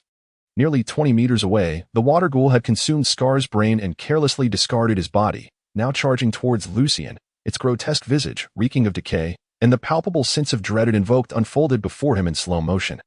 Strikingly vivid, Lucien maintained his composure, resembling a mere observer as the approaching water ghoul ignited a surge of panic and fear within him.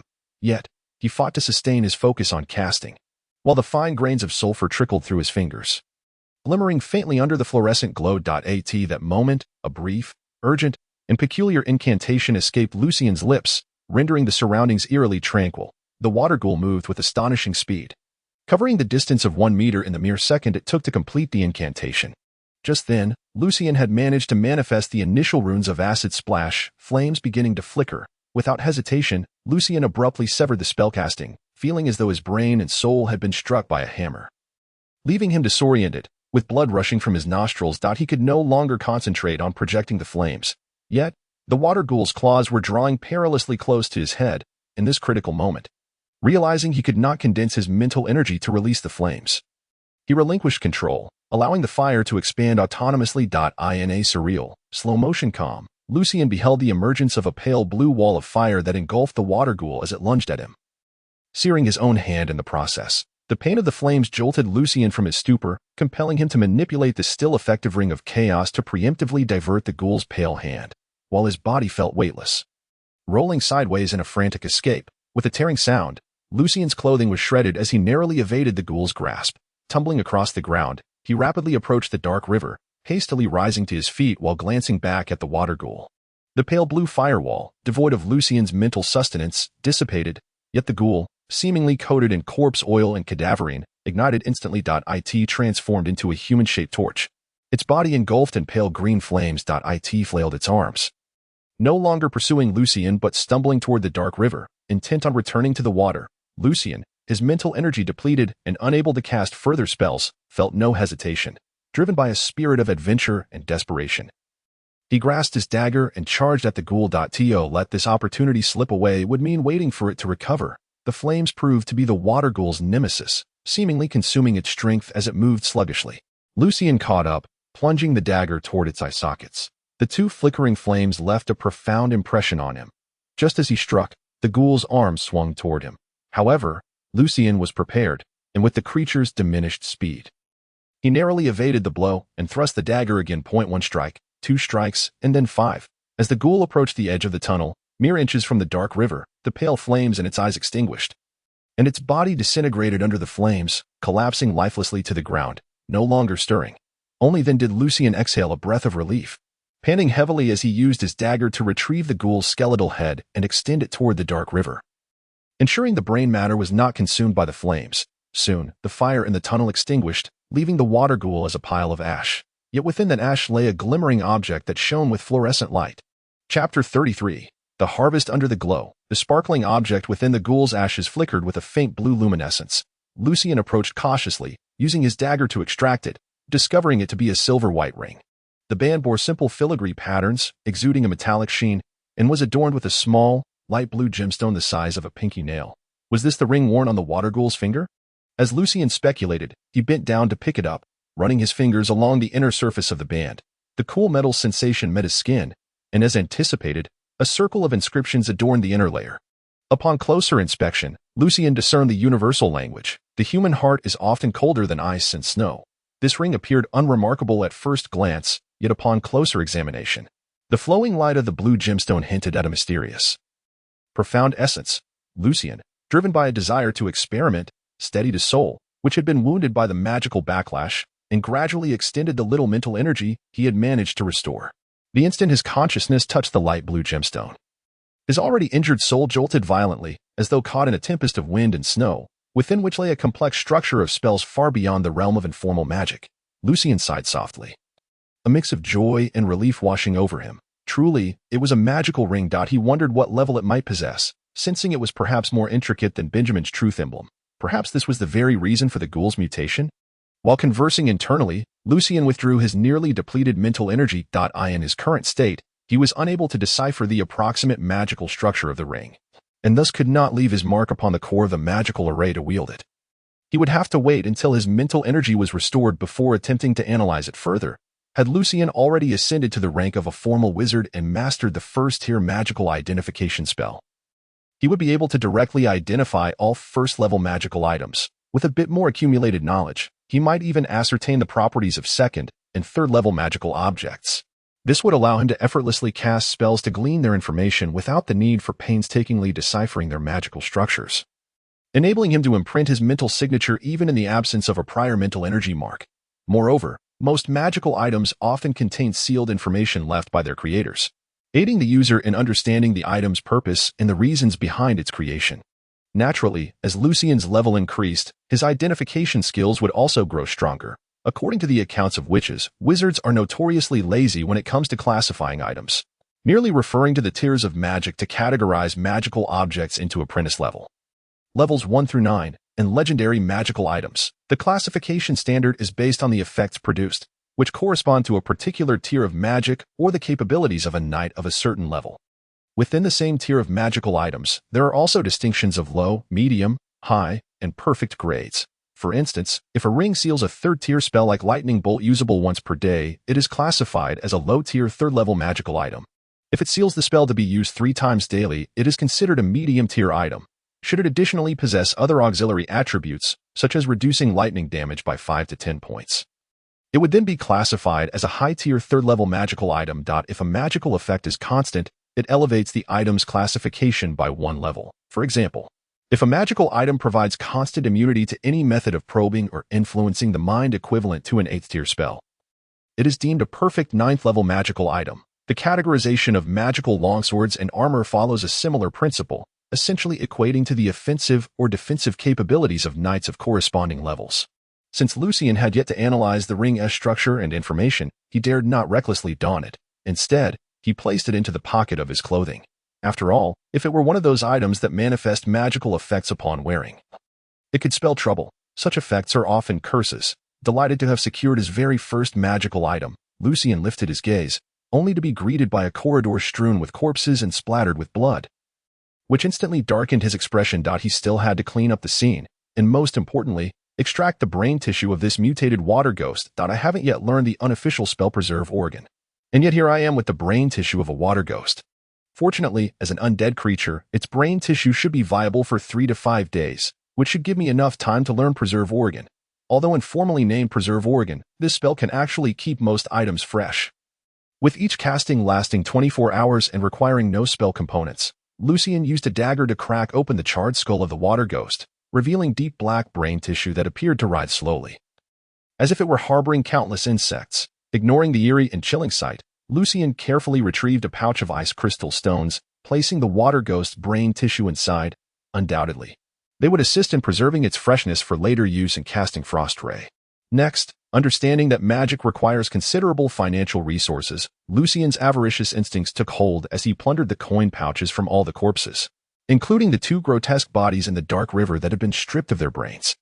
In total, he amassed 33 silver nails and 52 copper fares. The majority of this bounty came from the old preacher, who alone contributed 25 silver nails and several copper fares, while Jackson, the small-time gang leader, added 4 silver nails and 6 copper fares. As Lucian gazed upon the gleaming silver and copper coins that filled his pouch to bursting, he couldn't help but smile. However, during his search for coin pouches, Lucian noticed that his vision was often blurred, his hearing was impaired, and he experienced mild dizziness and a vague throbbing pain, as if he were walking on a thick carpet. It dawned on him that his soul had suffered backlash damage from forcibly interrupted magic.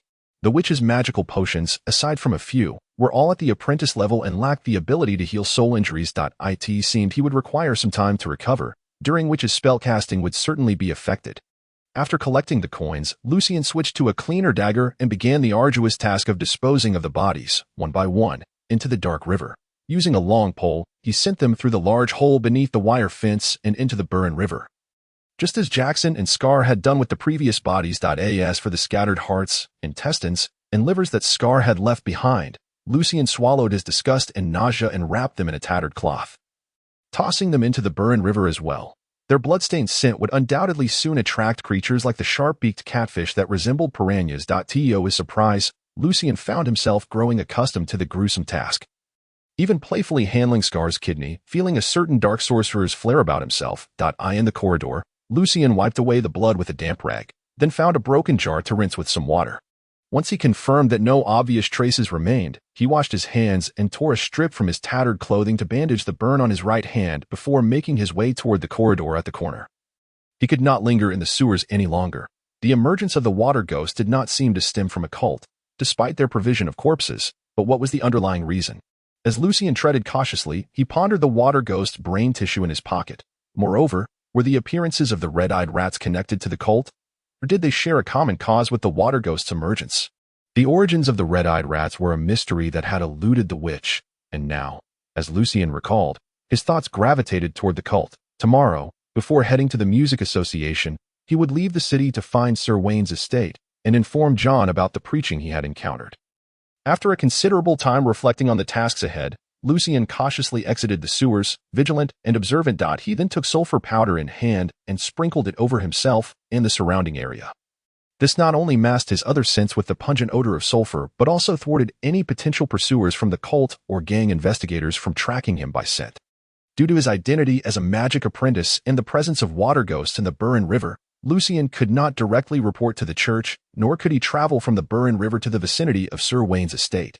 He could only strive to erase and obscure any traces while maintaining the guise of an innocent passerby in his own home, all the while recovering his mental energy and remaining on high alert for dawn. Within the sewers, the dark river flowed through the wire fence, carrying some refuse to a bend in the Burren River. Every 3 days, a few church apprentice priests would come here with divine artifacts to perform rituals, bury trash, and cleanse the river. After Lucian departed, the place fell silent and deep, illuminated only by the soft glow of moss. Suddenly, a shadow detached itself from a corner, appearing without warning. He covered his mouth, chuckling softly with a mix of disgust and amusement. Hee, Lord of Silver and White, eternal silence. Do not think that a mere name change will render you unrecognizable. It seems that individual has fallen under his spell. This is his forte. This situation is starting to get interesting. However, if he wishes to project himself, he must tread carefully. Cardinal Alto is no stranger to him, and his strength is unlikely to be inferior to that of his projection. Perhaps the ancient magical empire has left behind other remnants deep beneath Alto that he can draw upon. But with such destruction, once the church begins a thorough search of the sewers, his plans may well be thwarted. He might have other preparations in place. My plans must change. There is no need to draw hatred toward myself. It suffices that the task is accomplished. This little fellow has learned ancient magic and is capable of independently manifesting Wall of Sulfur Fire, a spell created over 300 years ago at the apprentice level. It seems he possesses considerable magical talent. Truly, an interesting little character. Amidst the hushed laughter, a dark silhouette twisted and fragmented into countless smaller shadows that vanished into the depths of the sewer. Chapter 34. The Ring of Analysis. At least half an hour after the shadows departed, a fleeting figure darted from the opposite end of the corridor, emanating a faint black luminescence that rippled like water. Embodying a serene yet violent essence steeped in destruction, the specter halted before a barbed wire fence, its expression grave as it surveyed the surroundings. This was a man in his 30s, clad in a black shirt, black suit, black trousers, and black shoes, adorned with a black bow tie. His meticulously trimmed beard complemented his slick-back black hair, a style recently adopted by the upper echelons of the aristocracy in Alto. This gentleman clearly prioritized his appearance and held his status in high esteem. Regrettably, he was not of noble birth. He was Longsang Yaluan. Within the Yaluan gang, those frequently in contact with the leaders of Longsang Yaluan recognized that beneath the elegant facade he so desperately pursued, a ferocious and inexplicable rage burned fiercely within his heart, radiating boundless malice, resentment, and fury that instilled profound dread in others.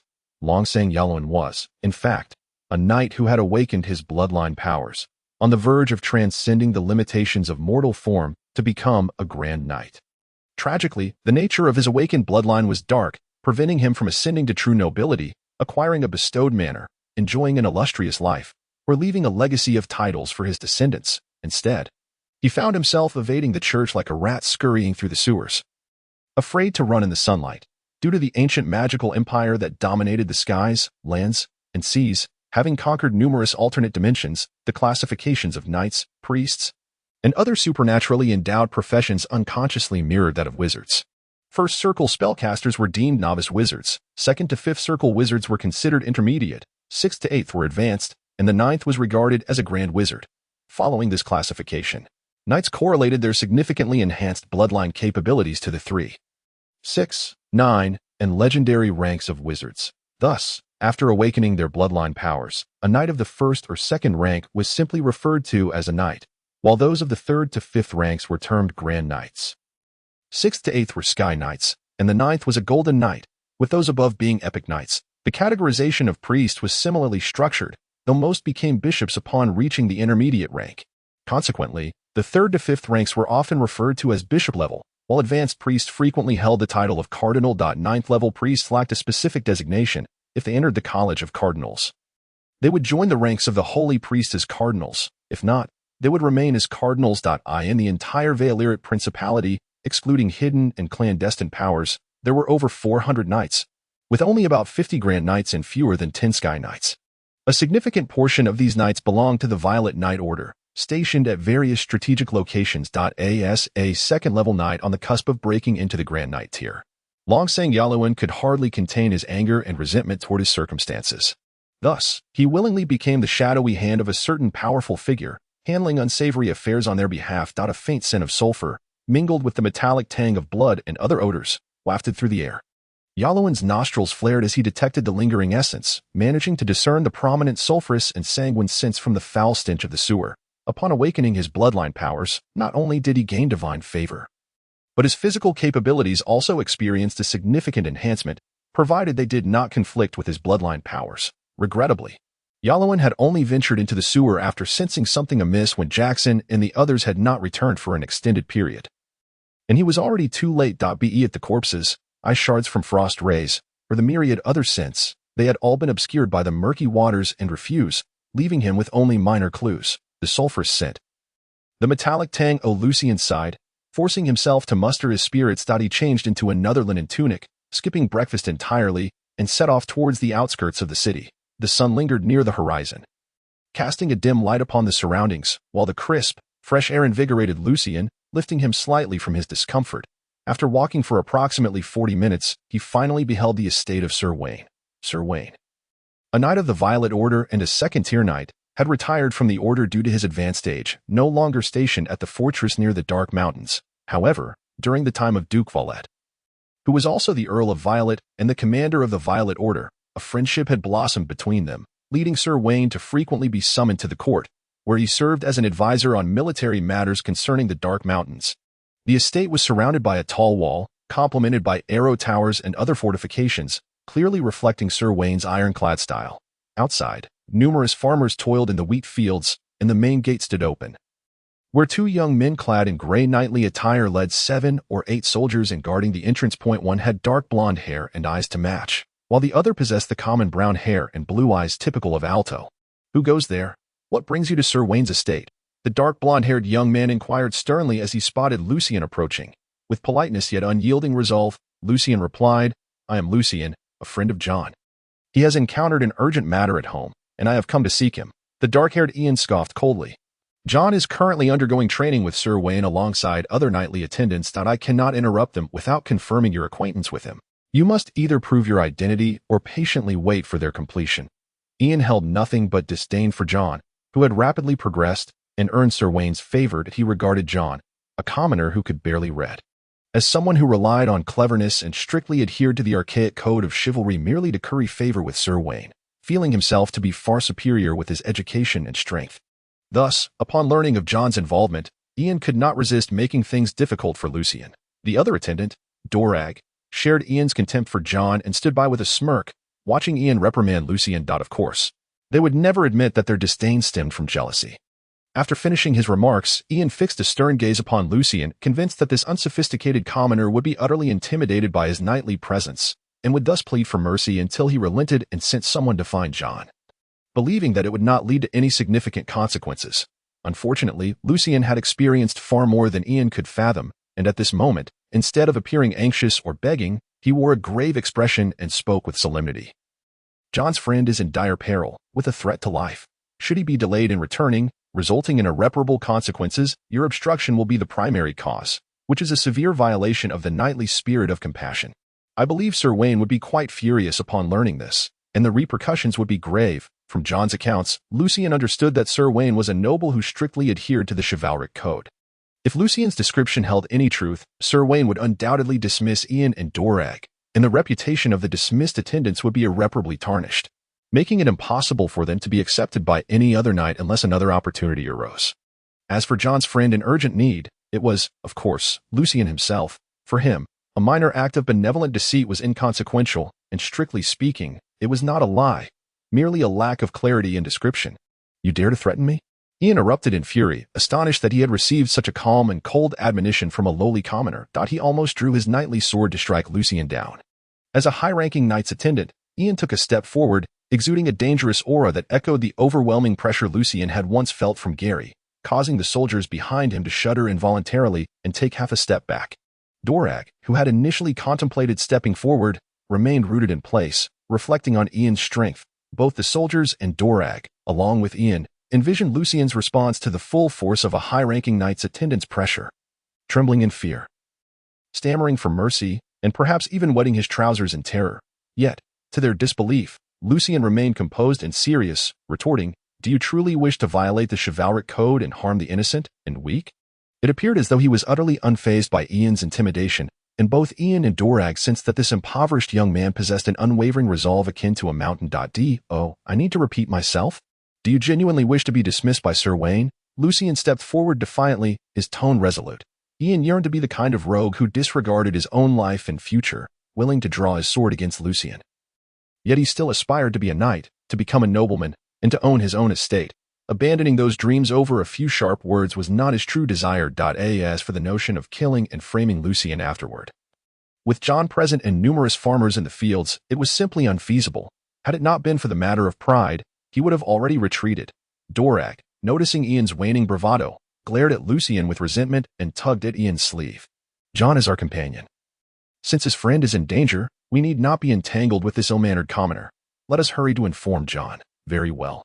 Were it not for John's situation, I would certainly teach you some manners," Ian replied, descending from his high horse, addressing Lucien, entirely disregarding the fact that John was the very attendant he despised and wished to see perish, subsequently, not wanting to behold Lucien's detestable visage any longer.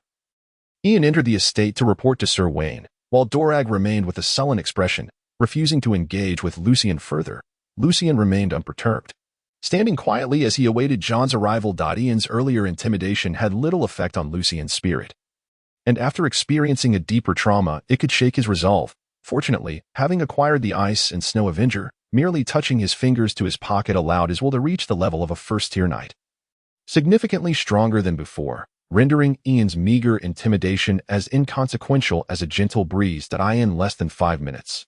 John burst forth, leaving Ian far behind. Upon recognizing Lucian, he exclaimed in surprise, "Lucian, what has happened?" Lucian gestured toward the road. "It is urgent. Let us speak as we walk." They jogged alongside each other for some distance, and in response to John's bewildered gaze, Lucian recounted the lines he had meticulously prepared. "Recently, I have encountered a beggar who inexplicably berates the nobles and knights. Just yesterday, he dragged me into a hidden corner, spouting blasphemous words, revealing himself to be a follower of the devil, secretly preaching in alto. Initially, I intended to report him directly to the church, but I accidentally witnessed him clandestinely meeting with Jackson from the Arcane gang. I feared there might be a plot that could endanger Uncle Joel and Aunt Eliza, so I came to find you. If you report this to Sir Wayne, the church will likely take it more seriously." As a young man who adhered to the chivalric code, John had no doubts regarding his dear friend's integrity and trusted him implicitly. The scoundrels of the Arcane gang are in league with the devil's followers? This is outrageous. I will report this to Sir Wayne at once. Wait, John. I believe the situation may be more severe than you realize. There are only a dozen beggars left in Alto. Where have the rest gone? Lucian articulated his knowledge in a different manner. Upon hearing of so many missing individuals, John's demeanor grew grave. However, the discipline instilled by the knightly spirit and code prevented him from panicking. Instead, he maintained a commendable composure. The devil's followers must be sacrificing those unfortunate souls. Yes, this is quite serious. We must inform Sir Wayne immediately. Lucian nodded, adding, "John, you must not disclose to Sir Wayne that I discovered this. I fear that if the devil's followers are not entirely eliminated, they may seek vengeance upon me once they learn the truth. I am but a commoner, and I doubt I could rely on a knight for protection day and night." Understood. Regrettably, had Lucian been able to eradicate the devil's followers, he would surely have received numerous rewards. John comprehended Lucian's concerns, acknowledging that perhaps among the knights who would be dispatched to eliminate the devil's followers, there might be those who had been tempted by the devil. To keep matters discreet, he decided that only he should be privy to the information, feeling a pang of regret for Lucian.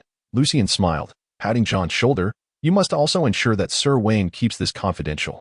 Uncle Joel, and Eliza, and Avon are all ordinary folk, and in any case, your reward will come from Sir Wayne." Had it not been for this singular approach, Lucian would hardly have believed that Sir Wayne would be willing to trust a mere fellow who possessed only a handful of apprentice-level spells to report to the church. There was a distinct possibility that he could end up apprehended himself.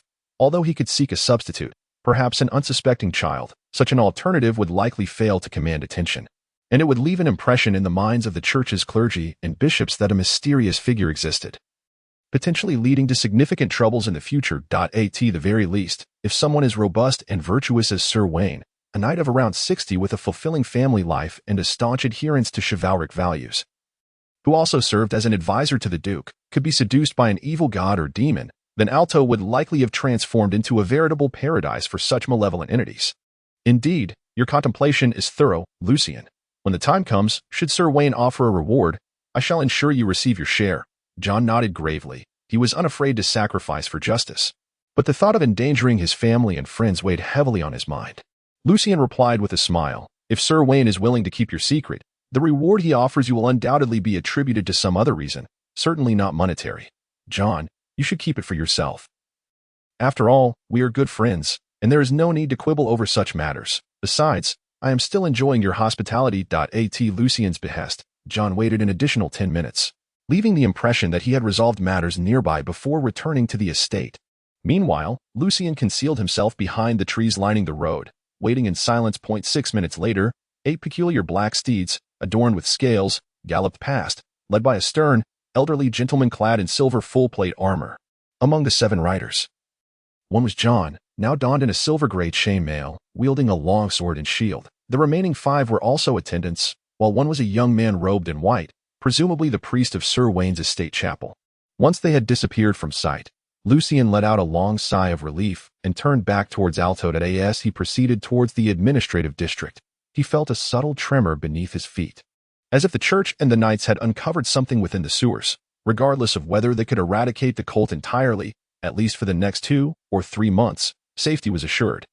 However, it seemed he would have to wait a while before venturing into the sewers. For now, he would focus on deciphering magic.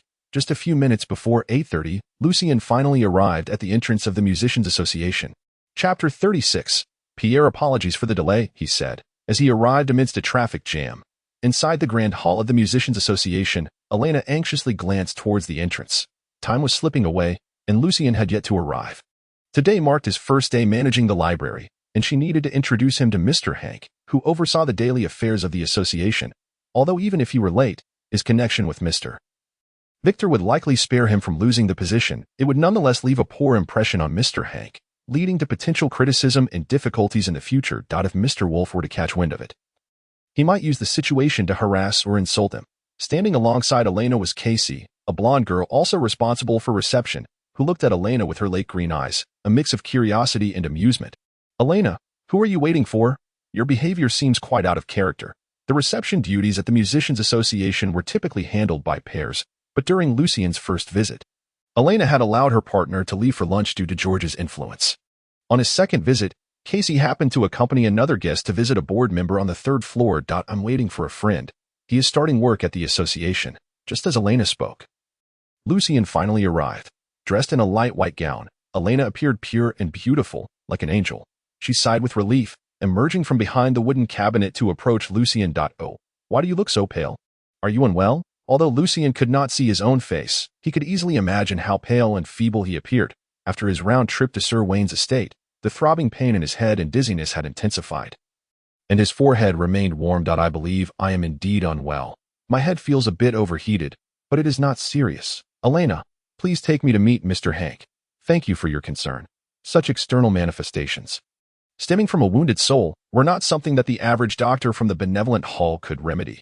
"Well, the library work is quite relaxed, especially since today is a day of worship." With a glance towards Casey, who understood her cue, Elena guided Lucien towards the third floor. Mr. Hank was a tall, serious-looking middle-aged man dressed formally. However, he did not make things difficult for Lucien. After briefly inquiring about his name, age, and health, he instructed Elena to show Lucien to the library. "You will be managing the morning library duties alongside Pierre Sandor, a fellow who is quite passionate about music but possesses a peculiar personality." As they made their way to the music library on the second floor, Elena introduced Lucien to his companion. However, not being one to speak ill of others, she merely described Pierre as peculiar, noting that he often spoke in ways that left others puzzled regarding his thoughts. Fortunately, he was otherwise normal and not reclusive, so Lucien could simply interact with him as he pleased. Those willing to take on such low-paying work must have some connections within the Musicians Association, and Lucien hoped to avoid any troublesome individuals. After hearing Elena's description, he felt somewhat reassured. "Thank you, Elena." Before long, they arrived at the music library, a vast and tranquil space occupying half of the entire second floor. It was said to house thousands of volumes on music theory and a comprehensive collection of sheet music, along with every issue of past newspapers such as music reviews and symphonic guides. There were also a few religious texts and travelogues for musicians referenced. At precisely 8:30, with no musicians or performers yet in attendance, the library was almost silent. A slender, delicate boy with black hair and brown eyes sat quietly in a chair behind the wooden cabinet, absorbed in the sheet music before him, focused and serious, resembling a stone statue. Witnessing this scene, Lucien's first impression of Pierre was that he was indeed a frail boy, deeply enamored with music. Pierre, this is your partner, Lucien, who will be managing the library with you." Elena's repeated calls finally roused Pierre from his musical reverie. He raised his head, his brown eyes appearing slightly bewildered. "Good morning, Elena. Is it Sunday already?" "Hello, Pierre. I'm Lucien Evans." Lucien stifled his throbbing headache and smiled as he introduced himself. Only then did Pierre fully register Lucien's presence, stepping out from behind the wooden cabinet to greet him. "Hello, Lucien. I am Pierre Sandor." Just as the introduction concluded, Pierre's gaze fixed intently on Lucien's face. Just when Lucien anticipated a courteous inquiry about his health, Pierre suddenly remarked, "Lucien, do take care of your health." This statement, while innocuous and even appropriate, was accompanied by a knowing smile on Pierre's face that seemed to imply an understanding of something unspoken, transforming the entire sentence into something quite peculiar, as if hinting at some hidden matter. What could possibly have crossed his mind to arrive at such a conclusion without a lengthy and convoluted thought process? Lucien grasped Pierre's meaning, coming to a profound understanding of his thought patterns. It was no wonder Elena had mentioned that he often spoke in ways that others found incomprehensible. Elena exchanged a sly smile with Lucien, as if to say, "See, I told you so. Well, I must be on my way. Lucien, work diligently. This place is the gem of the entire association." and you must learn to utilize it. Elena gestured towards the shelves filled with books, scores, and newspapers. After bidding Elena farewell, Pierre led Lucien behind the cabinet and briefly explained. Lucien, my thoughts come to me like flashes of inspiration, often springing from various sources. Sometimes, you may find it hard to comprehend. Do not take it to heart. Understood? Lucien replied, having developed a solid understanding of Pierre's erratic thought processes. He couldn't help but inquire, before you told me to take care of my health, what thoughts did you traverse? Pierre pondered for a moment. I noticed your pallor and unsteady gait. So, Lucien, do take care of your health. His face once again bore that knowing smile, yet he offered no insight into his specific thought process. Lucien felt a sense of defeat wash over him, and his earlier impression of Pierre as a frail boy devoted to music was gradually morphing into that of a rather peculiar individual. After Pierre succinctly outlined the responsibilities of a library administrator, he added nonchalantly, this library is accessible only to association members, so the number of visitors is quite limited. Particularly in the mornings, Lucien, just be courteous when the musicians and performers arrive. And you should encounter no further issues. Now, feel free to take a look around while I continue perusing the 12-tone piano anthology. It is a sacred text of piano music. When music is mentioned, the disreputable Pierre radiates an entirely different brilliance. The scriptures serve as the sacred text of the Church of Truth, and by drawing a parallel, one can perceive the esteemed status of the well-tempered clavier, which, even on this earth, is revered alongside Bach's 48 preludes and fugues as the Old Testament of piano music. As for the New Testament of piano music, it is represented by Beethoven's 32 sonatas, which include renowned pieces such as the Moonlight, the Tempest, and the Pathétique. Lucien, harboring this very thought, nodded in agreement without a hint of hesitation, faced with the sight of so many books before him.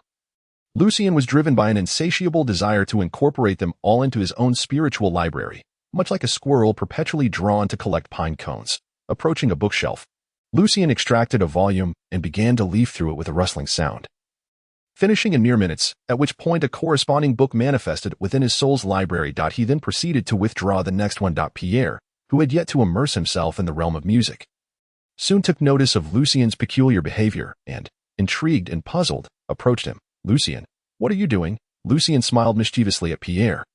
I have heard that exceptionally gifted musicians enjoy jotting down fleeting melodic inspirations in the margins of the books and scores they peruse.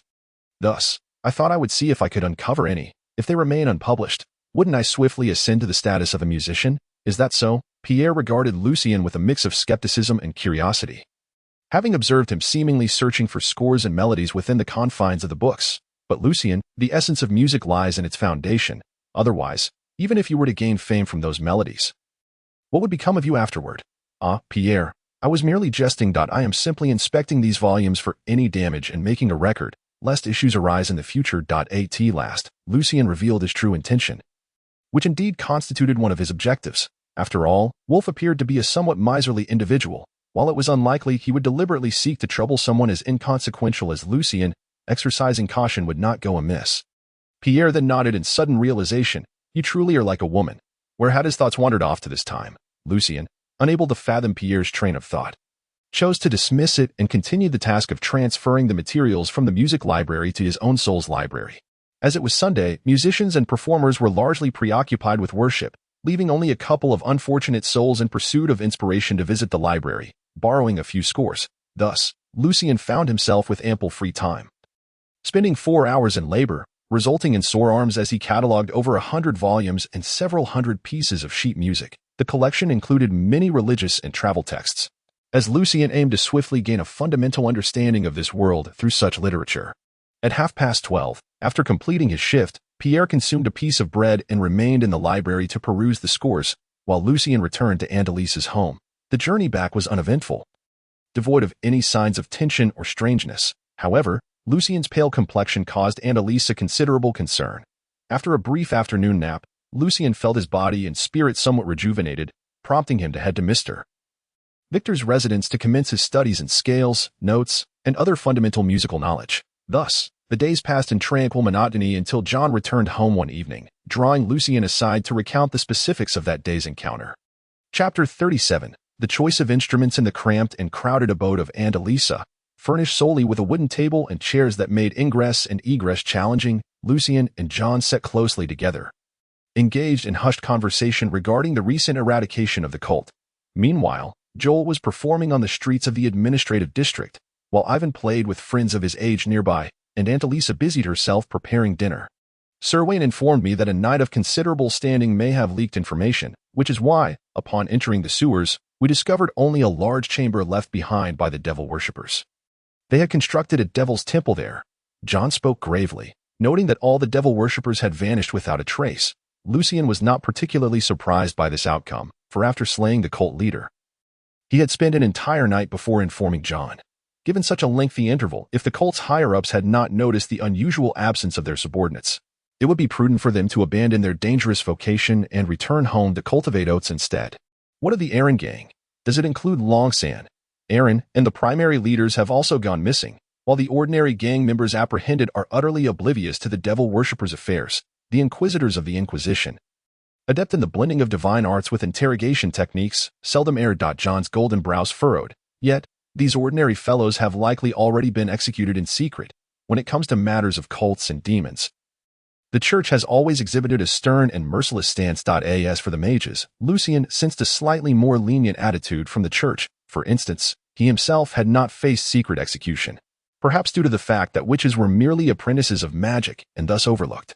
In the religious text Lucian had perused over the past few days in the music library, one title stood out, The Hammer of Witches, written in the year 392 of the Sacred Era, which corresponds to 423 years ago. This work, authored by a renowned inquisitor, primarily instructs mage hunters and night watchmen on how to identify, track, and torture mages. It contains several intriguing yet harrowing passages when employing divine arts to covertly investigate the uncertain. How can one identify a mage? If the suspect leads a reclusive and solitary lifestyle, this naturally indicates that they are a mage. Conversely, if the suspect frequently attends banquets, appearing jovial and sociable, they are clearly masquerading to divert suspicion. Should they exhibit fear upon discovering your identity as a mage hunter or night watchman, they are undoubtedly a mage. If they maintain composure, they are equally a mage, for mages are notorious for their shameless lies and deceit.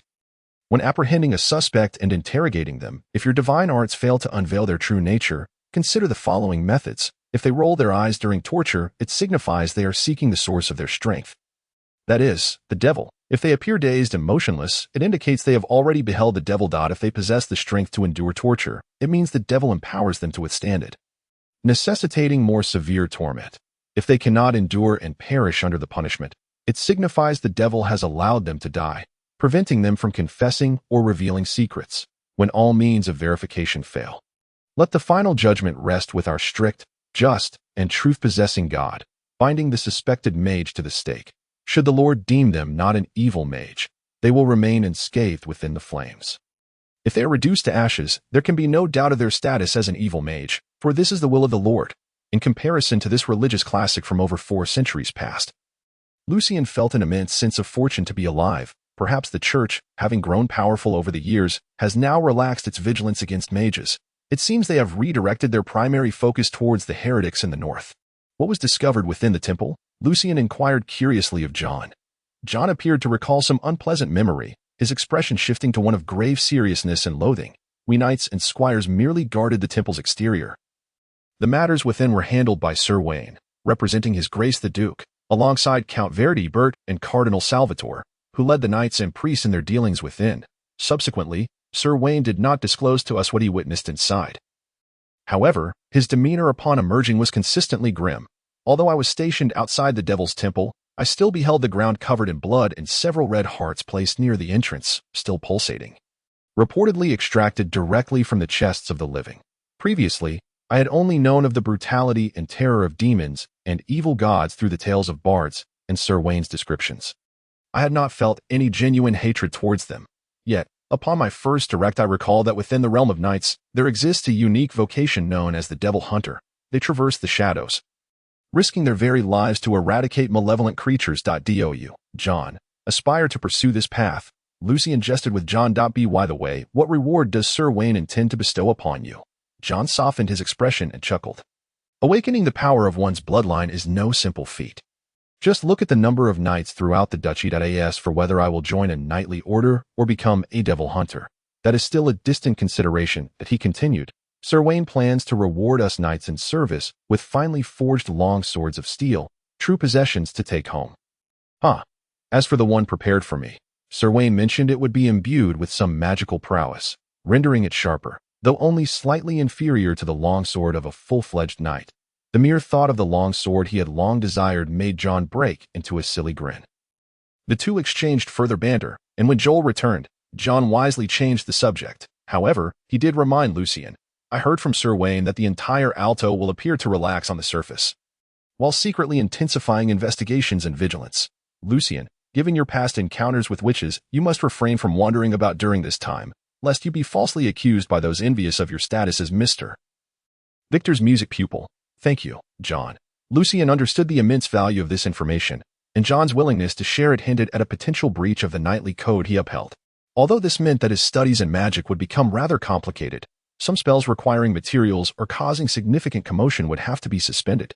It also implied that the activities of cults and the errand gang would likely subside for an extended period, ensuring his safety and reducing the likelihood of suspicion against him. Another Sunday dawned, and Lucien spent the morning resting and organizing his recent academic reflections, though he had only practiced spells such as the Ring of Control, Mage Hand, and Preservation of Organs, none requiring materials. He continued to delve into the analysis and construction of other apprentice-level spells, while also having fully recovered from his spiritual wounds a few days prior. With the aid of meditation, both his mental fortitude and soul had significantly strengthened. Indeed, Lucien could now consecutively cast 6 informal elemental spells within the soul library. He was diligently reviewing previously acquired knowledge. As long as he could locate the relevant texts, the mutated water ghost brain tissue remained well preserved under the spell of Preservation of Organs, as long as he cast it once daily. It could be sustained for at least 3 years, granting Lucien ample time to seek additional materials, thanks to his perusal of religious texts and travelogues. Lucien had begun to grasp the current states of nations under the auspices of the God of Truth. However, he remained utterly oblivious to the heretical nations of the north, the pagan realms, and the dark creatures of the Shadow Mountains. Much like the majority of the people of Alto. In summary, Lucien's studies kept him exceedingly busy, leaving little room for extraneous thoughts, aside from occasional conversations with Uncle Joel and Eliza, Pierre, and Elena. "Lucien, your diligence in your studies pleases me immensely. Now that you have memorized the foundational knowledge of musical notation and scales, the next step is to integrate sight reading and performance to skillfully apply and master them, gradually extending into more profound music theory. In the afternoon, after Annie and the others departed, Victor evaluated Lucien's musical learning over the past week and bestowed upon him high praise for both his attitude and progress. If earlier his appreciation stemmed from gratitude for Lucien's assistance in inspiring Ryan and Xavier with their piano modifications, now Victor regarded Lucien with the fondness and admiration of a teacher for a promising student. Thus, Victor prepared to guide Lucien in his instrumental studies. "Lucien, have you decided which instrument you wish to learn?" "Personally, I excel in the violin, harpsichord, organ, and flute. I can also provide guidance for other instruments." Since becoming a magic apprentice, Lucien's life had been filled with rigorous study and unexpected events, leaving him uncertain about which specific instrument to pursue. Deep down, Lucien yearned to learn the piano, influenced by a fondness for piano compositions and a lingering regret for never having had the opportunity to study it. However, considering future travels across the continent to seek the headquarters of the Magical Council, the violin seemed the most practical choice, as a wandering minstrel could hardly carry a piano. In the curious, yet somewhat aloof gazes of Latte, Phyllis, and Herodotus, Lucien hesitated in making his choice. Observing this, Victor smiled gently and encouraged. "No rush, Lucien, feel free to express your thoughts." After some experience, Lucien had grown quite bold and sincerely inquired, "Mr. Victor, may I learn the piano you have modified? Additionally, would it be possible to study the violin as well?" How audacious. This was the only thought shared by Latte, Phyllis, and Herodotus, contemplating whether Lucien intended to take advantage of free, prolonged lessons. Victor gestured with his hands and replied with a smile, "No problem. But it is best to master one instrument before commencing another. Focus is the key to success." "Yes, since the modifications made to the harpsichord exceeded my expectations, Lucien, why don't you start by learning it with me? This way, it can help me identify certain issues and see how to better harness its characteristics." "Thank you, Mr. Victor." Lucien expressed his heartfelt gratitude. Chapter 38. Modern Piano Fingering Seeking Sanjong Votes. Haha. Before the great master unleashes his power, Sanjong currently ranks first. Thank you all, and I kindly ask for your continued support. With Lucien's choice of instrument confirmed, Victor rose from the sofa and clapped his hands. Just the other day, Mr. Ryan and Mr. Xavier completed the modifications on the harpsichord. Lucien, today you shall accompany me to test its capabilities. Haha, its timbre, volume, and range far surpass my expectations and even exceed those of all other instruments. The only drawback is a slight compromise in sound quality. Thus, I believe it is no longer merely a harpsichord, but a wholly new, revolutionary instrument. Lucien, let this groundbreaking instrument mark the true beginning of your musical journey. It was evident that Victor was exceedingly pleased with the results of the harpsichord's modifications. Typically reserved, he was now radiating a brilliant smile, since it is a wholly new and revolutionary instrument. Perhaps you, Mr. Victor, who proposed the improvements, should bestow upon it an official name, Latte remarked with a smile as they made their way to the second-floor music room. Victor cast a glance at Lucien and, with a gentle smile, inquired, Lucien, what do you think it should be called? This new instrument owes much of its creation to your efforts. Why not propose a name for our consideration? Mr. Ryan believes this instrument's mechanical structure is the most intricate among all instruments, showcasing the beauty of mechanical artistry, and thus it should be called the mechanical clavichord. Haha, his violin playing is nearly an art form. At his naming skills, well, Victor's thought remained unfinished, but both Lucien and Latte, Phyllis, and Herodotus clearly understood his sentiment regarding Ryan's lack of naming talent. And what about you, Mr. Victor and Mr. Xavier? Lucien did not directly state a name for the piano, but instead asked with curiosity. Mr. Xavier thinks it should be called the stringed keyboard, as it is a fusion of the stringed piano and the harpsichord. Huh. Victor laughed and shook his head, evidently unimpressed by this name. I believe it should be called the universal keyboard. For the string piano is also known as the clavichord, while the harpsichord is referred to as the great keyboard, and this new instrument boasts an exceptionally wide range, encompassing nearly all. In truth, it seems you all lack naming prowess. This was the unspoken consensus among Lucien, Latte, Phyllis, and others. After some contemplation, Lucien found the three proposed names utterly unacceptable and candidly stated, actually, the harpsichord is also known as the plucked piano. Sharing the term piano with the string piano, often abbreviated simply as piano, this term is quite mechanical in nature, aligning well with Mr. Ryan's vision, and embodies the nuances of dynamics, which are the primary characteristics of the new instrument's timbre and volume. Therefore, Mr. Victor, I propose we simply call it the piano. Due to the dissimilarity of words with the earth, Lucien could only amalgamate his original ideas to concoct some justifications. Finally, Phyllis heard a name that resonated well with her and was on the verge of expressing her agreement. However, upon recalling that Mr. Victor had yet to voice his thoughts, she hurriedly silenced herself, realizing that such a display would lack the grace befitting her noble status and might contravene Mr. Victor's preferences. In that moment, Phyllis, who relished in the art of sarcasm, felt her beautiful face flush a deep crimson, harmonizing splendidly with her fiery hair, enhancing her allure. Loath and Herodotus merely nodded, awakening to the humor of the situation as they exchanged glances with Phyllis. Victor pressed his lips together and remarked, the piano? Yes, splendid, indeed, encapsulating the sentiments of both myself and Mr. Ryan, thus eliminating further debate. Lucien felt a pang of embarrassment, nearly laughing out loud, for it dawned upon him that Mr. Victor had entrusted him with the naming precisely due to the disagreement with Mr. Ryan regarding the choice of name, with neither party willing to concede. Soon, they ascended to the second-floor piano room, where the strikingly handsome, almost ethereal silver-haired Ryan, adorned in his favored red and black ensemble, sat poised at the piano, his slender fingers extended gracefully, his shoulders and arms almost still, as he elegantly played a soft and melodious piece. The sound of the piano was delicate, akin to whispers in the night, reminiscent of a lover's tender murmur, instilling a profound tranquility in all who listened, immersing them in the ambience of the music. The allure of Ryan's piano performance rendered Lucien, Victor, and the others speechless, as they quietly absorbed the notes until they gently applauded, fearing that a louder sound would shatter the serene beauty that enveloped them. Mr. Ryan, who would have thought your harpsichord skills rival those of Lady Sylvia, apart from your prowess with the violin? Phyllis exclaimed, her face once again flushed, her eyes sparkling with excitement. Ryan had just been testing the piano's tonal range and volume with a piece originally composed for the harpsichord, sounding flawless. While Sylvia was renowned as the preeminent harpsichordist among alto musicians, the harpsichord, favored for indoor performances in salons, drawing rooms, and bedrooms, was adored by noblewomen and young ladies alike. Hence, Sylvia frequently became a guest at aristocratic gatherings hosted by earls and viscounts. With whispers of her close friendship with Princess Natasha, with such a background, Sylvia held a distinguished status within the Musicians' Guild, Rising from his seat, Ryan placed his right hand over his heart and bowed slightly. Akin to a musician offering his final thanks. He then smiled and shook his head. I merely possess a more refined technique. In terms of musicality, I still fall short of Lady Sylvia's excellence. At least, I could never compose something as exquisite as the piece I just performed. Standing nearby, Lucien observed the volumes on piano technique, including Haydn's exercises and Chopin's explorations of fingerings, and nodded in agreement with Ryan's performance. Indeed, fingerings, melodies, and compositions are constrained by the instruments themselves.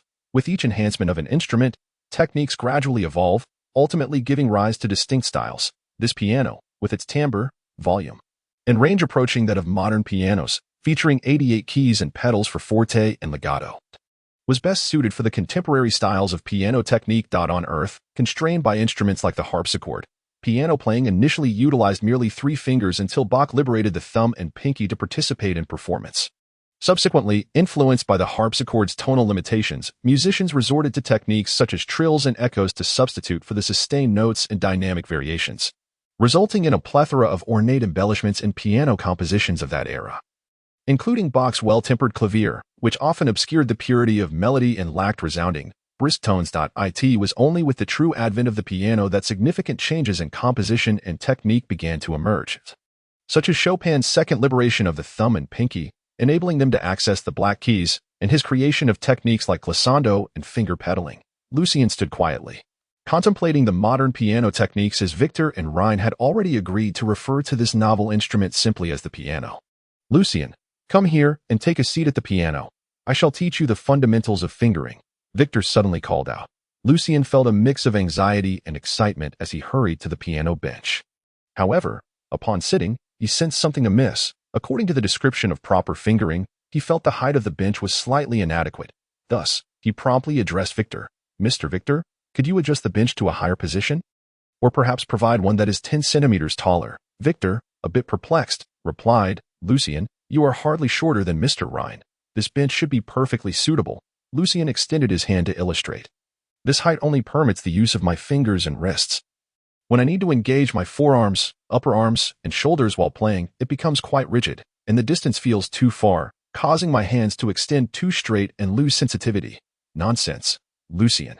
Quickly cast aside the informal and erroneous playing methods you acquired from taverns and streets. Victor admonished Lucien, keen to steer him away from a misguided path. Did you not observe? Mr. Ryan solely employed his wrists and fingers for playing. When would he ever require the use of his forearms, upper arms, or shoulders? Lucien anticipated Victor's reaction, as certain modern piano techniques were challenging for some renowned pianists of the time to accept. For instance, Liszt's use of forearm and shoulder movements, along with the forceful downward motion, was often criticized as not playing the piano but rather smashing it. Lucien, do not harbor the delusion that the so-called unrestrained styles of taverns and the countryside will surpass formal, comprehensive musical education. If you cannot rectify these shortcomings, you shall remain a mere bard, incapable of becoming a proficient musician. Herodotus, who had long held disdain for Lucien, seized the opportunity to deride him. Though Loth and Phyllis felt a twinge of joy at Lucien's chastisement by Victor, they understood that all beginners make mistakes. Finding nothing surprising in the incident, prepared for the moment, Lucien calmly explained, Mr. Victor, I believe that the techniques and styles I aspire to should harmonize with the instrument. This piano is an entirely new instrument, and from what I've gathered from your discussions, it possesses unparalleled timbre, volume, and stable sound quality. Why then should we not adapt our fingerings? Why can we not incorporate the strength of our arms? Did you not just suggest I assist you in identifying the piano's lingering issues? Is not the misalignment of fingerings with the instrument one of them? Listening to Lucien's articulate and logical reasoning, Victor found it absurd yet somewhat difficult to refute. Meanwhile, Ryan stepped forward with a smile, saying, Mr. Victor, have you forgotten the liberation of 1 finger and 5 fingers decades ago? Fingering itself is subject to improvement, particularly in the context of significant changes in the instruments. I support Lucien. Given that Mr. Ryan has voiced his agreement, let us embark on an exploration of altered fingerings. However, tread carefully, should you stray down the wrong path, Lucien. You will squander a great deal of time unlearning ingrained habits before embarking on a new journey of discovery and study. This will be a formidable challenge for you. Are you willing to undertake it? Victor pondered for a while before slowly speaking. Lucien nodded resolutely. I am willing to do so, Mr. Victor. Inside, Herodotus, Loth.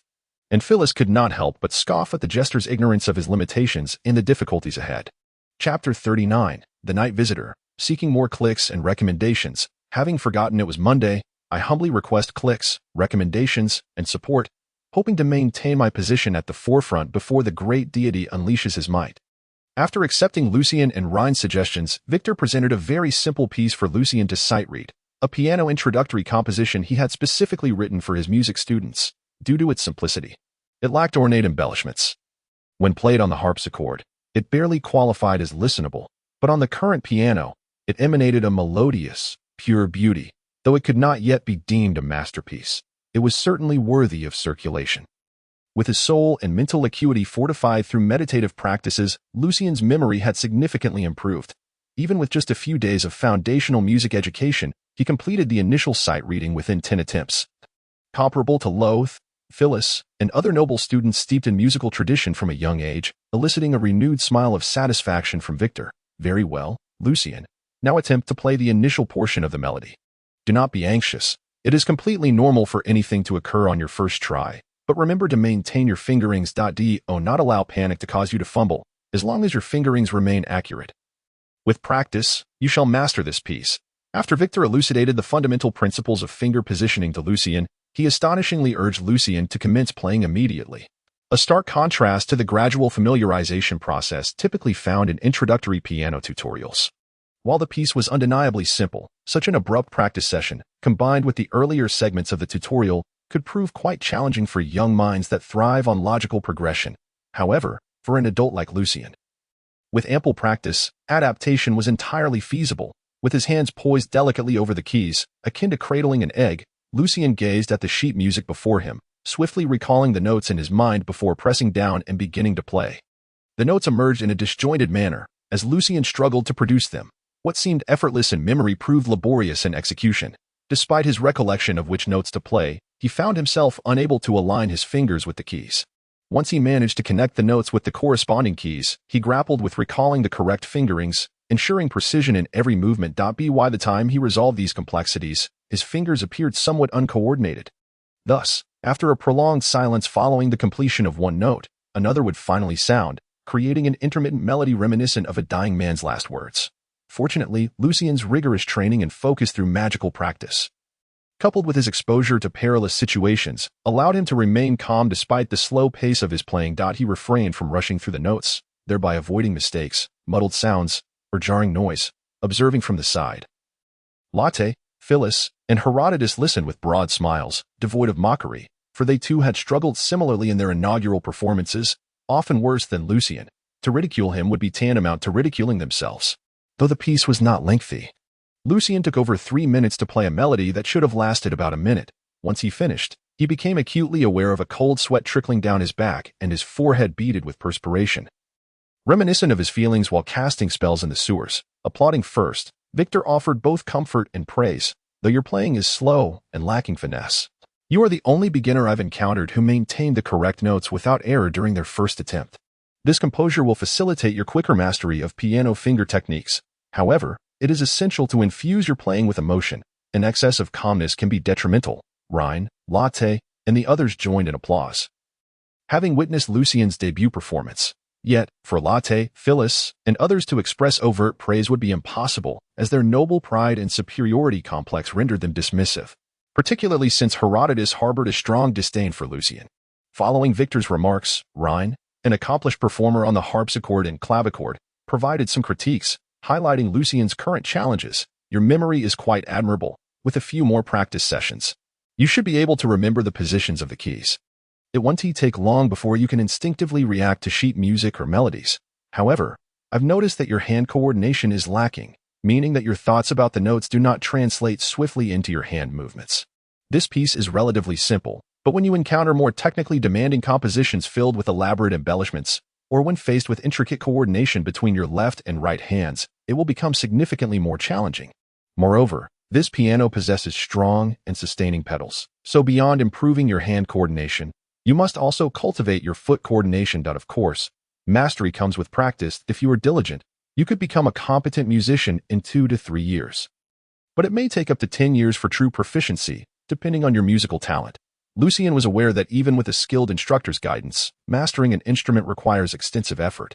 Yet the thought of relying on music to cover his living expenses, along with cost for spell components and magical experimentation equipment, left him feeling somewhat disheartened. Mr. Victor, Mr. Rhine, is there no quicker path to becoming a qualified musician? Unless you possess genuine genius in music, with an unparalleled understanding. You may master an instrument in a few months, but regrettably, you do not. Therefore, a solid foundation and prolonged practice are your only means of achieving competency as a musician. I would not want to hear that Victor's student is a fool who cannot even play the piano adequately. Phyllis, known for her sharp wit, could no longer restrain her scorn upon hearing Lucien's naive aspirations. Herodotus chuckled at Phyllis's remark before feigning kindness. Lucien, one must firmly plant their feet on solid ground to travel further and faster. Indeed, Lucien, you are merely at the beginning of your journey. Do not underestimate the challenges of learning an instrument, Latte advised, showing less disdain for Lucien than the others. Rhine smiled. It is commendable for a young person to harbor ideals and enthusiasm. Yet mastering an instrument requires countless repetitions. While I excel at the violin, harpsichord, clavichord, and harp, it is the result of years of dedication. Actually, there is a method that could allow you to master an instrument in the shortest possible time, awaken your bloodline power, and become a knight. This would greatly enhance your physical control, including your dexterity with both hands and feet, thus improving your coordination. With your remarkable memory, perhaps you could become a competent pianist in just a week or two. Of course, Rhine added with a chuckle, I cannot ascertain how long it would take you to awaken your bloodline power, whether it would be shorter or longer than several years, but I digress. Rhine's humorous conclusion elicited laughter from Victor, Latte, and the others. The difficulty of awakening bloodline power was evident in the scarcity of knights in the duchy. All, including Latte, Phyllis, and Herodotus, were failures on the knightly path.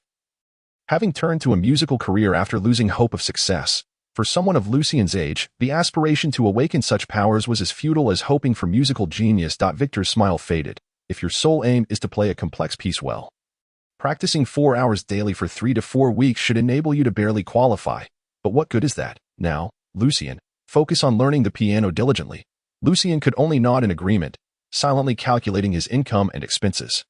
With a monthly salary of 10 silver nails, he had to allocate 3 silver nails to Aunt Eliza for his food expenses, while he longed for the delectable dishes of his previous life.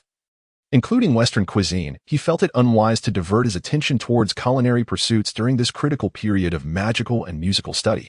The remaining 7 silver nails would likely be spent on magical materials after the current tension in Alto City subsided, costing him about 5 to 6 silver nails monthly. As for reconstructing a secret magical laboratory and acquiring glass bottles, cups, furnaces, and specialized jars, it would require a substantial investment, potentially consuming all the silver coins he had obtained as a thug and cultist. Moreover, the necessary vessels for these magical experiments, particularly glassware, were highly sensitive, and given his circumstances, any purchases could easily arouse suspicion about his involvement in magical experimentation, which troubled Lucien greatly. Additionally, Lucien intended to purchase 2 black linen garments and some worn fabric, along with sewing needles and thread, to craft a hooded robe for discreet activities. He also planned to sew small pockets into the inner lining of the belt to store various spell components, preventing confusion and ensuring easier transport as his collection grew. In light of these matters, Lucien could only self-deprecate to alleviate his frustration. The pressures of life have compelled even a magician like me to learn needlework.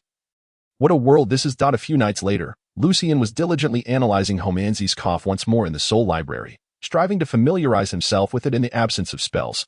Additionally, he concentrated on the application of mental power, combining his previous knowledge to refine his approach to frequency modulation. He was delighted to discover that he could leave barely detectable traces of mental power on his target while practicing the piano. He found, as Rhine had indicated, that after an initial surge of progress thanks to his memory, the coordination of his hands had become his greatest challenge as he continued to practice the introductory piece. Suddenly, Lucien's mental senses detected something approaching rapidly. He immediately halted all activities, surveyed his surroundings, and upon confirming that everything was securely in place, cautiously dismounted from his bed, preparing to cast a spell. Almost instantly, a series of knocks echoed against the closed wooden window, and after 3 rapids, the locked window inexplicably swung open. Opening spell. The familiar magical fluctuations heightened Lucien's vigilance, simultaneously igniting a sense of anticipation within him. At long last, he was to encounter other magicians or perhaps magical apprentices, A shadow flitted through the open wooden window and landed upon the wooden table, emitting a hoarse, unpleasant hoo-hoo sound. "Young one, why did you not open the door for the noble Lord Darrow, forcing me to take matters into my own hands?" Lucien was somewhat taken aback. The creature before him was an ordinary-looking tawny owl. Yet it raised its sharp beak and spoke in human tones, adopting an air of arrogance. A magical pet, or perhaps a transformation spell. Upon realizing this, Lucien feigned extreme terror, retreating to his bed and trembling. The peculiar owl seemed quite pleased with Lucien's display, pacing back and forth on the table before continuing its haughty demeanor.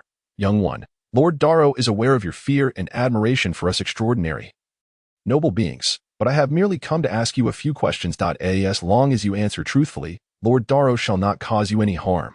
First, I inquire whether any other magicians have sought the witch after her demise by fire?" From the grammatical structure of the owl's speech, Lucien deduced that it was not a transformed magician but rather a magical pet. Each magical apprentice, upon commencing their studies, could summon a magical pet, provided they had the necessary spellcasting materials and forge a magical contract. The type of pet summoned depended on the materials used, ranging from common creatures such as owls, cats, and crows, to magical beings like fairy dragons. Once the magical contract was established, a close and mysterious bond would form between the pet and its master, allowing the master to gain a portion of the pet's abilities while the pet could borrow certain spells suited to itself from its master. For instance, summoning a cat as a magical pet would enhance the apprentice's agility to that of a high-ranking knight squire, bestowing night vision capabilities, while the cat could utilize apprentice-level spells akin to light banishment and organ preservation, as well as necromantic spells, gaining the ability to speak and think simply. However, the number and frequency of spells that a magical pet could borrow depended on the master's mental capacity to cast spells continuously. If the master's mental energy was insufficient to sustain 2 consecutive spells, the pet could no longer borrow spells. Furthermore, the abilities gained from the pet would not scale with the pet's level. And if the pet perished or the magical contract was dissolved, the acquired abilities would vanish, possibly resulting in a certain degree of recoverable decline. Thus, Lucien had yet to firmly resolve to summon a magical pet. While it would effectively provide him with a kind of doppelganger in the long run and enhance his strength in the short term, his unique circumstances rendered such a mysterious connection potentially perilous. Risking exposure of his greatest secret, gazing at the peculiar owl, Darrow, Lucien pretended to be exceedingly frightened as he replied, "No, truly, no other magicians have come to seek the witch. At least, I have not witnessed any." The owl flapped its wings approvingly. "Excellent, you have not lied. According to Lord Darrow's observations, indeed no other magicians have sought the witch. Now, for the second question, what did you and the church guards encounter while searching for the witch's magical laboratory?" What transpired? The owl's ability to extract information using its own knowledge left Lucien inwardly cursing. He then recounted the events of that day, omitting the transformation of his soul into the state of surpassing the limits, which had inadvertently triggered the truth holy emblem due to Gary's carelessness. As for the matter of the soul library recording the destruction of the spell books and notes, he refrained from mentioning it, knowing that no one would fathom its existence. What a tragedy! The owl Darrow sighed dramatically, then flapped its wings twice. "Good, your answer satisfies Lord Darrow. Good night, young man." With that, it swiftly exited through the open wooden window. As the owl departed, the fear and anxiety on Lucien's face instantly dissipated. He promptly extinguished the candle, donned the recently sewn black linen robe with a hood, and stealthily opened the door to slip outside. The night was pitch black. The impoverished district of Arde was devoid of lights. Lucien extended his mental energy, quickly sensing a faint, nearly imperceptible mental imprint he had discreetly left on the owl Darrow. In the absence of recent practice in spellcasting, Lucien had adapted his understanding of frequency, oscillation, and radar knowledge to modify the mental imprint. While this technique would be ineffective against a formal magician, it was challenging for a magical apprentice or pet to discern that they had been marked. Fortunately, the owl did not fly at great speed, remaining within his mental perception, judging by its level. Its master must still be a magical apprentice. Lucien sighed with relief, sprinting swiftly through the darkness. Should he exceed 500 meters, he would lose track of the uniquely oscillating mental imprint, though the owl's master was merely a magical apprentice. Following it posed a certain risk.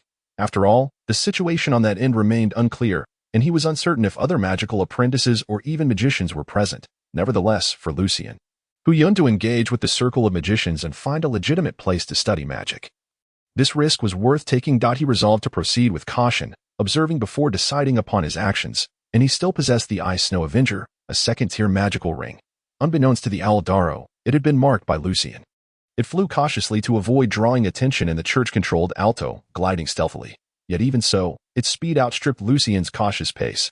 After 10 minutes of pursuit, Lucien found himself nearly 400 meters behind the owl, which occasionally paused to hide or pretended to be an ordinary owl. Just then, Darrow folded its wings and silently glided into a window. Lucien slowed his pace, stealthily circling to the side of the building, only to be astonished by the sign, the Copper Crown Tavern. Could it be that mercenaries and adventurers mingled with magical apprentices? Lucien pondered, noting that the window belonged to the leftmost room on the second floor of the tavern. An ideal escape route. He donned the Ice Snow Avenger on his left index finger and circled to the back door of the Copper Crown Tavern, softly uttering an awkward, peculiar monosyllabic phrase. Without the use of spell-casting materials, he left a faint shadow upon the door. The silent portal, an illusionary apprentice-level spell, masked the sound of opening and closing doors for up to an hour, but could be dispelled at Lucien's discretion within that time frame. After waiting a few seconds, Lucien cast a spell that required no materials, a transparent, invisible beam emanating from his hand and striking the door. The sturdy wooden door opened silently, allowing Lucien to slip inside. He closed the back door behind him and promptly dispelled the silent portal to avoid detection of any magical fluctuations. Even within the tavern, the atmosphere was notably quiet at this hour, particularly near the back door, enabling Lucien to evade the occasional passerby as he ascended to the second floor. Quietly halting just outside the room, Lucien strained to hear the faint voices within, aided by the mental imprint. After a while, Lucien smiled, pulling his hood lower as he approached the door. Inside the cool room, Smire lounged in a rocking chair, intently listening to the report from his magical pet, the owl Doro. While holding a glass of amber-colored wine, Doro's strange syntax had become familiar to Smire. Soon enough, he had grasped the entirety of events. He closed his eyes, contemplating for a moment, then inquired about Lucien's reaction at the time. Upon hearing Darrow's account, he rubbed his temples. It seems he indeed has no connection to the witch. However, this complicates our search for that gentleman who claims to hail from the headquarters of the Continental Magic Council. Alas, must we continue to hide? As he lamented, a sudden series of knocks echoed from the door. Knock, knock, knock, knock. Smire sprang to his feet, his expression grave, and he asked in a strained yet calm voice, "Who is it?" Meanwhile, the owl Darrow flew onto the bed, concealing itself beneath the blanket, muttering, "Who could it be? Who could it be? Is someone here to roast Lord Darrow?" A peculiar, deep, and hoarse voice resonated from outside the door. "I'm seeking Mr. Smile and the owl Darrow." "What?" Darrow the owl exclaimed from beneath the blanket, nearly taking flight with it. Smile's magic was poised and ready, yet the mysterious and eerie presence of the individual outside deterred him from acting recklessly. "I am Smile, and I am unfamiliar with any owl named Darrow. Who are you, exactly?" The raspy voice replied calmly, "I am a sorcerer, who has encountered a witch by chance. I have been covertly observing the ruins of the witch, hoping to uncover the whereabouts of a gentleman from the headquarters of the Continental Magic Council. Unfortunately, today I chanced upon your familiar Darrow and overheard its inquiries, thus I followed it here." "What? This is all because of Lord Darrow?" Darrow the owl squawked in disbelief, then lamented passionately, "This is truly a tragedy." Noticing that the stranger had not barged in directly, Smile felt a slight relaxation. If it were a member of the church, they would not be so courteous. Hearing the individual identify as a sorcerer naturally fostered a sense of familiarity, yet he remained vigilant. "Then you must perform the opening spell yourself to enter." Although successive popes had reformed the foundational aspects of divine magic, its essence remained unchanged, still derived from divine grace. The modifications had merely lowered the requirements for certain divine spells that once necessitated higher levels, while granting access to many new spells, making previously complex spells easier to master. Thus, it was possible to discern distinctly whether one was a sorcerer or a priest through their casting. A wave of magical energy surged, and the door creaked open, as Smile seized the moment when the stranger had just completed their spell and was still in a vulnerable state to cast his own magic, aiming to capture the individual first.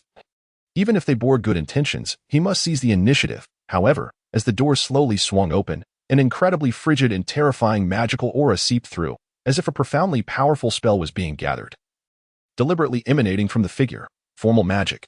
Smile quickly realized that this magical presence far surpassed any apprentice-level magic he possessed. "Are you a formal magician?" The door then fully opened, revealing a figure clad in a black robe, their hood casting a shadow that concealed the entirety of their face, emanating the chilling and terrifying aura. Lucien, too, recognized the sorcerer apprentice as the somber man he had previously encountered in the Copper Crown Tavern. With a hawk-like nose and a tightly fitted black overcoat, Chapter 41. The circle of sorcerer apprentices smile regarded the enigmatic sorcerer, shrouded in their black robe, the shadow of the hood obscuring the lower half of their face, and felt an indescribable chill and eerie depth, akin to an endless abyss, pressing upon him. Were it not for the knowledge that this was a necessary guise under the church's dominion, Smile might have thought the individual was a dark magician, specializing in taboo magic from ancient times. Upon donning the ice snow avenger, Lucian felt a continuous influx of coldness surging through his body, rendering his spirit as clear and unyielding as ice, his will as heavy as a mountain, immovable. Ordinary apprentice-level spells targeting the soul, will, or mind would have no effect, and this will could even mimic the aura of a formal knight, exuding a slight pressure to intimidate others. Lucian slowly entered the room, casually closing the door behind him, and settled into a chair as if he were returning home, seemingly disregarding Smile's watchful gaze. Once seated, Lucian deliberately distorted his voice to respond. I happened to meet the witch several weeks ago, and through her, I learned of a sorcerer from the Continental Magic Council's headquarters in Alto. I was quite eager about this, thus I arranged a time to meet this sorcerer. You must understand how excruciating it is to live in hiding, constantly fearing the church's discovery. I long to venture to a place where sorcerers can freely study magic. Regrettably, before the appointed time, the witch was burned to death by the church, fearing that the church was secretly monitoring the witch's ruins. I remained discreetly observant, planning to wait until some time had passed before inquiring about the young man named Lucian, only to encounter your Aldaro.as for the question posed by Smile regarding whether he was a formal sorcerer. Lucian neither affirmed nor denied it, as if he had never heard the inquiry. It appeared that the witch considered the clandestine gathering of sorcerer apprentices quite normal, and since she had not obtained the desired information or materials, she had refrained from recording it in her magical notes, which primarily documented her learning experiences. Upon hearing Lucian's response, Smile exhaled deeply, for their shared experiences, emotions, and identities as sorcerers tightened their bond. In Alto, sorcerer apprentices and magicians resembled small figures struggling for survival in dire straits. Upon discovering one another, they instinctively sought to unite. Moreover, if a formal sorcerer truly harbored intentions to harm or rob him, they could have easily done so moments ago. How could he possibly defend against formal magic? He carefully chose his words and spoke urgently. Sorcerer, as you can see, I have known the witch for several months, and I invited her to participate in some secret gatherings of sorcerer apprentices here in Alto. Nearly a month ago, she suddenly informed us that she had met a peculiar, formal sorcerer and wished to pursue further contact. If the individual could be trusted, she would introduce them to us. Soon after, she joyfully announced that the individual was a formal sorcerer from the Continental Magic Council's headquarters, where magic could be studied openly and freely. This revelation invigorated us apprentices, prompting the witch to invite the sorcerer to our gathering. Sorcerer, we too despise a life of hiding, perpetually at risk of church discovery. We wish to reach the headquarters of the Continental Magic Council through this sorcerer. However, due to unforeseen circumstances, the sorcerer was unable to attend the first meeting, merely entrusting the witch with a copy of an arcane journal, an issue from 25 years ago. After perusing the journal, we became convinced of the existence of the Continental Magic Council, for its contents were beyond our imagination, filled with concepts we could scarcely comprehend. Yet, before the time for our second meeting arrived, we received word of the witch's execution by fire. As I was the only one acquainted with the witch, I confirmed that the church harbored no suspicions towards me, and hastily moved from the Violet Lily district to the Copper Crown Tavern, hoping to observe closely and seek any remnants of information left by the witch, as well as the whereabouts of the formal sorcerer. Similarly, fearing the church's covert surveillance, I waited many days before commencing my actions. Lucian observed the expressions of Smile as he recounted his memories, noting the authenticity of his excitement, shock, surprise, disappointment, and regret, all of which aligned logically with his narrative, affirming the validity of his words. Lucian felt a tinge of disappointment. Having hoped to glean insights about the Continental Magic Council, after calming his emotions, Lucian slowly spoke. It is truly regrettable. Perhaps the witch was captured by the church during her meeting with that sorcerer. An apprentice sorcerer could hardly attract the church's attention like a formal magician from the headquarters of the Magic Council. Smile nodded in agreement. I share your thoughts. It is indeed unfortunate. The expression of disappointment was difficult to conceal. Meanwhile, Daro the owl squawked loudly. This is truly a tragedy.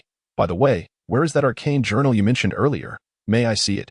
Lucian inquired about another significant matter. Smile forced a smile. Sorcerer, I regret to disappoint you. We take turns keeping that journal, and it is not currently in my possession. I recognize every word in the articles, yet when they are strung together, I cannot grasp their meaning. Perhaps only a formal sorcerer such as yourself could comprehend it. If you do not mind, why not attend our secret gathering? You would have the opportunity to see it then." Having expressed the matter, Smile felt reassured by the absence of any dangerous actions from the formal sorcerer under the weight of his formidable power, leading him to believe that Lucien was trustworthy. Not a malevolent sorcerer with sinister intentions, boldly he extended an invitation for Lucien to join their clandestine gathering, hopeful that he might seek guidance on some of his magical dilemmas from this sorcerer. Potentially enhancing his own abilities, Lucien pondered carefully. With the Ice Snow Avenger ring at his disposal, he possessed a measure of self-defense. Furthermore, engaging with other sorcerers and apprentices would greatly benefit his magical education. Under the Church's control, there existed a natural affinity among sorcerer apprentices and magicians, thus Lucien deemed it necessary to take a calculated risk to attend. He then inquired, "What activities do you partake in during this secret gathering?" As the mysterious wizard's demeanor softened, Smile felt a surge of excitement and hurriedly explained, "Because Alto was once the core of the ancient Sylvanus magical empire, many wizards reside here in seclusion, secretly instructing their apprentices and preserving their magical heritage. Due to this reputation, apprentices who occasionally stumble upon magical legacies throughout the Duchy of Valette often come here seeking crucial magical materials and guidance. However, under the Church's control, it is initially quite difficult for each wizard and apprentice to encounter one another. Gradually, they began to meet by chance while procuring materials or adventuring in nearby ruins, establishing secret ways to connect. Thus, in Alto, various magical circles form through these serendipitous relationships, often holding clandestine gatherings to exchange magical materials and discuss arcane conundrums. Our circle of magical apprentices was established about 7 or 8 years ago when several apprentices fortuitously encountered one another while adventuring deep in the Melzer Black Forest. We convened secretly every 2 weeks, and subsequently, the original apprentices introduced other trustworthy apprentices they met along the way. The more members we have, the easier it is to find the materials, spells, magic circles, and potions we require, as well as engage in more fruitful discussions regarding magical issues. During our gatherings, we all dress like you, esteemed wizard, and apart from the newcomers, we remain unaware of each other's identities and whether they belong to other magical circles. If you, esteemed wizard, could join our circle, I believe your prowess could position you as its core. I would be more than willing to introduce and vouch for you. Having witnessed apprentice-level magical artifacts and even formally acquired magical items during others' inheritances at such gatherings, Smile began to harbor some doubts about the true capabilities of the cloaked wizard before him after his initial panic and excitement subsided. Nevertheless, the wizard's ability to effortlessly track the magical creature Darrow and locate him without a sound prompted Smile to regard him as a genuine wizard. He resolved to assess his abilities through magical inquiries at the gathering. Knowledge, after all, remains the finest criterion for gauging a wizard's strength. Needing magical materials, potions, and that tome of arcane journals, Lucien solidified his resolve to attend this clandestine gathering of magical apprentices. When do you hold your meetings? And where? My magical laboratory was recently damaged, and I require a complete set of laboratory equipment. If I can prepare in advance, I would be delighted to participate. Smile chuckled. This Saturday evening, we will have a gathering. The specific location within the sewers has yet to be determined, so please provide me with your contact details, and once we finalize everything on Friday night, I will reach out to you. He endeavored to maintain a friendly and sincere smile, though his hooked nose and brooding demeanor slightly marred the atmosphere. Do not venture into the sewers. Something significant has occurred there recently, and the Church is closely monitoring it, Lucien warned in a gravelly voice. Do not inquire about the nature of the event or how I am aware of it. Once you finalize the location and time, please mark it simply on the corner of the 8th building opposite the Witch's Ruins, and I shall see it. That location was adjacent to Andaliza's house, allowing Lucien to view it directly while dining there, alleviating any concerns of being discovered. What? The sewers are under tight surveillance by the Church? Smile exclaimed in astonishment, then felt a wave of dread. Had he not encountered this enigmatic wizard, he and his companions would have been in grave danger. Consequently, his trust in Lucien deepened, and he felt significantly less wary. All right, esteemed wizard. Let us agree on the meanings of each symbol. And by the way, what should I call you? A code name will suffice. After establishing the meanings of the symbols and inquiring about Smile's name and code name, Lucien rose, brushed off his black robe, and said, "You may call me Professor. By the way, I am currently conducting a necromancy experiment and require black corpse mushrooms and wraith dust, which you may also prepare in advance. Professor, what does that mean?" Smile mused as he observed Lucien slowly make his way to the door, open it, and exit with a casual demeanor. akin to that of a friend departing after a visit. The words teach and instruct were simply conjoined, perhaps a newly coined term. It was impossible to discern his usual identity from this title alone. Chapter 42. The Secret Gathering. After closing Smile's door, Lucian concentrated his mental energy, altering the structure and frequency of the faint spiritual imprint on the Aldaro, causing it to vanish entirely. He anticipated that as soon as he departed, Smile would scrutinize Darrow closely to uncover the reason for its tracking, and Lucian was keen to keep his unique mental techniques hidden for as long as possible. Proceeding cautiously to the back door, Lucian employed the silence portal and switch spells, leaving the Copper Crown Tavern without a sound, then took a long detour before returning to his small abode. Lying in bed, Lucian felt a slight sense of relief wash over him. Amidst the church's formidable presence in Alto, encountering fellow magical apprentices felt akin to having allies against a raging storm. Alleviating the burden of solitude, they were all apprentices of magic, but how many secluded wizards remained in Alto? In the ensuing days, Lucian led an extraordinarily regimented life. He rose at dawn, exercised for an hour, practiced swordsmanship, and then worked at the library. Occasionally, he delved into religious texts and travelogues, sometimes studying music theory, memorizing finger placements and reading scores, and at other times, analyzing spells and the structures of magic circles within the Library of Souls. Although Pierre was somewhat lecherous, he was a remarkably quiet youth when immersed in the world of music, never disturbing Lucian's studies. Meanwhile, Wolf had been invited to perform in a count's territory and had not returned to the library. Other musicians, artists, and Victor were neither friends nor foes, having neither the time nor inclination to trouble Lucian, allowing him to enjoy a leisurely existence. The only minor regret was not having seen the renowned musician Lady Sylvia, a 24-year-old unmarried composer whom Pierre spoke highly of, describing her as an elegant and exquisite goddess. Lucian harbored no covetous thoughts, merely curiosity sparked by Pierre's fervent admiration.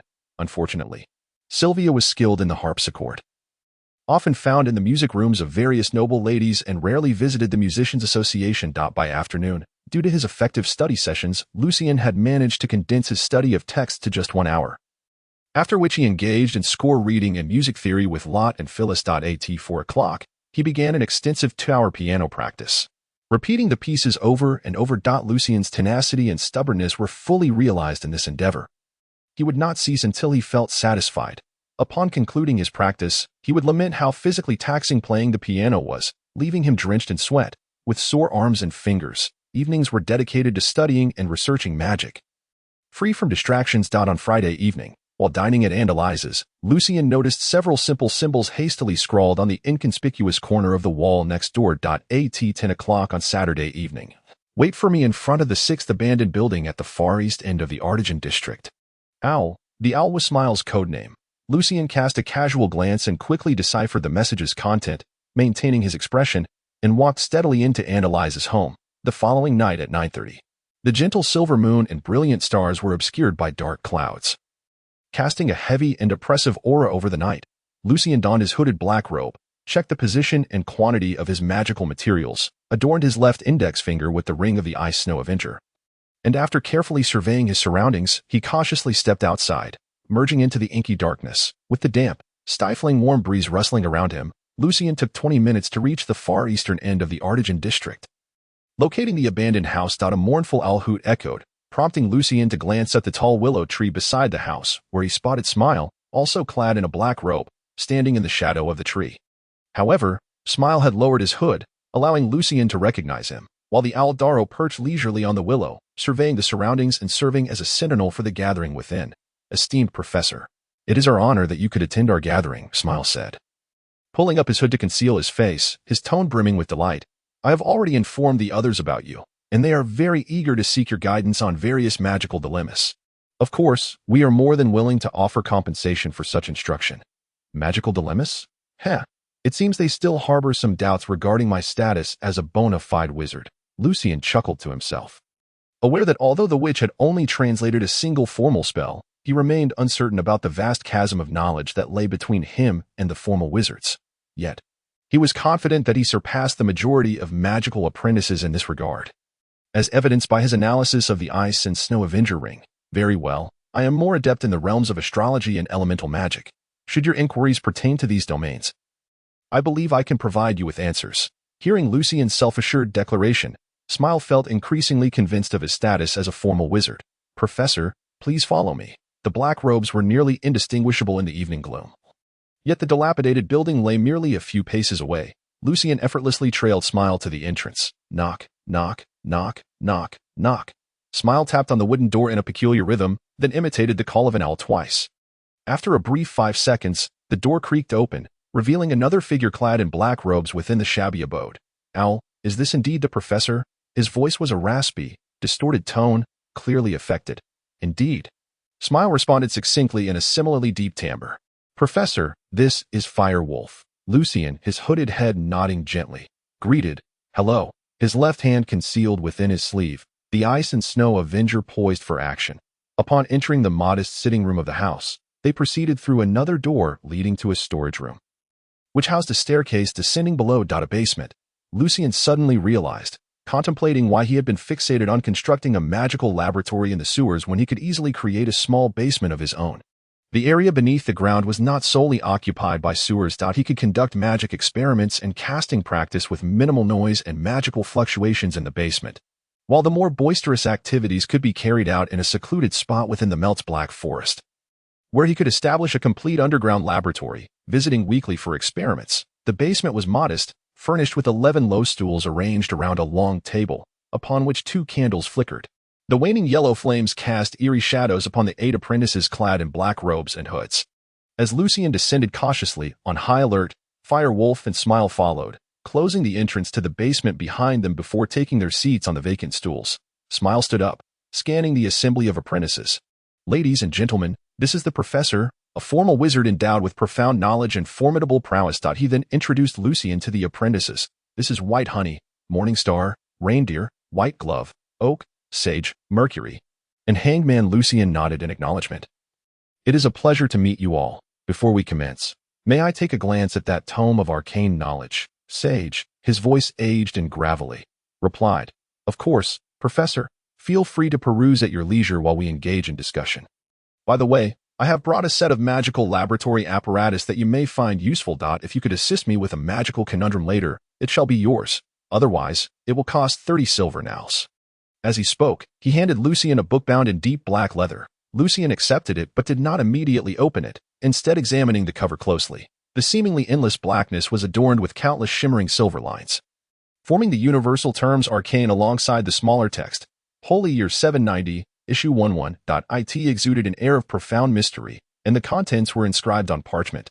Flipping to the table of contents, Lucien discovered 24 articles, the first being a discussion on several issues pertaining to the 5th search for planets' failures. His interest piqued, he swiftly turned to it. Mr. Douglas's gravitational theory can perfectly elucidate many force field spells, even the structural principles of most astrological magic, and through this theory, we have forged numerous new and powerful spells, constituting one of the primary foundations of the force field system within the grand edifice of classical magic. Utilizing the gravitational theory, we have distilled 3 fundamental laws governing planetary motion from the chaotic patterns of astrological changes, which bear significant implications for prophetic magics such as astrology and stargazing. However, there remains a critical flaw in Mr. Douglas's gravitational theory that has yet to be validated. From this theory, we can derive its formula, affirming that our continent exists on a planet that rotates independently while orbiting the sun, and the celestial bodies in the sky engage in similar motions. Based on the gravitational formula and the laws of planetary motion, we can accurately calculate the positions of these celestial bodies.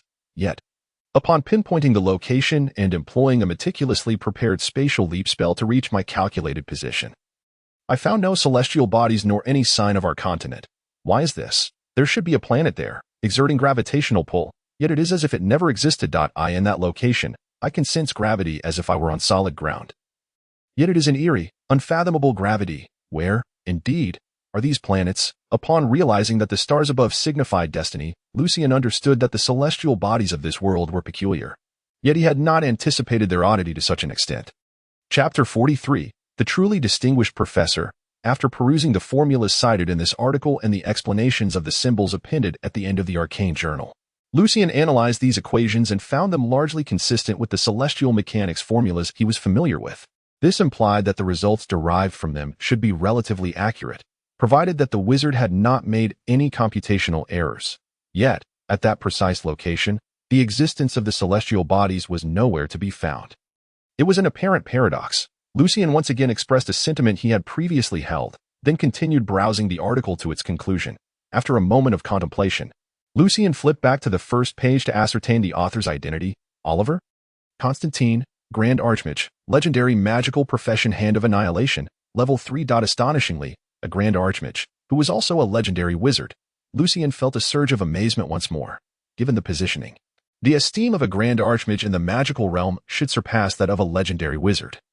And the coexistence of both titles suggests differing evaluative frameworks, one categorizing the enhancement of power, while the other likely assesses contributions to the understanding of magical principles. With this realization, Lucien quickly skimmed through the subsequent signatures of the articles. Confirming his hypothesis, they were predominantly signed by level 8 archmages, 9-ring astrologers, level 6 archmages, 8-ring elementalists, thus affirming Lucien's suspicion that few had achieved arcane levels surpassing magical levels, indicating that advancement in this regard was evidently more challenging. Gazing at the 9-ring, 8-ring, and 7-ring magical levels stirred a wave of excitement within Lucien as he continued to peruse the subsequent articles, which included topics such as research on string vibration issues in certain spells, a brief overview of differential methods or infinite series, a proposed solution to the 7 bridges problem, several considerations regarding the conversion of electricity and magnetism in magic, a newly determined element using novel methods. The problem of permanence is mental energy manifested as waves or particles. Experiments conducted with Mindstorm Magic. Lucien's earnest examination of the journal prompted nods of approval from Smile, Sage, Morningstar, and the other apprentices, affirming that this individual might truly be a formal wizard. When they first acquired the journal, they found themselves, as Smile had previously remarked, recognizing each word, yet unable to comprehend their collective significance. Hanged Man and Mercury, however, remained skeptical as they struggled to grasp the content. After dedicating half an hour to a thorough perusal, Lucien gleaned a comprehensive understanding of the knowledge contained within. From these formulas, it appeared that in a mere 300 to 400 years, the arcane level of this world had ascended to a standard akin to Earth's mid-18th century, with calculus having been preliminarily established, and significant advancements in the study of geometric problems concerning surfaces and spheres, while mechanics and electromagnetism approached refinement. Moreover, due to the peculiar development of this world, many concepts were applied before being thoroughly researched, resulting in certain aspects of magic surpassing Earth's technological advancements, such as spatial leaps. In terms of elemental magic, corresponding to the study of chemistry, the level had reached that of the early 19th century, having established that earth, fire, wind, and water were not elements, as well as beginning preliminary assessments of atomic weights. These were findings from over 2 decades ago, and even today, despite various perplexing issues regarding the existence of celestial bodies hindering their progress, the overall advancement likely remained at the early 19th century level. With chemistry possibly having reached the mid-century standard. As it was an arcane journal, Lucien found it comparatively easy to read.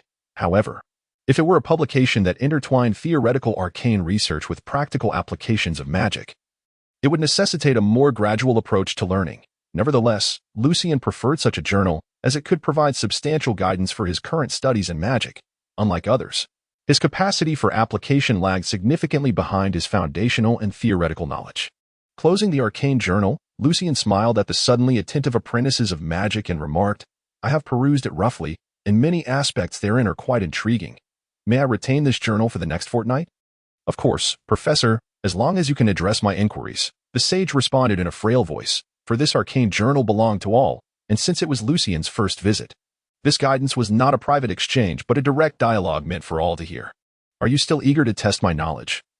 In this world, I am indeed a rare anomaly. Let us see how you judge." Lucien replied in a peculiar tone, "Certainly, sage, feel free to begin your inquiries."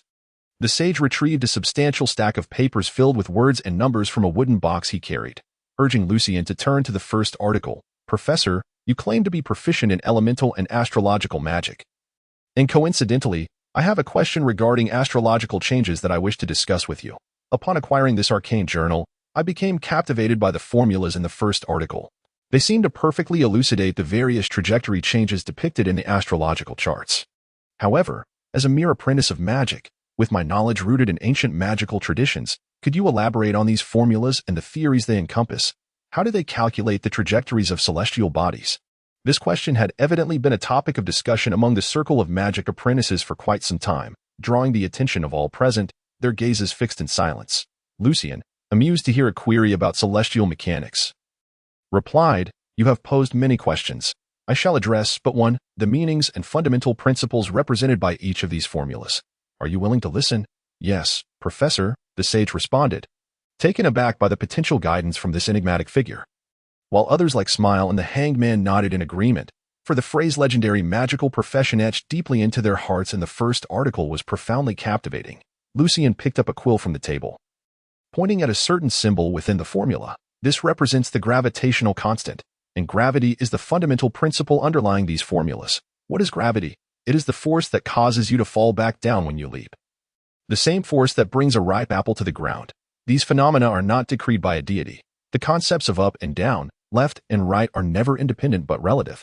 Only when subjected to force does an object move in a certain direction. When you observe these phenomena, you should ponder the reasons behind them.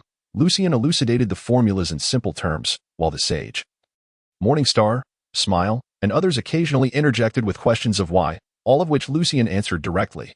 These are foundational issues of magical principles.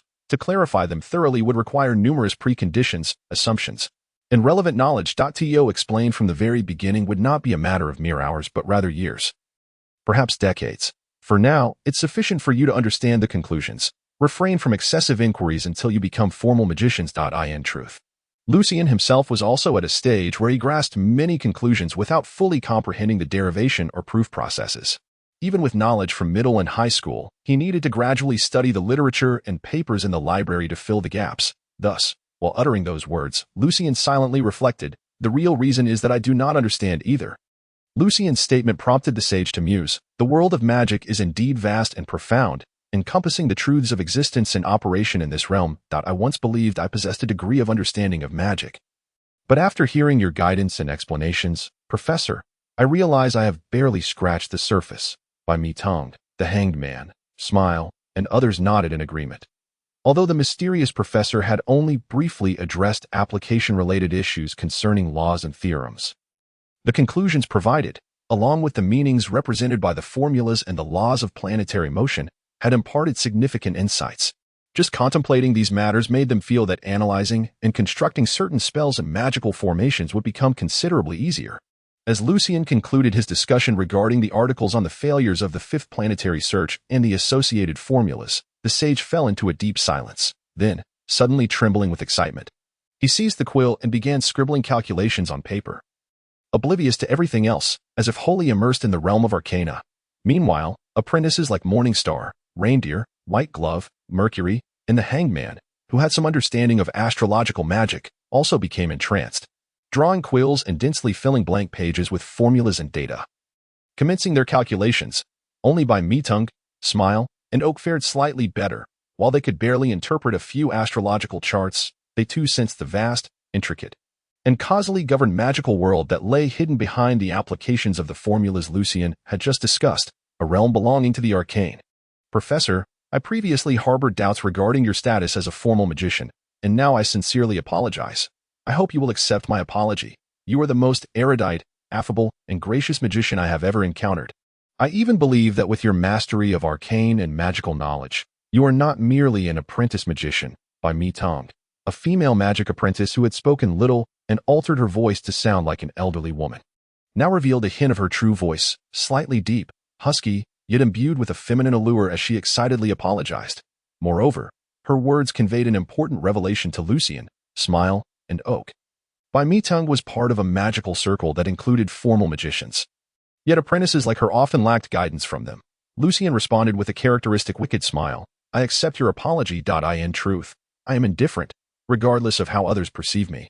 My knowledge and strength are authentically mine and remain unaffected by others' doubts. Lucian refrained from inquiring about the circle with formal magicians, as by Metung's demeanor suggested they were unaware of the happenings at the headquarters of the Continental Magical Council and lacked access to other arcane journals. Thus, remaining an apprentice magician without the most desired rewards did not warrant taking unnecessary risks. It would be prudent to wait until he had sufficient strength if he truly sought magical materials.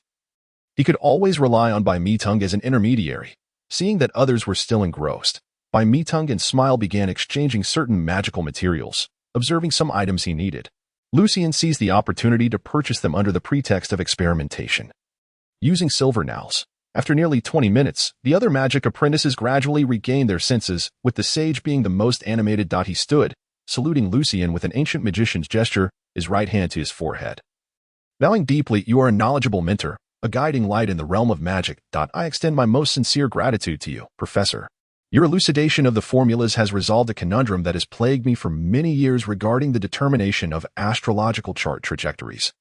Granting me hope in deciphering a ring of astrological magic, please accept this set of magical vessels. You may also select any other item I have brought, the Hangman, Morningstar. And others similarly express their gratitude for Lucien's guidance. Then, another female magic apprentice, Mercury, rose and performed a respectful gesture before inquiring in a slightly altered sweet voice, Professor, may I pose a question regarding elemental magic? I have brought the black corpse mushroom you requested. Her tone was infused with palpable hope, coupled with a hint of anxiety at the prospect of rejection. By Meetung, Oak, and others gazed at Lucien with equal respect. Please, Professor, we wish for your guidance, if Mercury agrees. We would like to observe. Their demeanor was as reverent as that of elementary students before a stern teacher, prompting Lucien to reflect, I have indeed become a true professor. Chapter 44. Knowledge equals wealth, seeking the three rivers of support. They are catching up. Mercury had already retrieved the black corpse mushroom she had brought, contained within a simple jewelry box. There were 3 in total, 1 deep black and 2 lighter shades, all exuding a potent stench of decay. Professor, these are the black corpse mushrooms you requested. You may take them all, provided you guide me on this elemental question. The black corpse mushroom is a material required for many necromantic spells and potions. According to the records of witches, she once attended several magical gatherings at her family's secluded estate, where the black corpse mushroom was valued at approximately 10 silver nars each, equivalent to the amount Lucien could save in a month without food or drink. Furthermore, the deeper the color, the more precious it is. At times, the price is merely symbolic, as such items are not easily found unless cultivated personally. If someone is in dire need of this mushroom, they might be willing to pay an exorbitant price. Lucien placed the jewelry box before him and assessed it from the perspectives of color, aura, and shape, confirming that it was indeed a genuine black corpse mushroom. And he nodded slightly, saying, You may ask, Professor, why does the article on a new element determined by a novel method in the Arcane journal refer to elements when describing the dye extracted from the sunstone? Are not the fundamental elements earth, fire, wind, and water? Mercury asked, her voice tinged with a nervous tremor, as if she understood that this question pertained to significant distinctions between ancient and current magical systems, potentially overturning her previous knowledge of elemental magic. Lucien, with his hands tucked within the folds of his black robe, pondered for a moment before responding in a low, gravelly tone. In truth, I have also studied ancient magic. However, during my learning, experimentation, and casting, I often felt a sense of dissonance, knowing the conclusion yet being baffled as to why it was so. This led me to contemplate these matters frequently, resulting in some fragmented and isolated thoughts. It was not until I encountered this issue of the Arcane Journal and read these articles, rich with profound and expansive insights, that certain ideas of mine began to crystallize, akin to vines finding a great tree to cling to. For instance, the first article mentions gravity, not because I have conducted exhaustive research on the subject, but because it conveniently elucidated answers to my contemplations. Therefore, I only presented the application of formulas earlier without delving into the foundational principles of magic, as explaining those would require years, perhaps even decades, for you to fully comprehend and master. And I myself am still grasping them imperfectly. As Lucien gradually calmed down from the excitement he had felt upon discovering the Arcane Journal and engaging with the magical community, he realized he had become too immersed in his role as a mysterious professor, inadvertently creating a significant issue. As a mage seeking the headquarters of the Continental Magic Council, it was contradictory to be able to comprehend and master the current magical framework without hindrance. To know of gravity and to recognize that earth, fire, wind, and water are not elements. While these apprentices might be oblivious to this contradiction, any ancient mages they could potentially be connected to would likely be unaware as well. For a considerable time, he would not face danger, but if this became known to the arcanists or mages from the Continental Magic Council, or if the Church, which might have spies infiltrating the mage community, were to discover it, they would undoubtedly suspect his identity. Thus, Lucien hastened to remedy the situation before it spread, crafting himself into a perceptive and astute genius mage. It seems that when faced with dilemmas, I am still unable to maintain an inhuman calmness, prone to carelessness due to excitement and agitation. The composed demeanor I exhibited amidst the cadaver was likely due to prior mental preparation and the maturity gained from various experiences, which allowed me to develop my potential, understanding that one must never succumb to panic in the face of danger. Lucian reflected inwardly, continuing, the article on the new element determined by a novel method contains few formulas.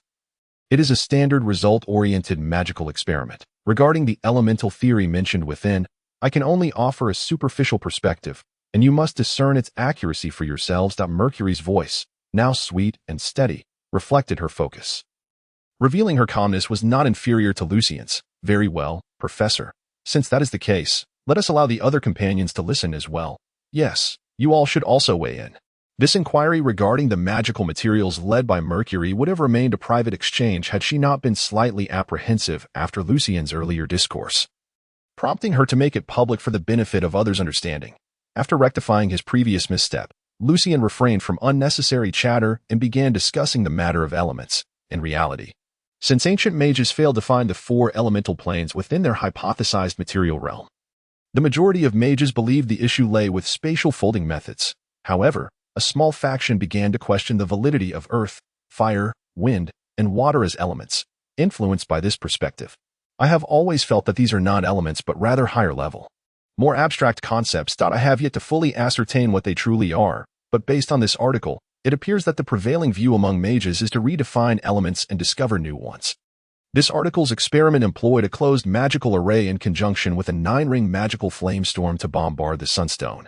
Following a violent explosion, it yielded a pure and beautiful silver-gray crystal, surpassing mithril in both hardness and flexibility, while also being lighter, representing an entirely new element, a precious material named Tai due to its origin from the sunstone. As Lucian elaborated, he assessed the advancements in the magical world regarding elements. It seems that a definition of elements has emerged, and new elements have begun to be discovered beyond the conventional ones. However, from the descriptions of their properties, there remains a lack of predictability or regularity concerning elemental behavior.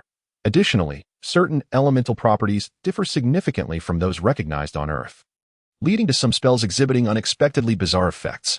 After Lucian casually cited several apprentice-level elemental spells and everyday materials as examples, a brief silence enveloped the group. Professor, I believe you are correct.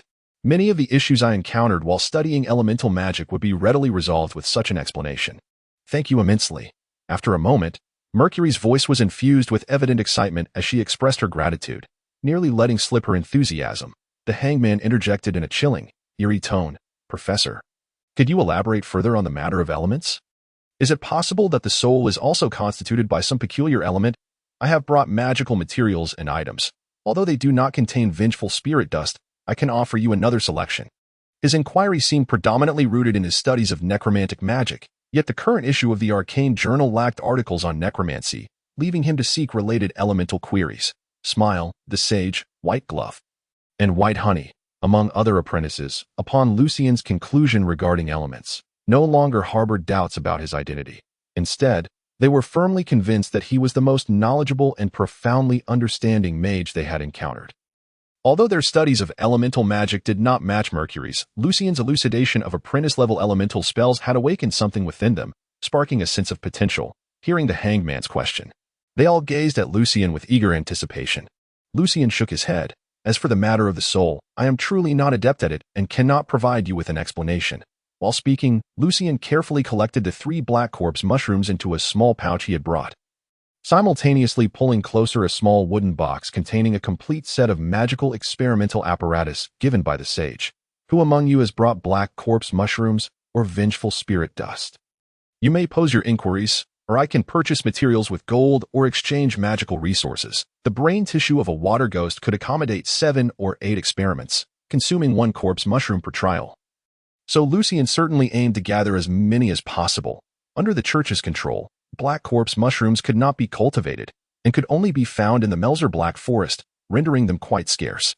Aside from Mercury, the others had none at the moment. The sage, a leader within this magical circle, explained to Lucian in a slightly aged voice, filled with reverence. I have also participated in 2 other magical circles.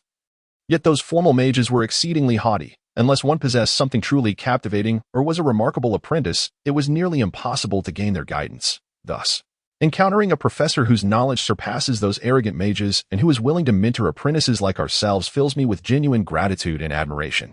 In agreement, White Honey, from another magical circle, nodded. Professor, if you require black corpse mushrooms regularly, I shall reserve some for you once I procure them. However, vengeful spirit dust is far more elusive. Its formation necessitates either a unique environment or the presence of a spirit burdened by tragic experiences or unresolved emotions, making it easily detectable and purifiable by the Church. As for summoning vengeful spirits using the blood of evil creatures, I fear that acquiring such blood is even more challenging than obtaining vengeful spirit dust. Especially here in Alto, before the success of my magical experiment, black corpse mushrooms were a long-term necessity, as was the dust of vengeful spirits. Lucien felt a twinge of disappointment, having hoped to gather all the materials required. Save for the moonlight rose, which is monopolized by the church and the nobility. However, this sentiment was swiftly dispelled, for he understood that this was merely the realm of magical apprentices. Now, please present the magical materials you have brought. If I find any that I require, you will earn the opportunity to pose a question. Naturally, the value of your inquiry will correspond to the worth of the materials, he stated. Regarding the Journal of Arcana, there were few magical apprentices who could truly comprehend its contents. After Mercury, representing himself and the magician behind him, inquired about elemental matters, the other apprentices could only muster up minor queries based on their own experiences and analysis and the challenges encountered in constructing spells. These questions predominantly revolved around the elements and astrological magic, subjects in which Lucien excelled. As Lucien methodically resolved each of these inquiries, the respect in their gazes towards him deepened, particularly among those who had the backing of a magical mentor or had received guidance from an official magician a few times.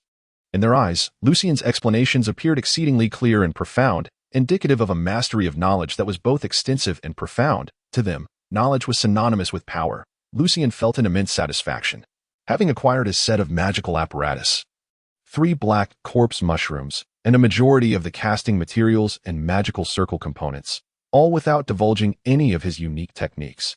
This experience exemplified the principle that knowledge equates to wealth.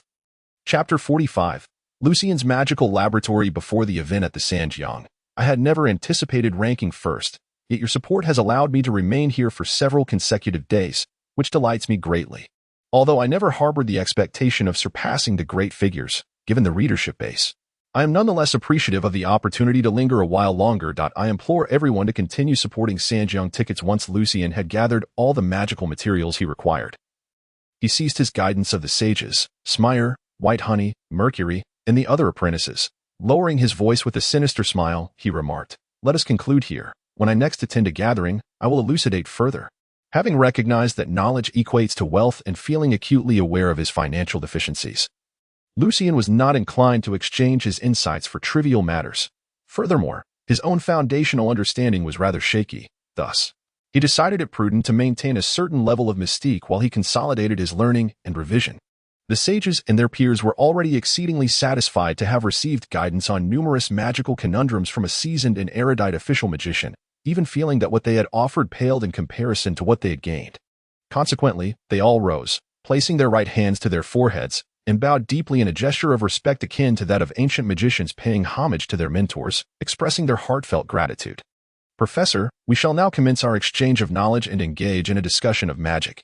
You are most welcome to listen in," the sage joyfully announced to Lucien. The so-called magical discussion differed from guidance. It was an open forum where everyone expressed their thoughts on various magical issues. Should one remain reticent and unwilling to share even a single question, they could depart once the exchange of items concluded. By inviting Lucien to listen, the sage represented all the magical apprentices, implying that he could choose to merely observe without participating. Naturally, in the eyes of the sages, White Honey, Mercury, and the other apprentices, a figure of such vast knowledge and formidable power as Lucien would surely not be concerned with their rudimentary discussions on apprentice-level magical issues.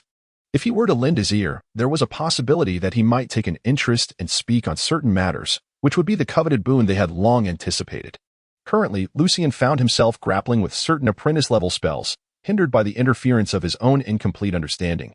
His attempts at analysis were proving rather unfruitful, and his skills in casting, coordination, and techniques were limited to what he had gleaned from Witch's notes and his own explorations. Thus, upon hearing the sage's invitation, he He felt as if struck by a deluge of wealth, suppressing his excitement to respond calmly. "Then I shall listen." "Thank you, Professor," White Honey interjected, her voice raspy yet imbued with a hint of seductiveness. Once all 10 magical apprentices had completed their exchange of items and knowledge, their discussion commenced in earnest. As Lucian had resolved most of the pressing magical issues earlier, and many more were addressed during the recent exchange. They swiftly moved on to dissecting certain spells, tackling practical questions concerning casting and coordination, while each apprentice undoubtedly retained their unique techniques and insights. This general discussion of magical applications yielded substantial rewards for Lucian, significantly bridging the gap in his understanding of apprentice-level spell application. He listened intently, fully engrossed in the discourse, however, adorned in their hoods. The powerful and enigmatic professor appeared to dismiss the seemingly superficial discussions of the apprentices, quietly pondering over profound problems, which inevitably stirred a sense of disappointment among them. As the hour approached 2 in the morning, the magical apprentices concluded their discussions, after exchanging information regarding the Melzer Black Forest and several known nearby ruins.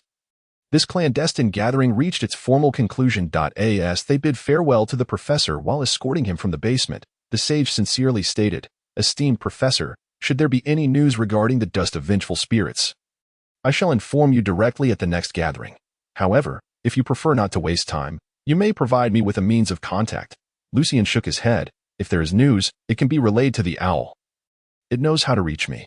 Although Smire might not be entirely reliable, maintaining a layer of separation would afford him significant leeway, and he was aware of Smire's true identity, allowing him to observe discreetly. Mercury sighed softly, appearing somewhat disappointed.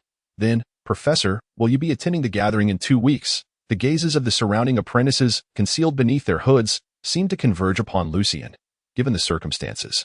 It was uncertain whether he might venture into the depths of the Melzer Black Forest, or if the timing would coincide with a crucial moment in his magical experiments. No one could say for certain what 2 weeks would bring. Lucian planned to treat his attendance at the clandestine gathering as a random occurrence, shrouding his intentions in mystery. At the very least, he had not outright declined. The apprentices felt a slight sense of relief, reassuring themselves that their earlier fears of losing the allure of the Arcane journal had been unfounded. The enigmatic professor would indeed return.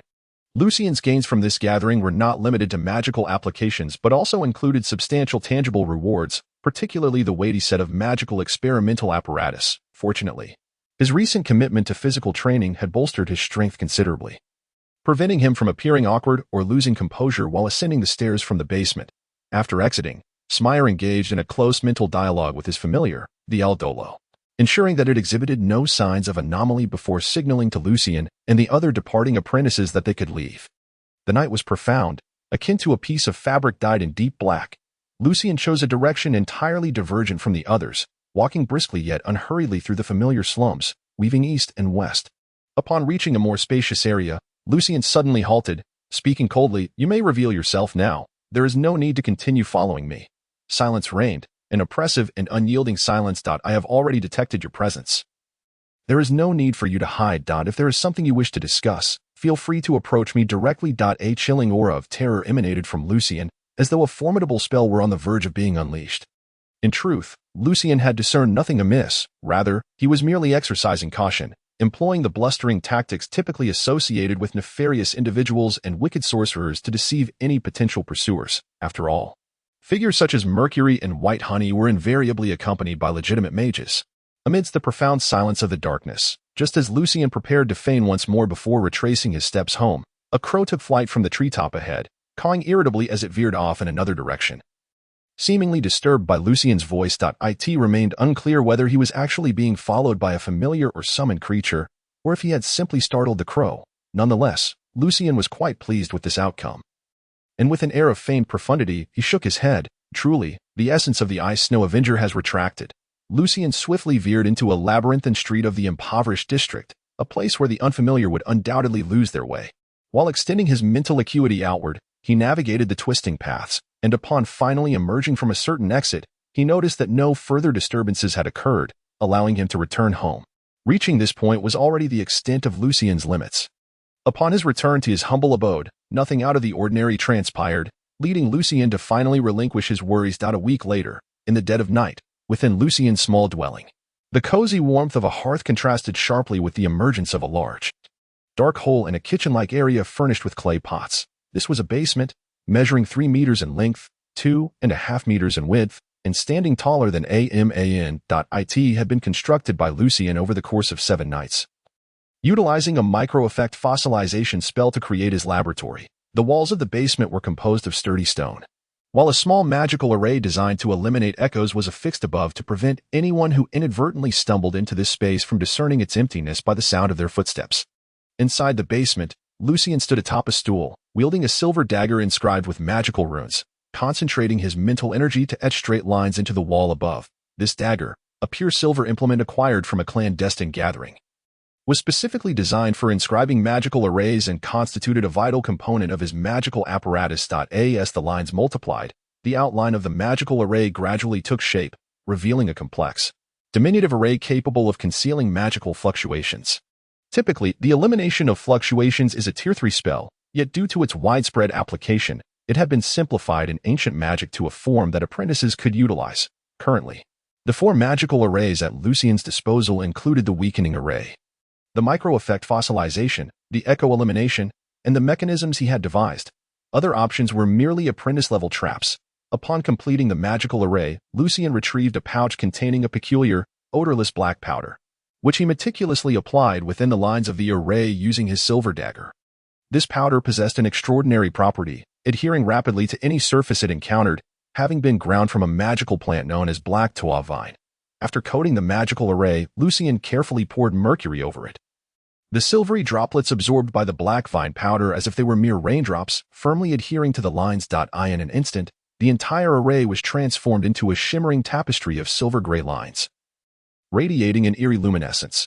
After positioning several additional materials in their designated places through various methods, Lucien pressed his hand against the core of the magical array, extending his mental energy to activate it. The silver-gray lines flickered to life, illuminating the entire array, which subsequently melded into the stone wall, rendering any trace of lines or light imperceptible. Lucien, feeling somewhat drained, stepped down from the stool. The process of inscribing a magical array was exceedingly taxing on one's mental faculties, akin to casting 4 or 5 informal spells. Once the materials comprising the magical array had exhausted their power, he would need to replace them within 10 days. To maintain the array for a more extended period, he would either have to continuously exert his mental energy or revert to a more complex formal magical array capable of gradually replenishing its power, such as those found within the Ice Snow Avenger, or locate objects imbued with greater magical energy, such as the cores of magical creatures, which could be derived from fur, horns, eyes, or blood, among others. At long last, Lucien had succeeded in establishing his magical laboratory. He sat upon the stool, recuperating, for this array, designed to eliminate fluctuations, was the final component to be arranged, while the other magical arrays and traps had been completed the previous night. After a brief respite, Lucien meticulously arranged his magical experimental apparatus upon a long stone table crafted through the reverse application of the micro-effect fossilization spell, accomplishing the last step in setting up his laboratory. Observing the crystalline glassware and the exquisite small hearth, Lucien nodded in satisfaction as he ascended the stone staircase back to his modest dwelling, employing a sealing spell to activate the mechanism array, thus securing the entrance. From the outside, there appeared to be no abnormalities. Henceforth, he could conduct less intense magical experiments and practice spell casting. Lucien returned to his bed, seizing the opportunity for a brief slumber.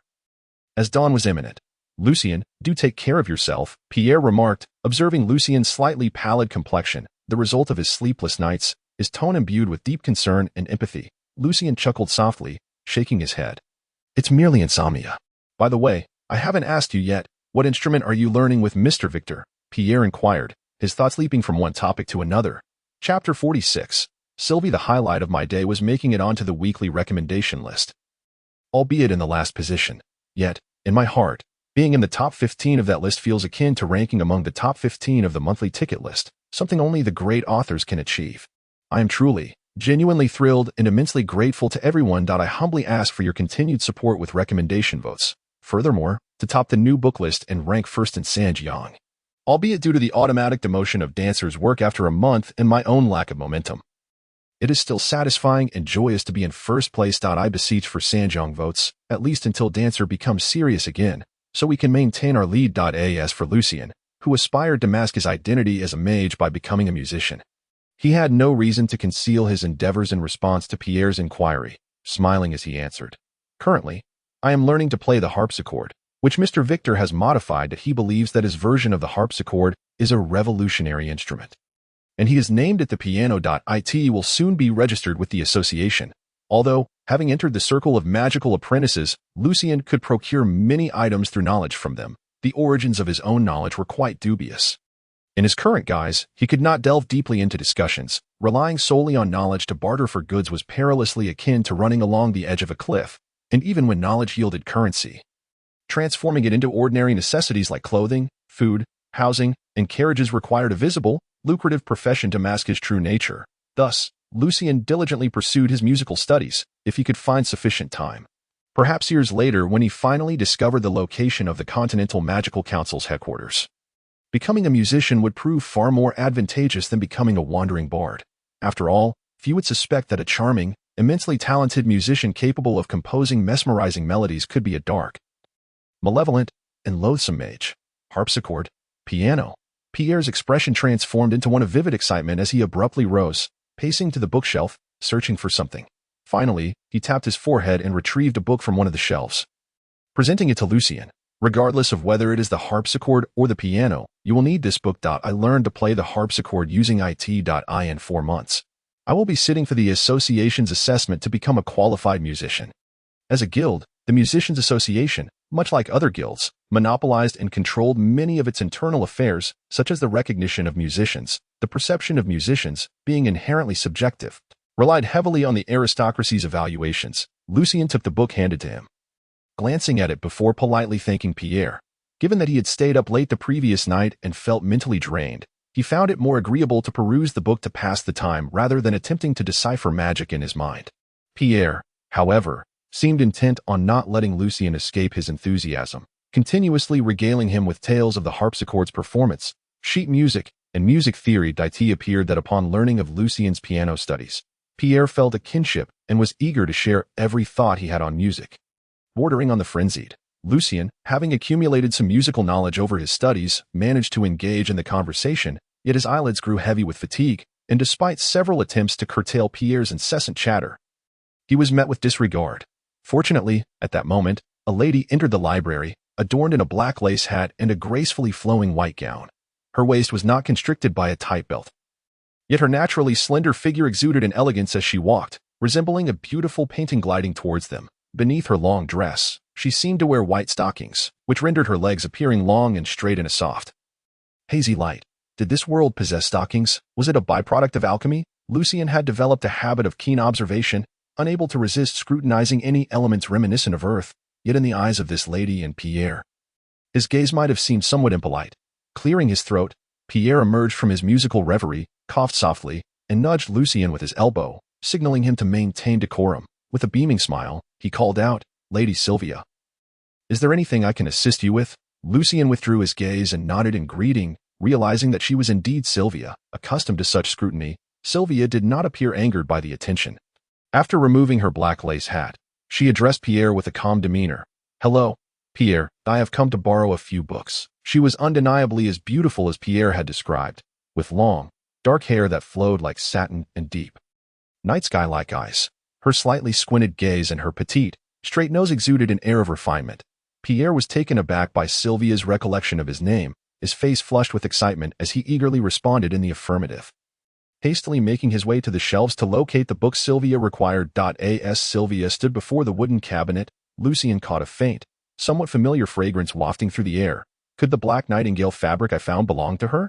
With the enhancement of his soul, Lucien's memory had sharpened, allowing him to quickly associate it with the first fortune he had gleaned from scavenging. He glanced at the black lace hat in Sylvia's possession, pondering inwardly. However, upon closer examination, Lucien found his initial impression flawed. The scent was similar yet distinct, perhaps a variation of the same perfume or powder used by different ladies. His curiosity was piqued. Yet he had no intention of confronting her about it. He could hardly approach her and say, "Hello, the hat you lost was picked up by me for profit." Amidst his nervousness and eagerness to impress Sylvia, Pierre became flustered, completely forgetting the locations of the books he sought. Minutes passed with no success, and his face, once red with excitement, now bore the hue of bewilderment. At that moment, Lucien, unable to resist turning back to look, caught Pierre's desperate gaze directed toward him. Stifling a laugh, Lucien approached a nearby shelf, casually pulling out the very book Sylvia needed. This was not only due to Lucien's excellent memory, but also because he had mentally cataloged the books and resources within the music library into his soul's library, arranging the shelves to mirror the actual layout of the library. Therefore, with a mere thought, he could locate any book and its respective shelf. Initially, Pierre did not pay much attention, merely expressing gratitude.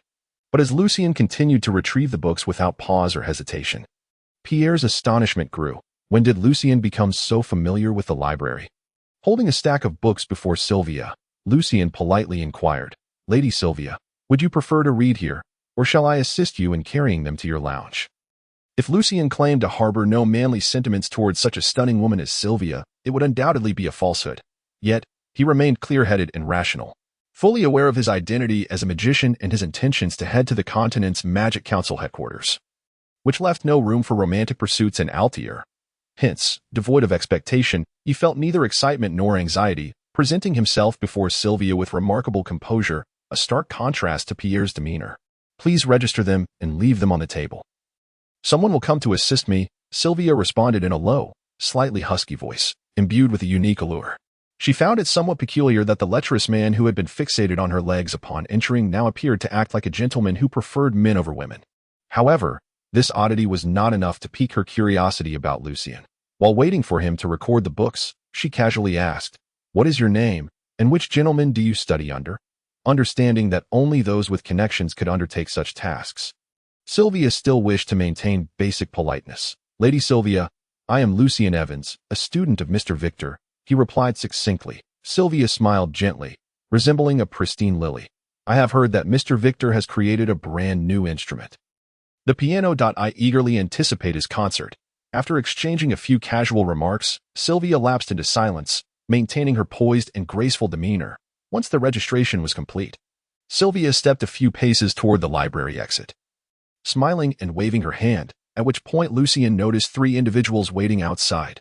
One was a tall lady, even taller than Lucien, adorned with a black lace hat similar to Sylvia's, her long legs concealed beneath a black lace skirt, standing there as still as a straight lance. The other two were a beautiful young maid in a uniform and a middle-aged woman in a matching black gown.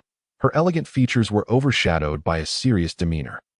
Upon catching Lucien's gaze, the middle-aged woman returned a cold look.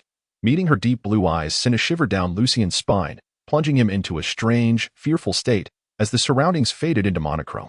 It felt as if her eyes held the tumultuous depths of a raging sea, with monstrous waves threatening to crash down upon him. Lucien's mind went blank, oblivious to when the maid had taken the books or when Sylvia had exited. It was only when the middle-aged woman turned away, leaving behind her silhouette, that the world around Lucien regained its color. He then observed the tall woman, a full head above Sylvia, donning a black lace hat, seemingly responding to something Sylvia had said, casting a glance back at Lucien. The playful glimmer in her eyes managed to pierce through the veil, distinctly reaching Lucien, as though it had solidified into a tangible form. Who are these two? Such terrifying power. Lucien was drenched in cold sweat. They were the most formidable individuals he had encountered thus far, particularly the middle-aged woman, whose mere gaze seemed capable of rendering all his magic and mental strength utterly ineffective. Dissipating into nothingness, Pierre approached Lucien, sighing, "Lady Sylvia is the goddess of my dreams. The moment I see her, I become speechless, flustered, and unsure of where to direct my gaze. Alas, it seems you, Lucien, are even more brazen than I." Unbothered by Lady Sylvia's presence, fixated on her legs without a hint of shyness. "I must say, I admire your audacity. Lucien, why does your complexion appear to have worsened again?" Chapter 47. The Restless Victor. The recommendation queue has reached 14. I continue to seek votes. Additionally, I request Sanjong votes, as I must not fall too far behind. Furthermore, based on suggestions, I shall forego quotation marks for internal monologues henceforth to avoid confusion with dialogue, ensuring a more comfortable reading experience. Lucien's voice emerged as if from an abyss, drifting as he queried, "Pierre, did you happen to notice the three ladies accompanying Lady Sylvia?" In retrospect, Lucien found himself unable to recall the two women clearly. Only the woman adorned with a black lace hat lingered in his memory, her gaze imbued with a hint of mirth as she turned to look back, alongside those terrifying, perilous azure eyes that were deeply etched in his mind. Such formidable power, Lucien had only encountered in various fantasy novels on Earth. Thankfully, she bore no intention of causing him harm. Otherwise, he might have already met a fate of shattered soul or dulled consciousness. Pierre shook his head, indicating he had seen nothing, Yet he quickly deduced the nature of Lucien's encounter, sighing, "Lady Sylvia is friends with many noblewomen. You may have encountered one of them, particularly a knight who has awakened her bloodline power. Your impolite gaze upon Lady Sylvia's legs likely earned you a slight suppression of her aura. Alas, if only Lady Sylvia were of noble birth, she might have already become the wife of a lord. However, she remains beyond the reach of those like us who have yet to pass the musician's examination, unless one were to become an exceptional musician like her, or a renowned maestro immortalized in history. Since the inception of the first night, through the accumulation of countless ages, it has been observed that while humans cannot inherit strength that naturally grows with age as do powerful beings like dragons, the bloodline power must be cultivated through effort and training. Yet, when two knights or descendants of knights unite, their offspring often find it easier to awaken their bloodline abilities. Strength guarantees status, hence for centuries. Nobles have chosen to intermarry with equally distinguished bloodlines or knightly descendants for the sake of their progeny, and aside from a rare few who might forsake all for love, such as those resembling Romeo. Instances of marrying common women are virtually non-existent. Ignoring Pierre's lamentations, Lucien pondered, compared to Sir Wayne, whom John had described and whom he had seen with his own eyes, those two women were likely even more formidable. Could it truly be, that the friend of Lady Sylvia, Princess Natasha, was among them, and that fearsome middle-aged woman was perhaps her protector? Natasha was on the brink of becoming a sixth-tier Sky Knight. And to be capable of safeguarding her, one would need to possess at least the strength of a Sky Knight. Such displays were to be expected. However, after concluding his musings, Lucien chuckled to himself, "Why concern myself with such matters? What do princesses and powerful beings have to do with me?" Meanwhile, Pierre, having finished his lament, leaped to another thought and said to Lucien, "Lucien, focus on your piano studies, that you may never surpass me. Remember that only music belongs to you. By noon, Lucien, mentally exhausted, declined Pierre's invitation to lunch and practice in the piano room on the fourth floor, opting instead to return home for an hour's rest. As he descended the stairs, he spotted Elena, her face illuminated by a sweet smile, engaged in cheerful conversation with a young man clad in splendid noble attire. He was tall, with radiant golden hair and strikingly handsome features. Perhaps noticing Lucien's approach, the young nobleman bid Elena farewell with charming grace, brushing past Lucien as he ascended the stairs. Lucien, now familiar with Elena, jested, "Elena, is that your paramour?" Elena rubbed her face and glanced towards the staircase. Noting that the young noble had already gone upstairs before whispering, "How could that possibly be my heart's desire? That is the notorious libertine, Mackenzie, Griffith's student, and the second heir of the Griffith family. Moreover, he is your classmate Lot's cousin, skilled in both the harpsichord and the violin." Ugh, his forced smile has left my face aching. "Why force a smile? Could you not greet him politely?" Lucien quipped, but Elena's response piqued his curiosity. With evident disdain, Elena replied, "Because of his notorious conduct, his reputation is abysmal. Rumor has it that a common girl rejected him several times, and as for us common girls, how could we possibly contend with him? Fortunately, he is rather proud, believing that his charm and status are irresistible to any girl as long as one does not provoke him, nor treat him coldly, making him feel special and desired to conquer. There should be no issue. After all, he is quite busy, often surrounded by many vain, impressionable girls. He has no time to focus on a common girl. The privileges of nobility are exceptionally potent in this world. Yet, Elena, your approach merely postpones danger. If one day he takes a sudden interest, would you not find yourself in peril? Every individual's emotions and thoughts are often beyond their own grasp," Lucien expressed with concern. Elena shook her head in resignation. "We can only take it one day at a time. However, he is quite regular in his visits to the association, so most of the time, I can avoid him. As for Casey, he has lost interest in her and even fears her persistence. How could someone destined to inherit a title ever marry a common girl? That is a relief," Lucien nodded. "After all, at your age, in 2 or 3 years, you will likely be married." From their past conversations, Lucien knew that Elena was 2 years his senior, nearing 20, which was considered late marriage in Alto and among the common classes of this world. Once married and managing her own household, she would surely seek a more relaxed life, free from the daily grind. Upon hearing the mention of marriage, Elena suddenly sighed, filled with melancholy and contemplation. "Lucien, do you think, after seeing so many refined individuals at the association, witnessing their lavish lifestyles, and encountering so many talented musicians, I could ever wish to return to my past life? Could I still simply marry someone at random? Once a person's horizons have broadened, they can no longer content themselves with a previously ordinary existence. What are your plans then?" Lucien inquired, genuinely concerned for what could be deemed a fairly good friend. Elena burst into laughter. her voice regaining its sweetness. Perhaps I will seek a husband among those young musicians and promising talents. Actually, if Mackenzie weren't so fickle and cruel, becoming the mistress of a noble could be a viable option. Enough jesting. Let me share a secret, Lucian. I have saved quite a bit of silver nair, preparing to follow in your footsteps and become a student of music, aspiring to be a competent musician. Perhaps even a maestro. Yes, Lady Sylvia is my goal. She is so beautiful, so musically gifted, and she leads her own life. At 24 and unmarried. Most men in the association do not find her peculiar. Rather, they see her as a goddess devoted to music, with countless secret admirers, except for Mr. Victor. Victor's wife passed away nearly a decade ago, yet he has remained unmarried, dedicating himself to music. Anyone can see the depth of his feelings for her. Ah, Elena, it is commendable that you have your own aspirations and ideals. Have you decided which musician or maestro you wish to study under, Lady Sylvia? Lucian admired her resolve to tread the right path and strive for her own success. Elena nodded. Ideally, it would be Lady Sylvia, although she rarely takes on students, which might pose a challenge. As she spoke, her bright, clear green eyes turned to Lucian, teasingly asking, how about this? Once you become an outstanding musician, you could take me on as your student. Certainly, if I manage to become a musician, Lucian responded in kind. Then, Elena made a fist gesture. So, Lucian, strive hard. I have faith in you. Due to the incident involving that raven, Lucian refrained from attending the subsequent gatherings of magic apprentices, choosing instead to bury the meticulously reviewed and compiled arcane journals in a certain location, signaling Smile to retrieve them through a covert signal. The marks left by Smile indicated their profound disappointment. Alongside the usual time and location symbols, they had even added illustrations expressing their anticipation for Professor S' participation. However, Lucian remained resolute, confident that the magical materials he had acquired during his last endeavor would sustain him for 3 months, as long as he refrained from engaging in combat. Furthermore, the knowledge gleaned from the arcane journals and the practical application of apprentice-level magic required several weeks of mastery and practice to fully digest. Thus he felt no urgency to join the gatherings. Gradually, as Lucian's mental prowess allowed him to consecutively cast 9 apprentice-level spells, he found himself on the cusp of becoming a full-fledged magic apprentice, with only a slight alteration in his soul remaining.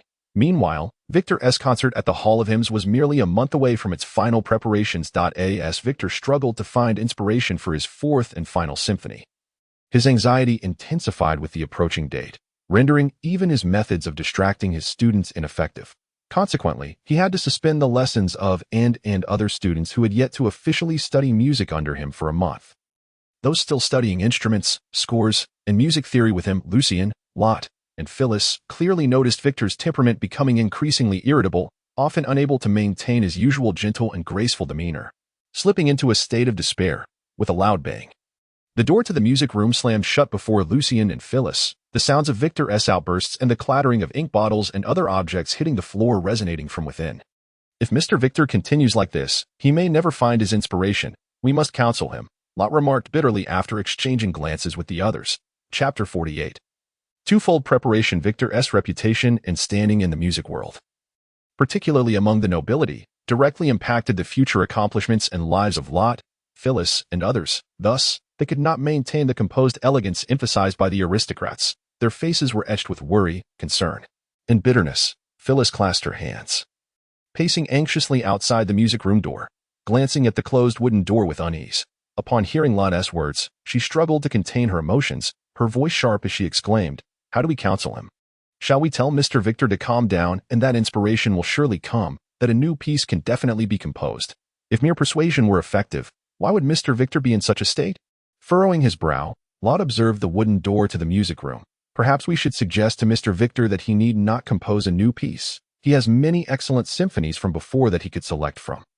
For this critically important concert, Victor had already composed 2 new pieces and meticulously chosen a representative work from his past that could rival the new compositions, given that current symphonies adhered to a strict 4-movement structure, often lasting several tens of minutes. Only 4 symphonies were required for a single concert, leaving Victor in need of just 1 more. No, I have advised the master before, but he insists that the 2 new pieces are the culmination of his musical soul and inspiration. Only one of his previous symphonies matches their level, and selecting another would only diminish the overall tone and quality of the concert, becoming an unavoidable flaw subject to criticism, Lot replied, shaking his head. Butler Ace appeared near the staircase, his aged face reflecting a deep sense of helplessness. Herdots rubbed his forehead. Mr. Victor is too fixated on perfection. His previous symphonies are exceptional, highly praised by many nobles and musicians. Otherwise, why would they invite him to perform at the Hall of Hymns? We should counsel him once more, shouldn't we? He turned his gaze to Lot and Phyllis, seeking their opinions, while Lucien was subconsciously overlooked. Being merely a commoner who had been studying music for less than 2 months and could only play very simple pieces, Lucien, uncertain of how to persuade Victor, could tell that the latter had invested his entire soul and passion into this concert. Rendering external counsel futile. Mr. Ace, what do you think? Phyllis asked earnestly, knowing that among those present, Ace, who had accompanied Victor for nearly 30 years and witnessed his journey from a young boy to a musician, was the most knowledgeable about him. Ace shook his head, filled with sorrow and regret. The master will not heed your counsel. This concert is of utmost importance to him. It concerns his standing in the music world and future development. Furthermore, it is his late wife's wish. She regretted not being able to witness him perform at the Hall of Hymns before her passing. Therefore, he desires a flawless, perfect concert. Alas, I hope he can reflect on his wife's expectations and gradually regain his composure. Yet, they could not remain passive. Compared to Phyllis, who still held the potential to become the wife of a noble, Lot had already committed himself to music as his sole future direction, inevitably sharing Victor's restlessness. Lucien, ever grateful to Victor, nodded in agreement. Perhaps we can seek some potions or foods that promote sleep and calmness. As a magic apprentice, Lucien prioritized considering potions alongside magic, fully displaying this inclination. No. The master has expressly forbidden such potions, as they would suppress inspiration and thought. Ace firmly and gravely dismissed Lucien's suggestion. Lucien expressed slight concern. Must we then rely solely on Mr. Victor to overcome his own struggles? Is there nothing we can do? What can we do? Can you replace Mr. Victor in composing symphonies? Herdots, who had long held a disdain for Lucien, now felt particularly irritable, unable to suppress his sarcastic remarks, once his scornful words left his lips.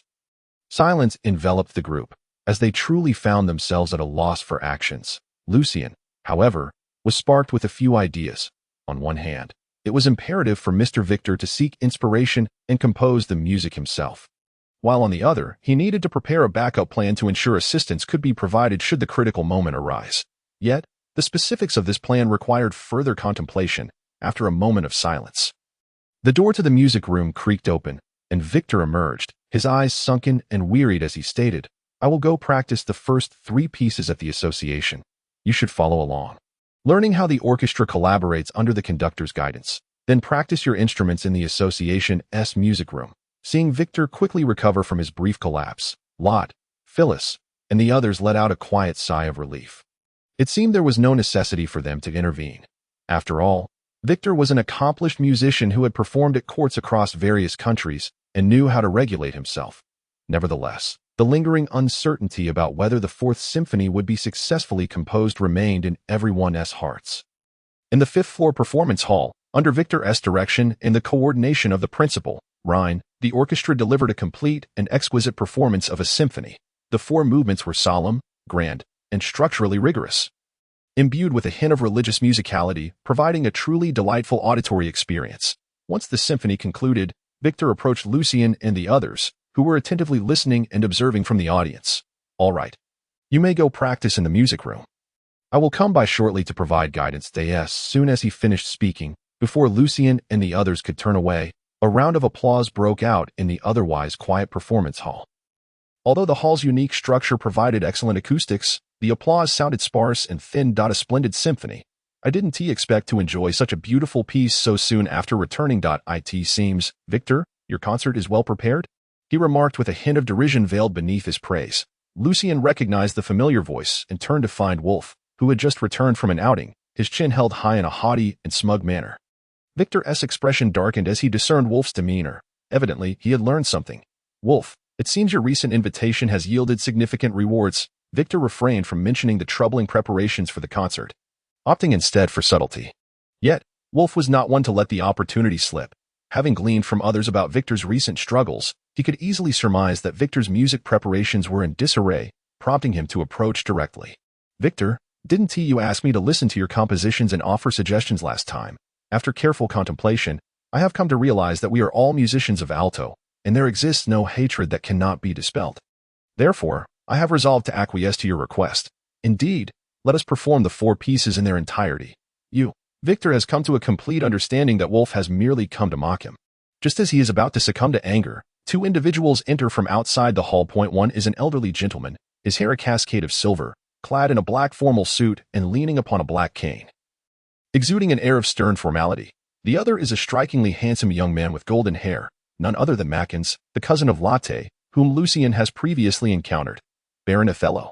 Both Victor and Wolf suppress their emotions and pay their respects to the elderly gentleman. Lucien follows suit, silently acknowledging that this is indeed the director of the Musicians' Association, Mackins' mentor, Baron Othello.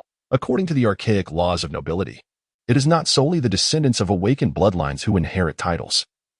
Rather, among those with equal rights of succession, it is the knights who naturally surpass others. Othello is one such individual who, despite lacking an awakened bloodline, inherits his title as the sole heir. Nevertheless, he possesses considerable musical talent. Excelling in serious compositions, and with the flattery of several noble companions, he quickly rose to prominence as a musician. Victor, I have heard that you have yet to compose the fourth piece. Othello inquires solemnly as he approaches Victor. Dejected, Victor nods. Yes, Baron Othello. Othello raises his cane. Victor, this concert is to be held in the Hall of Hymns, performed before His Grace the Duke and Her Highness the Princess. It is imperative that no errors occur. Do you understand? Indeed, I understand. Baron Othello. I have been striving diligently, Victor replies with a heavy heart. Othello shakes his head. I would prefer that the pieces performed at the concert lack overwhelming impact, rather than jeopardize the smooth execution of the event. Victor, you have previously composed numerous remarkable pieces. There is no need to be so infatuated with composing something new. By the end of the last week, I expect to see the list of 4 pieces on my desk. It is crucial that the orchestra has ample time to rehearse. Victor. Do you have any objections? Victor shakes his head with great difficulty. No.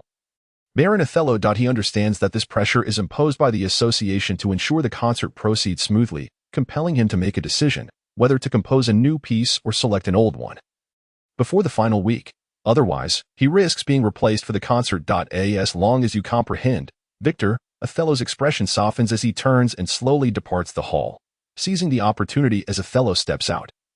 Mackins amiably addresses Latte. My dear cousin, it appears that your journey in the realm of music is not as smooth as one might hope. Indeed, as one of the examiners for the upcoming musician's assessment in a few months, I eagerly anticipate your violin performance. Rest assured, I am a man of integrity and will not lower my standards merely because you are my cousin. Ignoring Latte's furious gaze and clenched teeth, the accomplished musician Mackins then turns to Lucien. Ah, and you as well, a commoner fortunate enough to become a musician. What a blessing from the Lord. How could you squander such fortune by perpetually pursuing young ladies instead of diligently practicing? As one of the examiners for the musician's assessment over the next 3 years, I solemnly remind you of this. Lucien, bewildered by the unexpected admonition, soon realizes that Elena has been seeking his guidance on musical knowledge during her efforts to save money for music lessons. With a smile, he turns to catch up with Othello, for within the Griffith family, Latte has always sought to curry favor with the primary heir. So Victor, you have yet to compose the fourth piece. Wolf feigns surprise, but soon, his joy becomes uncontrollable, revealing a beaming smile. Relish this moment, Victor, for this may be your first and perhaps your last performance in the Hall of Hymns. And you, the so-called prodigious commoner student, do not fail to pass the musician's assessment years hence. Amidst his raucous laughter, Wolf strides towards the exit of the hall. Lucien observes that Victor's hands are tightly clenched, the faint blue veins standing out prominently. Chapter 49. Selection. It is only when the door, slowly closing behind Wolf, obscures his retreating figure that Victor exhales deeply, turning to the stage where Rhine and the members of the symphony orchestra remain. Continue your practice. A delightful melody has suddenly come to mind, and I shall retreat to the lounge to transcribe it.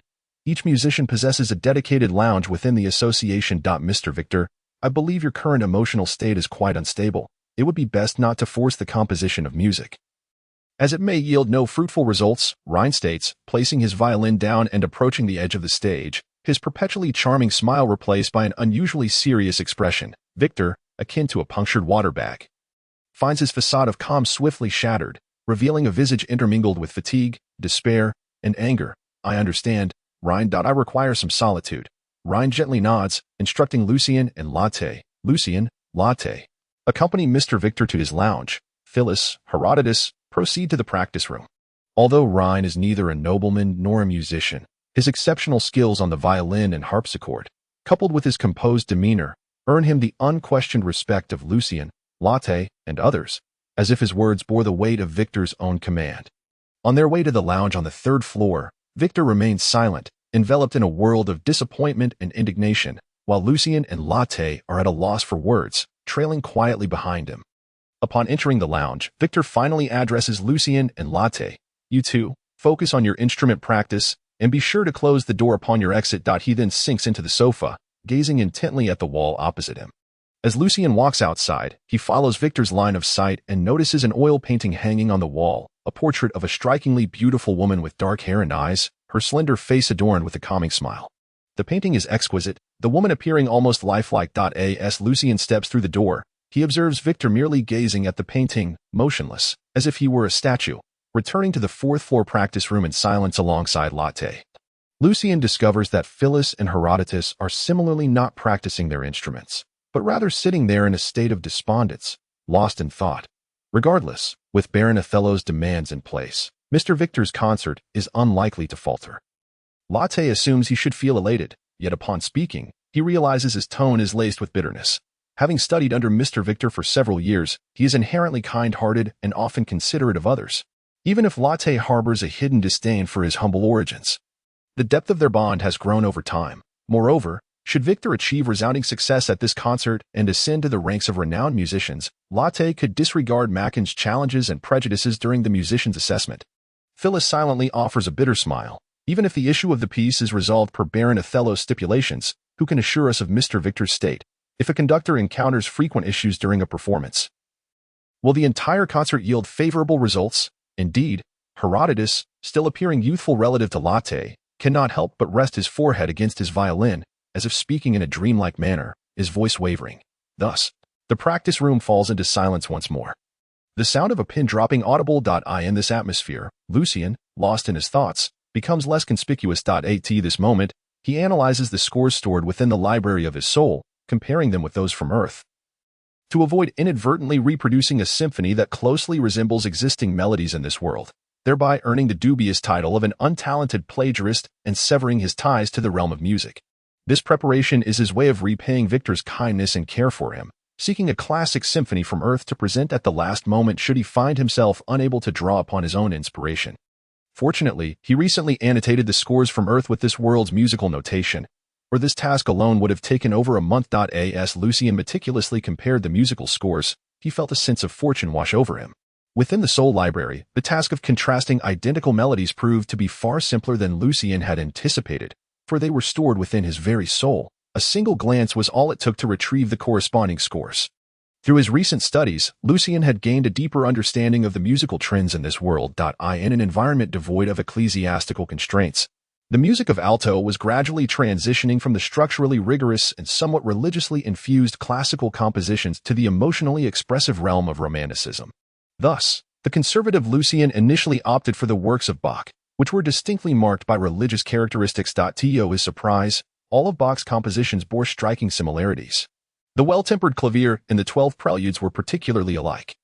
Fortunately, he refrained from hastily presenting them. Lucien felt a sense of satisfaction in his caution, despite the fact that such prudence was not necessarily commendable. After dismissing Bach's music, Lucien turned to the symphonies of Beethoven, of which he was most familiar, and sought out the iconic Symphony No. 5 in C minor, known as the Fate Symphony. Was there not a single similar melody, as a hallmark of classical music? The Fate Symphony resonated perfectly with the prevailing musical trends of alto and bore a profound impact. Lucien was reluctant to squander time. After a brief contemplation, he resolved to select this piece. Simultaneously, his curiosity led him to compare Beethoven's other 8 symphonies as well as his 32 piano sonatas, only to discover an absence of comparable melodies regarding works by other composers, whether classical or romantic. Constrained by the limitations of instruments that preceded the modern piano, Lucien selected a few for comparison and confidently concluded that there were no similar compositions, having settled on the Fate Symphony. Lucien then grappled with the dilemma of how to present it to Victor. It would be inappropriate to simply transcribe it for him, or to hum the melody for him to hear. What could he possibly say when Victor inquired about its origins? He could hardly claim to have discovered it tucked away in a book, akin to heroes and legends who stumbled upon miraculous swordsmanship and methods to hone their bloodlines. Nor could he assert that on a particular day he had rescued a beggar or an ailing elder, only to receive this score as a reward. Such excuses were becoming increasingly implausible. Moreover, Lucien suspected that Victor, with his moral standards surpassing Lucien's own, would likely refrain from utilizing this piece without the original composer's consent. The most prudent course of action appeared to be to disguise it as his own work, intentionally leaving noticeable flaws for Victor to refine and perfect, thus providing him with a valid reason to engage with it.as for hypnosis, given Lucien's current mental capacity. He was unable to impart too much information to Victor, most of which would likely be forgotten upon awakening. Yet, a student who had only been learning music for approximately 2 months, and who could barely play simple pieces on the piano, would find it impossible to compose such a stunning, soul-stirring, and exquisite symphonic work unless similar melodies had previously lodged themselves in his mind. It would be easy to ascertain whether Lucien had ever received proper musical training or displayed any musical talent. Well, let us give it a try. After pondering to the brink of mental exhaustion, Lucien finally conceived a plan. He abruptly rose, approached the piano, placed several sheets of blank paper on the music stand, and, armed with a quill, began inscribing musical notes. After composing a brief passage, he positioned his hands on the piano keys and struck them with force. Clang, clang, clang. Lothe, Phyllis, and Herodotus were startled by the resounding, passionate sound. Some lifting their heads from their hands, others instinctively turning their faces toward Lucien, while one nearly toppled from his piano bench. The rhythmic and powerful initial notes were soon followed by a subsequent melody that was utterly dreadful, verging on noise. Lothe furrowed his brow. Lucien, what are you doing? The unfortunate predicament faced by Mr. Victor has left me quite distressed, Lucien explained, and reflecting on the hardships of my previous life as a pauper. The struggle and effort involved in learning music has stirred a sense of righteous indignation within me, thus inspiring me to compose a piece. Lothe, torn between irritation and amusement, retorted, You wish to compose music? How long have you been studying music? How proficient are you at playing the piano? You think you can write a composition? Phyllis, as if hearing the most preposterous and humorous statement of her life, opened her mouth in disbelief, her expression a mixture of laughter and incredulity, her voice taking on a slightly shrill quality. Lothe raised his hands in exasperation. I understand, Lucien, I truly do. You wish to assist Mr. Victor, but please do not waste your time and energy. As a beginner, how could you possibly create a worthy melody? Despite reducing the composition to its simplest form, he remained wholly unconvinced that Lucien could succeed. Herodotus scoffed. What do you think music is? Something as commonplace as the black bread you eat daily. Listen to what you just played. It's atrocious, barely even a melody, devoid of beauty and utterly vexatious. You've barely studied music for 2 months, and you think you can compose. You are nothing but a jester. Please, Lucien, spare us your antics. This is hardly the time. Phyllis had originally intended to mock or scold Lucien, but found herself drained by the current situation. Lucien resolutely shook his head. I am filled with inspiration. I believe I can write an excellent piece. Lothe, Phyllis, and Herodotus were rendered speechless, gazing at Lucien as though he were a deeply concealed lunatic. Chapter 50, Composing Chaotic. Dissonant melodies erupted from Lucien's hands upon the piano, and given his current ability to play only simple pieces, his technique paled in comparison to the intricate melodies he aspired to create. Each note burst forth like a blacksmith's hammer striking iron, resonating with Lothe, Phyllis, and Herodotus, inciting a frenzied urge to tear Lucien apart. Enough. Herodotus and Lothe shouted in unison, struggling to maintain their noble composure. Lucien turned, his clear gaze fixed upon them. Lothe, Phyllis, Herodotus, do you not practice your instruments? Mr. Victor has instructed us to practice diligently. You. Herodotus clenched his fists, his anger reddening his cheeks. Yet, his frail physique, having never won a fight in his life, instilled a natural dread of confrontation within him. He maintained a sliver of clarity, weighing his combat abilities against Lucien's. Lucien towered over him by half a head, standing at approximately 1.73 meters. Hailing from a poor background, and clearly possessing considerable strength, especially with a friend who was a knight squire, he was likely skilled in basic swordsmanship. There was no way he could match Lucien's prowess. Forget it. I would be expelled by Mr. Victor for striking a fellow student. Herodotus glanced at his own slender form, concocting a rationale for his withdrawal. I do not wish to see you.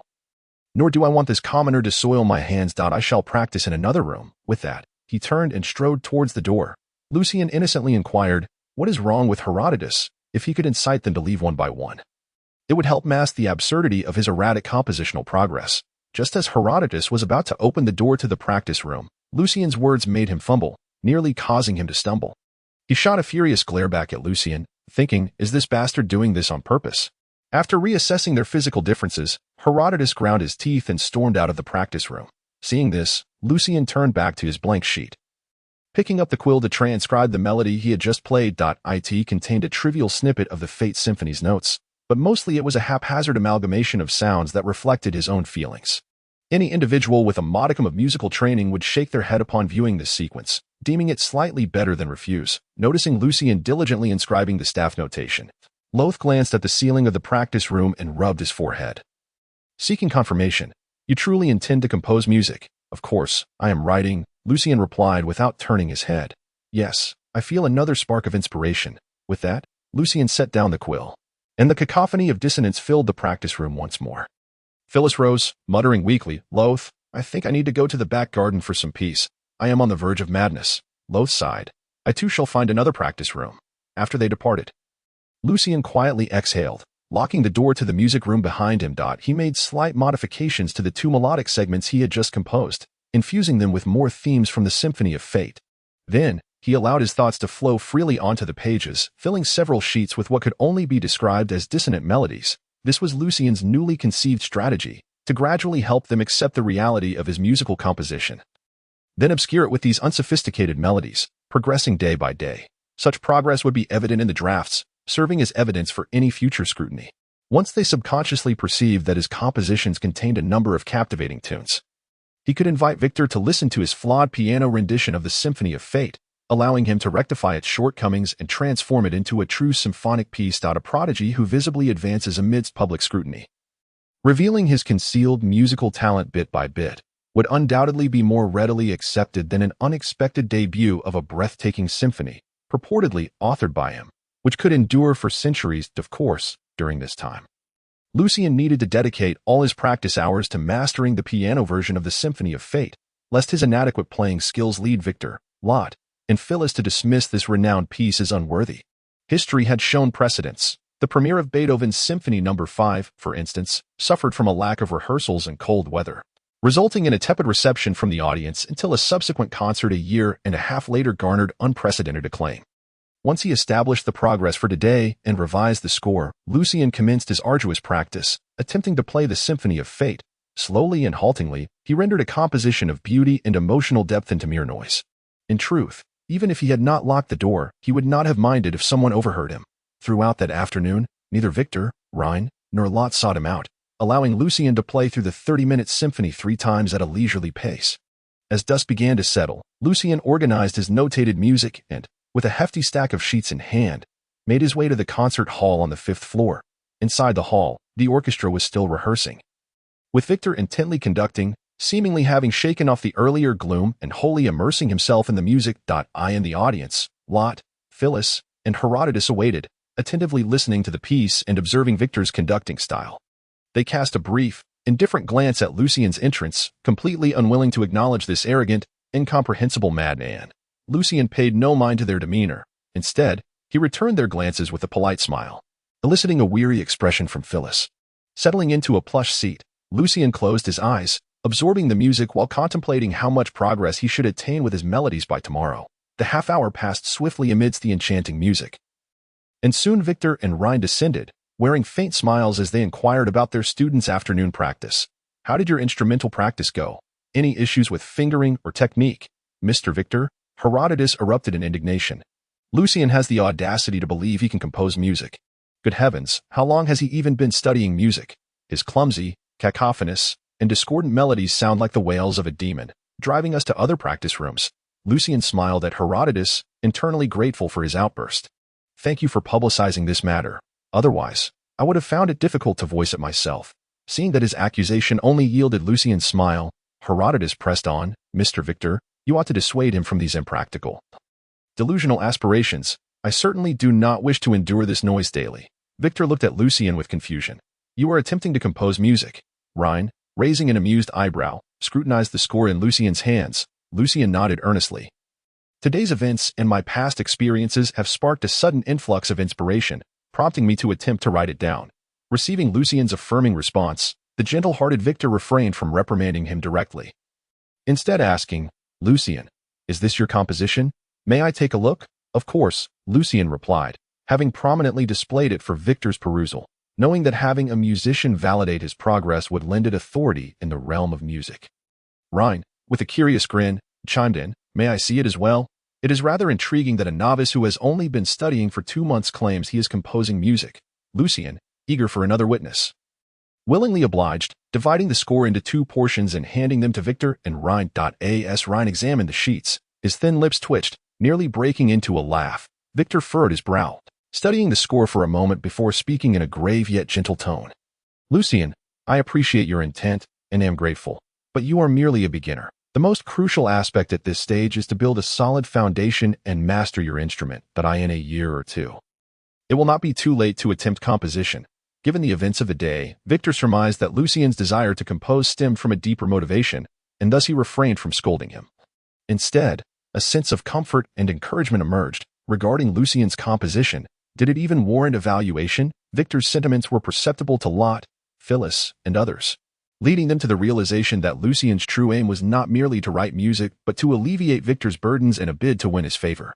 How had they not seen this? They felt rather naive, lacking the cunning to compete with such a sly individual. Their gazes toward Lucien grew increasingly complex. With a sense of curiosity, Ryan perused Lucien's score from beginning to end, finally remarking with a smile of encouragement, "Although it is evident that your work reveals your inexperience and cannot truly be classified as music, there are indeed several shining moments within, particularly these 2 measures which are quite commendable." As he spoke, he hummed those measures, unmistakably from the Symphony of Fate, prompting Lucien to marvel at his discerning ear. However, Ryan continued, "To create a genuine piece of music, having merely a couple of shining moments is insufficient. Lucien, do not fixate solely on the horizon while neglecting the path beneath your feet." "Thank you for your affirmation, Mr. Ryan," Lucien replied politely, then addressed Victor. "Mr. Victor, composing music will not hinder my piano practice. I truly have inspiration." Victor seemed poised to respond, but the recent events had left him feeling irritable and fatigued, and he lacked the energy for an extended discussion. He resolved to wait until after the concert to have a more thorough conversation with Lucien. After all, a month was not an extensive period. He shook his head, conceding, "Well, as long as it does not impede your piano practice, you may give it a try. It could serve as a form of exercise." Lot, Phyllis, and the others exchanged bewildered glances at Lucien, incredulous that he genuinely intended to compose music. What absurdity!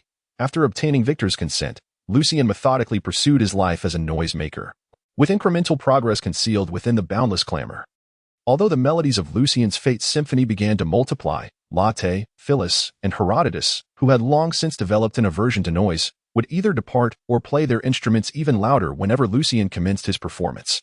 Furthermore, Lucien himself was acutely aware of the cacophony mingling with his melodies, compounded by his own inadequate playing skills. As a result, aside from a slight concern that their musical talents might be dulled by the noise, they did not genuinely pay attention to the evolution of Lucien's compositions. As the final week approached, through repeated and prolonged practice, Lucien finally managed to play the Fate Symphony with some semblance of proficiency. Although many technical aspects remained unmastered, the overarching melody could no longer be suppressed.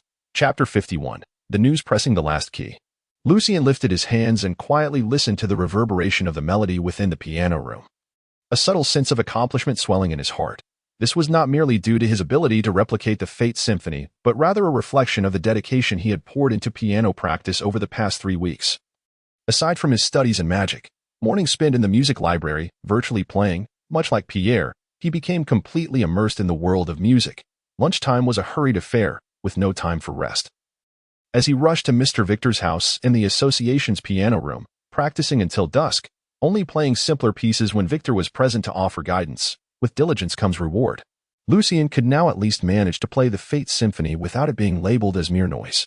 Although many technical elements remained unachievable, any individual with a profound appreciation for music would undoubtedly recognize the intrinsic value embedded within this piece. Lucien was confident that Mr. Victor would feel the same. Suppressing his pride in his improved piano ability, he rose, fully aware that this enhancement was grotesquely skewed, reliant solely on extensive practice, repetitive drills, and extraordinary memory to perform this composition. He remained incapable of tackling any slightly more challenging pieces, each demanding a similar level of commitment, far inferior to those who had solidified their foundational skills before attempting more complex works. Turning around, Lucien noticed Phyllis's full lips resting on the flute. Yet she did not play. Her ruby-like eyes were filled with perplexity as they focused intently on him, her radiant face still bearing traces of astonishment, just as she was about to leave. Phyllis had paused her flute practice upon hearing the smooth final segment of Lucien's melody. Although his playing technique was still immature and the rhythm somewhat sluggish, it possessed an unexpectedly pleasing quality that left her incredulous. Lucien's previous cacophonous interruptions had only allowed others to catch glimpses of the Fate Symphony, and whenever a delightful note began to emerge, it was invariably marred by discord. Consequently, those in the same piano room, such as Phyllis and Latte, merely perceived Lucien's technique as improving but did not regard his compositions as particularly commendable, until just now, when he had skillfully and fluidly concluded the piece, evoking a stark contrast in Phyllis's perception. With merely 3 days remaining until the concert, Lucien intended to take the opportunity to invite Mr. Victor to evaluate his piece tomorrow or the day after. Thus, he was not flustered by Phyllis's bewilderment. Rather, he viewed it as fortuitous, aiming to instill such feelings in them. Even if Phyllis did not recognize it today, he would ensure that they experienced similar astonishment the following day. "Phyllis, do you have any opinions?" Lucien offered a sincere, polite smile. Phyllis set her flute down and replied, "Your playing ability has improved significantly."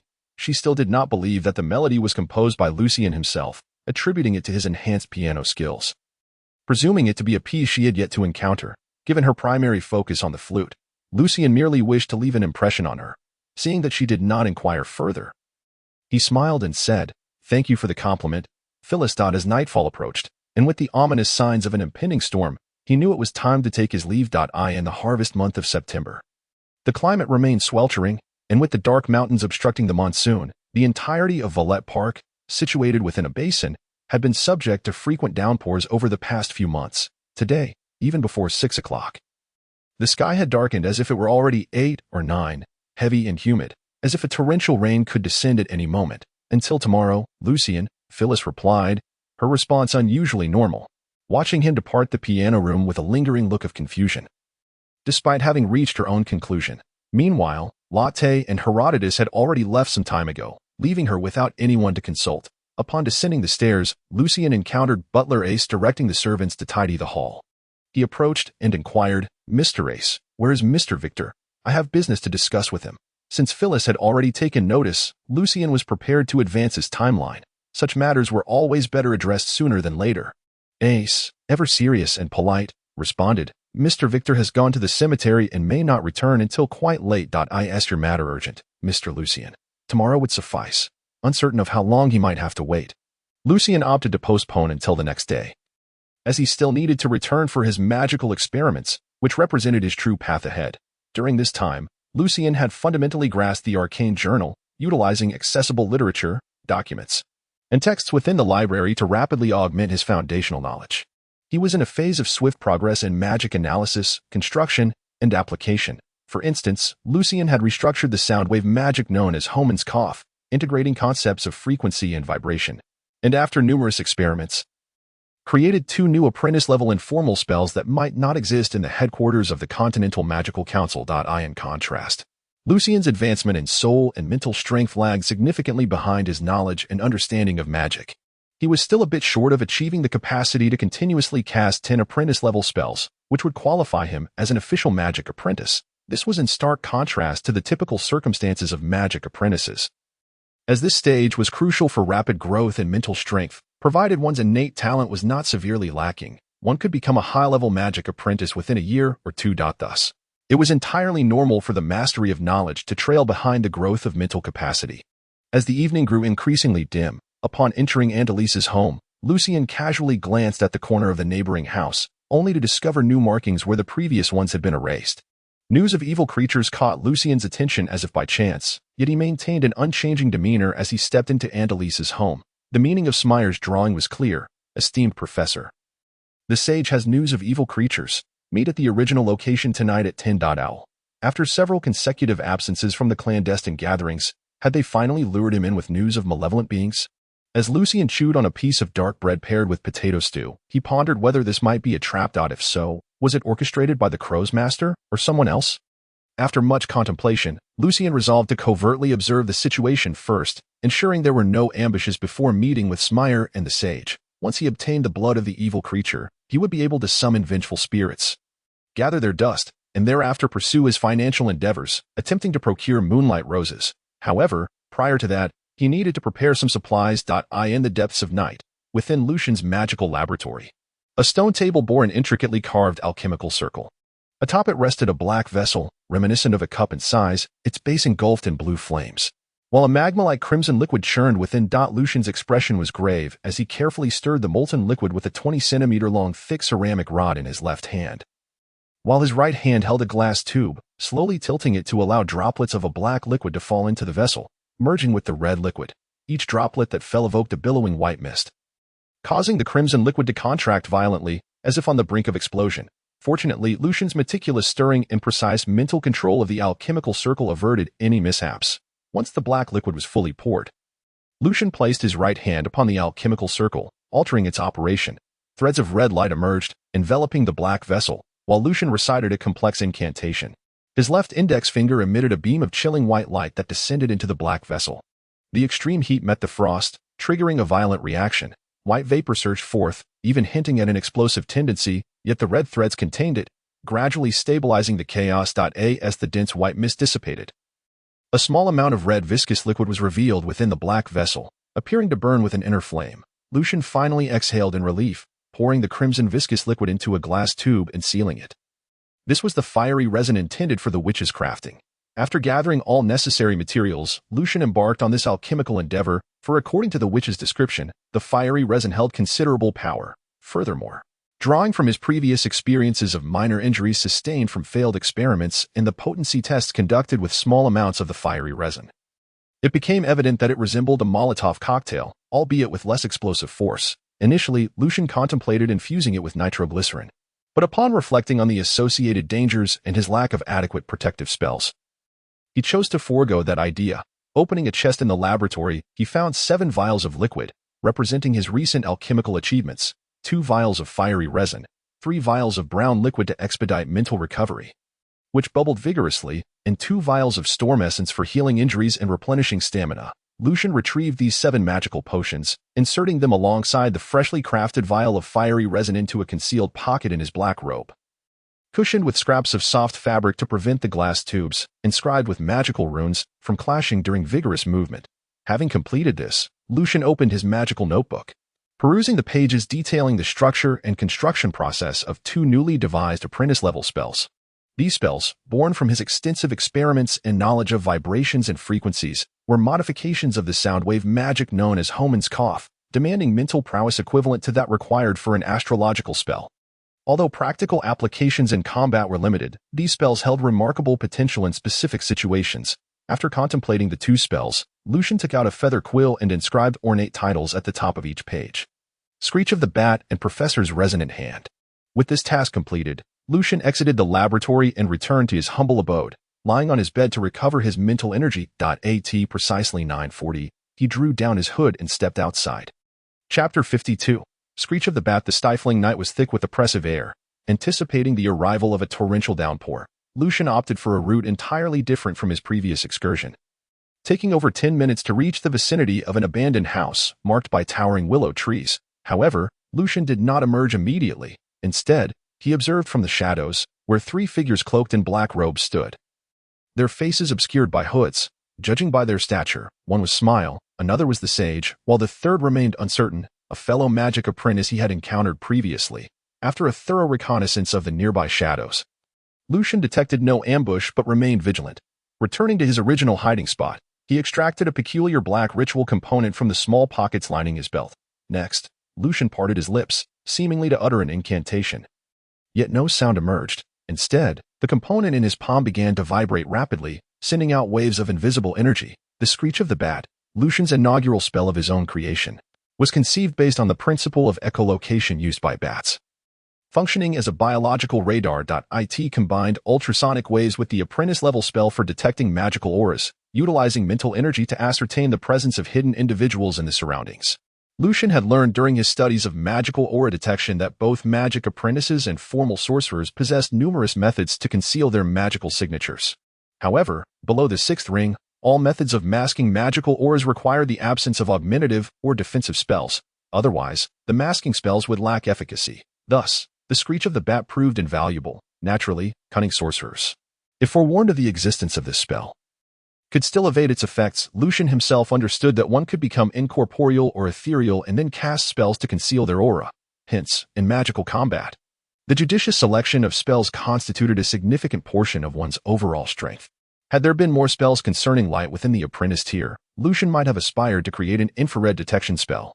As additional reconnaissance spells equated to enhanced safety. As the ultrasonic waves radiated from the black ritual component in Lucian's hand like ripples on water, they returned upon encountering obstacles, allowing Lucian, with concentrated mental energy, to visualize the surroundings in his mind, as clear as daylight despite the darkness, within a sphere of 100 meters around him. Aside from the interiors of the houses, only a few non-magical rats were present. Lucian assessed the efficacy of his reconnaissance, lamenting the absence of an infrared spell, which would have illuminated the interiors of the houses. But there perched an owl in that tree. Yes, it was Darrow, and over yonder, on that tree, was a crow. How delightful! Upon spotting the crow, Lucian felt a wave of relief wash over him. Based on past experience, its master was likely quite suspicious, and without absolute certainty would refrain from taking action. During this period of inactivity, devoid of any contact with others, he had certainly not disclosed any information, indicating that his presence was still under scrutiny. As the screech of the bat spell concluded, the black ritual component in Lucian's hand crumbled into fine strands, gently cascading to the ground. This was a bat's pituitary gland. Lucian's mental energy could not yet support ultrasonic waves beyond a certain threshold, compelling him to rely on the bat's organ to perform the entire spell. Just as Lucian prepared to continue his observation, awaiting the absence of any further anomalies before approaching Smile and the Sage, another magic apprentice suddenly spoke. Esteemed Professor, I trust you have arrived nearby. Your reluctance to reveal yourself might be due to my presence. In truth, it was my mentor who discovered the traces of the malevolent creature, and he extends his goodwill, hoping to engage in dialogue with such a learned mage as yourself. The deliberate alteration of her voice could not mask its distinctive husky allure. She was the magic apprentice known as White Honey. Upon hearing her words, Lucian deliberated briefly before stepping forth from the shadows behind the house, emerging from the darkness as if illuminated, and strolled toward the willow tree. Please convey my gratitude to your mentor. Although I am aware that a watchful pair of eyes is fixed upon us from that tree, I still wish to formally express my thanks through you. How could you possibly know? White Honey exclaimed in surprise, nearly forgetting to modulate her voice. She turned her head toward the tree, yet in the dense darkness, she discerned nothing. How could he have detected Ashley in such obscurity, and while concealing his magical aura? Lucian's enigmatic presence only heightened her sense of intrigue. The crow, startled as if struck by lightning, nearly plummeted from its branch. Fortunately, it spread its wings just in time, soaring in a wide arc before veering off in another direction. Both the Sage and Smile were equally taken aback, realizing they were being trailed by another sorcerer's familiar. They trembled involuntarily. If this sorcerer harbored malicious intent, they would be in grave danger. They regarded White Honey with cold fury in their voices. You owe us an explanation. Bami Tang maintained a dignified demeanor and sincerely apologized, saying, I deeply regret having concealed this from you. You are entitled to a gift. The teacher merely wished to meet Professor Mister if he encounters peril while capturing the malevolent creatures. The teacher can also extend assistance through Ashley. However, Ashley has now departed. As for the observation of the prowess of the enigmatic wizard, the professor, she refrained from voicing it. Yet all present comprehended the unspoken understanding. In response to the anger expressed by the Sage and Smile regarding a formal wizard, they found themselves with limited options, for the disparity in power was insurmountable. Should Bami Tang be slain over this matter, it was conceivable that the Raven would return post-haste to exact vengeance upon them. Thus, upon hearing Bami Tang's apology and promise of reparations, both nodded in agreement, hoping for the absence of such incidents in the future. This is Alto. Occurrences of this nature would lead to your teacher being perceived as a spy for the church, becoming an adversary to all wizards and magical apprentices. The recent ambush of the witch and the wizard from the Magical Council's headquarters by the church has left many wizards and apprentices suspecting the presence of a traitor within their ranks. Lucien approached them, his hoarse voice akin to the grinding of a rusty sword. Can you reveal to me the whereabouts of the malevolent creature within the dilapidated residence of Baron Lauron in the Noble District? His family had failed to awaken their bloodline's power for 3 consecutive generations, rendering them incapable of assuming significant positions within the duchy, leading to their decline. The old house was sparsely populated with servants, exuding an air of desolation. Recently, during a nocturnal flight, Ashley had heard raucous sounds emanating from within. Driven by curiosity, it descended to investigate, discovering a debauched gathering where frenzied men and women cavorted. And at the center, a small altar where someone was attempting to harness this power, none other than Baron Loron himself. From him, Ashley detected a hint of the malevolent creature's essence. Bai Mi Tang recounted the sequence of events clearly. Anxious to dispel any misunderstanding from Professor Mr. After a period of observation, the teacher was certain that they would hold another gathering tonight, likely at a pivotal moment for the sacrificial rites. The sage nodded, his aged voice imbued with reflection. Many such nobles, after generations without a knight arising, and unable to procure holy water from the church, will seek various means to awaken their bloodline's power. Even when aware of the temptation posed by demons and devils, he seemed to have witnessed numerous such occurrences. To be a noble, whether in title or territory, is an inherited legacy. Only by transgressing the first 10 sacred laws can one be stripped of their title and domain by their own lord. However, if no one awakens the bloodline's power for generations, it signifies the family's decline, leaving them vulnerable to being overtaken by others through various means, ultimately reducing them to mere titles of nobility. Becoming bankrupt aristocrats, such nobility, even if not dispossessed, will fade into obscurity over generations, ultimately becoming indistinguishable from commoners. Lucien, too, formed his own conclusions regarding the unfolding events, suspecting that the Silver Horn cult, after a period of silence, was stirring once more. Do you know the strength of that malevolent creature and how to access the noble district? The noble district was encircled by inner city walls, and at this hour, the gates were long since shut. Only those residing within could persuade the guards to open them. From the altar's specifications, the teacher surmised it was a low-level demon of ordinary knight caliber. Yet, if disrupted before the sacrificial rites were complete, the projection would only possess the capabilities of a high-ranking knight attendant. Bai Mi Tang did not perceive this as particularly perilous, believing that she and the sage could confidently eliminate such a demon projection. While Professor Mr. was an immensely powerful wizard, his rank unknown, the sage then added, Bai Mi Tang was unsure how to contact the owl. However, through me, I know of a secret passage that can lead us into the noble district at night. Hence I accompanied you to guide Professor Mr. with your previous guidance. My spell model is nearly complete. If permitted, I would like to take action on your behalf, as this level of adversary does not necessitate your involvement. The sage held great gratitude towards Professor Mr. upon realizing that Bai Mi Tang's teacher still harbored doubts about the professor's strength and sought to observe through this endeavor. A flicker of fear gripped him. Concerned that the formidable image he held of the professor might shatter, and that the professor could be slain by Bai Mi Tang's teacher for revealing his prowess, depriving him of a mentor. Thus, under the weight of these conflicting emotions, he impulsively made a suggestion. Lucien harbored concerns that involvement with the Silver Horn cult could introduce variables into the situation. The stronger he was, the safer he felt.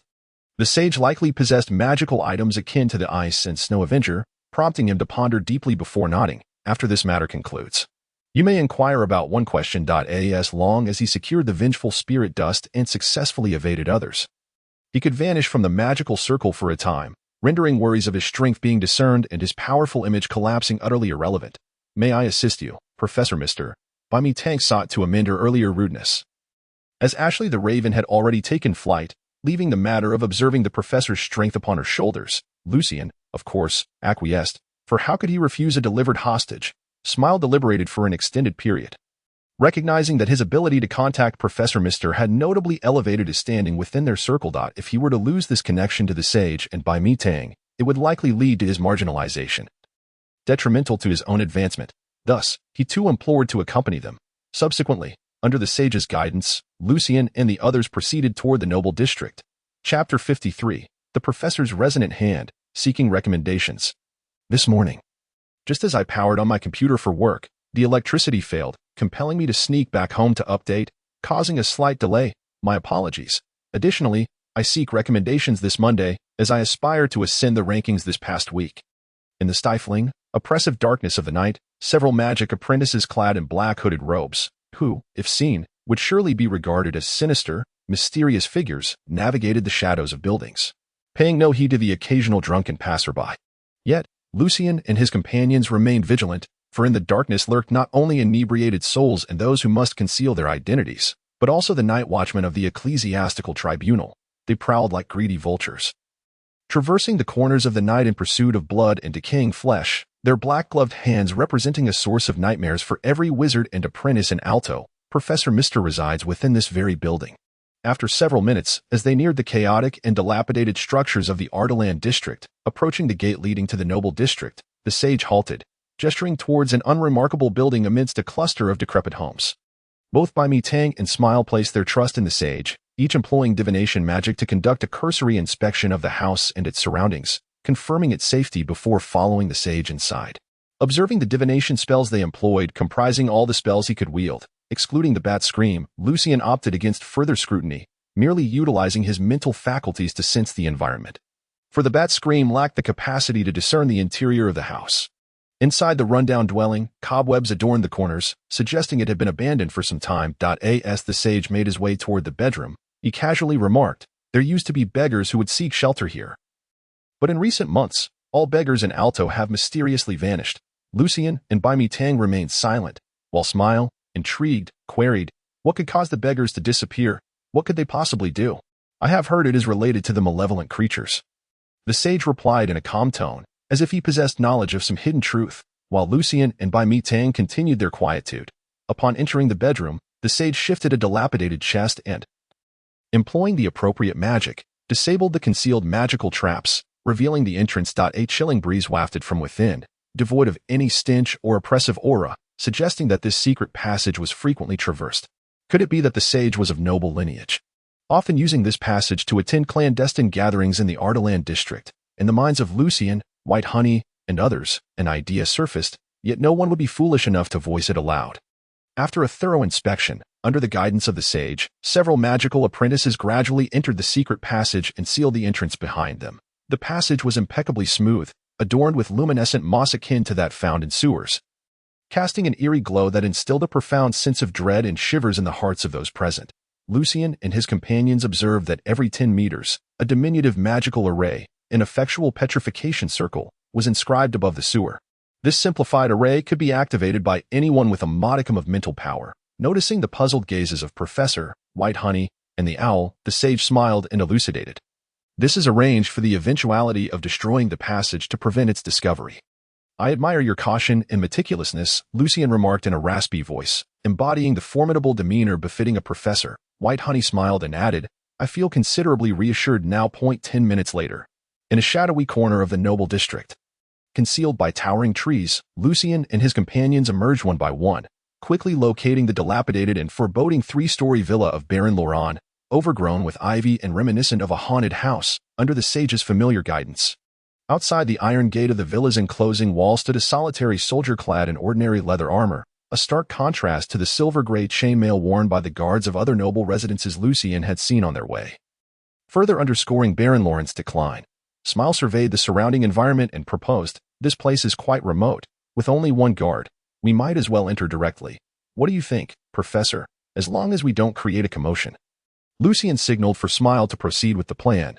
The sage, his face obscured by a black hood, stepped forward before Smile could respond, and with a voice marked by age yet laced with mirth, he said, "Allow me, as an apprentice of astrology, to handle this matter, if you don't mind, Professor." Lucien let out a chilling laugh. Indeed, specialized matters should be entrusted to those with expertise. Although White Honey, the sage, and others were somewhat unaccustomed to the professor's choice of words and syntax, they understood the intent and nodded in agreement. With the professor's decision made, Smile shrugged. "Then I shall assist you, sage." Luke stood listlessly at the entrance of Baron Laurent's villa, yawning intermittently and silently lamenting the Baron. "Holding balls every few days. What a fa day of nobility. Humph. A mere 10 silver nals for us loyal soldiers of the Laurent family each month. My father and grandfather received 20 under the old Baron. As he grumbled and battled sleep, Luke suddenly heard the owl's hoot, sending chills down his spine. He turned to scold. "Why don't you catch your mice instead of dawdling like my 60-year-old grandmother?" In the pitch-black night, Luke could see nothing. But when he turned back, he found a mysterious figure cloaked in black robes standing just a few steps away. A wave of terror struck his soul, and just as he was about to scream, he noticed the shadowy figure slightly raising its head to meet his gaze. In the shadow of the hood, the terrifying figure's nose, mouth, and cheeks were obscured, leaving only a pair of eyes, vividly clear, akin to stars in the night sky. Within the profound blackness of the pupils, countless radiant specks emerged, intricate and dreamlike, reminiscent of the constellations above. As the stars gazed into those eyes, Luke's expression shifted from confusion to rapid relaxation, as if he recognized the figure as someone he trusted and revered above all. The sage, observing Luke's hypnotic trance under the gaze of the starlit eyes, approached him and calmly stated, "We have come to attend the Baroness ball. Please open the gate and allow us entry, but do keep your voice down to avoid disturbing others. Respecting your wishes is my duty, Luke replied, turning to crack open the gate just a sliver. Then Lucian, the sage, White Honey, and Smile cautiously passed through the gate, making their way into the enveloping darkness of the villa. Rather than closing the gate, Luke turned and stood guard with an unprecedented seriousness and fervor. As if a flame of purpose ignited within him, eager to serve the esteemed figure. In the center of the hall, upon a simply adorned altar, stood a middle-aged man clad in a silver robe. Hands raised high, eyes closed, his expression a blend of fervor and madness, seemingly listening to urgent whispers while also absorbing teachings from the void. An unusual aura began to drift toward the altar. And from the silver-white symbol beneath the man's feet, luminous silver lines radiated outward, concentrating the essence behind him, growing ever more potent, coalescing into a swirling, pinkish-black vapor that twisted into the form of a towering horned specter. Are you prepared? I bestow my power upon you. The specter suddenly spoke. The middle-aged man, Baron Loran, replied in a frenzied tone, Great Lord of Silver and White, eternal silence, I have surrendered my soul to you. Let the angel you send meld with my blood and awaken my power. The specter, translucent and indiscernible, slowly advanced, pressing against Baron Lawrence's back, merging gradually. A pained expression flickered across Lawrence's face, clearly indicating that the fusion of power was no pleasant experience. Yet this anguish was soon overshadowed by fervor, a glimmer of tears seemingly sparkling at the corners of his eyes. With an array of magical traps set outside, no one could thwart my acceptance of the power granted by the great Lord of Silver and White. Restoring my family's glory. Outside the villa, as magical apprentices, Lucian and his companions did not recklessly barge in, but instead began to scout the magical traps and hidden arrays. Professor, there are numerous magical traps, and even an array. We will require half an hour to dismantle them quietly, the sage assessed. White Honey, seemingly equipped with a magical artifact attuned to the essence of evil beings, spoke in a tone laced with urgency. We have arrived too late. The demonic essence has already manifested. In no more than 10 minutes, it will fully project itself. We must breach the premises directly and cannot afford to slowly dismantle the arrays and traps. But if we break in directly, we will have little mental energy left afterward. Smile glanced at Lucian. Professor, we must implore you to act. Only your formidable strength can swiftly and effectively dismantle these magical traps and arrays. Due to the caution exercised by the magical apprentices along the way, circumstances had drastically changed. The sage, White Honey, and Smile turned their gazes toward Lucian, though none spoke, their minds flooded with countless thoughts. My magical talisman can only dismantle that array. And with so many traps, is it truly necessary for the professor to intervene? Is the professor really a bona fide magician? Just how powerful is he, if he is not a formal magician? Will he shy away from gatherings in fear of White Honey's mentor? Amidst the complex emotions of concern, doubt, and expectation, Lucian, who had been quietly contemplating, donned a chilling smile and declared, Fear not, I shall resolve this swiftly. They will soon be rendered ineffective. Prepare yourselves. How confident our professor is. In this peculiar atmosphere, Lucian approached the villa, extending his hands to press against the wall, then opening his mouth to silently recite an incantation once more. Invisible waves emanated from Lucian's hands, transmitting to the wall and feedbacking, gradually altering the subsequent waves. Observing the figure cloaked in black, with his face shrouded by the hood, pressing against the villa's wall. Nothing seemed to occur. The sage, White Honey, and others exchanged glances, sharing a mutual sense of confusion. What is Professor doing? Suddenly, White Honey felt a tremor beneath her feet and, puzzled, asked, Is someone shaking the ground? Not us. The sage responded, equally perplexed. Smile pointed in astonishment at the villa. Look, the villa is swaying. White Honey and the sage turned to see the 3-story-old villa rocking back and forth with increasing intensity. The sounds of glass and walls creaking ominously an earthquake. No, the ground tremors are too weak. It's the villa itself that is shaking. Could it be the professor? In a brief exchange of opinions, White Honey, both astonished and fearful, gazed at Lucian, whose hands were pressed against the wall, swaying alongside the villa, and exclaimed, The villa appears on the verge of collapse. What level of magic is this? Within the pages of the grimoire, it was revealed that even a mere 3rd-tier fireball spell would require the casting of over 10 to bring down a villa unprotected by magical wards. The sage gazed in disbelief at the swaying structure, which appeared on the verge of collapse, and at the increasingly enigmatic and formidable figure of the professor standing before it. Smer was utterly astonished. He had never encountered magic capable of demolishing a villa so directly. He murmured to himself, Once the villa crumbles, the magical traps and formations will be rendered useless. The professor truly speaks no falsehood. What has Lord Dolo witnessed? Exclaimed the owl, Dolo, perched upon Smeresh's shoulder, its tone laced with urgency. Meanwhile, a raven, which had inexplicably joined them from a distant tree, nearly lost its grip and almost tumbled from its branch, squawking in astonishment. What tier of magic is this? The resonance of the apprentice-level magic professor's hand calculated the inherent frequency, employing resonance to shatter structures, excelling particularly in the destruction of bridges. In the grand hall of the villa, Lawrence, clad in a silver robe, stood at the altar's center, his face contorted in agony yet radiating fervor and excitement. He could distinctly feel his bloodline boiling and rejoicing as it melded with the shadow behind him, gradually transforming his very being. Is this the prelude to unleashing my bloodline's power? Is it about to commence? After 4 decades of pursuit and longing, am I on the brink of success? In Lawrence's ears, the intermittent and evocative moans of those around him resembled the applause and cheers of night's rituals. Yet at that moment, he became aware of his body swaying precariously, as if he might falter at any second. The clattering sounds surrounding the villa echoed ominously, and dust cascaded from the ceiling. An earthquake. At such a crucial moment, an earthquake strikes. Could this be the Lord's punishment? Having shifted his faith in pursuit of power, Lawrence, still tinged with reverence for the God of Truth due to the brief time elapsed, could not help but recall the various powers attributed to the God of Truth from myth and legend at this most critical juncture. No, I am but a final step away. I have waited 40 years to ignite my bloodline's power. How could I abandon this now? If I can awaken my bloodline, become a knight, I still possess a sliver of chance to survive even if the villa collapses.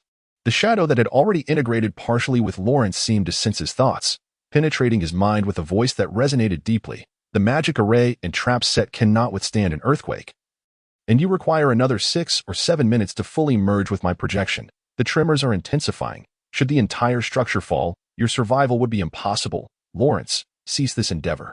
You have already absorbed a portion of my projection's power.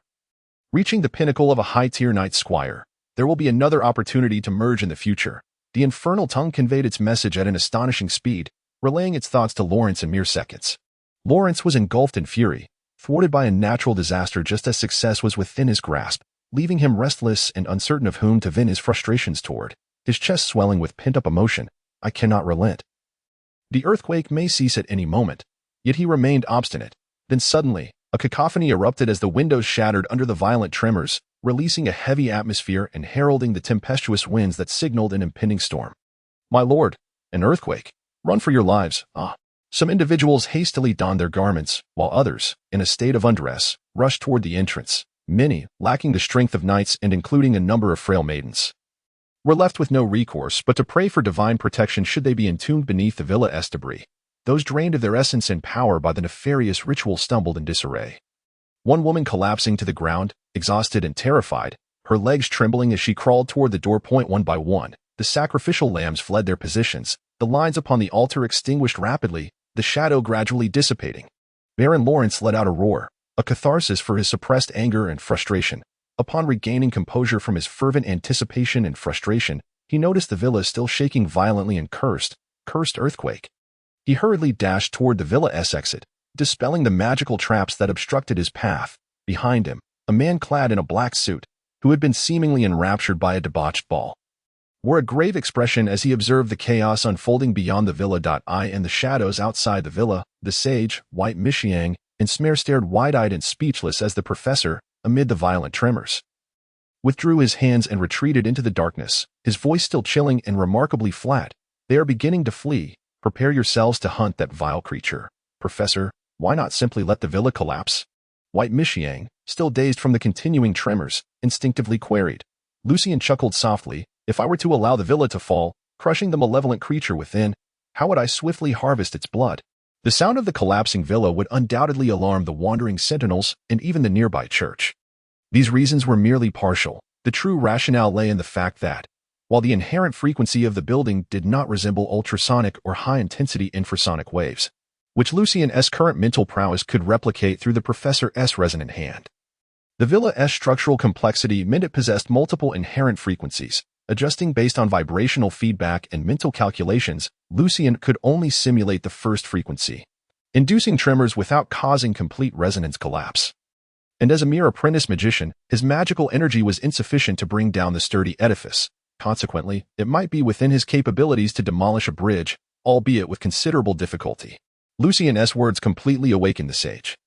Smer and White Michiang to the fact that the earlier display of magic, lacking any spell components or incantations, was a true testament to the professor's terrifying and awe-inspiring power.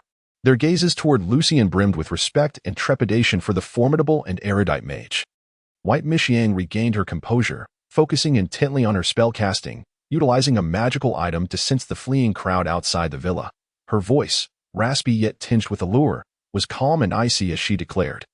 An object bearing the essence of the malevolent creature lies 15 meters from the nearest window. We shall shift left by 1 meter for optimal spell casting. The sage maintained his focus while moving. Smer, Homanzi's Cough. Homanzi's Cough was a high-frequency sound wave attack spell. Those struck directly would lose their balance, sustain injuries, or even meet their demise, while those nearby would suffer ruptured eardrums and faint from the shock. Sage, Sound Barrier. Be wary of the insidious black gloves, Smer replied coolly. White Michiang continued to relay Baron Lawrence's position. The high-tier Knight Squire possesses strength, just 5 meters away. The low-tier Devil projection is merging. Refrain from using acid or fire magic. 1 more meter. Prepare. I shall employ arrows of the shot. She assessed the Baron's strength based on his running speed, agility in evading falling debris, and the force with which he shoved past others. In this cold exchange, the trio had swiftly determined Baron Lawrence's location, strength, and their initial attack plan within mere seconds, allowing Lucian, who stood silently beside them, to experience the combat style of properly trained magic apprentices for the first time. In a desperate bid to escape the earthquake, Baron Lawrence crashed through the guests ahead of him, reaching the window within moments, whereupon he shielded his head and forcefully smashed through the still intact glass. Leaping outside. Yet, just as he sprang forth, a thunderous roar erupted beside him, akin to the long-anticipated storm finally unleashing its fury. His ears rang, and his head spun as if about to explode. A tumultuous sensation churned within him, disrupting his balance, and he stumbled downward, barely managing to land on his feet. In that instant, an arrow glimmering with a metallic sheen struck Lawrence's right eye, embedding itself deeply as dark crimson.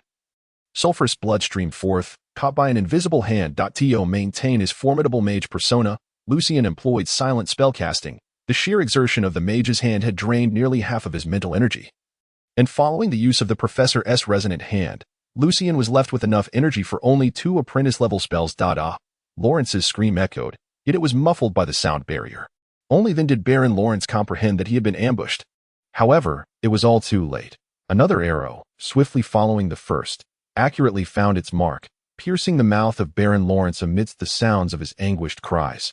The noise abruptly ceased, the Baron possessing the strength of a high-ranking knight, merged with the projection of a malevolent creature, was, with the assistance of several magic apprentices, utterly unable to evade or resist, and was slain within mere seconds. Lucian, witnessing this scene, felt compelled to utter, his combat power is not even a 5.